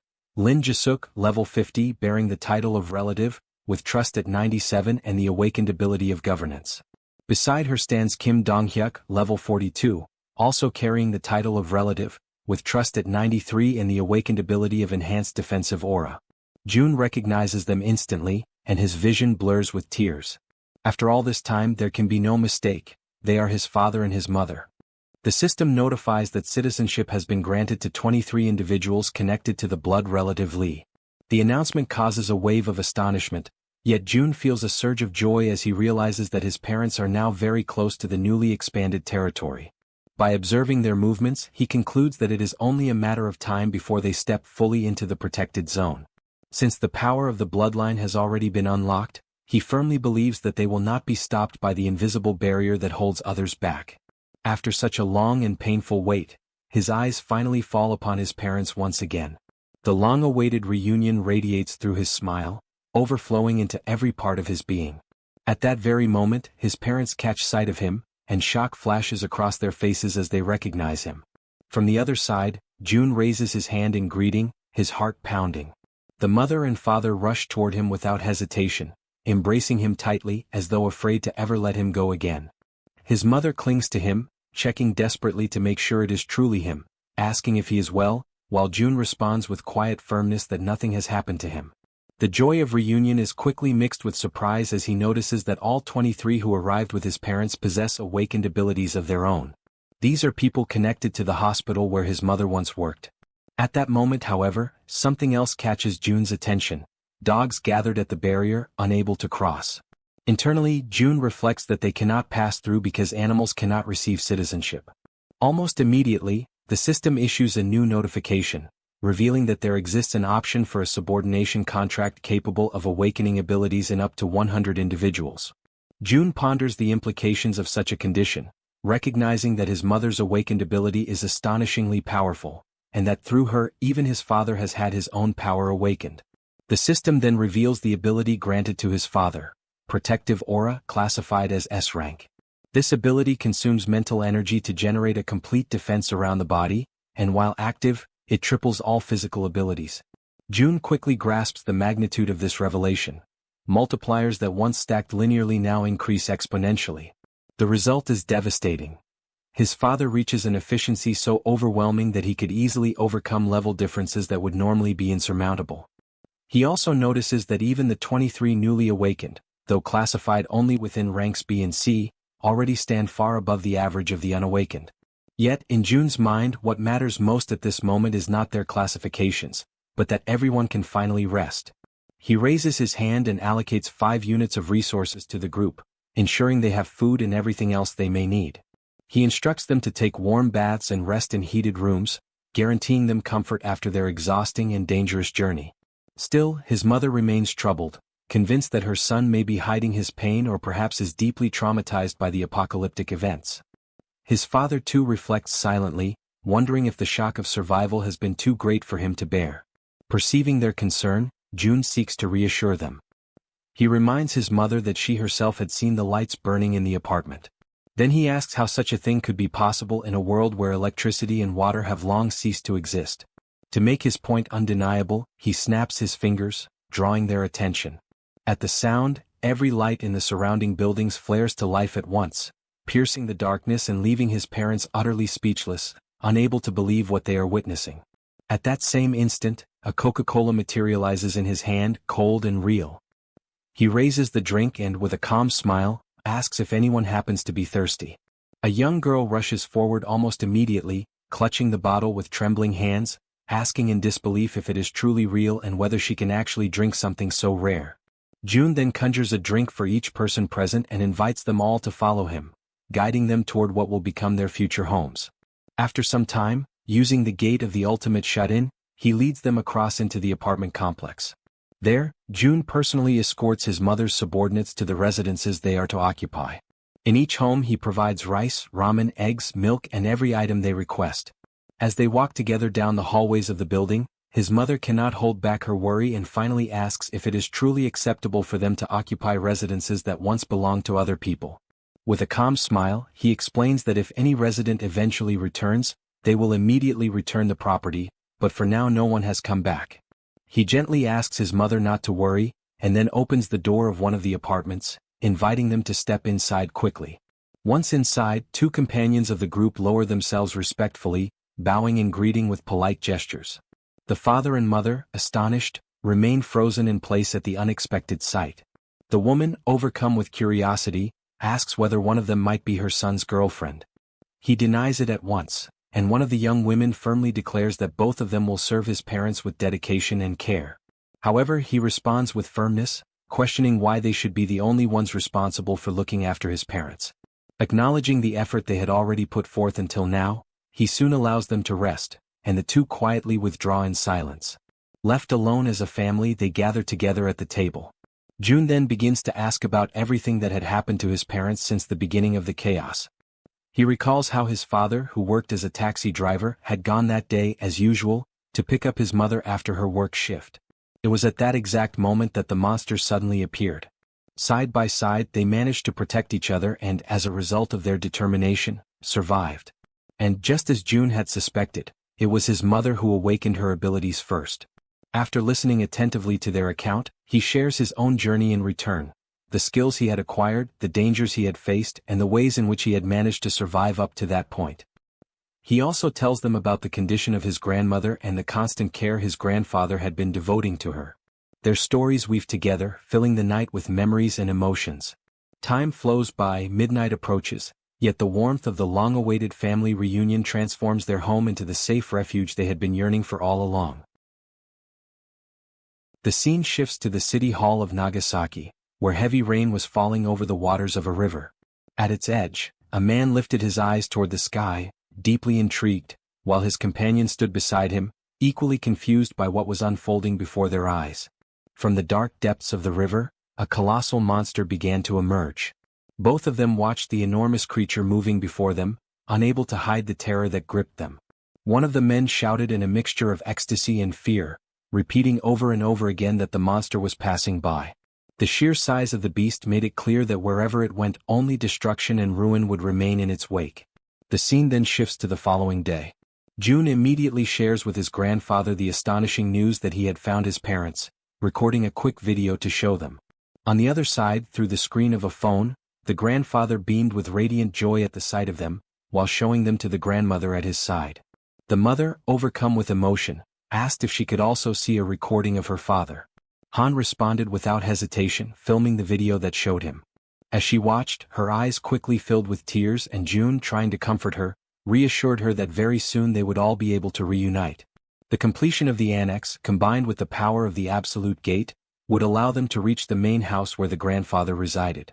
In the meantime, he organized Han's group so that they would continue hunting monsters until the construction was finished, using the main house as their central base.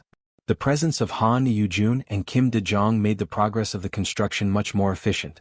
Soon, a notification appeared, revealing that 3 servants bearing the title of knight had joined the construction site, which instantly increased its efficiency by 50%. However, the wave of monsters from the previous night had significantly raised their numbers in the surroundings of the main house. Hunting in that region was proving to be far more profitable, since the monsters were now everywhere. He reflected that with the expansion of Haven, hunting within its borders had lessened, and many creatures continued to wander without realizing they had already entered the sanctuary's territory. All the goblins in that area had already been exterminated during the leveling up of the day before. Making a firm decision, June summoned his ability and called upon Dabin, instructing her to deliver a message. Focused and attentive, she stood silently, waiting for his words. He ordered her to inform everyone that with the new expansion, they were only allowed to hunt beyond Siamayan Station. In addition, he requested the formation of a rescue team to save survivors, including those who had specifically asked for medical assistance. Dabin accepted each order with absolute seriousness, determined to carry them out flawlessly. Inwardly, June reflected on the grim reality that within the newly expanded area there were still thousands of survivors living in terrible conditions. Even within the safety of the refuge, more than 10 people were dying due to the lack of water, since leaving the area was impossible. Humanitarian aid was arriving, but it was still far from sufficient. With renewed determination, he reaffirmed to himself that he had to save as many people as possible. He emphasized inwardly that if necessary the absolute gate must be used to reach them directly, or if not, other means must be found to heal and sustain them. The mother noticed the serious expression on her son's face, and even before he could explain the reason behind it, she immediately understood the situation. She offered her help without hesitation, a gesture that left him surprised. Among the people she had brought, some possessed healing abilities, particularly effective against dehydration, fainting, and poisoning. Because of this, she believed that by establishing subordination contracts with the team, they might be able to awaken proper healing abilities. Her intuition soon proved correct. More than 80% of the new subordinates manifested healing gifts, even if only at a basic or low level. Although they lacked significant offensive power, the rescue team quickly calmed the chaos, stabilizing those in distress with remarkable efficiency. For 3 full days and 3 long nights of continuous effort, they moved tirelessly from house to house, saving countless lives in the process. Only after this relentless work was completed did he finally throw himself onto the sofa, utterly exhausted, reflecting on how each day had been so overwhelming and filled with urgent demands that there was hardly even time to breathe. But the relief was short-lived. A sudden system notification announced that a being meeting the requirements for citizenship was approaching the refuge, offering him the option of granting it.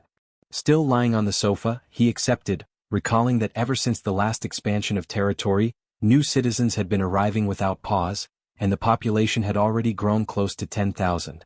While lost in thought, rain began to fall outside. Drawn by its sound, he rose from the sofa, walked to the balcony and stood there watching, intrigued by the intensity with which it fell. In that very moment, Dabin contacted him through the communication ability, her voice serious. She explained that the rescue team was requesting permission to leave the territory in order to carry out an urgent mission. June considered the decision dangerously reckless. Marine monsters now surrounded the region, rendering it impassable for ordinary people. Yet the determination of the team impressed him deeply, most likely because they had once been firefighters, men and women who preserved their courage in the face of danger even after the world had changed. That thought lingered with him as he pondered. Soon, however, he gave his order. A hunting squad would be assigned to act as an escort, and the rescue team would have to wait until then before setting out. When he opened the system again, a new notification appeared, announcing the hunt of a giant level 33 crab. He noticed, almost with surprise, that he had begun to enjoy these hunts more since the sudden surge in his physical statistics. Yet the notifications did not stop there. They came one after another, in rapid succession, reporting creatures slain one after another with astonishing speed. The massacre was unfolding at such a pace that June immediately realized this could not possibly be his father's doing. Alarmed, he activated the eyes of the Absolute, and the truth was revealed before him. It was his grandfather, advancing with unshaken resolve, destroying everything that stood in his way. Concerned, June sought immediate contact with Han's group, only to hear their report that a new wave of monsters had risen in the region. The news unsettled him, for the proportion of marine creatures was increasing at an alarming rate, and this time on a scale far greater than usual. On the other side, his grandfather observed the strange situation unfolding. He remarked that even now, something about it seemed unnervingly unusual. What troubled him most was the way the creatures were fleeing in desperation, driven not by instinct but seemingly guided by a deeper fear, as if trying to escape from something far worse. He asked himself, from what exactly could they be running? Elsewhere, June followed every detail through his ability, and the same haunting question tormented his thoughts. Fear of what, precisely? Before the answer could surface, a colossal marine monster suddenly rose before Han's group and his grandfather, leaving them paralyzed in horror. From afar, June watched the scene unfold in desperation, his heart racing with dread, as the same question echoed within him with greater force than ever before. What in the end could this terrifying thing that emerged possibly be? The creature before them was a white dragon, a colossal being of level 63. Everyone stared upward, their necks strained, their faces pale with dread, as fear and despair took hold of their hearts. The group questioned among themselves whether what they were seeing was truly a dragon, or something even more terrifying, something that defied understanding. From a distance, June observed the scene in tense silence. He knew that if he were to use the vassal summoning, he might be able to save Han's group from certain death. However, as the guardian of the world tree, he could not stray far from it. To do so would expose him, leaving both himself and the sacred tree vulnerable. Even so, he couldn't bring himself to order them to fight a white dragon. Doing so would be the same as sending them to their deaths. As doubt consumed him, the system emitted a notification. The remaining time until the completion of the annex construction was 38 hours. June reflected that, once the annex was finished, the territory would expand enough to drive away those monstrous creatures. Yet even with the increased efficiency of 50% and the accelerated progress, 1.5 times faster than before, it would still take time. They would need to endure for more than an entire day, something utterly impossible under their current circumstances. Watching the creature with narrowed eyes, he wondered if there was no other way to resolve the situation. The dragon dug its claws deep into the ground, its cold, merciless gaze falling upon Han's group and upon June's grandfather. The old man shouted that even he would struggle to face such a foe alone and ordered everyone else to fall back. But Han's group refused to retreat. United, they declared that they would stand and fight together. For an instant, June's grandfather was taken aback by their resolve. Then, with a steady breath, the old man was the first to give the order to attack. However, Han's group hesitated, paralyzed by the sheer terror of what stood before them. At that moment, June's voice rang out through the communication link. A firm, commanding tone cutting through the chaos, ordering everyone to stop immediately. The command caught everyone by surprise. None of them could understand why he would stop them from fighting. He instructed all units to hold their positions and specifically ordered Moon to restrain his grandfather. Moon obeyed instantly. The old man turned toward him, demanding an explanation, insisting that striking first was essential in any battle. Moon apologized, repeating only June's exact words. These were direct orders. Yet the grandfather persisted, clearly dissatisfied, unable to comprehend the reason behind such restraint. As the battlefield fell into a heavy stillness, June stood deep in thought. Then a system window materialized before his eyes, displaying vital information.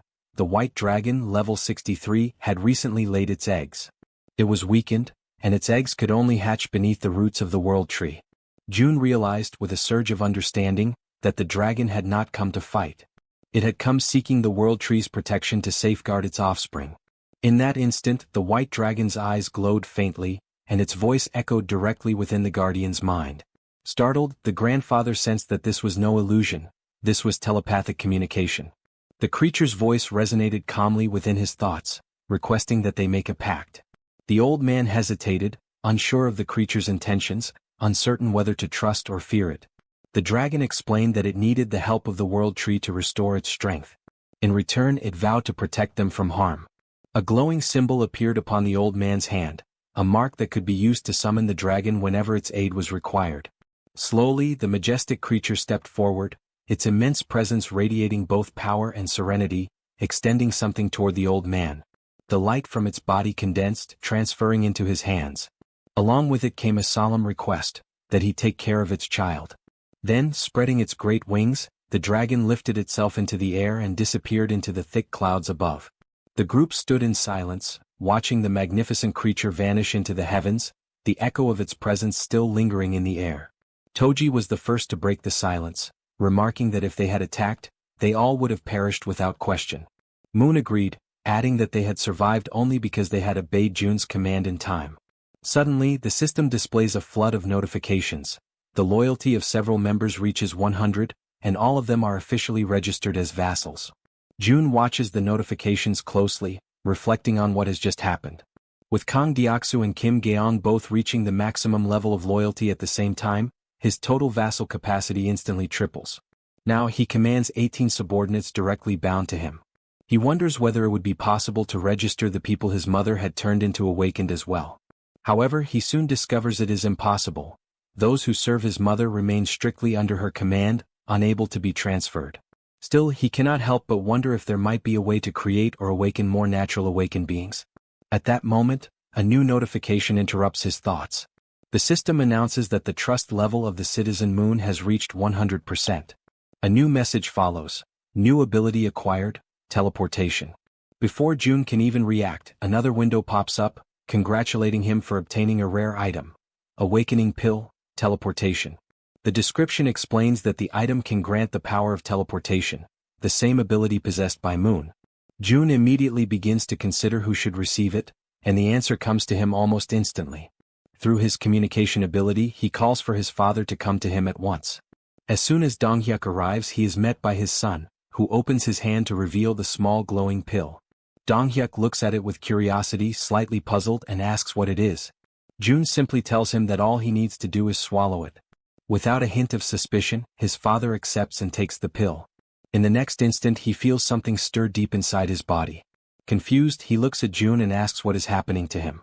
With a faint, almost teasing smile, June replies in an enigmatic tone, suggesting that he imagine what it would be like if he could teleport. Donghyuk repeats the word softly under his breath, trying to process it. Then, almost by instinct, his body reacts. In a blink, he vanishes, and reappears several meters away.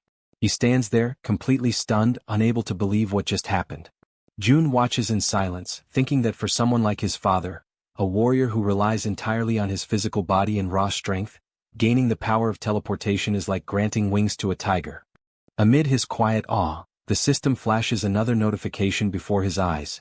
Trust level of Donghyuk has reached 100%. New ability acquired, enhanced protective energy.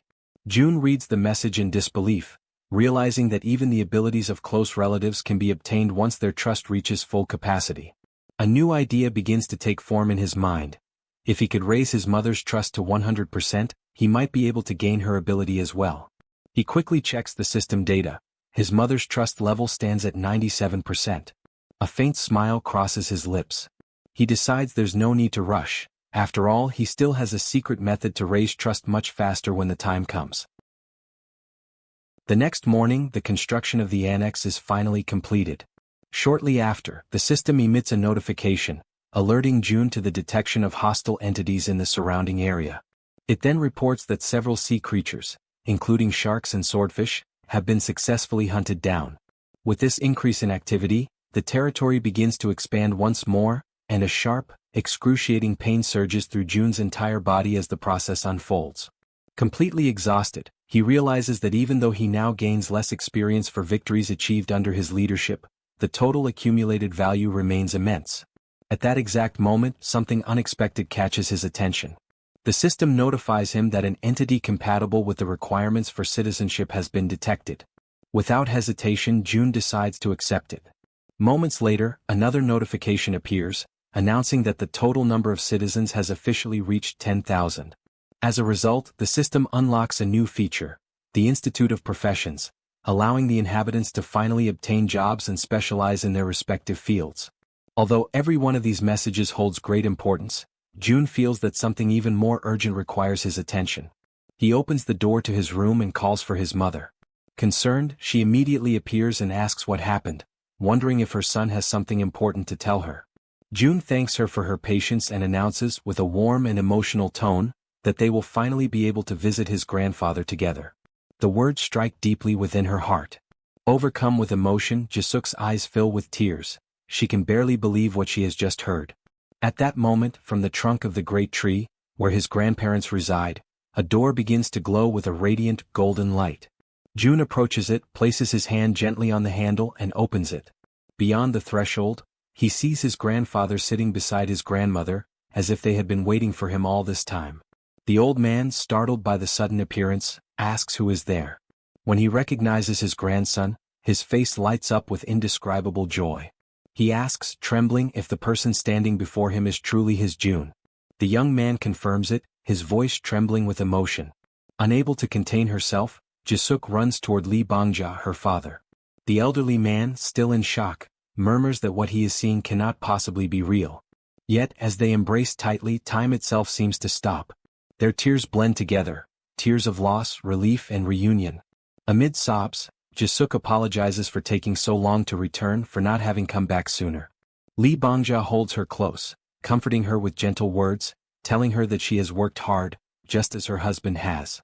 He thanks them both for surviving, for carrying on with their lives, and for a fleeting moment the air fills with peace and quiet warmth. Then a new notification appears before Jun's eyes.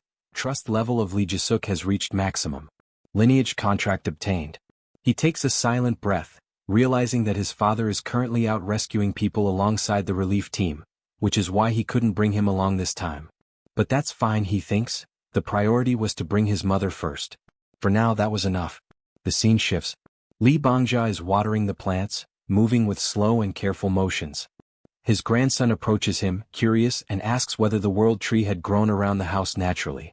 The old man nods, saying that even he had been astonished when he first saw it.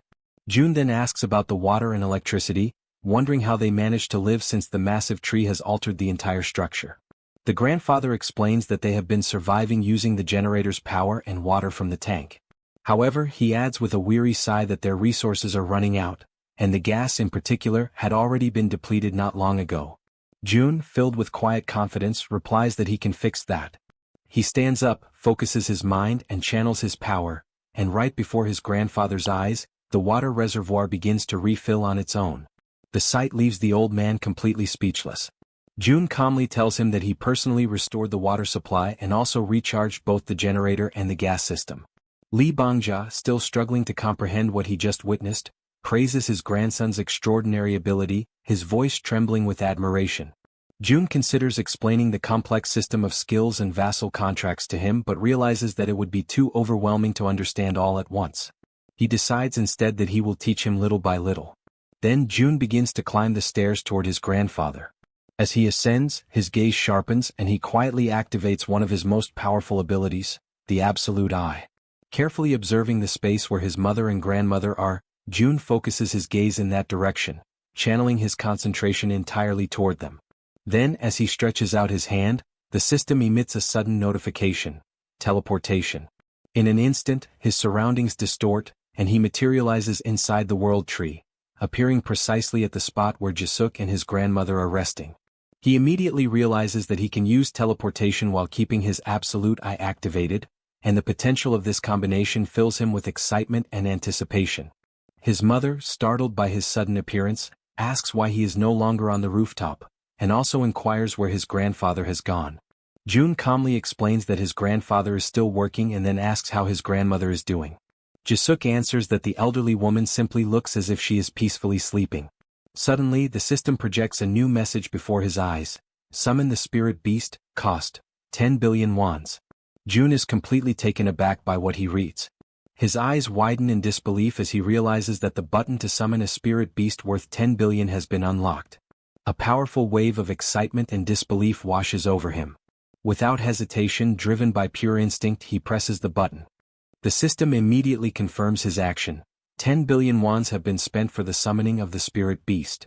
And at that very moment, an intense light bursts forth in front of them, illuminating the entire room with a radiant glow. Jun, maintaining a steady and reassuring voice, tells his mother to remain calm and not be afraid. At the center of that blinding light, a shape begins to emerge. Jun narrows his eyes and observes as a delicate figure slowly takes form. It is a sleeping fairy. Her body shimmers faintly, and after a few moments she gently opens her eyes, as though awakening from a deep slumber. Jae-suk, still bewildered by what she is seeing, asks what that creature is. Jun explains patiently that it is a spiritual being, a creature he has just summoned, one of the unique powers granted to him by the system. At that exact moment, Lee Bangja enters the room. Jae-suk turns to him in surprise and asks why he came back so soon. The old man replies that Jun has already resolved all the problems.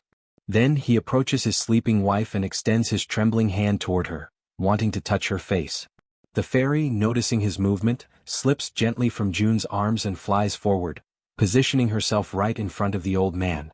Concentrating deeply, she spreads her wings, and a radiant aura begins to glow around Lee Bangja's hand. The light expands, surrounding the fairy's small body, as if drawing the old man's power into her own. A new notification immediately appears before Jun. Fairy's level has increased. Natural regeneration rate of the territory, plus 100%. Lee Bangja, however, is overcome with anger when he realizes that the creature has absorbed part of his energy. He clenches his fists, his voice trembling with frustration. But before he can speak, something extraordinary happens. His wife begins to stir.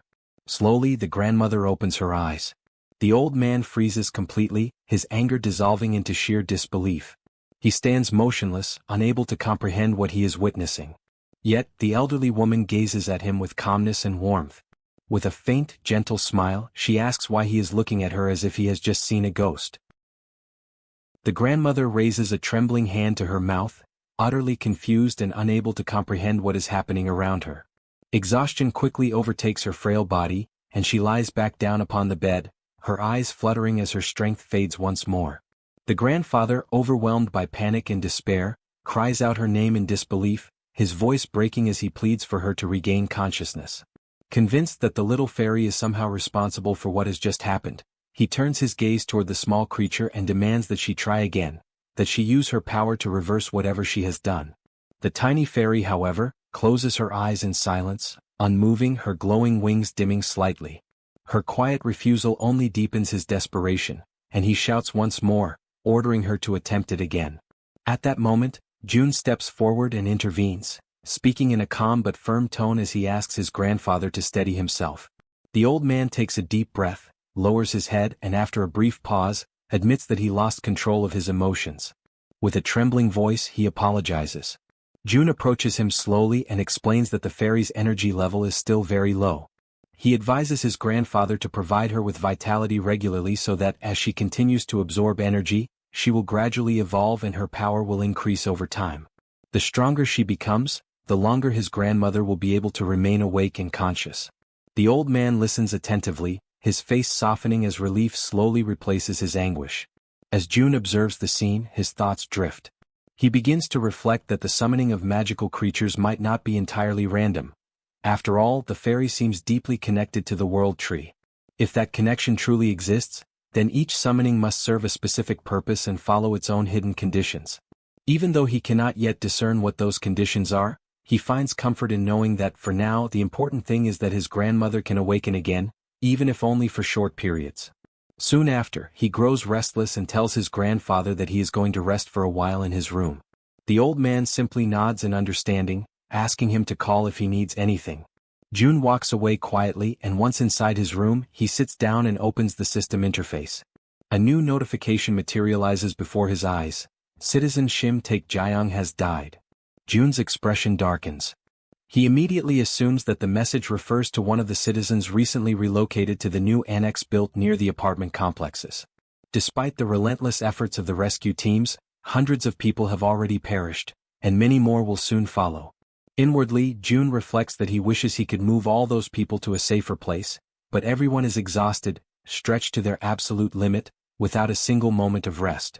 People are dying everywhere, some torn apart by monsters, others trapped inside their own homes, fighting desperately for survival. A few manage to endure thanks to rare and powerful abilities awakened by chance, while countless others perish without ever receiving a single gift from fate. He wonders if the old saying is true, that great power truly does come with great responsibility.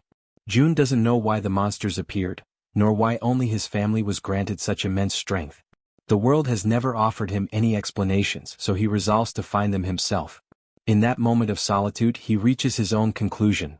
Responsibility belongs to those who possess power. And he decides to embrace it fully. He silently vows that he will save his country, at least as much of it as he possibly can. As he reviews the system data, he notices that the total number of people to whom he can grant citizenship reaches 220,000, yet only 10 have been officially registered so far. Sitting cross-legged on the floor, June makes a quiet but determined decision. He will continue to expand his reach until that number is filled to its very limit. And while he contemplates all of this, he recalls that the negotiations had been halted once the number of citizens reached 10,000. The inhabitants are allowed to acquire professions, yet nothing has changed in the administration window. With this realization, he concludes that the first step must be the construction of a professional training institute. The system indicates that the Institute of Professions costs 2.5 billion wons and grants citizens the ability to develop commercial skills after researching their chosen occupations. He notices, however, that the structure requires a vast and isolated plot of land, and he plans to build it on the very ground the giants had leveled earlier. The system informs him that the institute requires 30 citizens working for 7 days, each receiving a payment of 200,000 wons, and asks if he wishes to begin the installation. He confirms without hesitation and decides to instruct Dabin to hire 30 more workers. Ancient words of wisdom resurface in his mind. Cultivate the body, put the house in order, govern the nation, and bring peace to the world. Before one can change the outside world, one must first bring harmony within one's own home. Jun understands that if he truly wishes to save his nation, he must first gather the families of his subordinates. Until now, all of them have risked their lives for him. Now it is time for him to act on their behalf. Activating the absolute eyes, he observes his companions from afar. Without hesitation, he grips a door handle and, with the ability that manipulates both doors and distances, opens a passage to another place. Jun knows that Han's group has been advancing toward the vicinity of Jaehyeon Station, searching for the mother of the archer woman. He also recalls that during the construction of the annex, they had opened routes toward Daechidong, but the new wave of monsters had made further advancement nearly impossible. Nevertheless, he soon realizes that he cannot move beyond that point. Even so, he decides to take action. He activates the communication ability and summons everyone to gather. Moments later, Moon appears running toward him, surprised to see him there. It is their first meeting after a long time. Jun smiles, and Moon immediately understands that the power which annihilated the monsters had indeed been his. Soon after, Han approaches, surveying the surroundings carefully. She asks if that place now belongs to Jun's territory, to which he calmly confirms, but adds that this is not the only reason the group has gathered there. He explains that the monstrous wave has made travel to Daechidong extremely dangerous. However, now that the new annex is complete, everything has changed. He assures them that they will be able to reach Daechidong, the place where the archer woman's family lives, before the day is over. Upon hearing this, she hesitates, her expression showing doubt that such a thing could be possible. Yet Jun answers her with composure, stating that he possesses a method. Soon, he extends his hand toward her and reveals that there is something he wishes to propose, causing the air around them to grow heavy with tension. When the construction of the annexed house finally comes to an end, the territory expands all the way to the front of Jaehyeon Station, granting direct access to the subway. Jun begins planning to take Jaehyeon there so that they can once again employ the poisonous gas strategy against the swarming rats. He also notes that he will ask Dabin to strengthen the workforce at the Professional Institute's laboratory. Soon, all the preparations are completed. The only thing left is to put the plan into motion.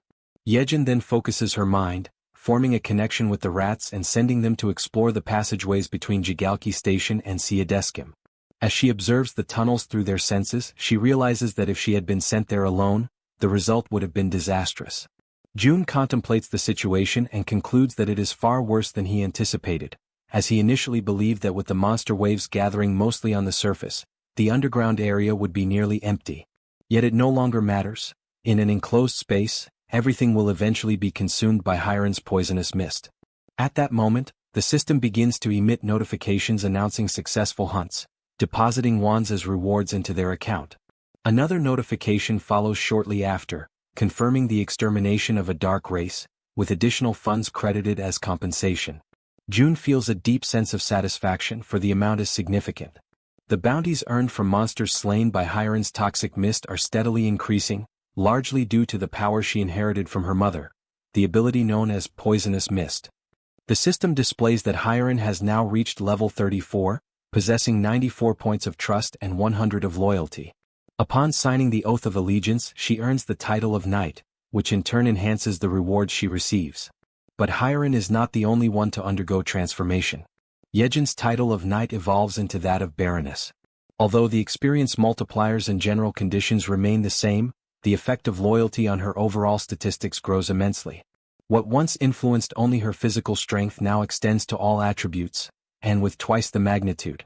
Moreover, Jaehyeon acquires a new ability called Enhancement, through which her improved rats now move at a much faster pace and become significantly harder to destroy. By the time their operation through the tunnel concludes, Hiren announces that the entire subway line has been successfully cleared. Observing their progress, Jun realizes that he should not limit his loyalty contracts to just those two. Instead, he should extend the proposal to everyone. With that in mind, he turns toward Han's team and presents his idea. They listen carefully and after some consideration, all agree to his terms. As a result, Han, the female archer, and Riller each obtain the title of Baron, while Yeonju ascends to a higher rank, that of Viscountess. The difference between a Baron and a Viscount is of great importance. Vassals who attain the title of Viscount gain an additional 3 slots for follower registration. Consequently, the number of vassals under Yeonju's command rises to 21. At that very moment, the system issues another notification. Toji has awakened a skill with 100% efficiency, Legion of Steel, an evolved ability derived from his title as knight. He can now summon not only enchanted armor but also steel golems, entities that follow his commands without hesitation, advancing mercilessly against the enemy. With the golems clearing a path ahead and the allies maintaining formation, Toji decides to seize the opportunity and push forward. The offensive begins in earnest as the group charges ahead, confronting the monsters that appear in their way. Amid a flurry of coordinated attacks and fierce defenses, they continue their advance until Han finally announces that they have reached Exit 2 of Jigalki Station. From a distance, Jun monitors the operation and reports that the path ahead is clear. He directs the group to proceed straight toward Seedishin, and everyone promptly follows his instructions. Jun reflects that the distance to the station is approximately 3 kilometers, but thanks to their enhanced physical abilities, they are able to cover the distance in just 10 minutes. After some time, upon reaching their destination, the female archer notes with satisfaction that they managed to arrive within a single day. The man with glasses, curious, asks what their next step will be. She replies that they should exit through Gate 2, as her family's condominium is located just beyond it. However, that very exit is overrun with hungry goblins lying in wait for them. Han, ever vigilant, warns his companions about their presence. Amid the growing tension, the archer steps forward and commands the monsters to clear the way. She then releases a spear of light with devastating force and precision. The weapon's energy splits into dozens of radiant beams that scatter in every direction, piercing through the surrounding enemies. The system notifies them of a series of successful kills. The goblins are eliminated one after another. On the other side, Jun observes the archer's newly revealed ability in action, known as Light Arrow. Before even reaching the target, the light detonates and multiplies, turning each beam into a lethal weapon. Meanwhile, something catches Jun's attention. He notices that the entrance to the nearby building is barricaded. This obstruction can mean only one thing: there are survivors inside. Han decides to take action, removing the debris blocking the door and giving orders to the group. He and the archer will go up to investigate the situation, while the others are to remain on guard at ground level. With steady steps and weapons at the ready, Han and the archer ascend the silent building, prepared to uncover what, or who, might still be holding on inside. On the upper floor they come upon a closed door. The archer approaches and knocks several times, yet silence prevails. No sound comes from the other side. Desperation spreads across her face. The absence of any response is unbearable. She falls to her knees before the door, overwhelmed by a crushing sense of loss. For a moment, the only sounds are her quiet sobs and the wind whispering through the cracks in the hallway. Then suddenly the door opens. A young man stands before them, and for a brief instant the world seems to stop moving. Through her tears, she recognizes him immediately, and both are enveloped in a wave of surprise and emotion so profound that it silences everything around them. The female archer approaches Myung Van and asks where her mother is, to which he quietly replies that she is inside. When the archer's mother catches sight of her daughter, an overwhelming wave of emotion sweeps over her. She immediately reaches out, placing trembling hands upon her daughter's shoulders, while the archer struggles to contain her tears, her eyes glistening with emotion. The mother examines her in desperation, her gaze darting over every detail, asking anxiously if she is unharmed. Then, in a trembling voice, the archer mentions her father, and the entire atmosphere changes in an instant. The mother freezes, visibly shaken, as if trying to push away the painful truth, but the silence that follows already says everything that words cannot. The tears intensify, spilling freely as reality sinks in. Everyone around them slowly understands what has happened. The father did not survive. The grief spreads among them like a slow, suffocating wave. The three are overtaken by sorrow, their cries rising together, echoing through the quiet halls for long, agonizing minutes. From a distance, Jun watches the scene in silence, his expression unreadable but his eyes heavy with empathy. Within himself he reflects on what must be done next. He knows he must find the families of Han, Kang Daeksu, and Kim Jaehyeon. All three are located in Jangjin-dong, and Jun understands that he must act swiftly to prevent further loss and despair. Soon after transferring the female archer's family to a secure zone, he summons his followers and dispatches them from Seomyeon toward Jangjin-dong. Not long after, a report arrives from Dabin, informing him that the public facilities have reached maximum capacity. Jun briefly considers expanding the existing infrastructure, but upon learning that many of the new arrivals own homes nearby, he decides instead to send them back to their residences. At the same time, he begins planning the construction of new spaces beyond the main complex, including community centers, offices, and shops, to provide greater comfort and autonomy for everyone. In his thoughts, he admits that he had already anticipated this kind of limitation. The expansion had inevitably brought nearby houses into reach, and several of them now stand vacant. By redistributing the residents, they would have more room and balance overall. He also decides to establish new bases around the perimeter, designed for the hunting teams, and to develop strategic commercial points that can support their growing operations. Using his communication ability, he reaches out to Dabin and instructs her to coordinate the organization of these new external bases. A system notification soon appears before him, asking whether he wishes to construct new shops and activate essential services, electricity, water, and gas. June authorizes all of it without hesitation, then pauses to reflect on the progress of the other groups. He wonders silently how far Han's team has managed to advance and imagines that they may have already reached Gyodai Station. By his estimation, the path up to that point should have been relatively smooth, although he knows well that Hiren's poisonous mist tactic only works effectively up to that station. Beyond it, they will need to find their own way as the route from Jaehyeon to Dongni rises back to the surface midway through the journey. At that very moment, the man with glasses releases Black and instructs the creature to attack the goblins blocking the group's path. The female archer fires her arrows with unwavering precision, while Moon, now wielding his pistol, takes advantage of his newly acquired invisibility skill. Kim Jeons demonstrates his new power of rapid growth, his body expanding in both size and strength, towering over the battlefield as the group pushes forward. Han's group now proves to be many times more powerful than before. Under Toji's precise and tactical leadership, they move with coordinated purpose, maintaining formation as they advance. Han instructs everyone to make use of the terrain's natural cover, moving forward while minimizing unnecessary confrontations and conserving their strength for what lies ahead. After some time, the group gradually slows its pace until it comes to a complete halt. Before them stretches the site of a ruined city, a desolate landscape where collapsed structures and massive chunks of debris block what once was a road. Han kneels, examining the obstacle closely. The pile of wreckage rises to the height of a 3-story building, forming a barrier that seems almost insurmountable at first glance. From a distance, June watches through his surveillance system, quietly reflecting on the scene. For a group whose average age is around 35, such an obstacle should not present an impossible challenge, he reasons. The real concern lies not in climbing over it, but in understanding what, or who, could have caused such catastrophic destruction in the first place. He questions silently what kind of creature could have torn apart a concrete bridge with such raw force. The absence of enormous footprints rules out the presence of a cyclops, yet the pattern of destruction clearly indicates that something immensely powerful had passed through the area. Proceeding with caution, June activates his communication ability and transmits a calm but firm directive to Han's team, advising them to move forward carefully and stay alert for any disturbances. As Han's group descends toward the lower area, June checks their progress, calculating the remaining distance to their destination, Jangjindong, estimating that only about 4 kilometers remain before they complete the journey. He reviews the data on his monitor and concludes that if all the nearby apartment complexes share similar layouts, the arrival should proceed without major complications.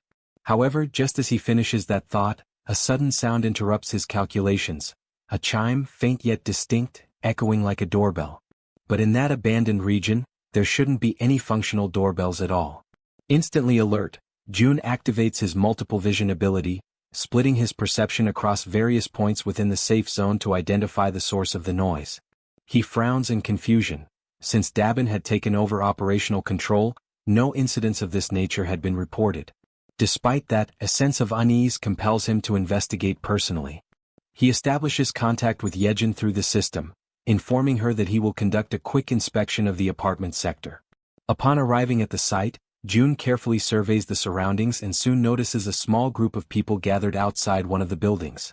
The newcomers seem to be engaged in a cautious conversation, murmuring among themselves as they try to confirm whether they have arrived at the correct residence. Moments later, the door opens, and the group freezes in surprise as June himself steps into view. At that instant, the system issues a notification. The trust levels of the citizens have increased. June's curiosity deepens at the sight of this unexpected message. The mere act of seeing him has somehow strengthened their confidence. A tense silence lingers for several seconds before one of the men steps forward hesitantly. With a respectful yet urgent tone, he makes a request, one that, while simple, catches June completely off guard. The man asks if June could lend them weapons. Dressed in black, he explains that they do not intend to stay within the so-called safe zone. His group, he says, plans to leave soon and needs the armaments to defend themselves on their journey. The man tells June that the group intends to leave. June, uncertain, asks if they plan to hunt monsters, but the man denies it. He clarifies that their goal is different. They want to go out in order to try to rescue their families, and they ask if June can help them in any way. June pauses for a moment. Inside, he recognizes that these men are just like him. Men who spend their nights awake, haunted by worry for their families, going over every possible scenario again and again until the moment they finally decide that they must take action on their own. Driven by desperation, they come to him. June then says that he cannot help them with everything. The man nods, resigned to that reality. However, June extends his hand and summons an item. He explains that he can at least give them weapons because if the group intends to rescue their families, they will need them. The weapons begin to materialize in front of the men, forming slowly out of thin light. The man expresses his gratitude, saying he has no idea how he could ever repay the favor. June responds that he has a proposal for the group. The man asks what it is. June reveals that he wishes to form a subordination contract, an ability that seems almost ridiculous at first glance, yet it allows him to select 100 awakened followers without requesting anything in return. However, the ability comes with a particularly troublesome requirement. The man asks what they must do. June explains that the reason his mother never filled all 100 slots, even with such a powerful ability, is simple. With a tone heavy with authority, he declares that they all must kneel. The men are startled, shocked by how authoritative June suddenly seems. Even so, they obey, lowering themselves to the ground and asking if that position is correct. June confirms that it is. He asks for a moment, places his hand over the man's head, and states that from that moment on, the man must obey him. June explains that all the man needs to do is express his intention to submit clearly. The man does so, declaring his submission. The system immediately notifies that the man, named Jang Sungjun, possesses a trust level of 48 and awakens the ability of teleportation, a ranking-type teleportation that consumes mental strength in order to generate physical force. The man feels the energy coursing through his body and becomes unsettled by the light that begins to spread around him. June is also surprised by the phenomenon. The ability and the rank he receives are an extraordinary reward, far greater than anything June imagined could appear. The system then notifies that a tangerine has been purchased and it materializes instantly in June's hand. A mission appears, to lift the tangerine using telekinesis within 10 minutes, with a reward of increased mental power and no penalties. June shows the tangerine to the man and orders him to lift it using his ability without touching it. The man agrees, focuses deeply, and a thin aura begins to form around the fruit. Moments later, the tangerine rises from June's palm, floating steadily in the air. The man is astonished to see the object levitating and silently celebrates his own success. Suddenly, the tangerine bursts open and explodes into juice, sending pulp splattering over everyone including June. Embarrassed, the man apologizes, saying he lost control, but June tells him that everything is fine. He explains that this is the nature of the power granted by the contract and calls the next person forward to continue the process. The system displays a new notification. The citizen's trust rises to 50, and his loyalty surpasses 30, unlocking the attribute. He now fulfills the requirements for vassal registration. June asks the others if those accompanying Jang Sungjun also wish to establish the same type of contract. After Sungjun is officially registered as a vassal, his assistants complete their own contracts as well. The remaining 5 awaken medium-level abilities, rank between D and C, and stumble over their answers while responding to the questionnaires, but June does not consider that important. For him, obtaining Sungjun alone is already more than enough. Now that the man is properly registered as a vassal, June can at last provide basic support. June then asks the man where his family is located. He confirms, it is the apartment complex in Yeongdong. June wishes the group good luck and watches as the men head off on their own path. Immediately afterward, he feels it is time to return as well, and he teleports back to the inside of the enormous tree, where the rat girl waits for him. He enters with a smile and announces that he has returned, but quickly notices the tense expression on her face. The girl tells him that the situation has turned bad. At the exact moment June comes back, she explains that at the location where Han currently is, a gigantic monster has just appeared, a two-headed ogre level 45, emerging right in front of the group. June immediately activates his long-range vision ability and sees the colossal creature. He recognizes instantly that this is the monster responsible for destroying the bridge, a mystery no one had been able to solve until now. Han's group attempts to resist. Black, the young man with glasses, launches direct attacks against the ogre. Moon teleports around the enemy, using his invisibility as well, firing his pistol at the monster's face with precision and cold focus. Toji summons his army of obedient marionettes, ordering them to strike the ogre at its feet without hesitation. However, the ogre responds with sheer brutality. With a single powerful kick, it sends all of Toji's marionettes flying.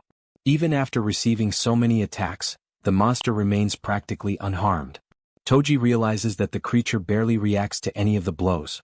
Han watches the scene, understanding the difficulty they face, and concludes that they must somehow create even a small opening. At that moment, the system notifies a command for a summoning. Barbel is called. The summoned creature crashes into the ogre with overwhelming force, knocking it down and pinning it to the ground. The strike comes directly from June's intervention. Using his communication ability, June sends a message to the group, apologizing for taking so long to act. The group, relieved and encouraged as they see the ogre finally brought down, reacts with renewed hope. June then declares, through the same ability, that from this moment on he will provide full support to all of them. Everyone watches the ogre kneeling on the ground, its massive frame trembling as dust settles around it. Togi remains frozen in disbelief, repeating inwardly the same question over and over, whether they truly managed to bring the creature down. Although their attack struck the monster directly and with overwhelming force, the system still has not displayed any notification confirming its defeat. That single missing message makes everything clear. The battle is far from finished. From a distance, June warns the entire group, urging everyone to remain fully alert, because the ogre is still alive and continues resisting with terrifying endurance. June then turns toward the Werbear woman, asking if she has the ability to slow the creature's movements even for a moment. She hesitates, uncertain whether she can manage such a feat in her current state, but ultimately she decides to try. With determination, she rushes toward the ogre and activates the healer. A warm, golden aura immediately envelopes her entire body, reinforcing her strength and vitality. June observes every detail with sharp focus and summons another item. A barrage of bullets materializes and begins striking the ogre repeatedly. The continuous impacts batter the creature's senses, leaving it disoriented. Seizing that crucial opening, the Werbear woman pushes forward with all her strength and manages to unbalance the monster, forcing it down to its knees once again. Recognizing the perfect opportunity, June signals to the archer. The archer raises his bow, aiming carefully, and channels all of his focus into a single attempt, concentrating intensely to achieve maximum accuracy. Sensing danger, the ogre reacts violently. It grabs a car with only one hand and lifts it as if it weighed nothing. In a sudden burst of motion, the monster hurls the vehicle toward the group with tremendous force. The abrupt attack catches the archer off guard for an instant, but his arrow is already in flight. Both the car and the projectile race forward, one propelled by brute strength, the other by precision. The arrow collides with the incoming vehicle, triggering a massive explosion that sends other nearby cars flying through the air in all directions. In that chaotic moment, June gives the command for the Werbear to attack. She quickly positions herself behind the ogre, but the monster turns with startling speed, dodging the archer's second arrow. The sudden shift alters the arrow's path, sending it off course, straight toward the Werbear woman. The archer watches in shock as the projectile strikes her directly, despair overwhelming him. From afar, June witnesses everything with horror, feeling the same cold dread he felt the last time he nearly lost someone important to him. He forces his mind to search frantically for any solution. He begs the system inwardly, pleading for any method, any possibility, to save the injured woman. The golden light surrounding the Werbear intensifies, glowing brighter and brighter as everyone watches anxiously, especially the archer, who appears on the verge of breaking. Suddenly, a presence manifests behind the group. A hand emerges, engulfed in swirling black flames, Han's hand. He steps forward with unshakable determination, declaring that he will end the ogre himself. The sight strikes June so deeply that he collapses to the ground, unable to comprehend what is happening. The rat girl approaches him and gently asks whether he is all right. June insists that he is, explaining that he simply relaxed for a moment before reactivating his long-distance vision. However, he cannot shake the alarm in his mind. This is not supposed to be the time for Han's awakening. He asks himself what exactly could have triggered such a sudden surge of power. Meanwhile, the ogre faces Han. Han grips the metal rod, now entirely wrapped in dark, swirling flames that pulse with unnatural intensity. He focuses all of his strength and hurls the rod with immense precision. It pierces through the air like a spear and strikes the ogre with devastating force. At last, the system displays the long-awaited notification. A level 45 ogre has been eliminated. The group reacts with a mixture of relief and astonishment. The werbear signals that she is alright despite everything that happened. At that moment, Moon looks at Han, curiosity overtaking his surprise as he asks about the ability Han just used. Still shaken, Han admits he is not entirely certain how it happened and wonders aloud whether June might have somehow helped trigger it. June, still lying on the ground, contemplates the black flames. He reflects on the nature of that power, questioning whether the ability activates only under certain conditions and whether it truly belongs to Han, or perhaps to himself. Even so, this mystery is not the most urgent matter. A familiar and intense pain begins creeping over him. The system notifies an increase in skill level, and once again, it becomes time for June to endure the searing agony that seems to stretch on without end. After enduring the pain, which as always had been present in the same familiar way, he gradually regains his composure. His companion shows clear concern, asking whether he is all right, and he assures her that he is. Within the territory, the monsters are completely converted into experience, while the people who manage to survive are officially granted citizenship, marking the definitive conclusion of that cycle of conflict. This time, however, something is different. The system releases a new notification, informing him that a dungeon has been discovered. Because he is the first to find it, June receives 100 crystals as a reward. He is taken aback as he reads the message. If crystals are being awarded as a prize, then the location is very likely connected to that resource in some way. The indicated location lies behind the apartment complex, roughly halfway up the mountainside. June considers sending Lee Junhyuk's group, including himself and everyone currently under his leadership. He reasons that, by forming subordination contracts with them, the group will become strong enough to face whatever lies ahead. He wonders where Lee Junhyuk is at that moment and activates his ability, Ultimate Eyes. Through it, he sees that they are surrounded by dead orcs, and that Lee Junhyuk himself is staring at the scene in confusion, clearly questioning how the orcs died so suddenly. June reflects that the territory has expanded and that the monsters that had been targeted for hunting were swept away by the reach of his influence. Soon after, he contacts the group through his communication ability, calling them back. They are confused, unable to fully grasp what is happening. Even so, June asks them to bring their guests and return to his home, explaining that there is something important he needs to request. After issuing the call, Jaehyeon and June also return to the apartment using the absolute gate. Since Han's group is close to reaching its destination, Jaehyeon's role finally comes to an end. June acknowledges how hard she has worked and tells her that she can finally rest, as everything within her reach has already been accomplished. He assures her that if anything happens he will inform her immediately, but for now she should return home and rest with her family. Jaehyeon thanks him and leaves happily, feeling truly appreciated. June reminds her once more to return safely. Watching her depart, he feels satisfied and begins to reflect on whether Han's mission is also nearing its conclusion. The last time he checked, there was little left to be done, and he reasons that his overall abilities have already been enhanced to the point where most obstacles can be overcome, especially now that the territory's chief threat, its greatest problem, has already been eliminated. Meanwhile, on the other side, Han's group stands before the apartment complex where the families of Han, Toji, and Kim Jian live. Joy spreads through the group as they realize that they have finally reached their destination. Han shows unwavering determination, thinking about rushing forward to rescue everyone and bring them out safely, while the man with glasses reinforces that he will do everything within his power to ensure that no one gets hurt. With that resolve, Toji encourages the group, and they begin running toward their objective. In their thoughts, the same words repeat over and over. Just a little more, only a little more, and they will finally be reunited with the people they are trying so desperately to protect. Toji imagines that after this, they will all head to the safe zone and be able to live in peace at last. However, suddenly the run comes to a halt. The group stops abruptly. Han senses that something is wrong and looks toward Toji, who freezes completely, his body stiffening in shock. Moments later, everyone begins to see the same thing he does. Toji starts to tremble, overtaken by raw nervousness. Filled with terror, he comes to the conclusion that perhaps they arrived too late. Inside the complex, several armed figures occupy the area. There are black orcs of level 3, and another of level 35, along with many others. All of them are large, powerful, and imposing. The group remains motionless, staring at that devastating scene unfolding before their eyes. At the same time, on the other side, June understands what this means. High-level monsters in the range of the 30s have appeared in the underground parking area, and the chance that anyone in that apartment complex has survived is practically non-existent. The exception only confirms a horrifying truth. The families of Han, Toji, and Kim Ji-yeon are the direct targets of this invasion. Overcome by rage and anguish, June reacts without hesitation.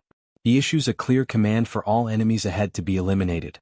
Toji responds immediately, sending his warriors clad in armor straight toward the orcs. As the battle begins, the woman observes the scene from a distance and notices Han once again surrounded by an intense aura. His new ability, now further refined and strengthened, manifests with its full force. While Toji's warriors engage the orcs in direct combat, Han's energy begins to take shape, drawing the enemy's attention. That energy spreads violently, striking the orcs without the slightest mercy. Han becomes completely engulfed by that overwhelming power. For him, that moment clearly marks the true beginning of the battle. Everyone prepares to attack. Han is the most visibly tense. He grips the iron bar tightly, his body steady, his mind filled with determination and absolute confidence in what he is doing. Ahead, the orcs watch the group attentively, but their reaction is abruptly interrupted by two precise gunshots, fired from the weapon of the man with glasses, while Toji follows everything at very close range. Without any hesitation, Toji also advances. His blows strike the orcs in front of him with direct brutality, without mercy and without leaving any room for retreat. From a distance, June summons an artifact. The artifact projects itself rapidly into the center of the conflict and begins to strike the orcs continuously. While maintaining control over the summoning, June analyzes the situation. The ranks of the common black orcs are no match for Han's group, which has grown stronger over time. The real danger lies with the black orcs of the warrior class. They are different from the enemies of the plains, tougher, stronger, and more lethal. June communicates with the group, asking them to maintain formation and to be extra cautious with the armored orcs. At that same moment, one of the enemies raises an arrow and aims it toward someone in the rear line. Upon noticing this, June is struck with shock. The arrow flies straight toward the healer, who does not notice the attack approaching. June tries to warn her, but it is already too late. The arrow pierces straight through the center of the healer's body before she can react. The impact paralyzes her. The entire group turns to watch the scene, unable to look away from that sudden disaster. The arrow has deeply pierced the healer's body, causing such intense pain that it steals her breath. Han loses his concentration. The shock of seeing his companion in that state breaks his focus for an instant. Now June quickly analyzes the situation. The enemy has struck exactly at the team's weakest point. He understands the severity of the blow, knowing that even if healing is applied, its effect will be limited, and that from that moment on, the group can no longer fully rely on the support of Kim De-jong.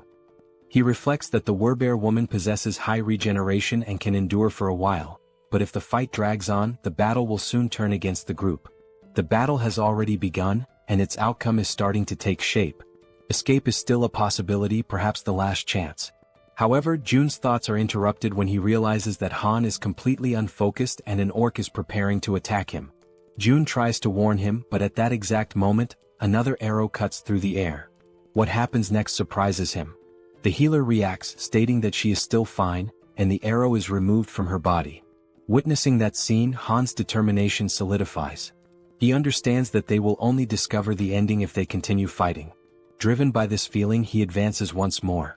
He grips the iron bar with all his strength and attacks without mercy. From a distance, June reflects that the correct procedure would be to order the group's immediate retreat. However, he decides to let himself be carried away by the moment. Overcome by rage, he demands that the status window be opened. He decides to act for everyone in the group, for Han, for Toji, and for the man with glasses. He demands from the system that all of them reach level 40. The notification appears immediately, informing him that to reach level 40, 1 billion is required for each level acquired. June accepts the cost without hesitation. The system confirms the elevation of everyone to level 40. At that same instant, a new energy runs through the bodies of the combatants. They are quickly informed by June that the group's level has been increased. From afar, June maintains control over everything within his reach, coordinating the situation. Without delay, everyone charges into the attack once more.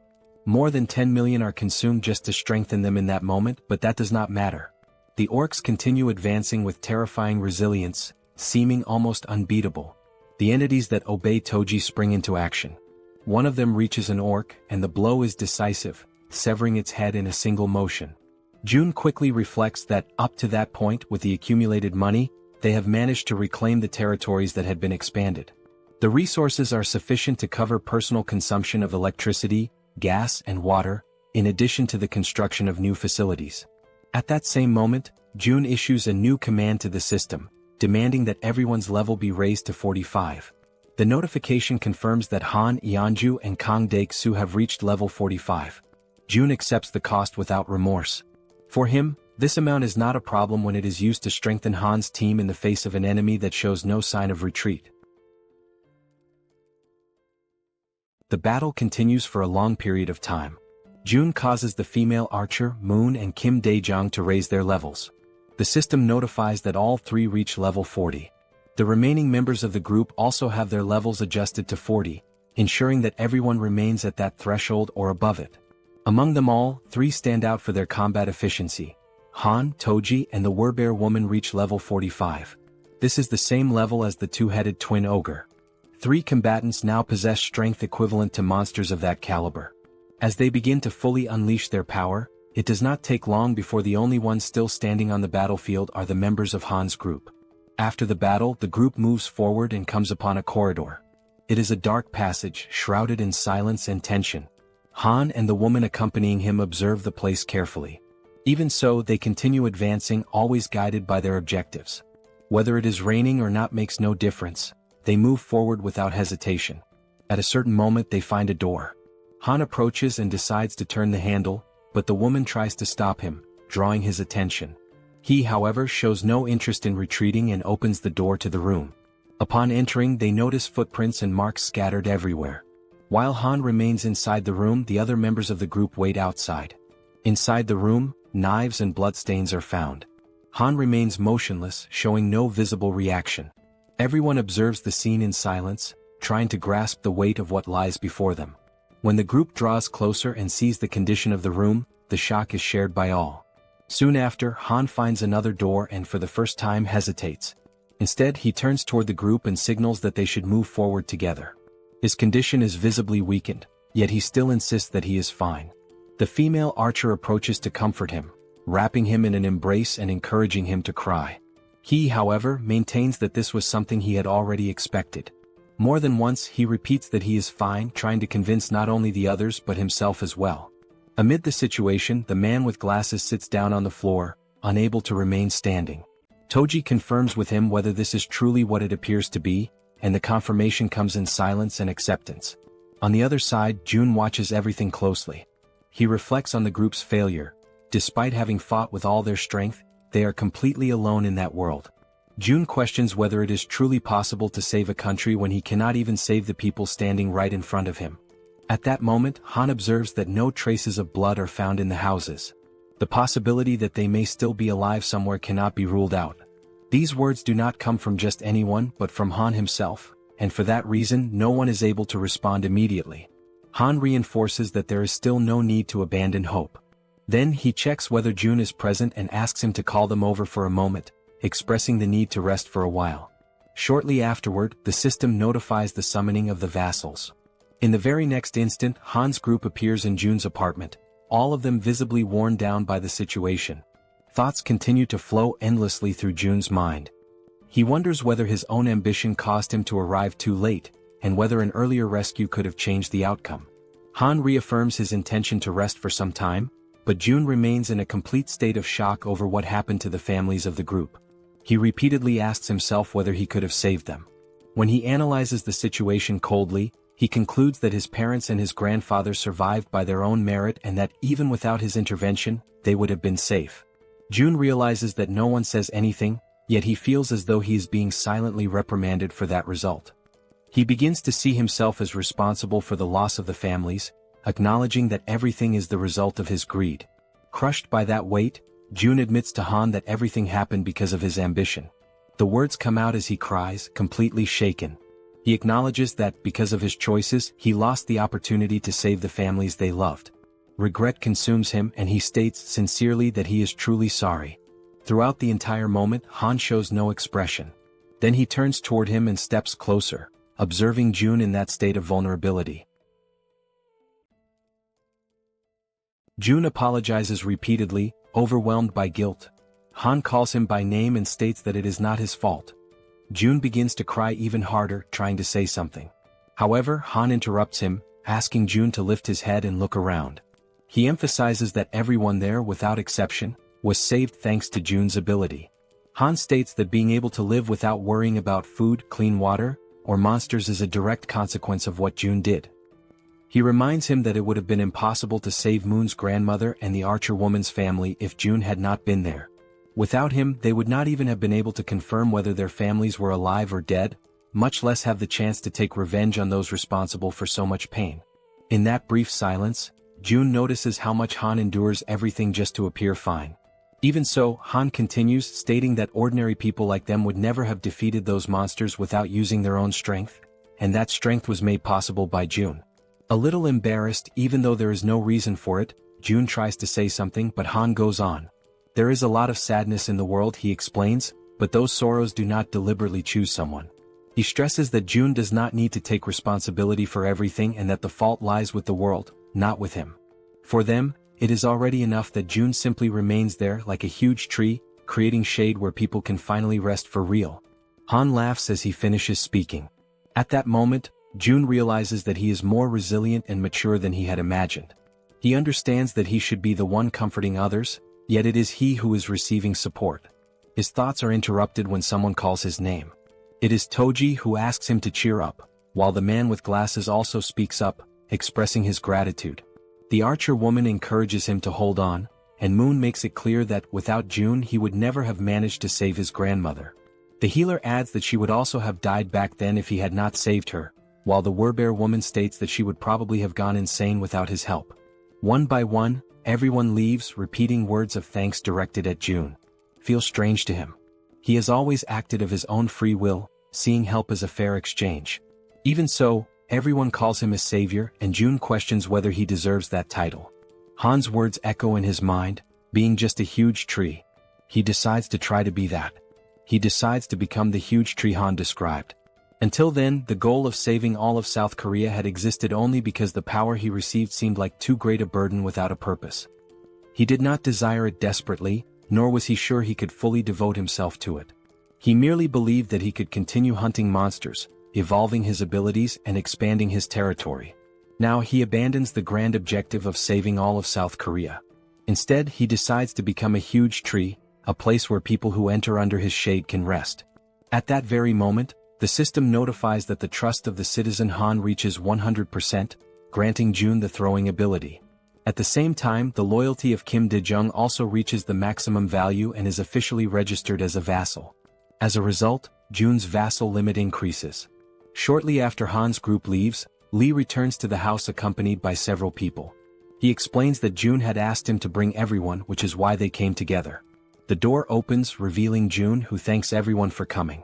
Lee reacts immediately, stating that there is no need for thanks and asking what request Jun wanted to make. Jun asks that everyone head to another place first. He makes it clear that only vassals may enter his house, while the others must remain near the door. As soon as they cross the entrance, surprise spreads through the group. Lee states that this place is their home. The red-haired girl shows disbelief at what she sees. The system notifies that Lee's trust increases, along with her loyalty. The same happens with Shin, whose trust and loyalty also rise. Jun confirms to himself that, as expected, the most direct way to increase trust is to clearly demonstrate his ability. Next, he announces that, from that moment on, he will present his proposal. Lee shows readiness to listen. Jun begins by saying that he wants everyone there to sign a contract with him. The group reacts with a certain amount of suspicion toward the idea of a contract, but even so, acceptance happens immediately. They kneel while June raises his hand over them. The girls ask whether, since they are the last ones, that means everything is finished. June confirms it and praises the work that was done. He reflects that negotiating with many people at the same time is exhausting, but acknowledges that, with this, the preparations are finally complete. Lee then asks him to get straight to the main point. June explains that, with the recent expansion of his territory, the entire Wangnyang mountain has now become part of it. Lee shows surprise upon realizing that it is the mountain located right behind them. June confirms this and adds that, apparently, a dungeon has appeared in that location. He then asks Lee and the others to explore that dungeon, questioning whether they can accomplish this task. Lee accepts promptly, thanking him for the trust placed in the group. At that moment, through the communication ability, someone calls June by name. It is Dabin, informing him that everything that had been requested is already prepared and that he can go there. June heads toward the elevator. As the mechanism descends, he reflects in silence.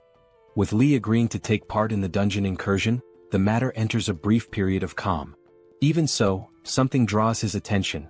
After the subordination contract, Lee's abilities do not change.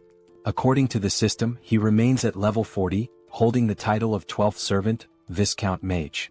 In the group led by Lee, the main members are Shin and Kim, who were classified as B, while most of the others fall between D and C. As more people are contracted and data accumulates, June begins to understand the system better. High-level abilities require elevated innate attributes, something that can be called potential or talent. The limit of subordinates is restricted to only 100 people. Because of this, June concludes that from now on it will be more advantageous to choose carefully, prioritizing individuals who are truly talented. As the elevator doors open, Dabin is already waiting for him eagerly. June acknowledges her effort and shows satisfaction with the work. Dabin reacts naturally, saying that it was not difficult, but June still assures her a bonus for the service. He looks over the gathered group and asks whether those are the selected people. Dabin explains that, according to the instructions she received, she gathered 10 individuals skilled in carrying out practical tasks. June introduces himself to the group, stating his name and showing cordiality. In response, everyone behaves politely and returns the greeting. Among the people gathered by Dabin, one of them asks what kind of work June is planning for them. June replies that he intends to explain everything and reveals that he is considering granting everyone the same position held by Dabin, a managerial role. The reaction is immediate. The group shows enthusiasm and apprehension at the same time, questioning whether that is truly serious. June reflects that even with the significant growth of the population, there are only a few people in managerial positions. Among them are Lee Sungmin, leader of the medical team, and Baek Sungmin, responsible for the replacement team. One of the young men states that, if given that responsibility, he will work diligently. June reflects again. There are still 12 managerial slots available which could be distributed, but not for free. He informs them that there are conditions, generating curiosity and tension within the group. He explains that, with the constant arrival of new people into the territory, countless problems will arise, and the position will be granted only to those who present concrete solutions. After asking whether everyone agrees, he extends his hand and invites those interested to speak up, one by one. For quite some time, the candidates for manager present proposals on topics such as waste disposal and road maintenance, most of them satisfactory. The ideas become increasingly solid, confirming Dabin's good judgment. At a certain moment, a blue-haired man raises his hand. Encouraged by June, he proposes the creation of an organization to maintain internal order, warning that without a stabilizing presence, incidents will be inevitable in the future. June understands the proposal and asks whether he is referring to the creation of a department similar to how the police operate. The man confirms. Another member of the group interrupts the conversation, adding that when he thinks of the police, something comes to mind. June allows him to speak. The man mentions that police station arsenals store firearms including rifles. The information surprises June, who wonders whether rifles would not be equipment exclusive to the military. The man explains that technically South Korea is still under an armistice, and that in emergencies, properly established police stations maintain sufficient weapons in their arsenals. June reflects that if they manage to obtain these weapons, it could significantly help in creating a department responsible for maintaining order. He considers that the nearest police station is Busanjan Police Station, located in Siamayan. He then asks the name of the man who brought the information, who introduces himself as Nam Jinho. June asks Nam Jinho to form a team and go on this mission. Surprised, he asks whether he should go personally. June confirms, saying that there is no reason for great concern. Due to the expansion of the territory, the police station is probably within its boundaries, and if it is not, there is no need to insist. Nam Jin-ho accepts the task and states that he will try. June instructs Nam Jin-ho to depart as soon as he is prepared and tells the others to continue suggesting solutions. The following day, after the successful completion of the mission, Nam Jin-ho returns. He had gone in search of firearms and, indeed, manages to bring them back. June confirms everything using the Supreme Eyes and registers the items in the system shop without difficulty. The result does not meet expectations. They recover only 2 rifles, 3 bullets and empty cartridges. The quantity is not the problem, since June can acquire more ammunition later. The real issue arises next. Most of the weapons from the arsenal had already been taken. Judging by the size of the storage, June estimates the existence of a heavily armed group of survivors somewhere. This realization immediately turns into a headache. Even so, June reasons that such a large and well-armed group would hardly go unnoticed. If they were nearby, news would certainly have already reached the territory. This leads him to conclude that, at least for now, that group is not in the vicinity. June decides to leave this problem for later and activates Ultimate Ears, expanding his perception. In another distant part of the territory, orcs advance amid destruction. They spread out in all directions, pressing a cornered group, the one led by Jang. A man asks what they should do, pointing out that the monsters seem to be emerging from all directions at the same time. Jang surveys the battlefield with difficulty and wonders how those creatures managed to advance so far. One of the group members draws attention to an even more urgent problem. Their ammunition is almost completely depleted. Jang feels the weight of reality settle in. Everyone is exhausted and their weapons are beginning to fail. He realizes that his abilities are not enough to withstand the enemy's constant pressure. At that exact moment, the communication skill is activated. June makes direct contact, drawing Jang's attention. Shortly after, a system window opens before them, and weapons begin to materialize in the space around them. June, even from a distance, acts at the perfect moment. The tension turns into relief as new equipment appears, raising the group's morale. Jang is the most emotional of all, certain that the intervention saved the battle and their lives.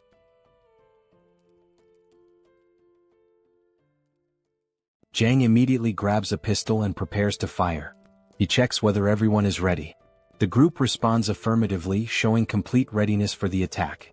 Without hesitation, he gives the signal to advance. The group rushes toward the goblins, who are startled when they realize the group's unexpected presence. Showing no mercy, the group unleashes a barrage of gunfire. The bullets strike the goblins in succession, knocking them down one after another. The sound of gunshots does not cease. They keep firing without rest, pressing the enemy relentlessly. Overcome by fear and unable to react under the continuous assault, the goblins panic and flee. Jang feels his confidence grow as he notices the enemy's retreat and believes the group is capable of winning.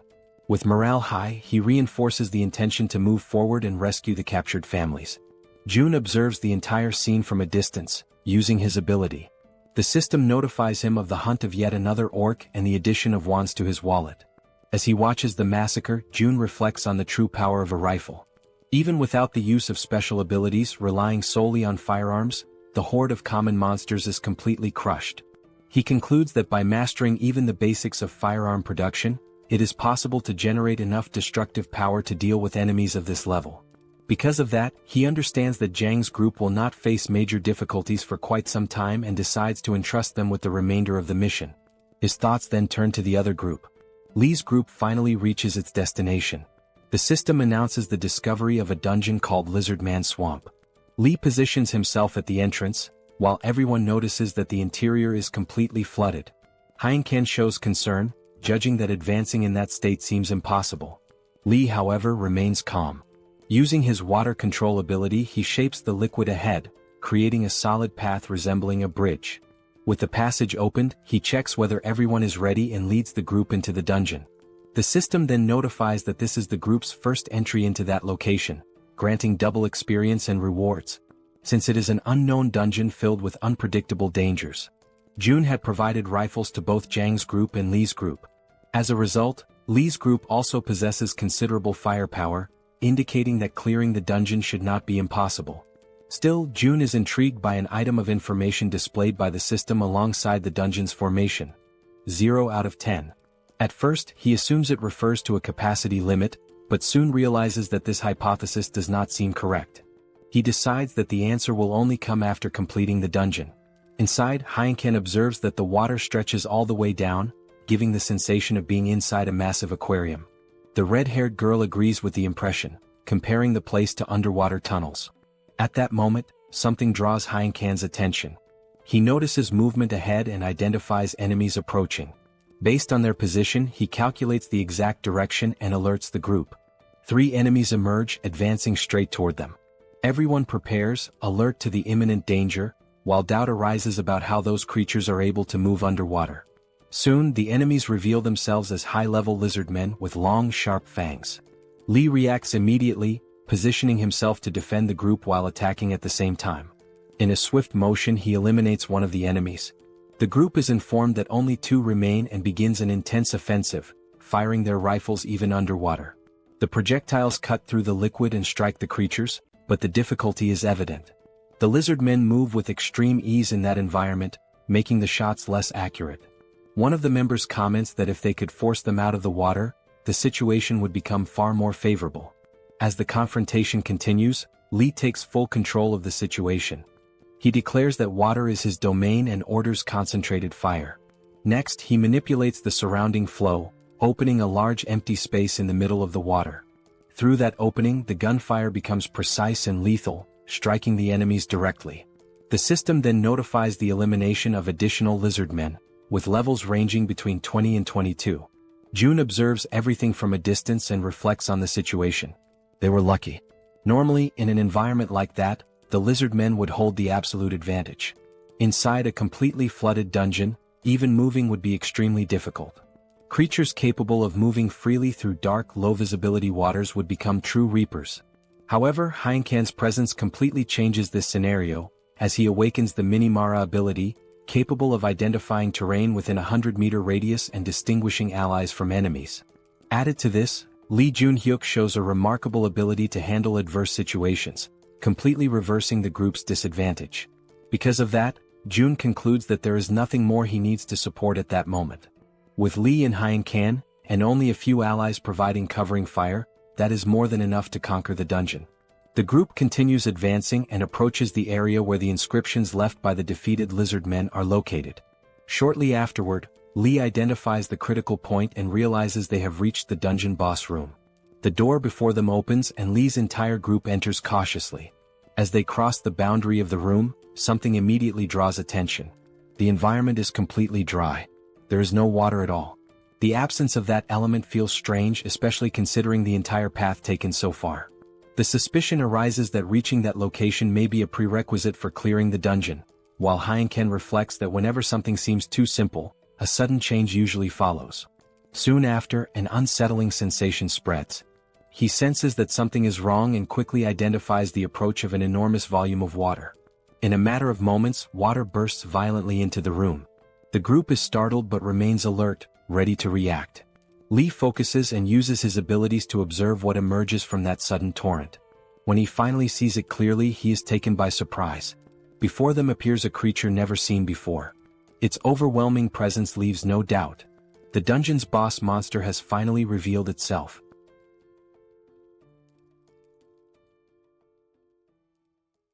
The group faces the creature that emerges before them.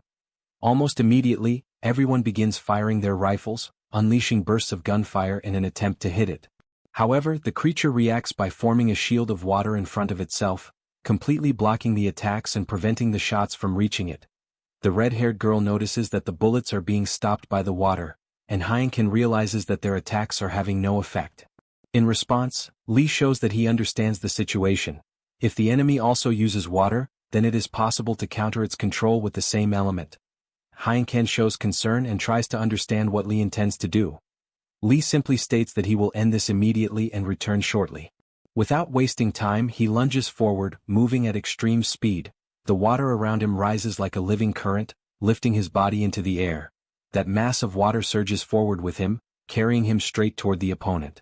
As he closes the distance, Lee focuses deeply, gathering every bit of power possible into his hands and taking control of all the water within reach. He then releases his power, launching a water attack at the enemy. Even so, the dungeon boss defends calmly, raising its own water to block the strike.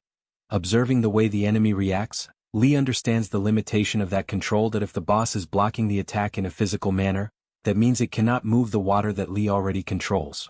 With this certainty, Lee begins controlling a sphere of water that forms around the dungeon boss's head. In a decisive instant, the compressed water explodes from the inside out. The dungeon boss's head is destroyed along with a violent water blast, leaving the group completely shocked and panicked by the sudden and brutal scene. After the attack, the water that had been supporting Lee in the air dissipates gently, returning him to the ground.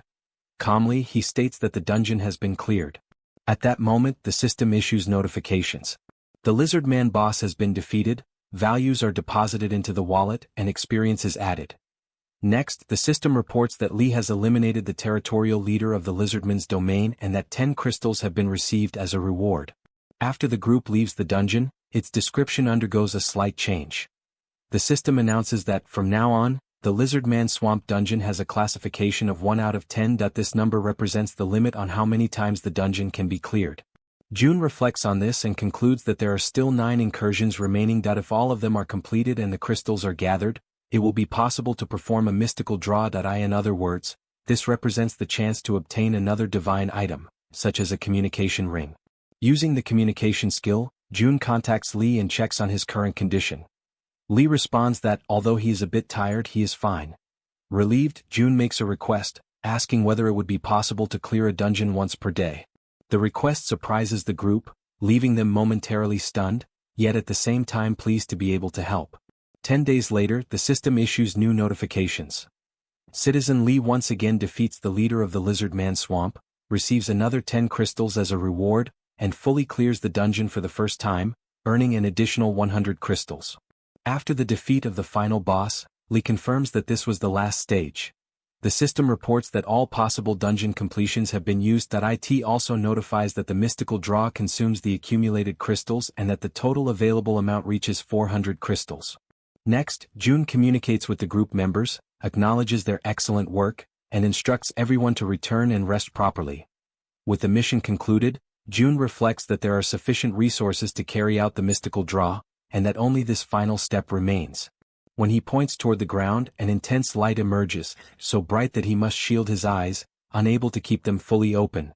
Even so, he watches with difficulty and wonders if there is anything that can be done in the face of such overwhelming brightness.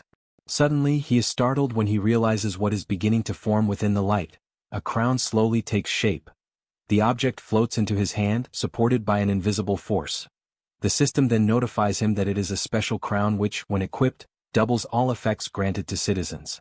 June perceives that 6 benefits are active: resource increase, trust power, tax collection, base salary, economic subsidy, and professional effect. And by wearing the crown, all of them are doubled, amplifying their effects twofold. June finds it uncomfortable to wear, but acknowledges that the benefits make it worthwhile and decides to use the crown continuously within his territory. Since he rarely leaves home, he places the crown on his head and feels a refreshing energy flow through his mind, like a gentle current passing through his body. Upon opening the system window, June realizes that the tax collection downtime has ended and that, at level 2, he can fully activate the crown, doubling efficiency and increasing the tax rate from 10 to 20%. Shortly afterward, the system notifies him that an enormous amount of won has been deposited into his wallet through tax collection. He is shocked to find that the amount configuration reaches approximately 15 billion won, indicating that the citizens hold around 75 billion in total.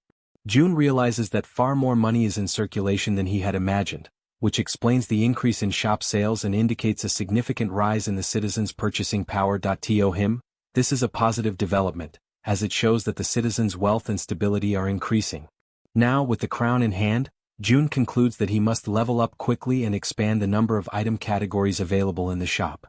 At that moment, his thoughts are interrupted when he hears voices in the distance, announcing that the group has returned. The person calling out to June, stating that they have come back, opens the door. Standing before him is Jang's group, who explain that they have come to return the items that had been borrowed. June shows gratitude for the effort of having come in person to return the belongings. Jang, in turn, emphasizes that they felt it was their obligation to do so. Upon noticing the object on June's head, he shows curiosity, and June quickly removes the crown, treating the situation as something of no importance. He then congratulates Jang on the recent victory, referring to the safe reunion with his family. Jang states that the rescue was only possible thanks to June and that, without the swift arrival, he might never have seen his family again, considering the immediate supply of weapons a true miracle. June, however, attributes the credit to the group itself, stating that he merely provided support and that it was they who saved their own families. Jang admits that they were desperate for that opportunity and takes the moment to once again express his gratitude. The members of the group follow the gesture, showing their recognition as well. June simply reinforces that he is satisfied to have been able to help them. Shortly afterward, the system issues a notification informing that the trust and loyalty of the citizen Jang have increased. After some time talking, Jang's group says their farewells and departs together with their families. Next, the returned items are organized once again in the shop. While checking whether everything has truly been returned, June is caught off guard by a system alarm. He finds it strange as he does not immediately notice the alert and recognizes that something like this has never happened before. The alarm intensifies, accompanied by countless successive notifications, which report, one after another, the deaths of several citizens. June stands frozen before the notifications, completely beside himself. He tries to understand what is happening and realizes that, in a single instant, more than 10 people have died, something unprecedented until then. With urgency, June begins navigating through the system in search of answers. Soon, a notification appears. A low-level vampire, level 18, has been hunted, and an amount of wands has been added to the resource wallet. On the ground, bodies lie scattered, people drowned in their own blood. At the center of the massacre, a girl pleads for help, but a zombie restrains her from behind while others slowly approach, closing in around her. The creature holding her opens its mouth, revealing sharp fangs, and bites her violently. The pain is so intense that it leaves her completely unresponsive. Moments later, the other zombies surge forward, attacking her together and tearing her body apart without the slightest hesitation. The red-haired vampire, who commands the group, allows everyone to feed freely. To him, that place is a true gold mine. He recalls finding the safe zone purely by chance, when a transparent wall blocked his path. That moment he was surprised by an offer of something called citizenship, which he accepted without a second thought. Upon entering, he was shocked by what he found. Wherever he looked, there was food in abundance, not only in great quantity but also of exceptional quality. Compared to what he hunted outside, the efficiency of that place was incomparably greater. He realizes that if he devours everything and continues to grow, he could become a powerful vampire, perhaps even comparable to that bastard who discarded him as useless. Soon he will reach an intermediate level. Still, merely being equal is not enough. His goal is to drink even more human blood, surpass him and completely overcome him. To achieve this, not only he but his entire swarm must grow stronger. At his current stage as a low-level player, he can command a minimum of only 5 vampires. One of them died during the hunt, but that does not concern him. The area is infested with humans and creating another minimum-level vampire will not be difficult.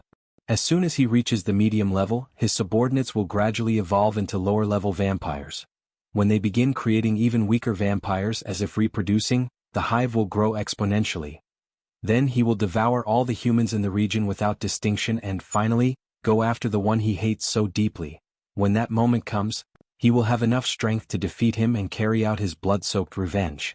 Suddenly, something catches his attention. He senses a new presence and turns around, convinced it is just another prey. His vampires immediately ready themselves and rush forward. However, in the blink of an eye, everything changes. The red-haired vampire is left in shock, completely stunned and unable to react.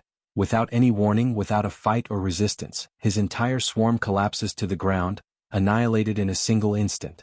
He tries to understand what just happened, but his mind refuses to accept reality. Even so, one thing becomes clear: that human is a monster, something impossible to comprehend at his current level. Fear overwhelms him, and the only option that comes to mind is to flee. Standing before him is June, staring at him without the slightest trace of mercy, his face serious and devoid of any emotion. The system activates and an invisible hand forms from June's arm, surging forward to tighten around the vampire's neck. The enemy's body is lifted into the air, strangled as he desperately tries to beg for mercy, unheard. He understands that he will die there, a hollow and meaningless death, without even managing to take revenge. His body is eventually thrown to the ground, where he falls gasping, struggling to catch his breath. From that moment on, June makes it clear that he will only remain alive if he answers the questions as best as possible. As he listens to the explanation of how he entered that territory with such ease, June feels a headache beginning to form. The system message that granted citizenship made no mention of humans, and that contradiction starts to raise new suspicions. June reflects that he never imagined citizenship could also be granted to monsters, much less to creatures that feed on humans. He continues the interrogation and discovers that the red-haired vampire was originally an ordinary human. His transformation began after being bitten by a vampire named Sanghyok. June connects this information to the granting of citizenship and concludes that the human origin may have been the determining factor that allowed the system to accept him. Urged to continue, the vampire reports that during the few days he existed as a lowest-level vampire, his memories were confused and fragmented. Only after consuming humans did he evolve into a lower-level vampire. June understands that the vampiric hierarchy is rigid. The lowest levels resemble beasts, guided almost entirely by instinct, retaining only the minimal intelligence necessary to follow orders. Lower-level vampires, on the other hand, gradually regain consciousness and a sense of human identity, in addition to acquiring the ability to create and command a swarm. June then focuses on Sanghyok and seeks to understand his position within this hierarchy, where it becomes clear that he was a mid-level vampire. He reflects that Jaehyeon, the red-haired vampire, is currently a low-level vampire at level 28. From this, he deduces that an intermediate-level vampire must be, at the very least, above that threshold. He concludes that the hierarchy extends to high levels, implying that the most powerful vampires must possess extremely elevated levels. Finally, June pauses on one last point. He fixes his gaze on Gal Sungil, his expression turning cold and oppressive, and without looking away, demands to know where Sanghyok is, making it clear that this answer will be decisive. Gal Sungil, seized by fear, informs that he is inside a condominium located in Daeongdong. June understands the situation and orders him to wait and endure. In desperation, Gal Sungil offers to personally guide him to the one responsible. He screams and begs for divine punishment to fall upon the bastard he considers the root of everything. At that moment, the system notifies that the loyalty of the citizen Gal Sungil increases. This loyalty is born purely from the instinct to survive, regardless of what may happen next. To June's eyes, this is repulsive. Whether human or not, there is no need for the loyalty of a monster that devoured its own citizens. June states that he has already heard everything he needs to know and concludes that he has no intention of taking him in. Even so, the system displays a mission with the objective of killing Sanghyok within a 24-hour limit, offering a small amount of experience as a reward. In case of failure, the penalty is death. As the mission is created, June questions why Gal Sungil does not do it himself, making it clear that he has no intention of sparing him either. He then orders that Sanghyok himself be the one to go there and kill that wretch. Panicking, the vampire asks for time and begs to drink human blood, claiming that without reaching at least an intermediate level, defeating someone like Sanghyok would be impossible. June responds coldly that if Gal Sungil so much as touches a human being, his head will explode instantly. Frightened, the vampire retreats, fully understanding the warning. June realizes that the mission borders on a death sentence, yet he cannot allow a man driven by desperation to attack innocent people. He then purchases an M16 with 100 rounds, which materializes in front of Gal Sungil. June reflects that perhaps he should plant a bit of hope in him. He states that he is giving him a single chance, a chance to take revenge on the one who turned him into what he is now. Faced with this, Gal Sungil accepts and declares that he will do his best. June orders him to exterminate all vampires and warns him that if the weapon is used against anyone else, he will be killed immediately. After confirming that he understands, June orders him to run at once. Next, June contacts Jaehyeon asking whether she can hear him. He informs her that there is a man he wants her to track using a rat and asks her to go to his house as quickly as possible. June reflects that if a monster threatens humans, the only response is extermination, and decides to form a team to eliminate the vampires. A short while later, Dabin arrives with the rescue team. Together they clean up the horrific scene. Dabin reports that the team is ready, but that they were unable to find anything confirming the victims' identities or families. June concludes that, in this case, there is nothing to be done. He reflects that this tragedy would never have occurred if the vampires had been filtered out from the beginning. At that moment, flames form in June's hands. As the fire spreads through the area, June vows to carry out vengeance in the victim's name and asks them to rest in peace. He then burns the bodies, bringing an end to that scene of horror.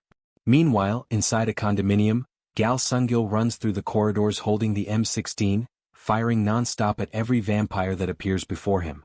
Bodies fall one after another as he advances relentlessly, driven solely by the desire to kill Sanyok. A rat is already on site, observing everything. The rat girl informs June that the man has arrived and confirms that he is the vampire June mentioned. June describes him as completely insane, noting that despite receiving only 100 bullets, he fires continuously whenever he encounters a vampire. Even so, he never truly expects Gal Sungil to be capable of dealing with Sanyok. The ammunition runs out and the vampire becomes desperate. Seeing this, June opens the system's storage. At that same instant, the weapon in Gal Sungil's hands begins to disappear. Desperate, he begs for more ammunition, claiming that if he were given just 50 more rounds he could still do something. Before he can finish, a cold command interrupts him, ordering him to shut up. Startled, he immediately falls silent. Someone watches the scene with curiosity, wondering who could be responsible for all that noise. The figure soon reveals herself. A young vampire appears, commenting that she did not expect to find him there and noting that even after being expelled, he still came back. Upon seeing her, the vampire falls into complete despair. Consumed by rage, he lunges at her, hurling insults without any control. The young vampire reacts coldly and gives a simple order, which the surrounding vampires immediately obey. Gal Sungil is slammed to the ground and restrained, pressed down by the bodies of low-level vampires. The girl watches the scene with boredom and states that all of this is extremely tedious. She says that he does not even understand why he was discarded and makes it clear that the reason has always been the same: his stupidity. She mocks him, saying that even now he cannot handle even low-level vampires. Gal Sungil responds with curses, spitting words filled with hatred, completely out of his mind. The vampire demands that he be honest. She points to the marks on the walls and the earlier noise, saying she wondered where he found the courage to come back. She then notices something wrong and asks where he hid the weapon he brought with him. In response, Gal Sungil spits in her face and resumes insulting her. The vampire states that this is exactly why idiots do not live long. Without hesitation, she gives the final order. The vampires advance immediately. Gal Sungil screams in pure terror as they attack him. His blood begins to gush out, spreading across the floor, bringing to an end the inevitable fate of someone who never had a chance from the very beginning. His body remains sprawled on the ground, and the vampires continue hovering over it. As the vampires devour the body, they sense something strange. Those feeding on Gal Sungil begin to scream, as if experiencing intense pain. They clutch their own heads, which continue to emit smoke. The girl watches in surprise, commenting that their nutritional condition is better than she had expected, and admits that she did not know her subordinates were capable of evolving like this. The transformation intensifies and denser smoke begins to envelop them. She then gives a new order, instructing them to search the area and check whether there is anything resembling a weapon. The vampires immediately obey and spread throughout the building, rummaging through the environment according to the command received. Meanwhile, the girl senses something strange in the air and wonders what that smell is. From another location, June begins to prepare and issues the necessary command. Jaehyeon responds affirmatively. While the vampires are focused solely on searching for possible weapons that might pose a threat, this creates the perfect opening for the operation. The second floor of the building begins to be completely filled with gas. The girl realizes what is happening and falls into despair, attempting to react, but it is already too late. June then orders Jaehyeon to execute the next stage immediately. Jaehyeon carries out the summoning command, causing the paper to burst into flames.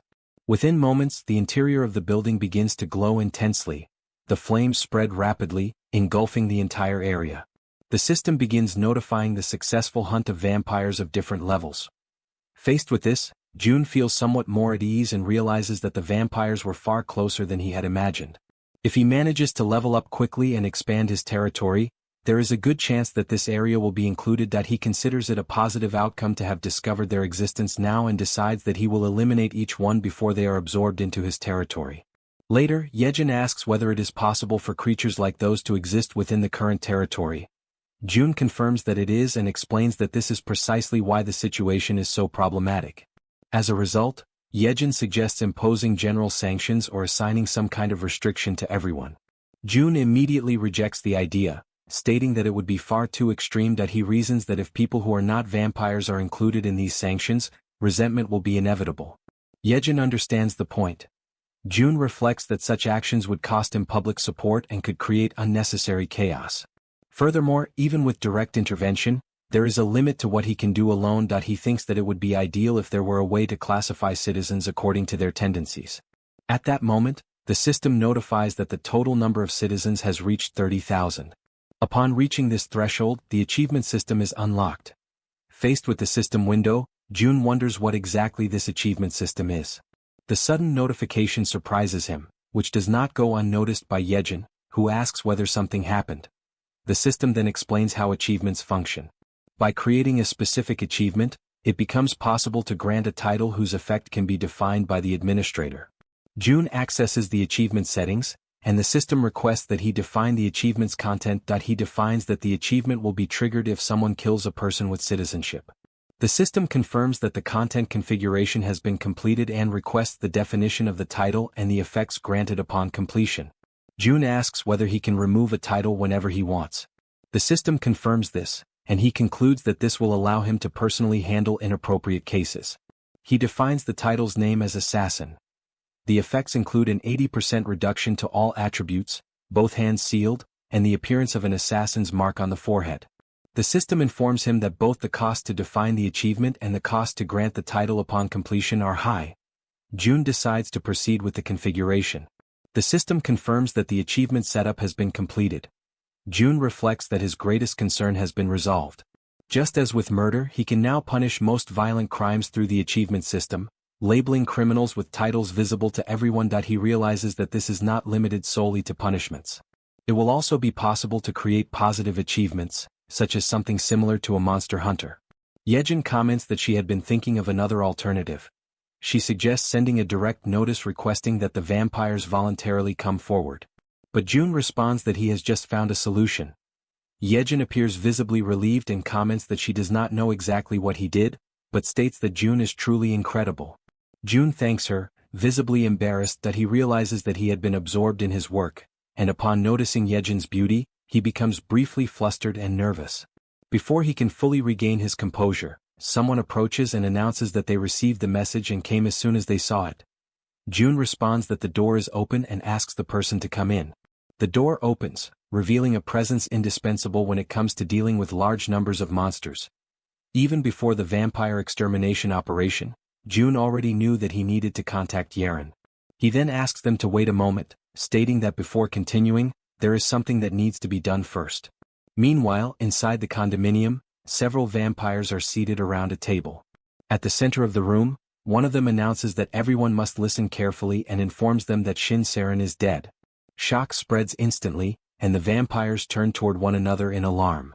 One of them questions whether this is related to the traces of an explosion on the first floor. The vampire occupying the center, Sanyok, confirms that the entire corridor on the first floor has been destroyed. He adds that the low-level vampires nearby heard gunshots, indicating that it was most likely the work of those bastards. Another vampire reacts with fury, asking whether he is referring to the damned police. The response comes directly, yes. One of them states that because they were spared for a time, the humans forgot their place and argues that they should be killed immediately and their weapons seized. Another vampire intervenes, saying that the situation is more complex, since the enemies have firearms and a direct confrontation would be dangerous. The bald vampire agrees, stating that the sudden attack and the knowledge of their base raise many doubts. Sanyok reflects that they were aware of the vampire's existence, but a full-scale attack like that raises many questions. He wonders how the base was discovered and why the attack was carried out so suddenly.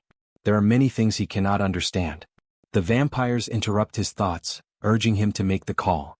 He states that despite the uncertainties, what needs to be done does not change. They will attack.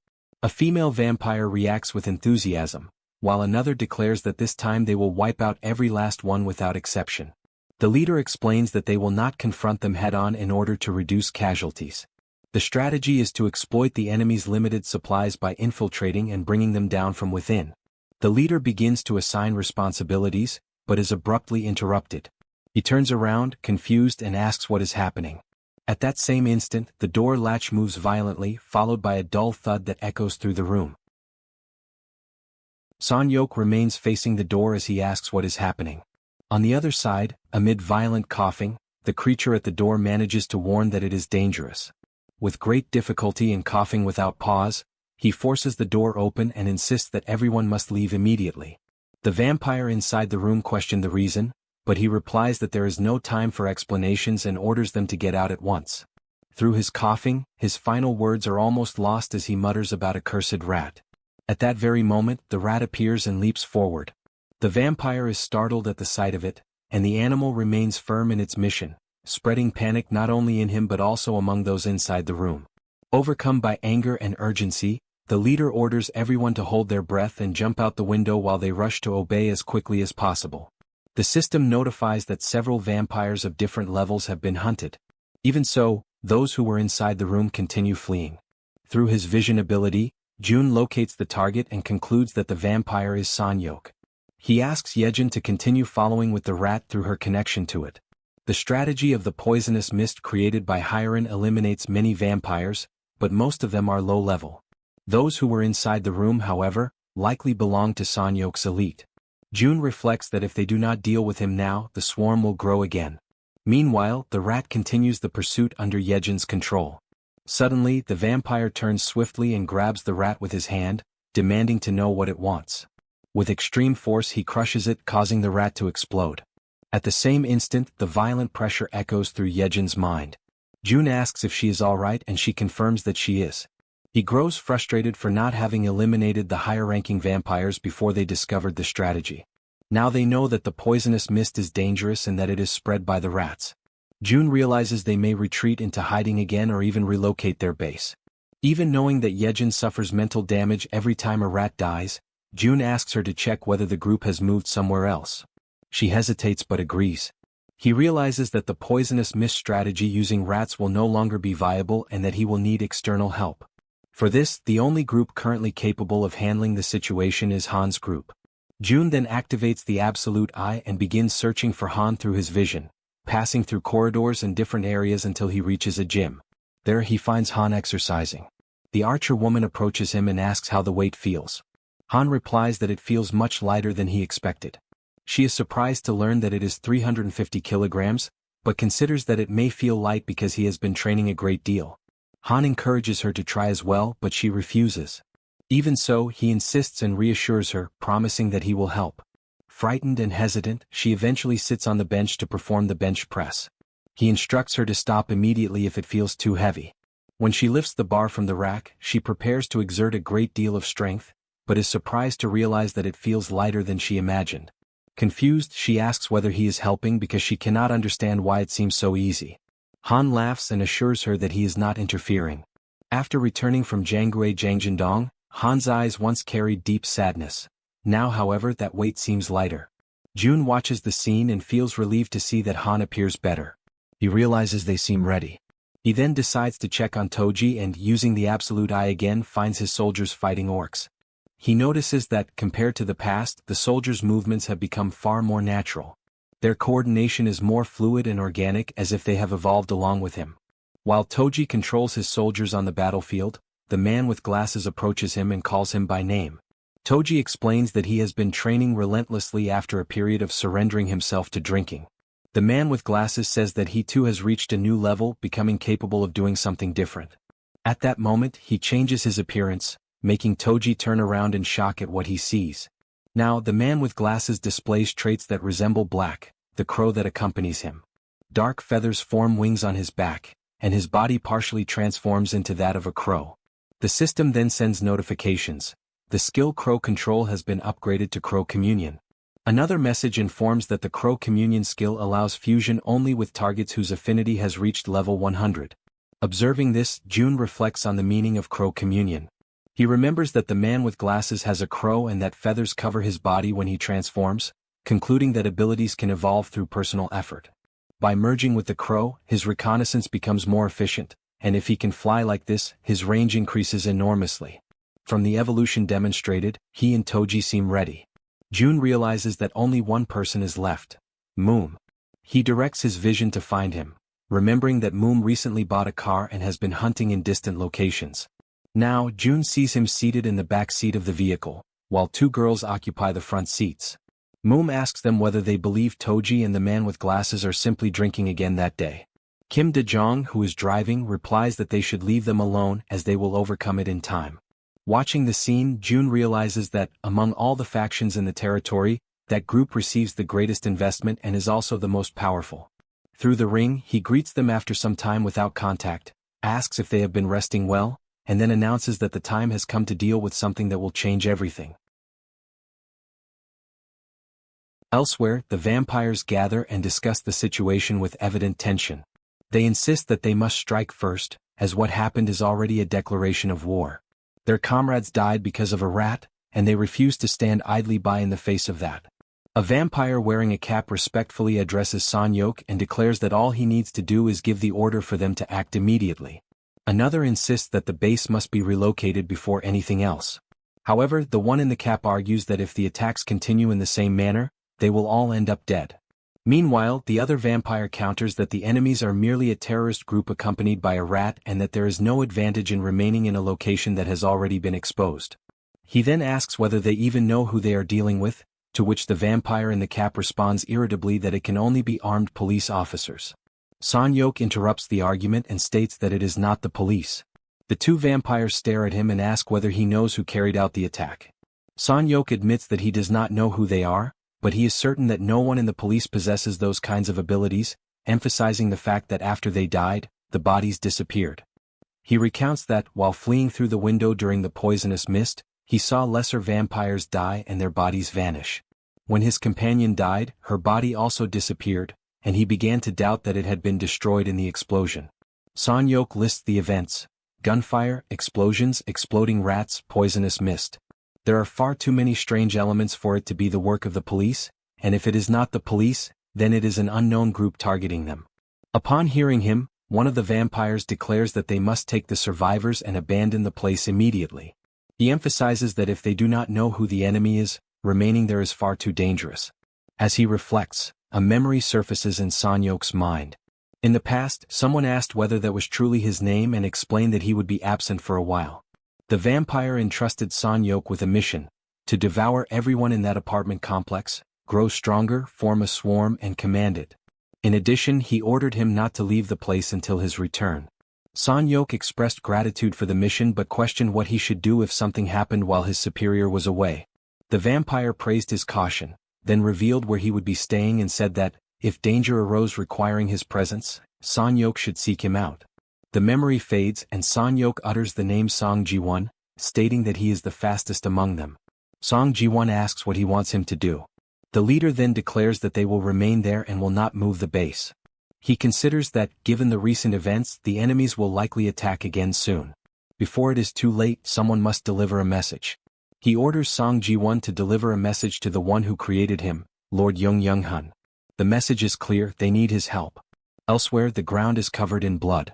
A faint voice begs for salvation, saying that he cannot breathe. Amid that scene, a vampire remains seated on the blood-soaked floor, surrounded by corpses, questioning the reason for such a situation. He recalls that they were accepted as vampires when they were on the brink of death and asks why that is now turning into punishment. Meanwhile, Young-Young-hun holds a vampire suspended by the neck, squeezing tightly. Calmly, he states that from a certain perspective, it might seem as though he accepts them as equals, but he suggests that the reality is different. The fallen vampire insists that they are of the same kind. As Young-Young-hun slowly approaches, he says that since they need to understand, he will explain. He then emphasizes that a vampire is, by nature, a monster that feeds on humans. However, he asserts that humans do not possess sufficient nutritional value for efficient growth. He then reveals something even crueler. If a vampire grows by consuming many humans and is later devoured by another vampire, the concentrated nourishment is absorbed all at once. After completely draining the vampire he holds by the neck, he lets the lifeless body fall to the ground. He then turns to the one seated on the floor and asks whether the situation now makes sense. He declares that there is no us, and that he alone is the true vampire. The vampire on the ground begs him not to approach, but Young-Young-hun continues advancing, calling him a bastard. Swiftly, he begins draining his blood, slowly extinguishing his life. As he consumes him, he thinks that perhaps he should visit a certain place soon. He believes enough time has passed for it to be at the ideal point to be consumed, yet he realizes he does not recall the exact location. At that moment, someone appears at the entrance, asking for permission to enter in a loud voice. The newcomer introduces himself as Song Jaehyeon, a subordinate of Sanyok. He reports that an unknown organization is carrying out a terrorist attack in the Daeng-dong area and that Sanyok sent him to request assistance.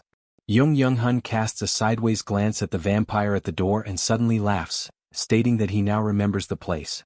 The newly arrived vampire notices the scene, reacts in shock as he observes the bodies, and understands what had been happening. Young-hun asks how the attack occurred and grows furious upon realizing that his supposed food storage has disappeared.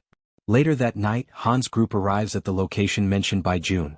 Han surveys the surroundings and wonders whether that is truly the indicated place. He then orders everyone to take up their weapons and prepare themselves. The group takes position, ready to face whatever emerges, as Han declares that they will exterminate every vampire in that place.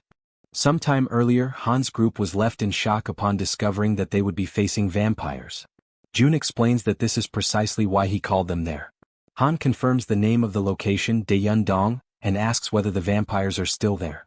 June confirms that they have been monitoring them through Madame Yejin's rats and that there have been no suspicious movements. He also states that Han is already strong enough to defeat them, even the most powerful among them. Even so, June shows concern and reminds him that those vampires were once human, and for that reason they differ from ordinary monsters.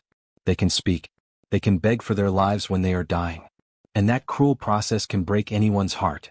So June asks whether Han is truly prepared for that. Han understands the concern but states that, in order to survive in that transformed world, it is an inevitable process. He emphasizes that the day may come when they are forced to kill real humans, not merely monsters that resemble them. Even so, he assures that he will not hesitate. Neither he nor the members of his team. Even if their hearts break, they will rise again just as they have done before. In a lighter tone, he adds that if the situation becomes too heavy, perhaps they will drown their sorrows in alcohol, as his two companions usually do. Hearing this, June sighs and admits that he worried for nothing. He says he feels safer having them by his side and asks them to rely on him once more. In the present, Sanyok remains seated at the table. He watches time pass and notices that they are late, as Song Ji-won should have already gone and returned. The vampire wearing a cap suggests that perhaps Song Ji-won ran away to save his own life. But Sanyok warns him to be careful with his words, for Song Ji-won is not that kind of vampire. Shin Jae-sik argues that too much time has passed without any sign of him. Perhaps he encountered a massive monster along the way and was killed. As he says this, he is suddenly interrupted by a spear that violently pierces through the room. The attack tears through the space, announcing the arrival of Han's group and leaving both vampires frozen in fear. The spear that cut across the room strikes the wall. It shatters the structure, exposing those inside to Han's group as they launch their assault. Han orders the battle to begin. Sanyok reacts immediately, commanding all the vampires in the complex to gather. They charge toward Han's group, outraged that they dared to invade their territory. Shin Jae-sik advances to attack but is struck by Toji's halberd. From a distance, Sanyok realizes that one of the strongest among the lower vampires has been killed with a single blow delivered by Toj, and he grows desperate. A system notification appears. A lower-level vampire, level 28, has been hunted. The corpse slowly disappears before everyone's eyes. At that moment, Sanyok understands that the group standing before him is the same one responsible for the previous attack. He orders all vampires to fight with every means necessary and defend the place entrusted to them by Young-hun. Declaring that they are the ones responsible for the recent act of terrorism against the clan, he demands that they be exterminated. Despite their numerical superiority, one of the vampires questions why the enemy displays such battle experience. Sanyok acknowledges the truth, they are no match for that group. He tries to devise a new plan, but before he can finish, Han's spear pierces through his body. The pain makes him grit his teeth. Han states that he will never defeat them, and that unlike the vampires who only take, they are the ones who have already experienced having everything stolen from them. Han completely impales Sanyok's body. Amid coughing and despair, the vampire utters Young-hun's name and mentions the promise. Suddenly, something emerges between them. An invisible force pushes Han backward. A presence begins to take shape in the space before them. The figure fully materializes. It is Young-hun who has just arrived at the scene. Gravely wounded, Sanyok lifts his gaze toward Young-hun and begs him to save them. Young-hun observes the scene and in a cold tone, questions whether Sanyok is dead, lamenting only the loss of the quality of something he had intended to consume. Then he slowly turns his head and asks whether they are the ones responsible for destroying his food storage. After knocking down yet another rival, Toji remarks that apparently the outer part of the confrontation had already been resolved. Suddenly, he raises his head as if something unexpected had caught his attention. Something had just fallen there a few moments ago, and it leaves him uneasy, wondering what it could possibly be. Shortly afterward, San-yok accuses them of having destroyed his storage, saying that they had completely rummaged through his food supplies. Han, confused, asks what exactly he is talking about. A dark cloud begins to form in San-yok's hands, and he shows clear irritation, muttering that at this rate he would not even be able to eat. At that moment, Han hears the warning sent by June, asking them to retreat immediately. June explains that the man standing in front of them is a high-level vampire, referring to Sang-yok. Before any further conversation can continue, Sang-yok suddenly advances at an extremely high speed. In a sudden movement he strikes Han, and the impact causes Han to fall to the ground in front of everyone. Seeing this, the members of the group behind him shout his name in alarm, but he responds that he is fine and warns the group about the high-level vampire. Further back, Sang-yok observes Han and asks whether it was his ability that made the bodies disappear. Suddenly, something seems to capture his attention. According to his understanding, humans should lack the proper flavor and nutrition for him. Even so, something about that group seemed different, especially Han, who smelled appetizing. That pleases him, and upon realizing this, Sang-yok declares that he has already made his decision. Toji immediately reacts, questioning what kind of absurdity that was. Sang-yok then replies in a simple and cruel manner. Since they had destroyed his food, they themselves would now become his new meal. Without wasting any time, he advances once more, trying to attack the entire group to drain their blood. During the attack, one of his strikes hits Toji. His eyes become visible through the opening of his armor as he stares at what is happening, confused. Soon after, he panics and screams desperately. Before the attack can fully reach him, however, someone appears at great speed. His partner grabs him and pulls him out of the path of the blow, saving him at the last instant. Sang-yok watches the scene and lets out a curious sound. Observing this, Sang-yok asks whether that man was also capable of using teleportation. Irritated, Toji calls him a bastard. Then he turns to his troops and orders them to get up. Seeing this, Sang-yok begins to laugh. To him, the whole situation was extremely amusing. Without hesitation, Toji orders them to advance, and his subordinates immediately prepare to attack, charging toward the vampire. Sang-yok, however, remains calm and states that with toys like those, Toji did not stand the slightest chance. Right afterward, he launches a violent attack against the soldiers, trying to strike them before they can get close. But suddenly something makes him stop. In front of him, the archer woman was already prepared to attack.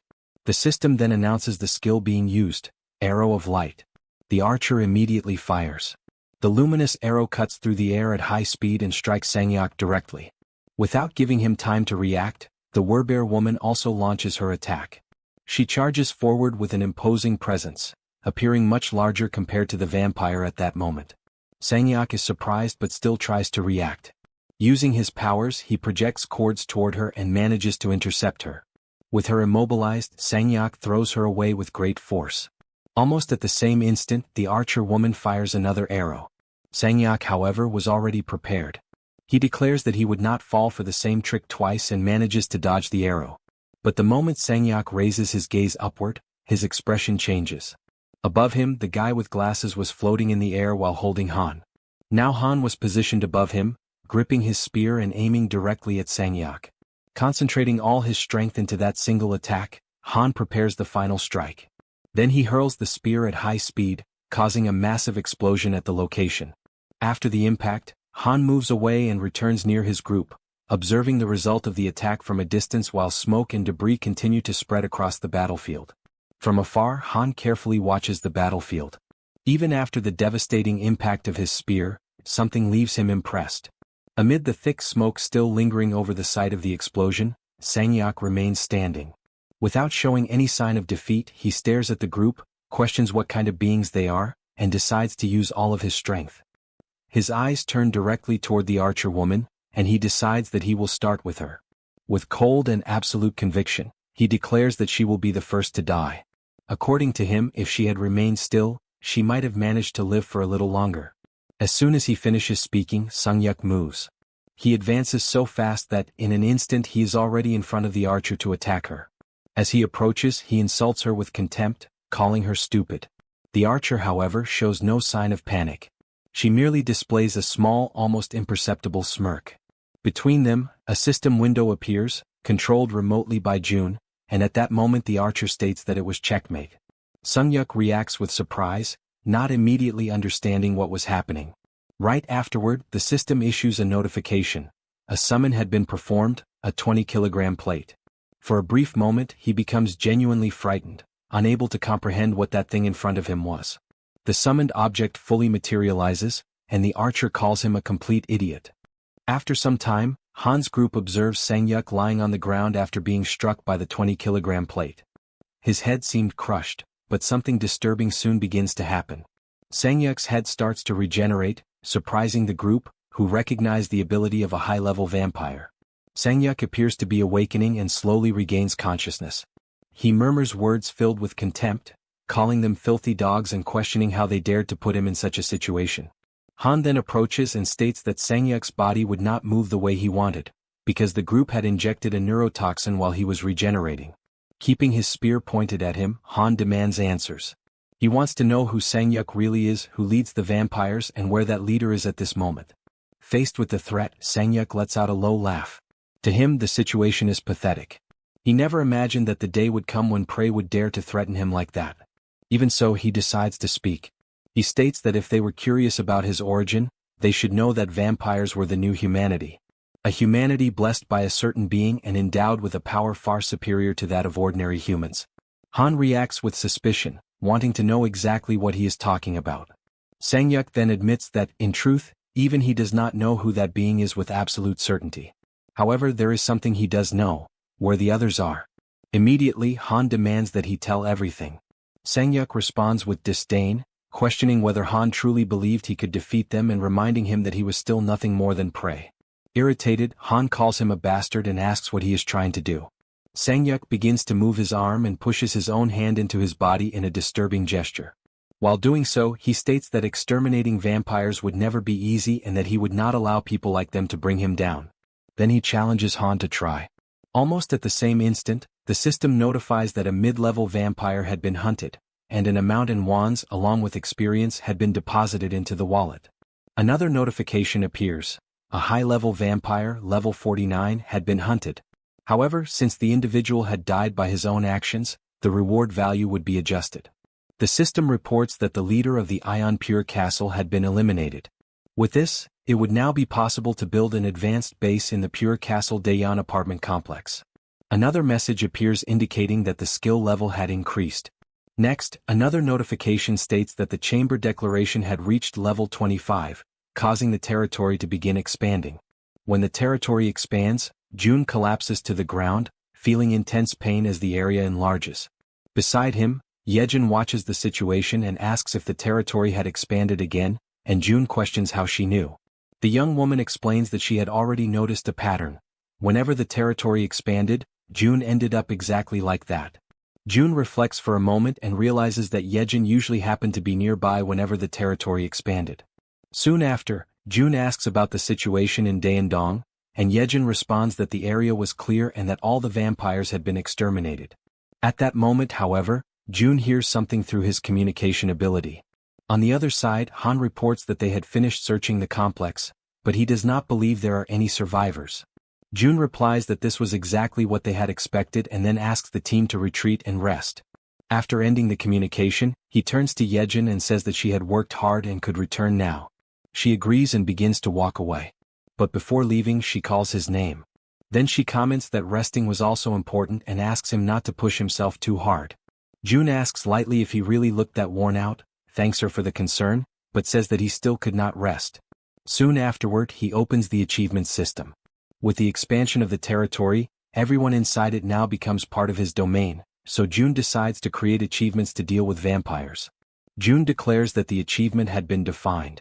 Right afterward, the system issues a notification asking him to describe the effects of that achievement. He defines that if a vampire obtains citizenship, their abilities will be restricted and a mark will appear on their face. As soon as he finishes configuring the rules, The system informs him that the achievement configuration had been successfully completed. Without wasting time, Jun decides to proceed to the next task. He remembers that he had received 3 new skill points and comments to himself that he had already decided where to use one of them. He accesses the shop upgrade, and the system informs him that it had been raised to level 6, allowing 1,000 items and applying a 30% discount on all products. However, while analyzing the information, something catches his attention. A new notification informs him that the enchantment function had been unlocked, allowing the construction of an enchantment workshop within the territory.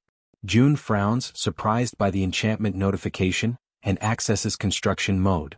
The system presents the details of the new structure. The enchantment workshop would allow equipment to be upgraded or grant magical effects to them. Next, information about the construction cost appears, along with instructions to select an appropriate location. Jun reflects for a moment and concludes that, considering the required cost, it was fortunate that the building did not require much space. Therefore he decides to place it next to the shop. He chooses Unit 201 as the location and begins constructing the enchantment workshop. However, while analyzing the options, something else draws his attention. A new message appears indicating the possibility of immediate completion of the construction. The system informs him that, if he wished, he could instantly finish the construction by using 8 crystals.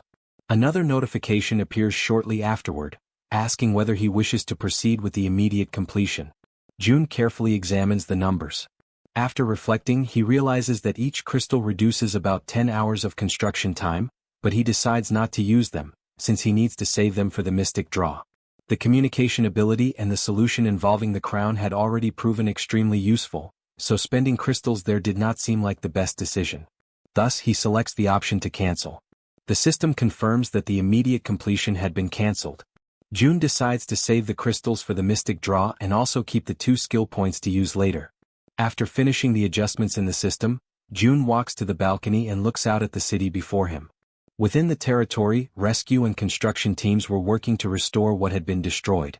Roads were being repaired and abandoned vehicles removed. Schools were reopening as well, allowing children to return to their studies, and life was slowly beginning to return. Jun observes all of it in silence. For him, it was impossible to allow the vampires to once again destroy the life and happiness that everyone had managed to recover with so much difficulty. After reflecting for some time, he finally admits to himself that he was tired. With that thought, Jun turns around and walks toward the sofa. Before lying down, he removes the crown from his head and places it aside. He lets out a sigh and leans back, finally able to rest for a while. The scene then shifts to a dark and isolated place, filled with a heavy atmosphere. On the ground, several bodies are scattered, creating a silent and disturbing sight. Among them, one individual remains standing. A vampire. He observes the surroundings for a moment and speaks only one name, Jun. Then he murmurs a single word, Busan. The scene shifts to Jun, who finds himself in an empty and silent place that as he observes his surroundings, a strange sense of familiarity arises in his mind, as if he had been there before.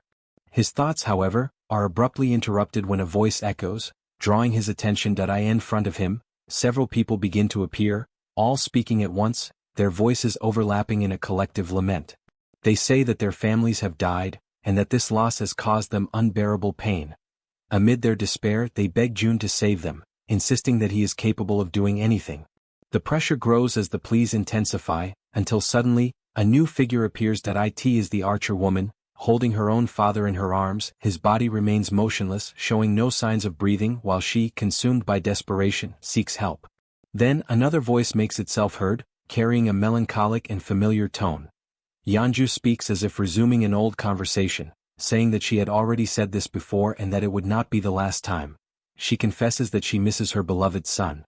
Jun begins to hear countless voices around him, all demanding something he had not fulfilled.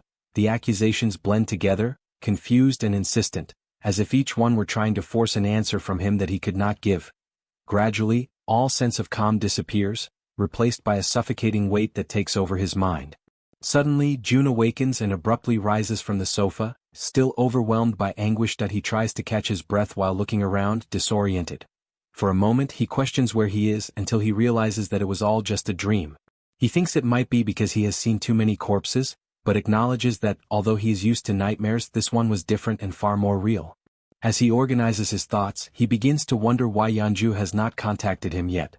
Considering the vampire's level, he believes she should have already received a mission and decides to speak with her. Using his communication device, he contacts her and asks her to come to his house for a while. It does not take long for her to arrive. As she enters, she asks for permission and explains that she came as soon as she was called. June receives her and invites her in, making it clear that there is something important he wants to discuss. Once seated, Yeonjun understands the reason for the meeting and deduces that he is questioning why she did not request Sherhu's revival. Faced with this, June apologizes for not having approached the subject more carefully. However, Yeonjun responds calmly, saying that it was not a problem as his feelings had been conveyed clearly enough. She then recalls that, on that day, she had the opportunity to experience the miracle of meeting her son again, something that was only possible thanks to June. After that, she witnessed other forms of pain. She saw the archer's father die, companions lose their families, and heard De-young's story. She continues explaining that, by observing the suffering of those around her and realizing how everyone was struggling to move forward, she came to understand many things. She concluded that if she kept insisting on seeing her son again, it would inevitably become a problem. She explains that people might begin to cling to that possibility, holding on to the idea of bringing back those who had already passed away. And in doing so, a society that had barely begun to regain its stability could fall back into chaos. For that reason, she did not want her son to become the source of new conflicts. She recognized that everyone carried similar pain, and yet they continued to live. With that in mind, she decided there was no reason for her to act differently. With sincerity, she expresses her gratitude for the miracle of being able to say goodbye to her son, something that still brings her deep comfort. Hearing her, June realizes that Yeonjun has changed. Once unstable, she is now calm with a gentle and serene expression. After the conversation, June thanks her for coming. In turn, she shows her gratitude for everything he has done for her and takes her leave.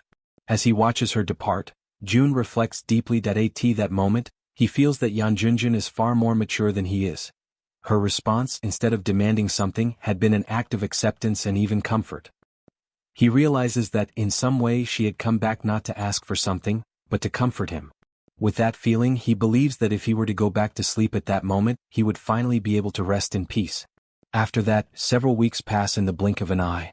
Gunshots echo throughout the area, striking goblins scattered across the location. As the creatures fall, the battle comes to an end. The group of three brothers finally realizes that they have completed the task. Soon after, the system issues a notification informing them that the mission has been completed, that the reward will be delivered, and that they have obtained a small amount of experience. The red-haired young man shows satisfaction upon realizing he has reached his daily goal and asks how many targets the others still have left. In response, one brother says that he still has 5 remaining, while the one wearing a cap confirms he is in the same situation. Hearing this, the red-haired one decides to end his participation and tells them to finish the rest of the hunt on their own. He explains that they need to face it alone in order to develop independence, since they cannot keep relying on others all the time. His words make the younger brother visibly uneasy, while the one in the cap tries to remain calm, saying that everything will be fine if they handle the situation properly.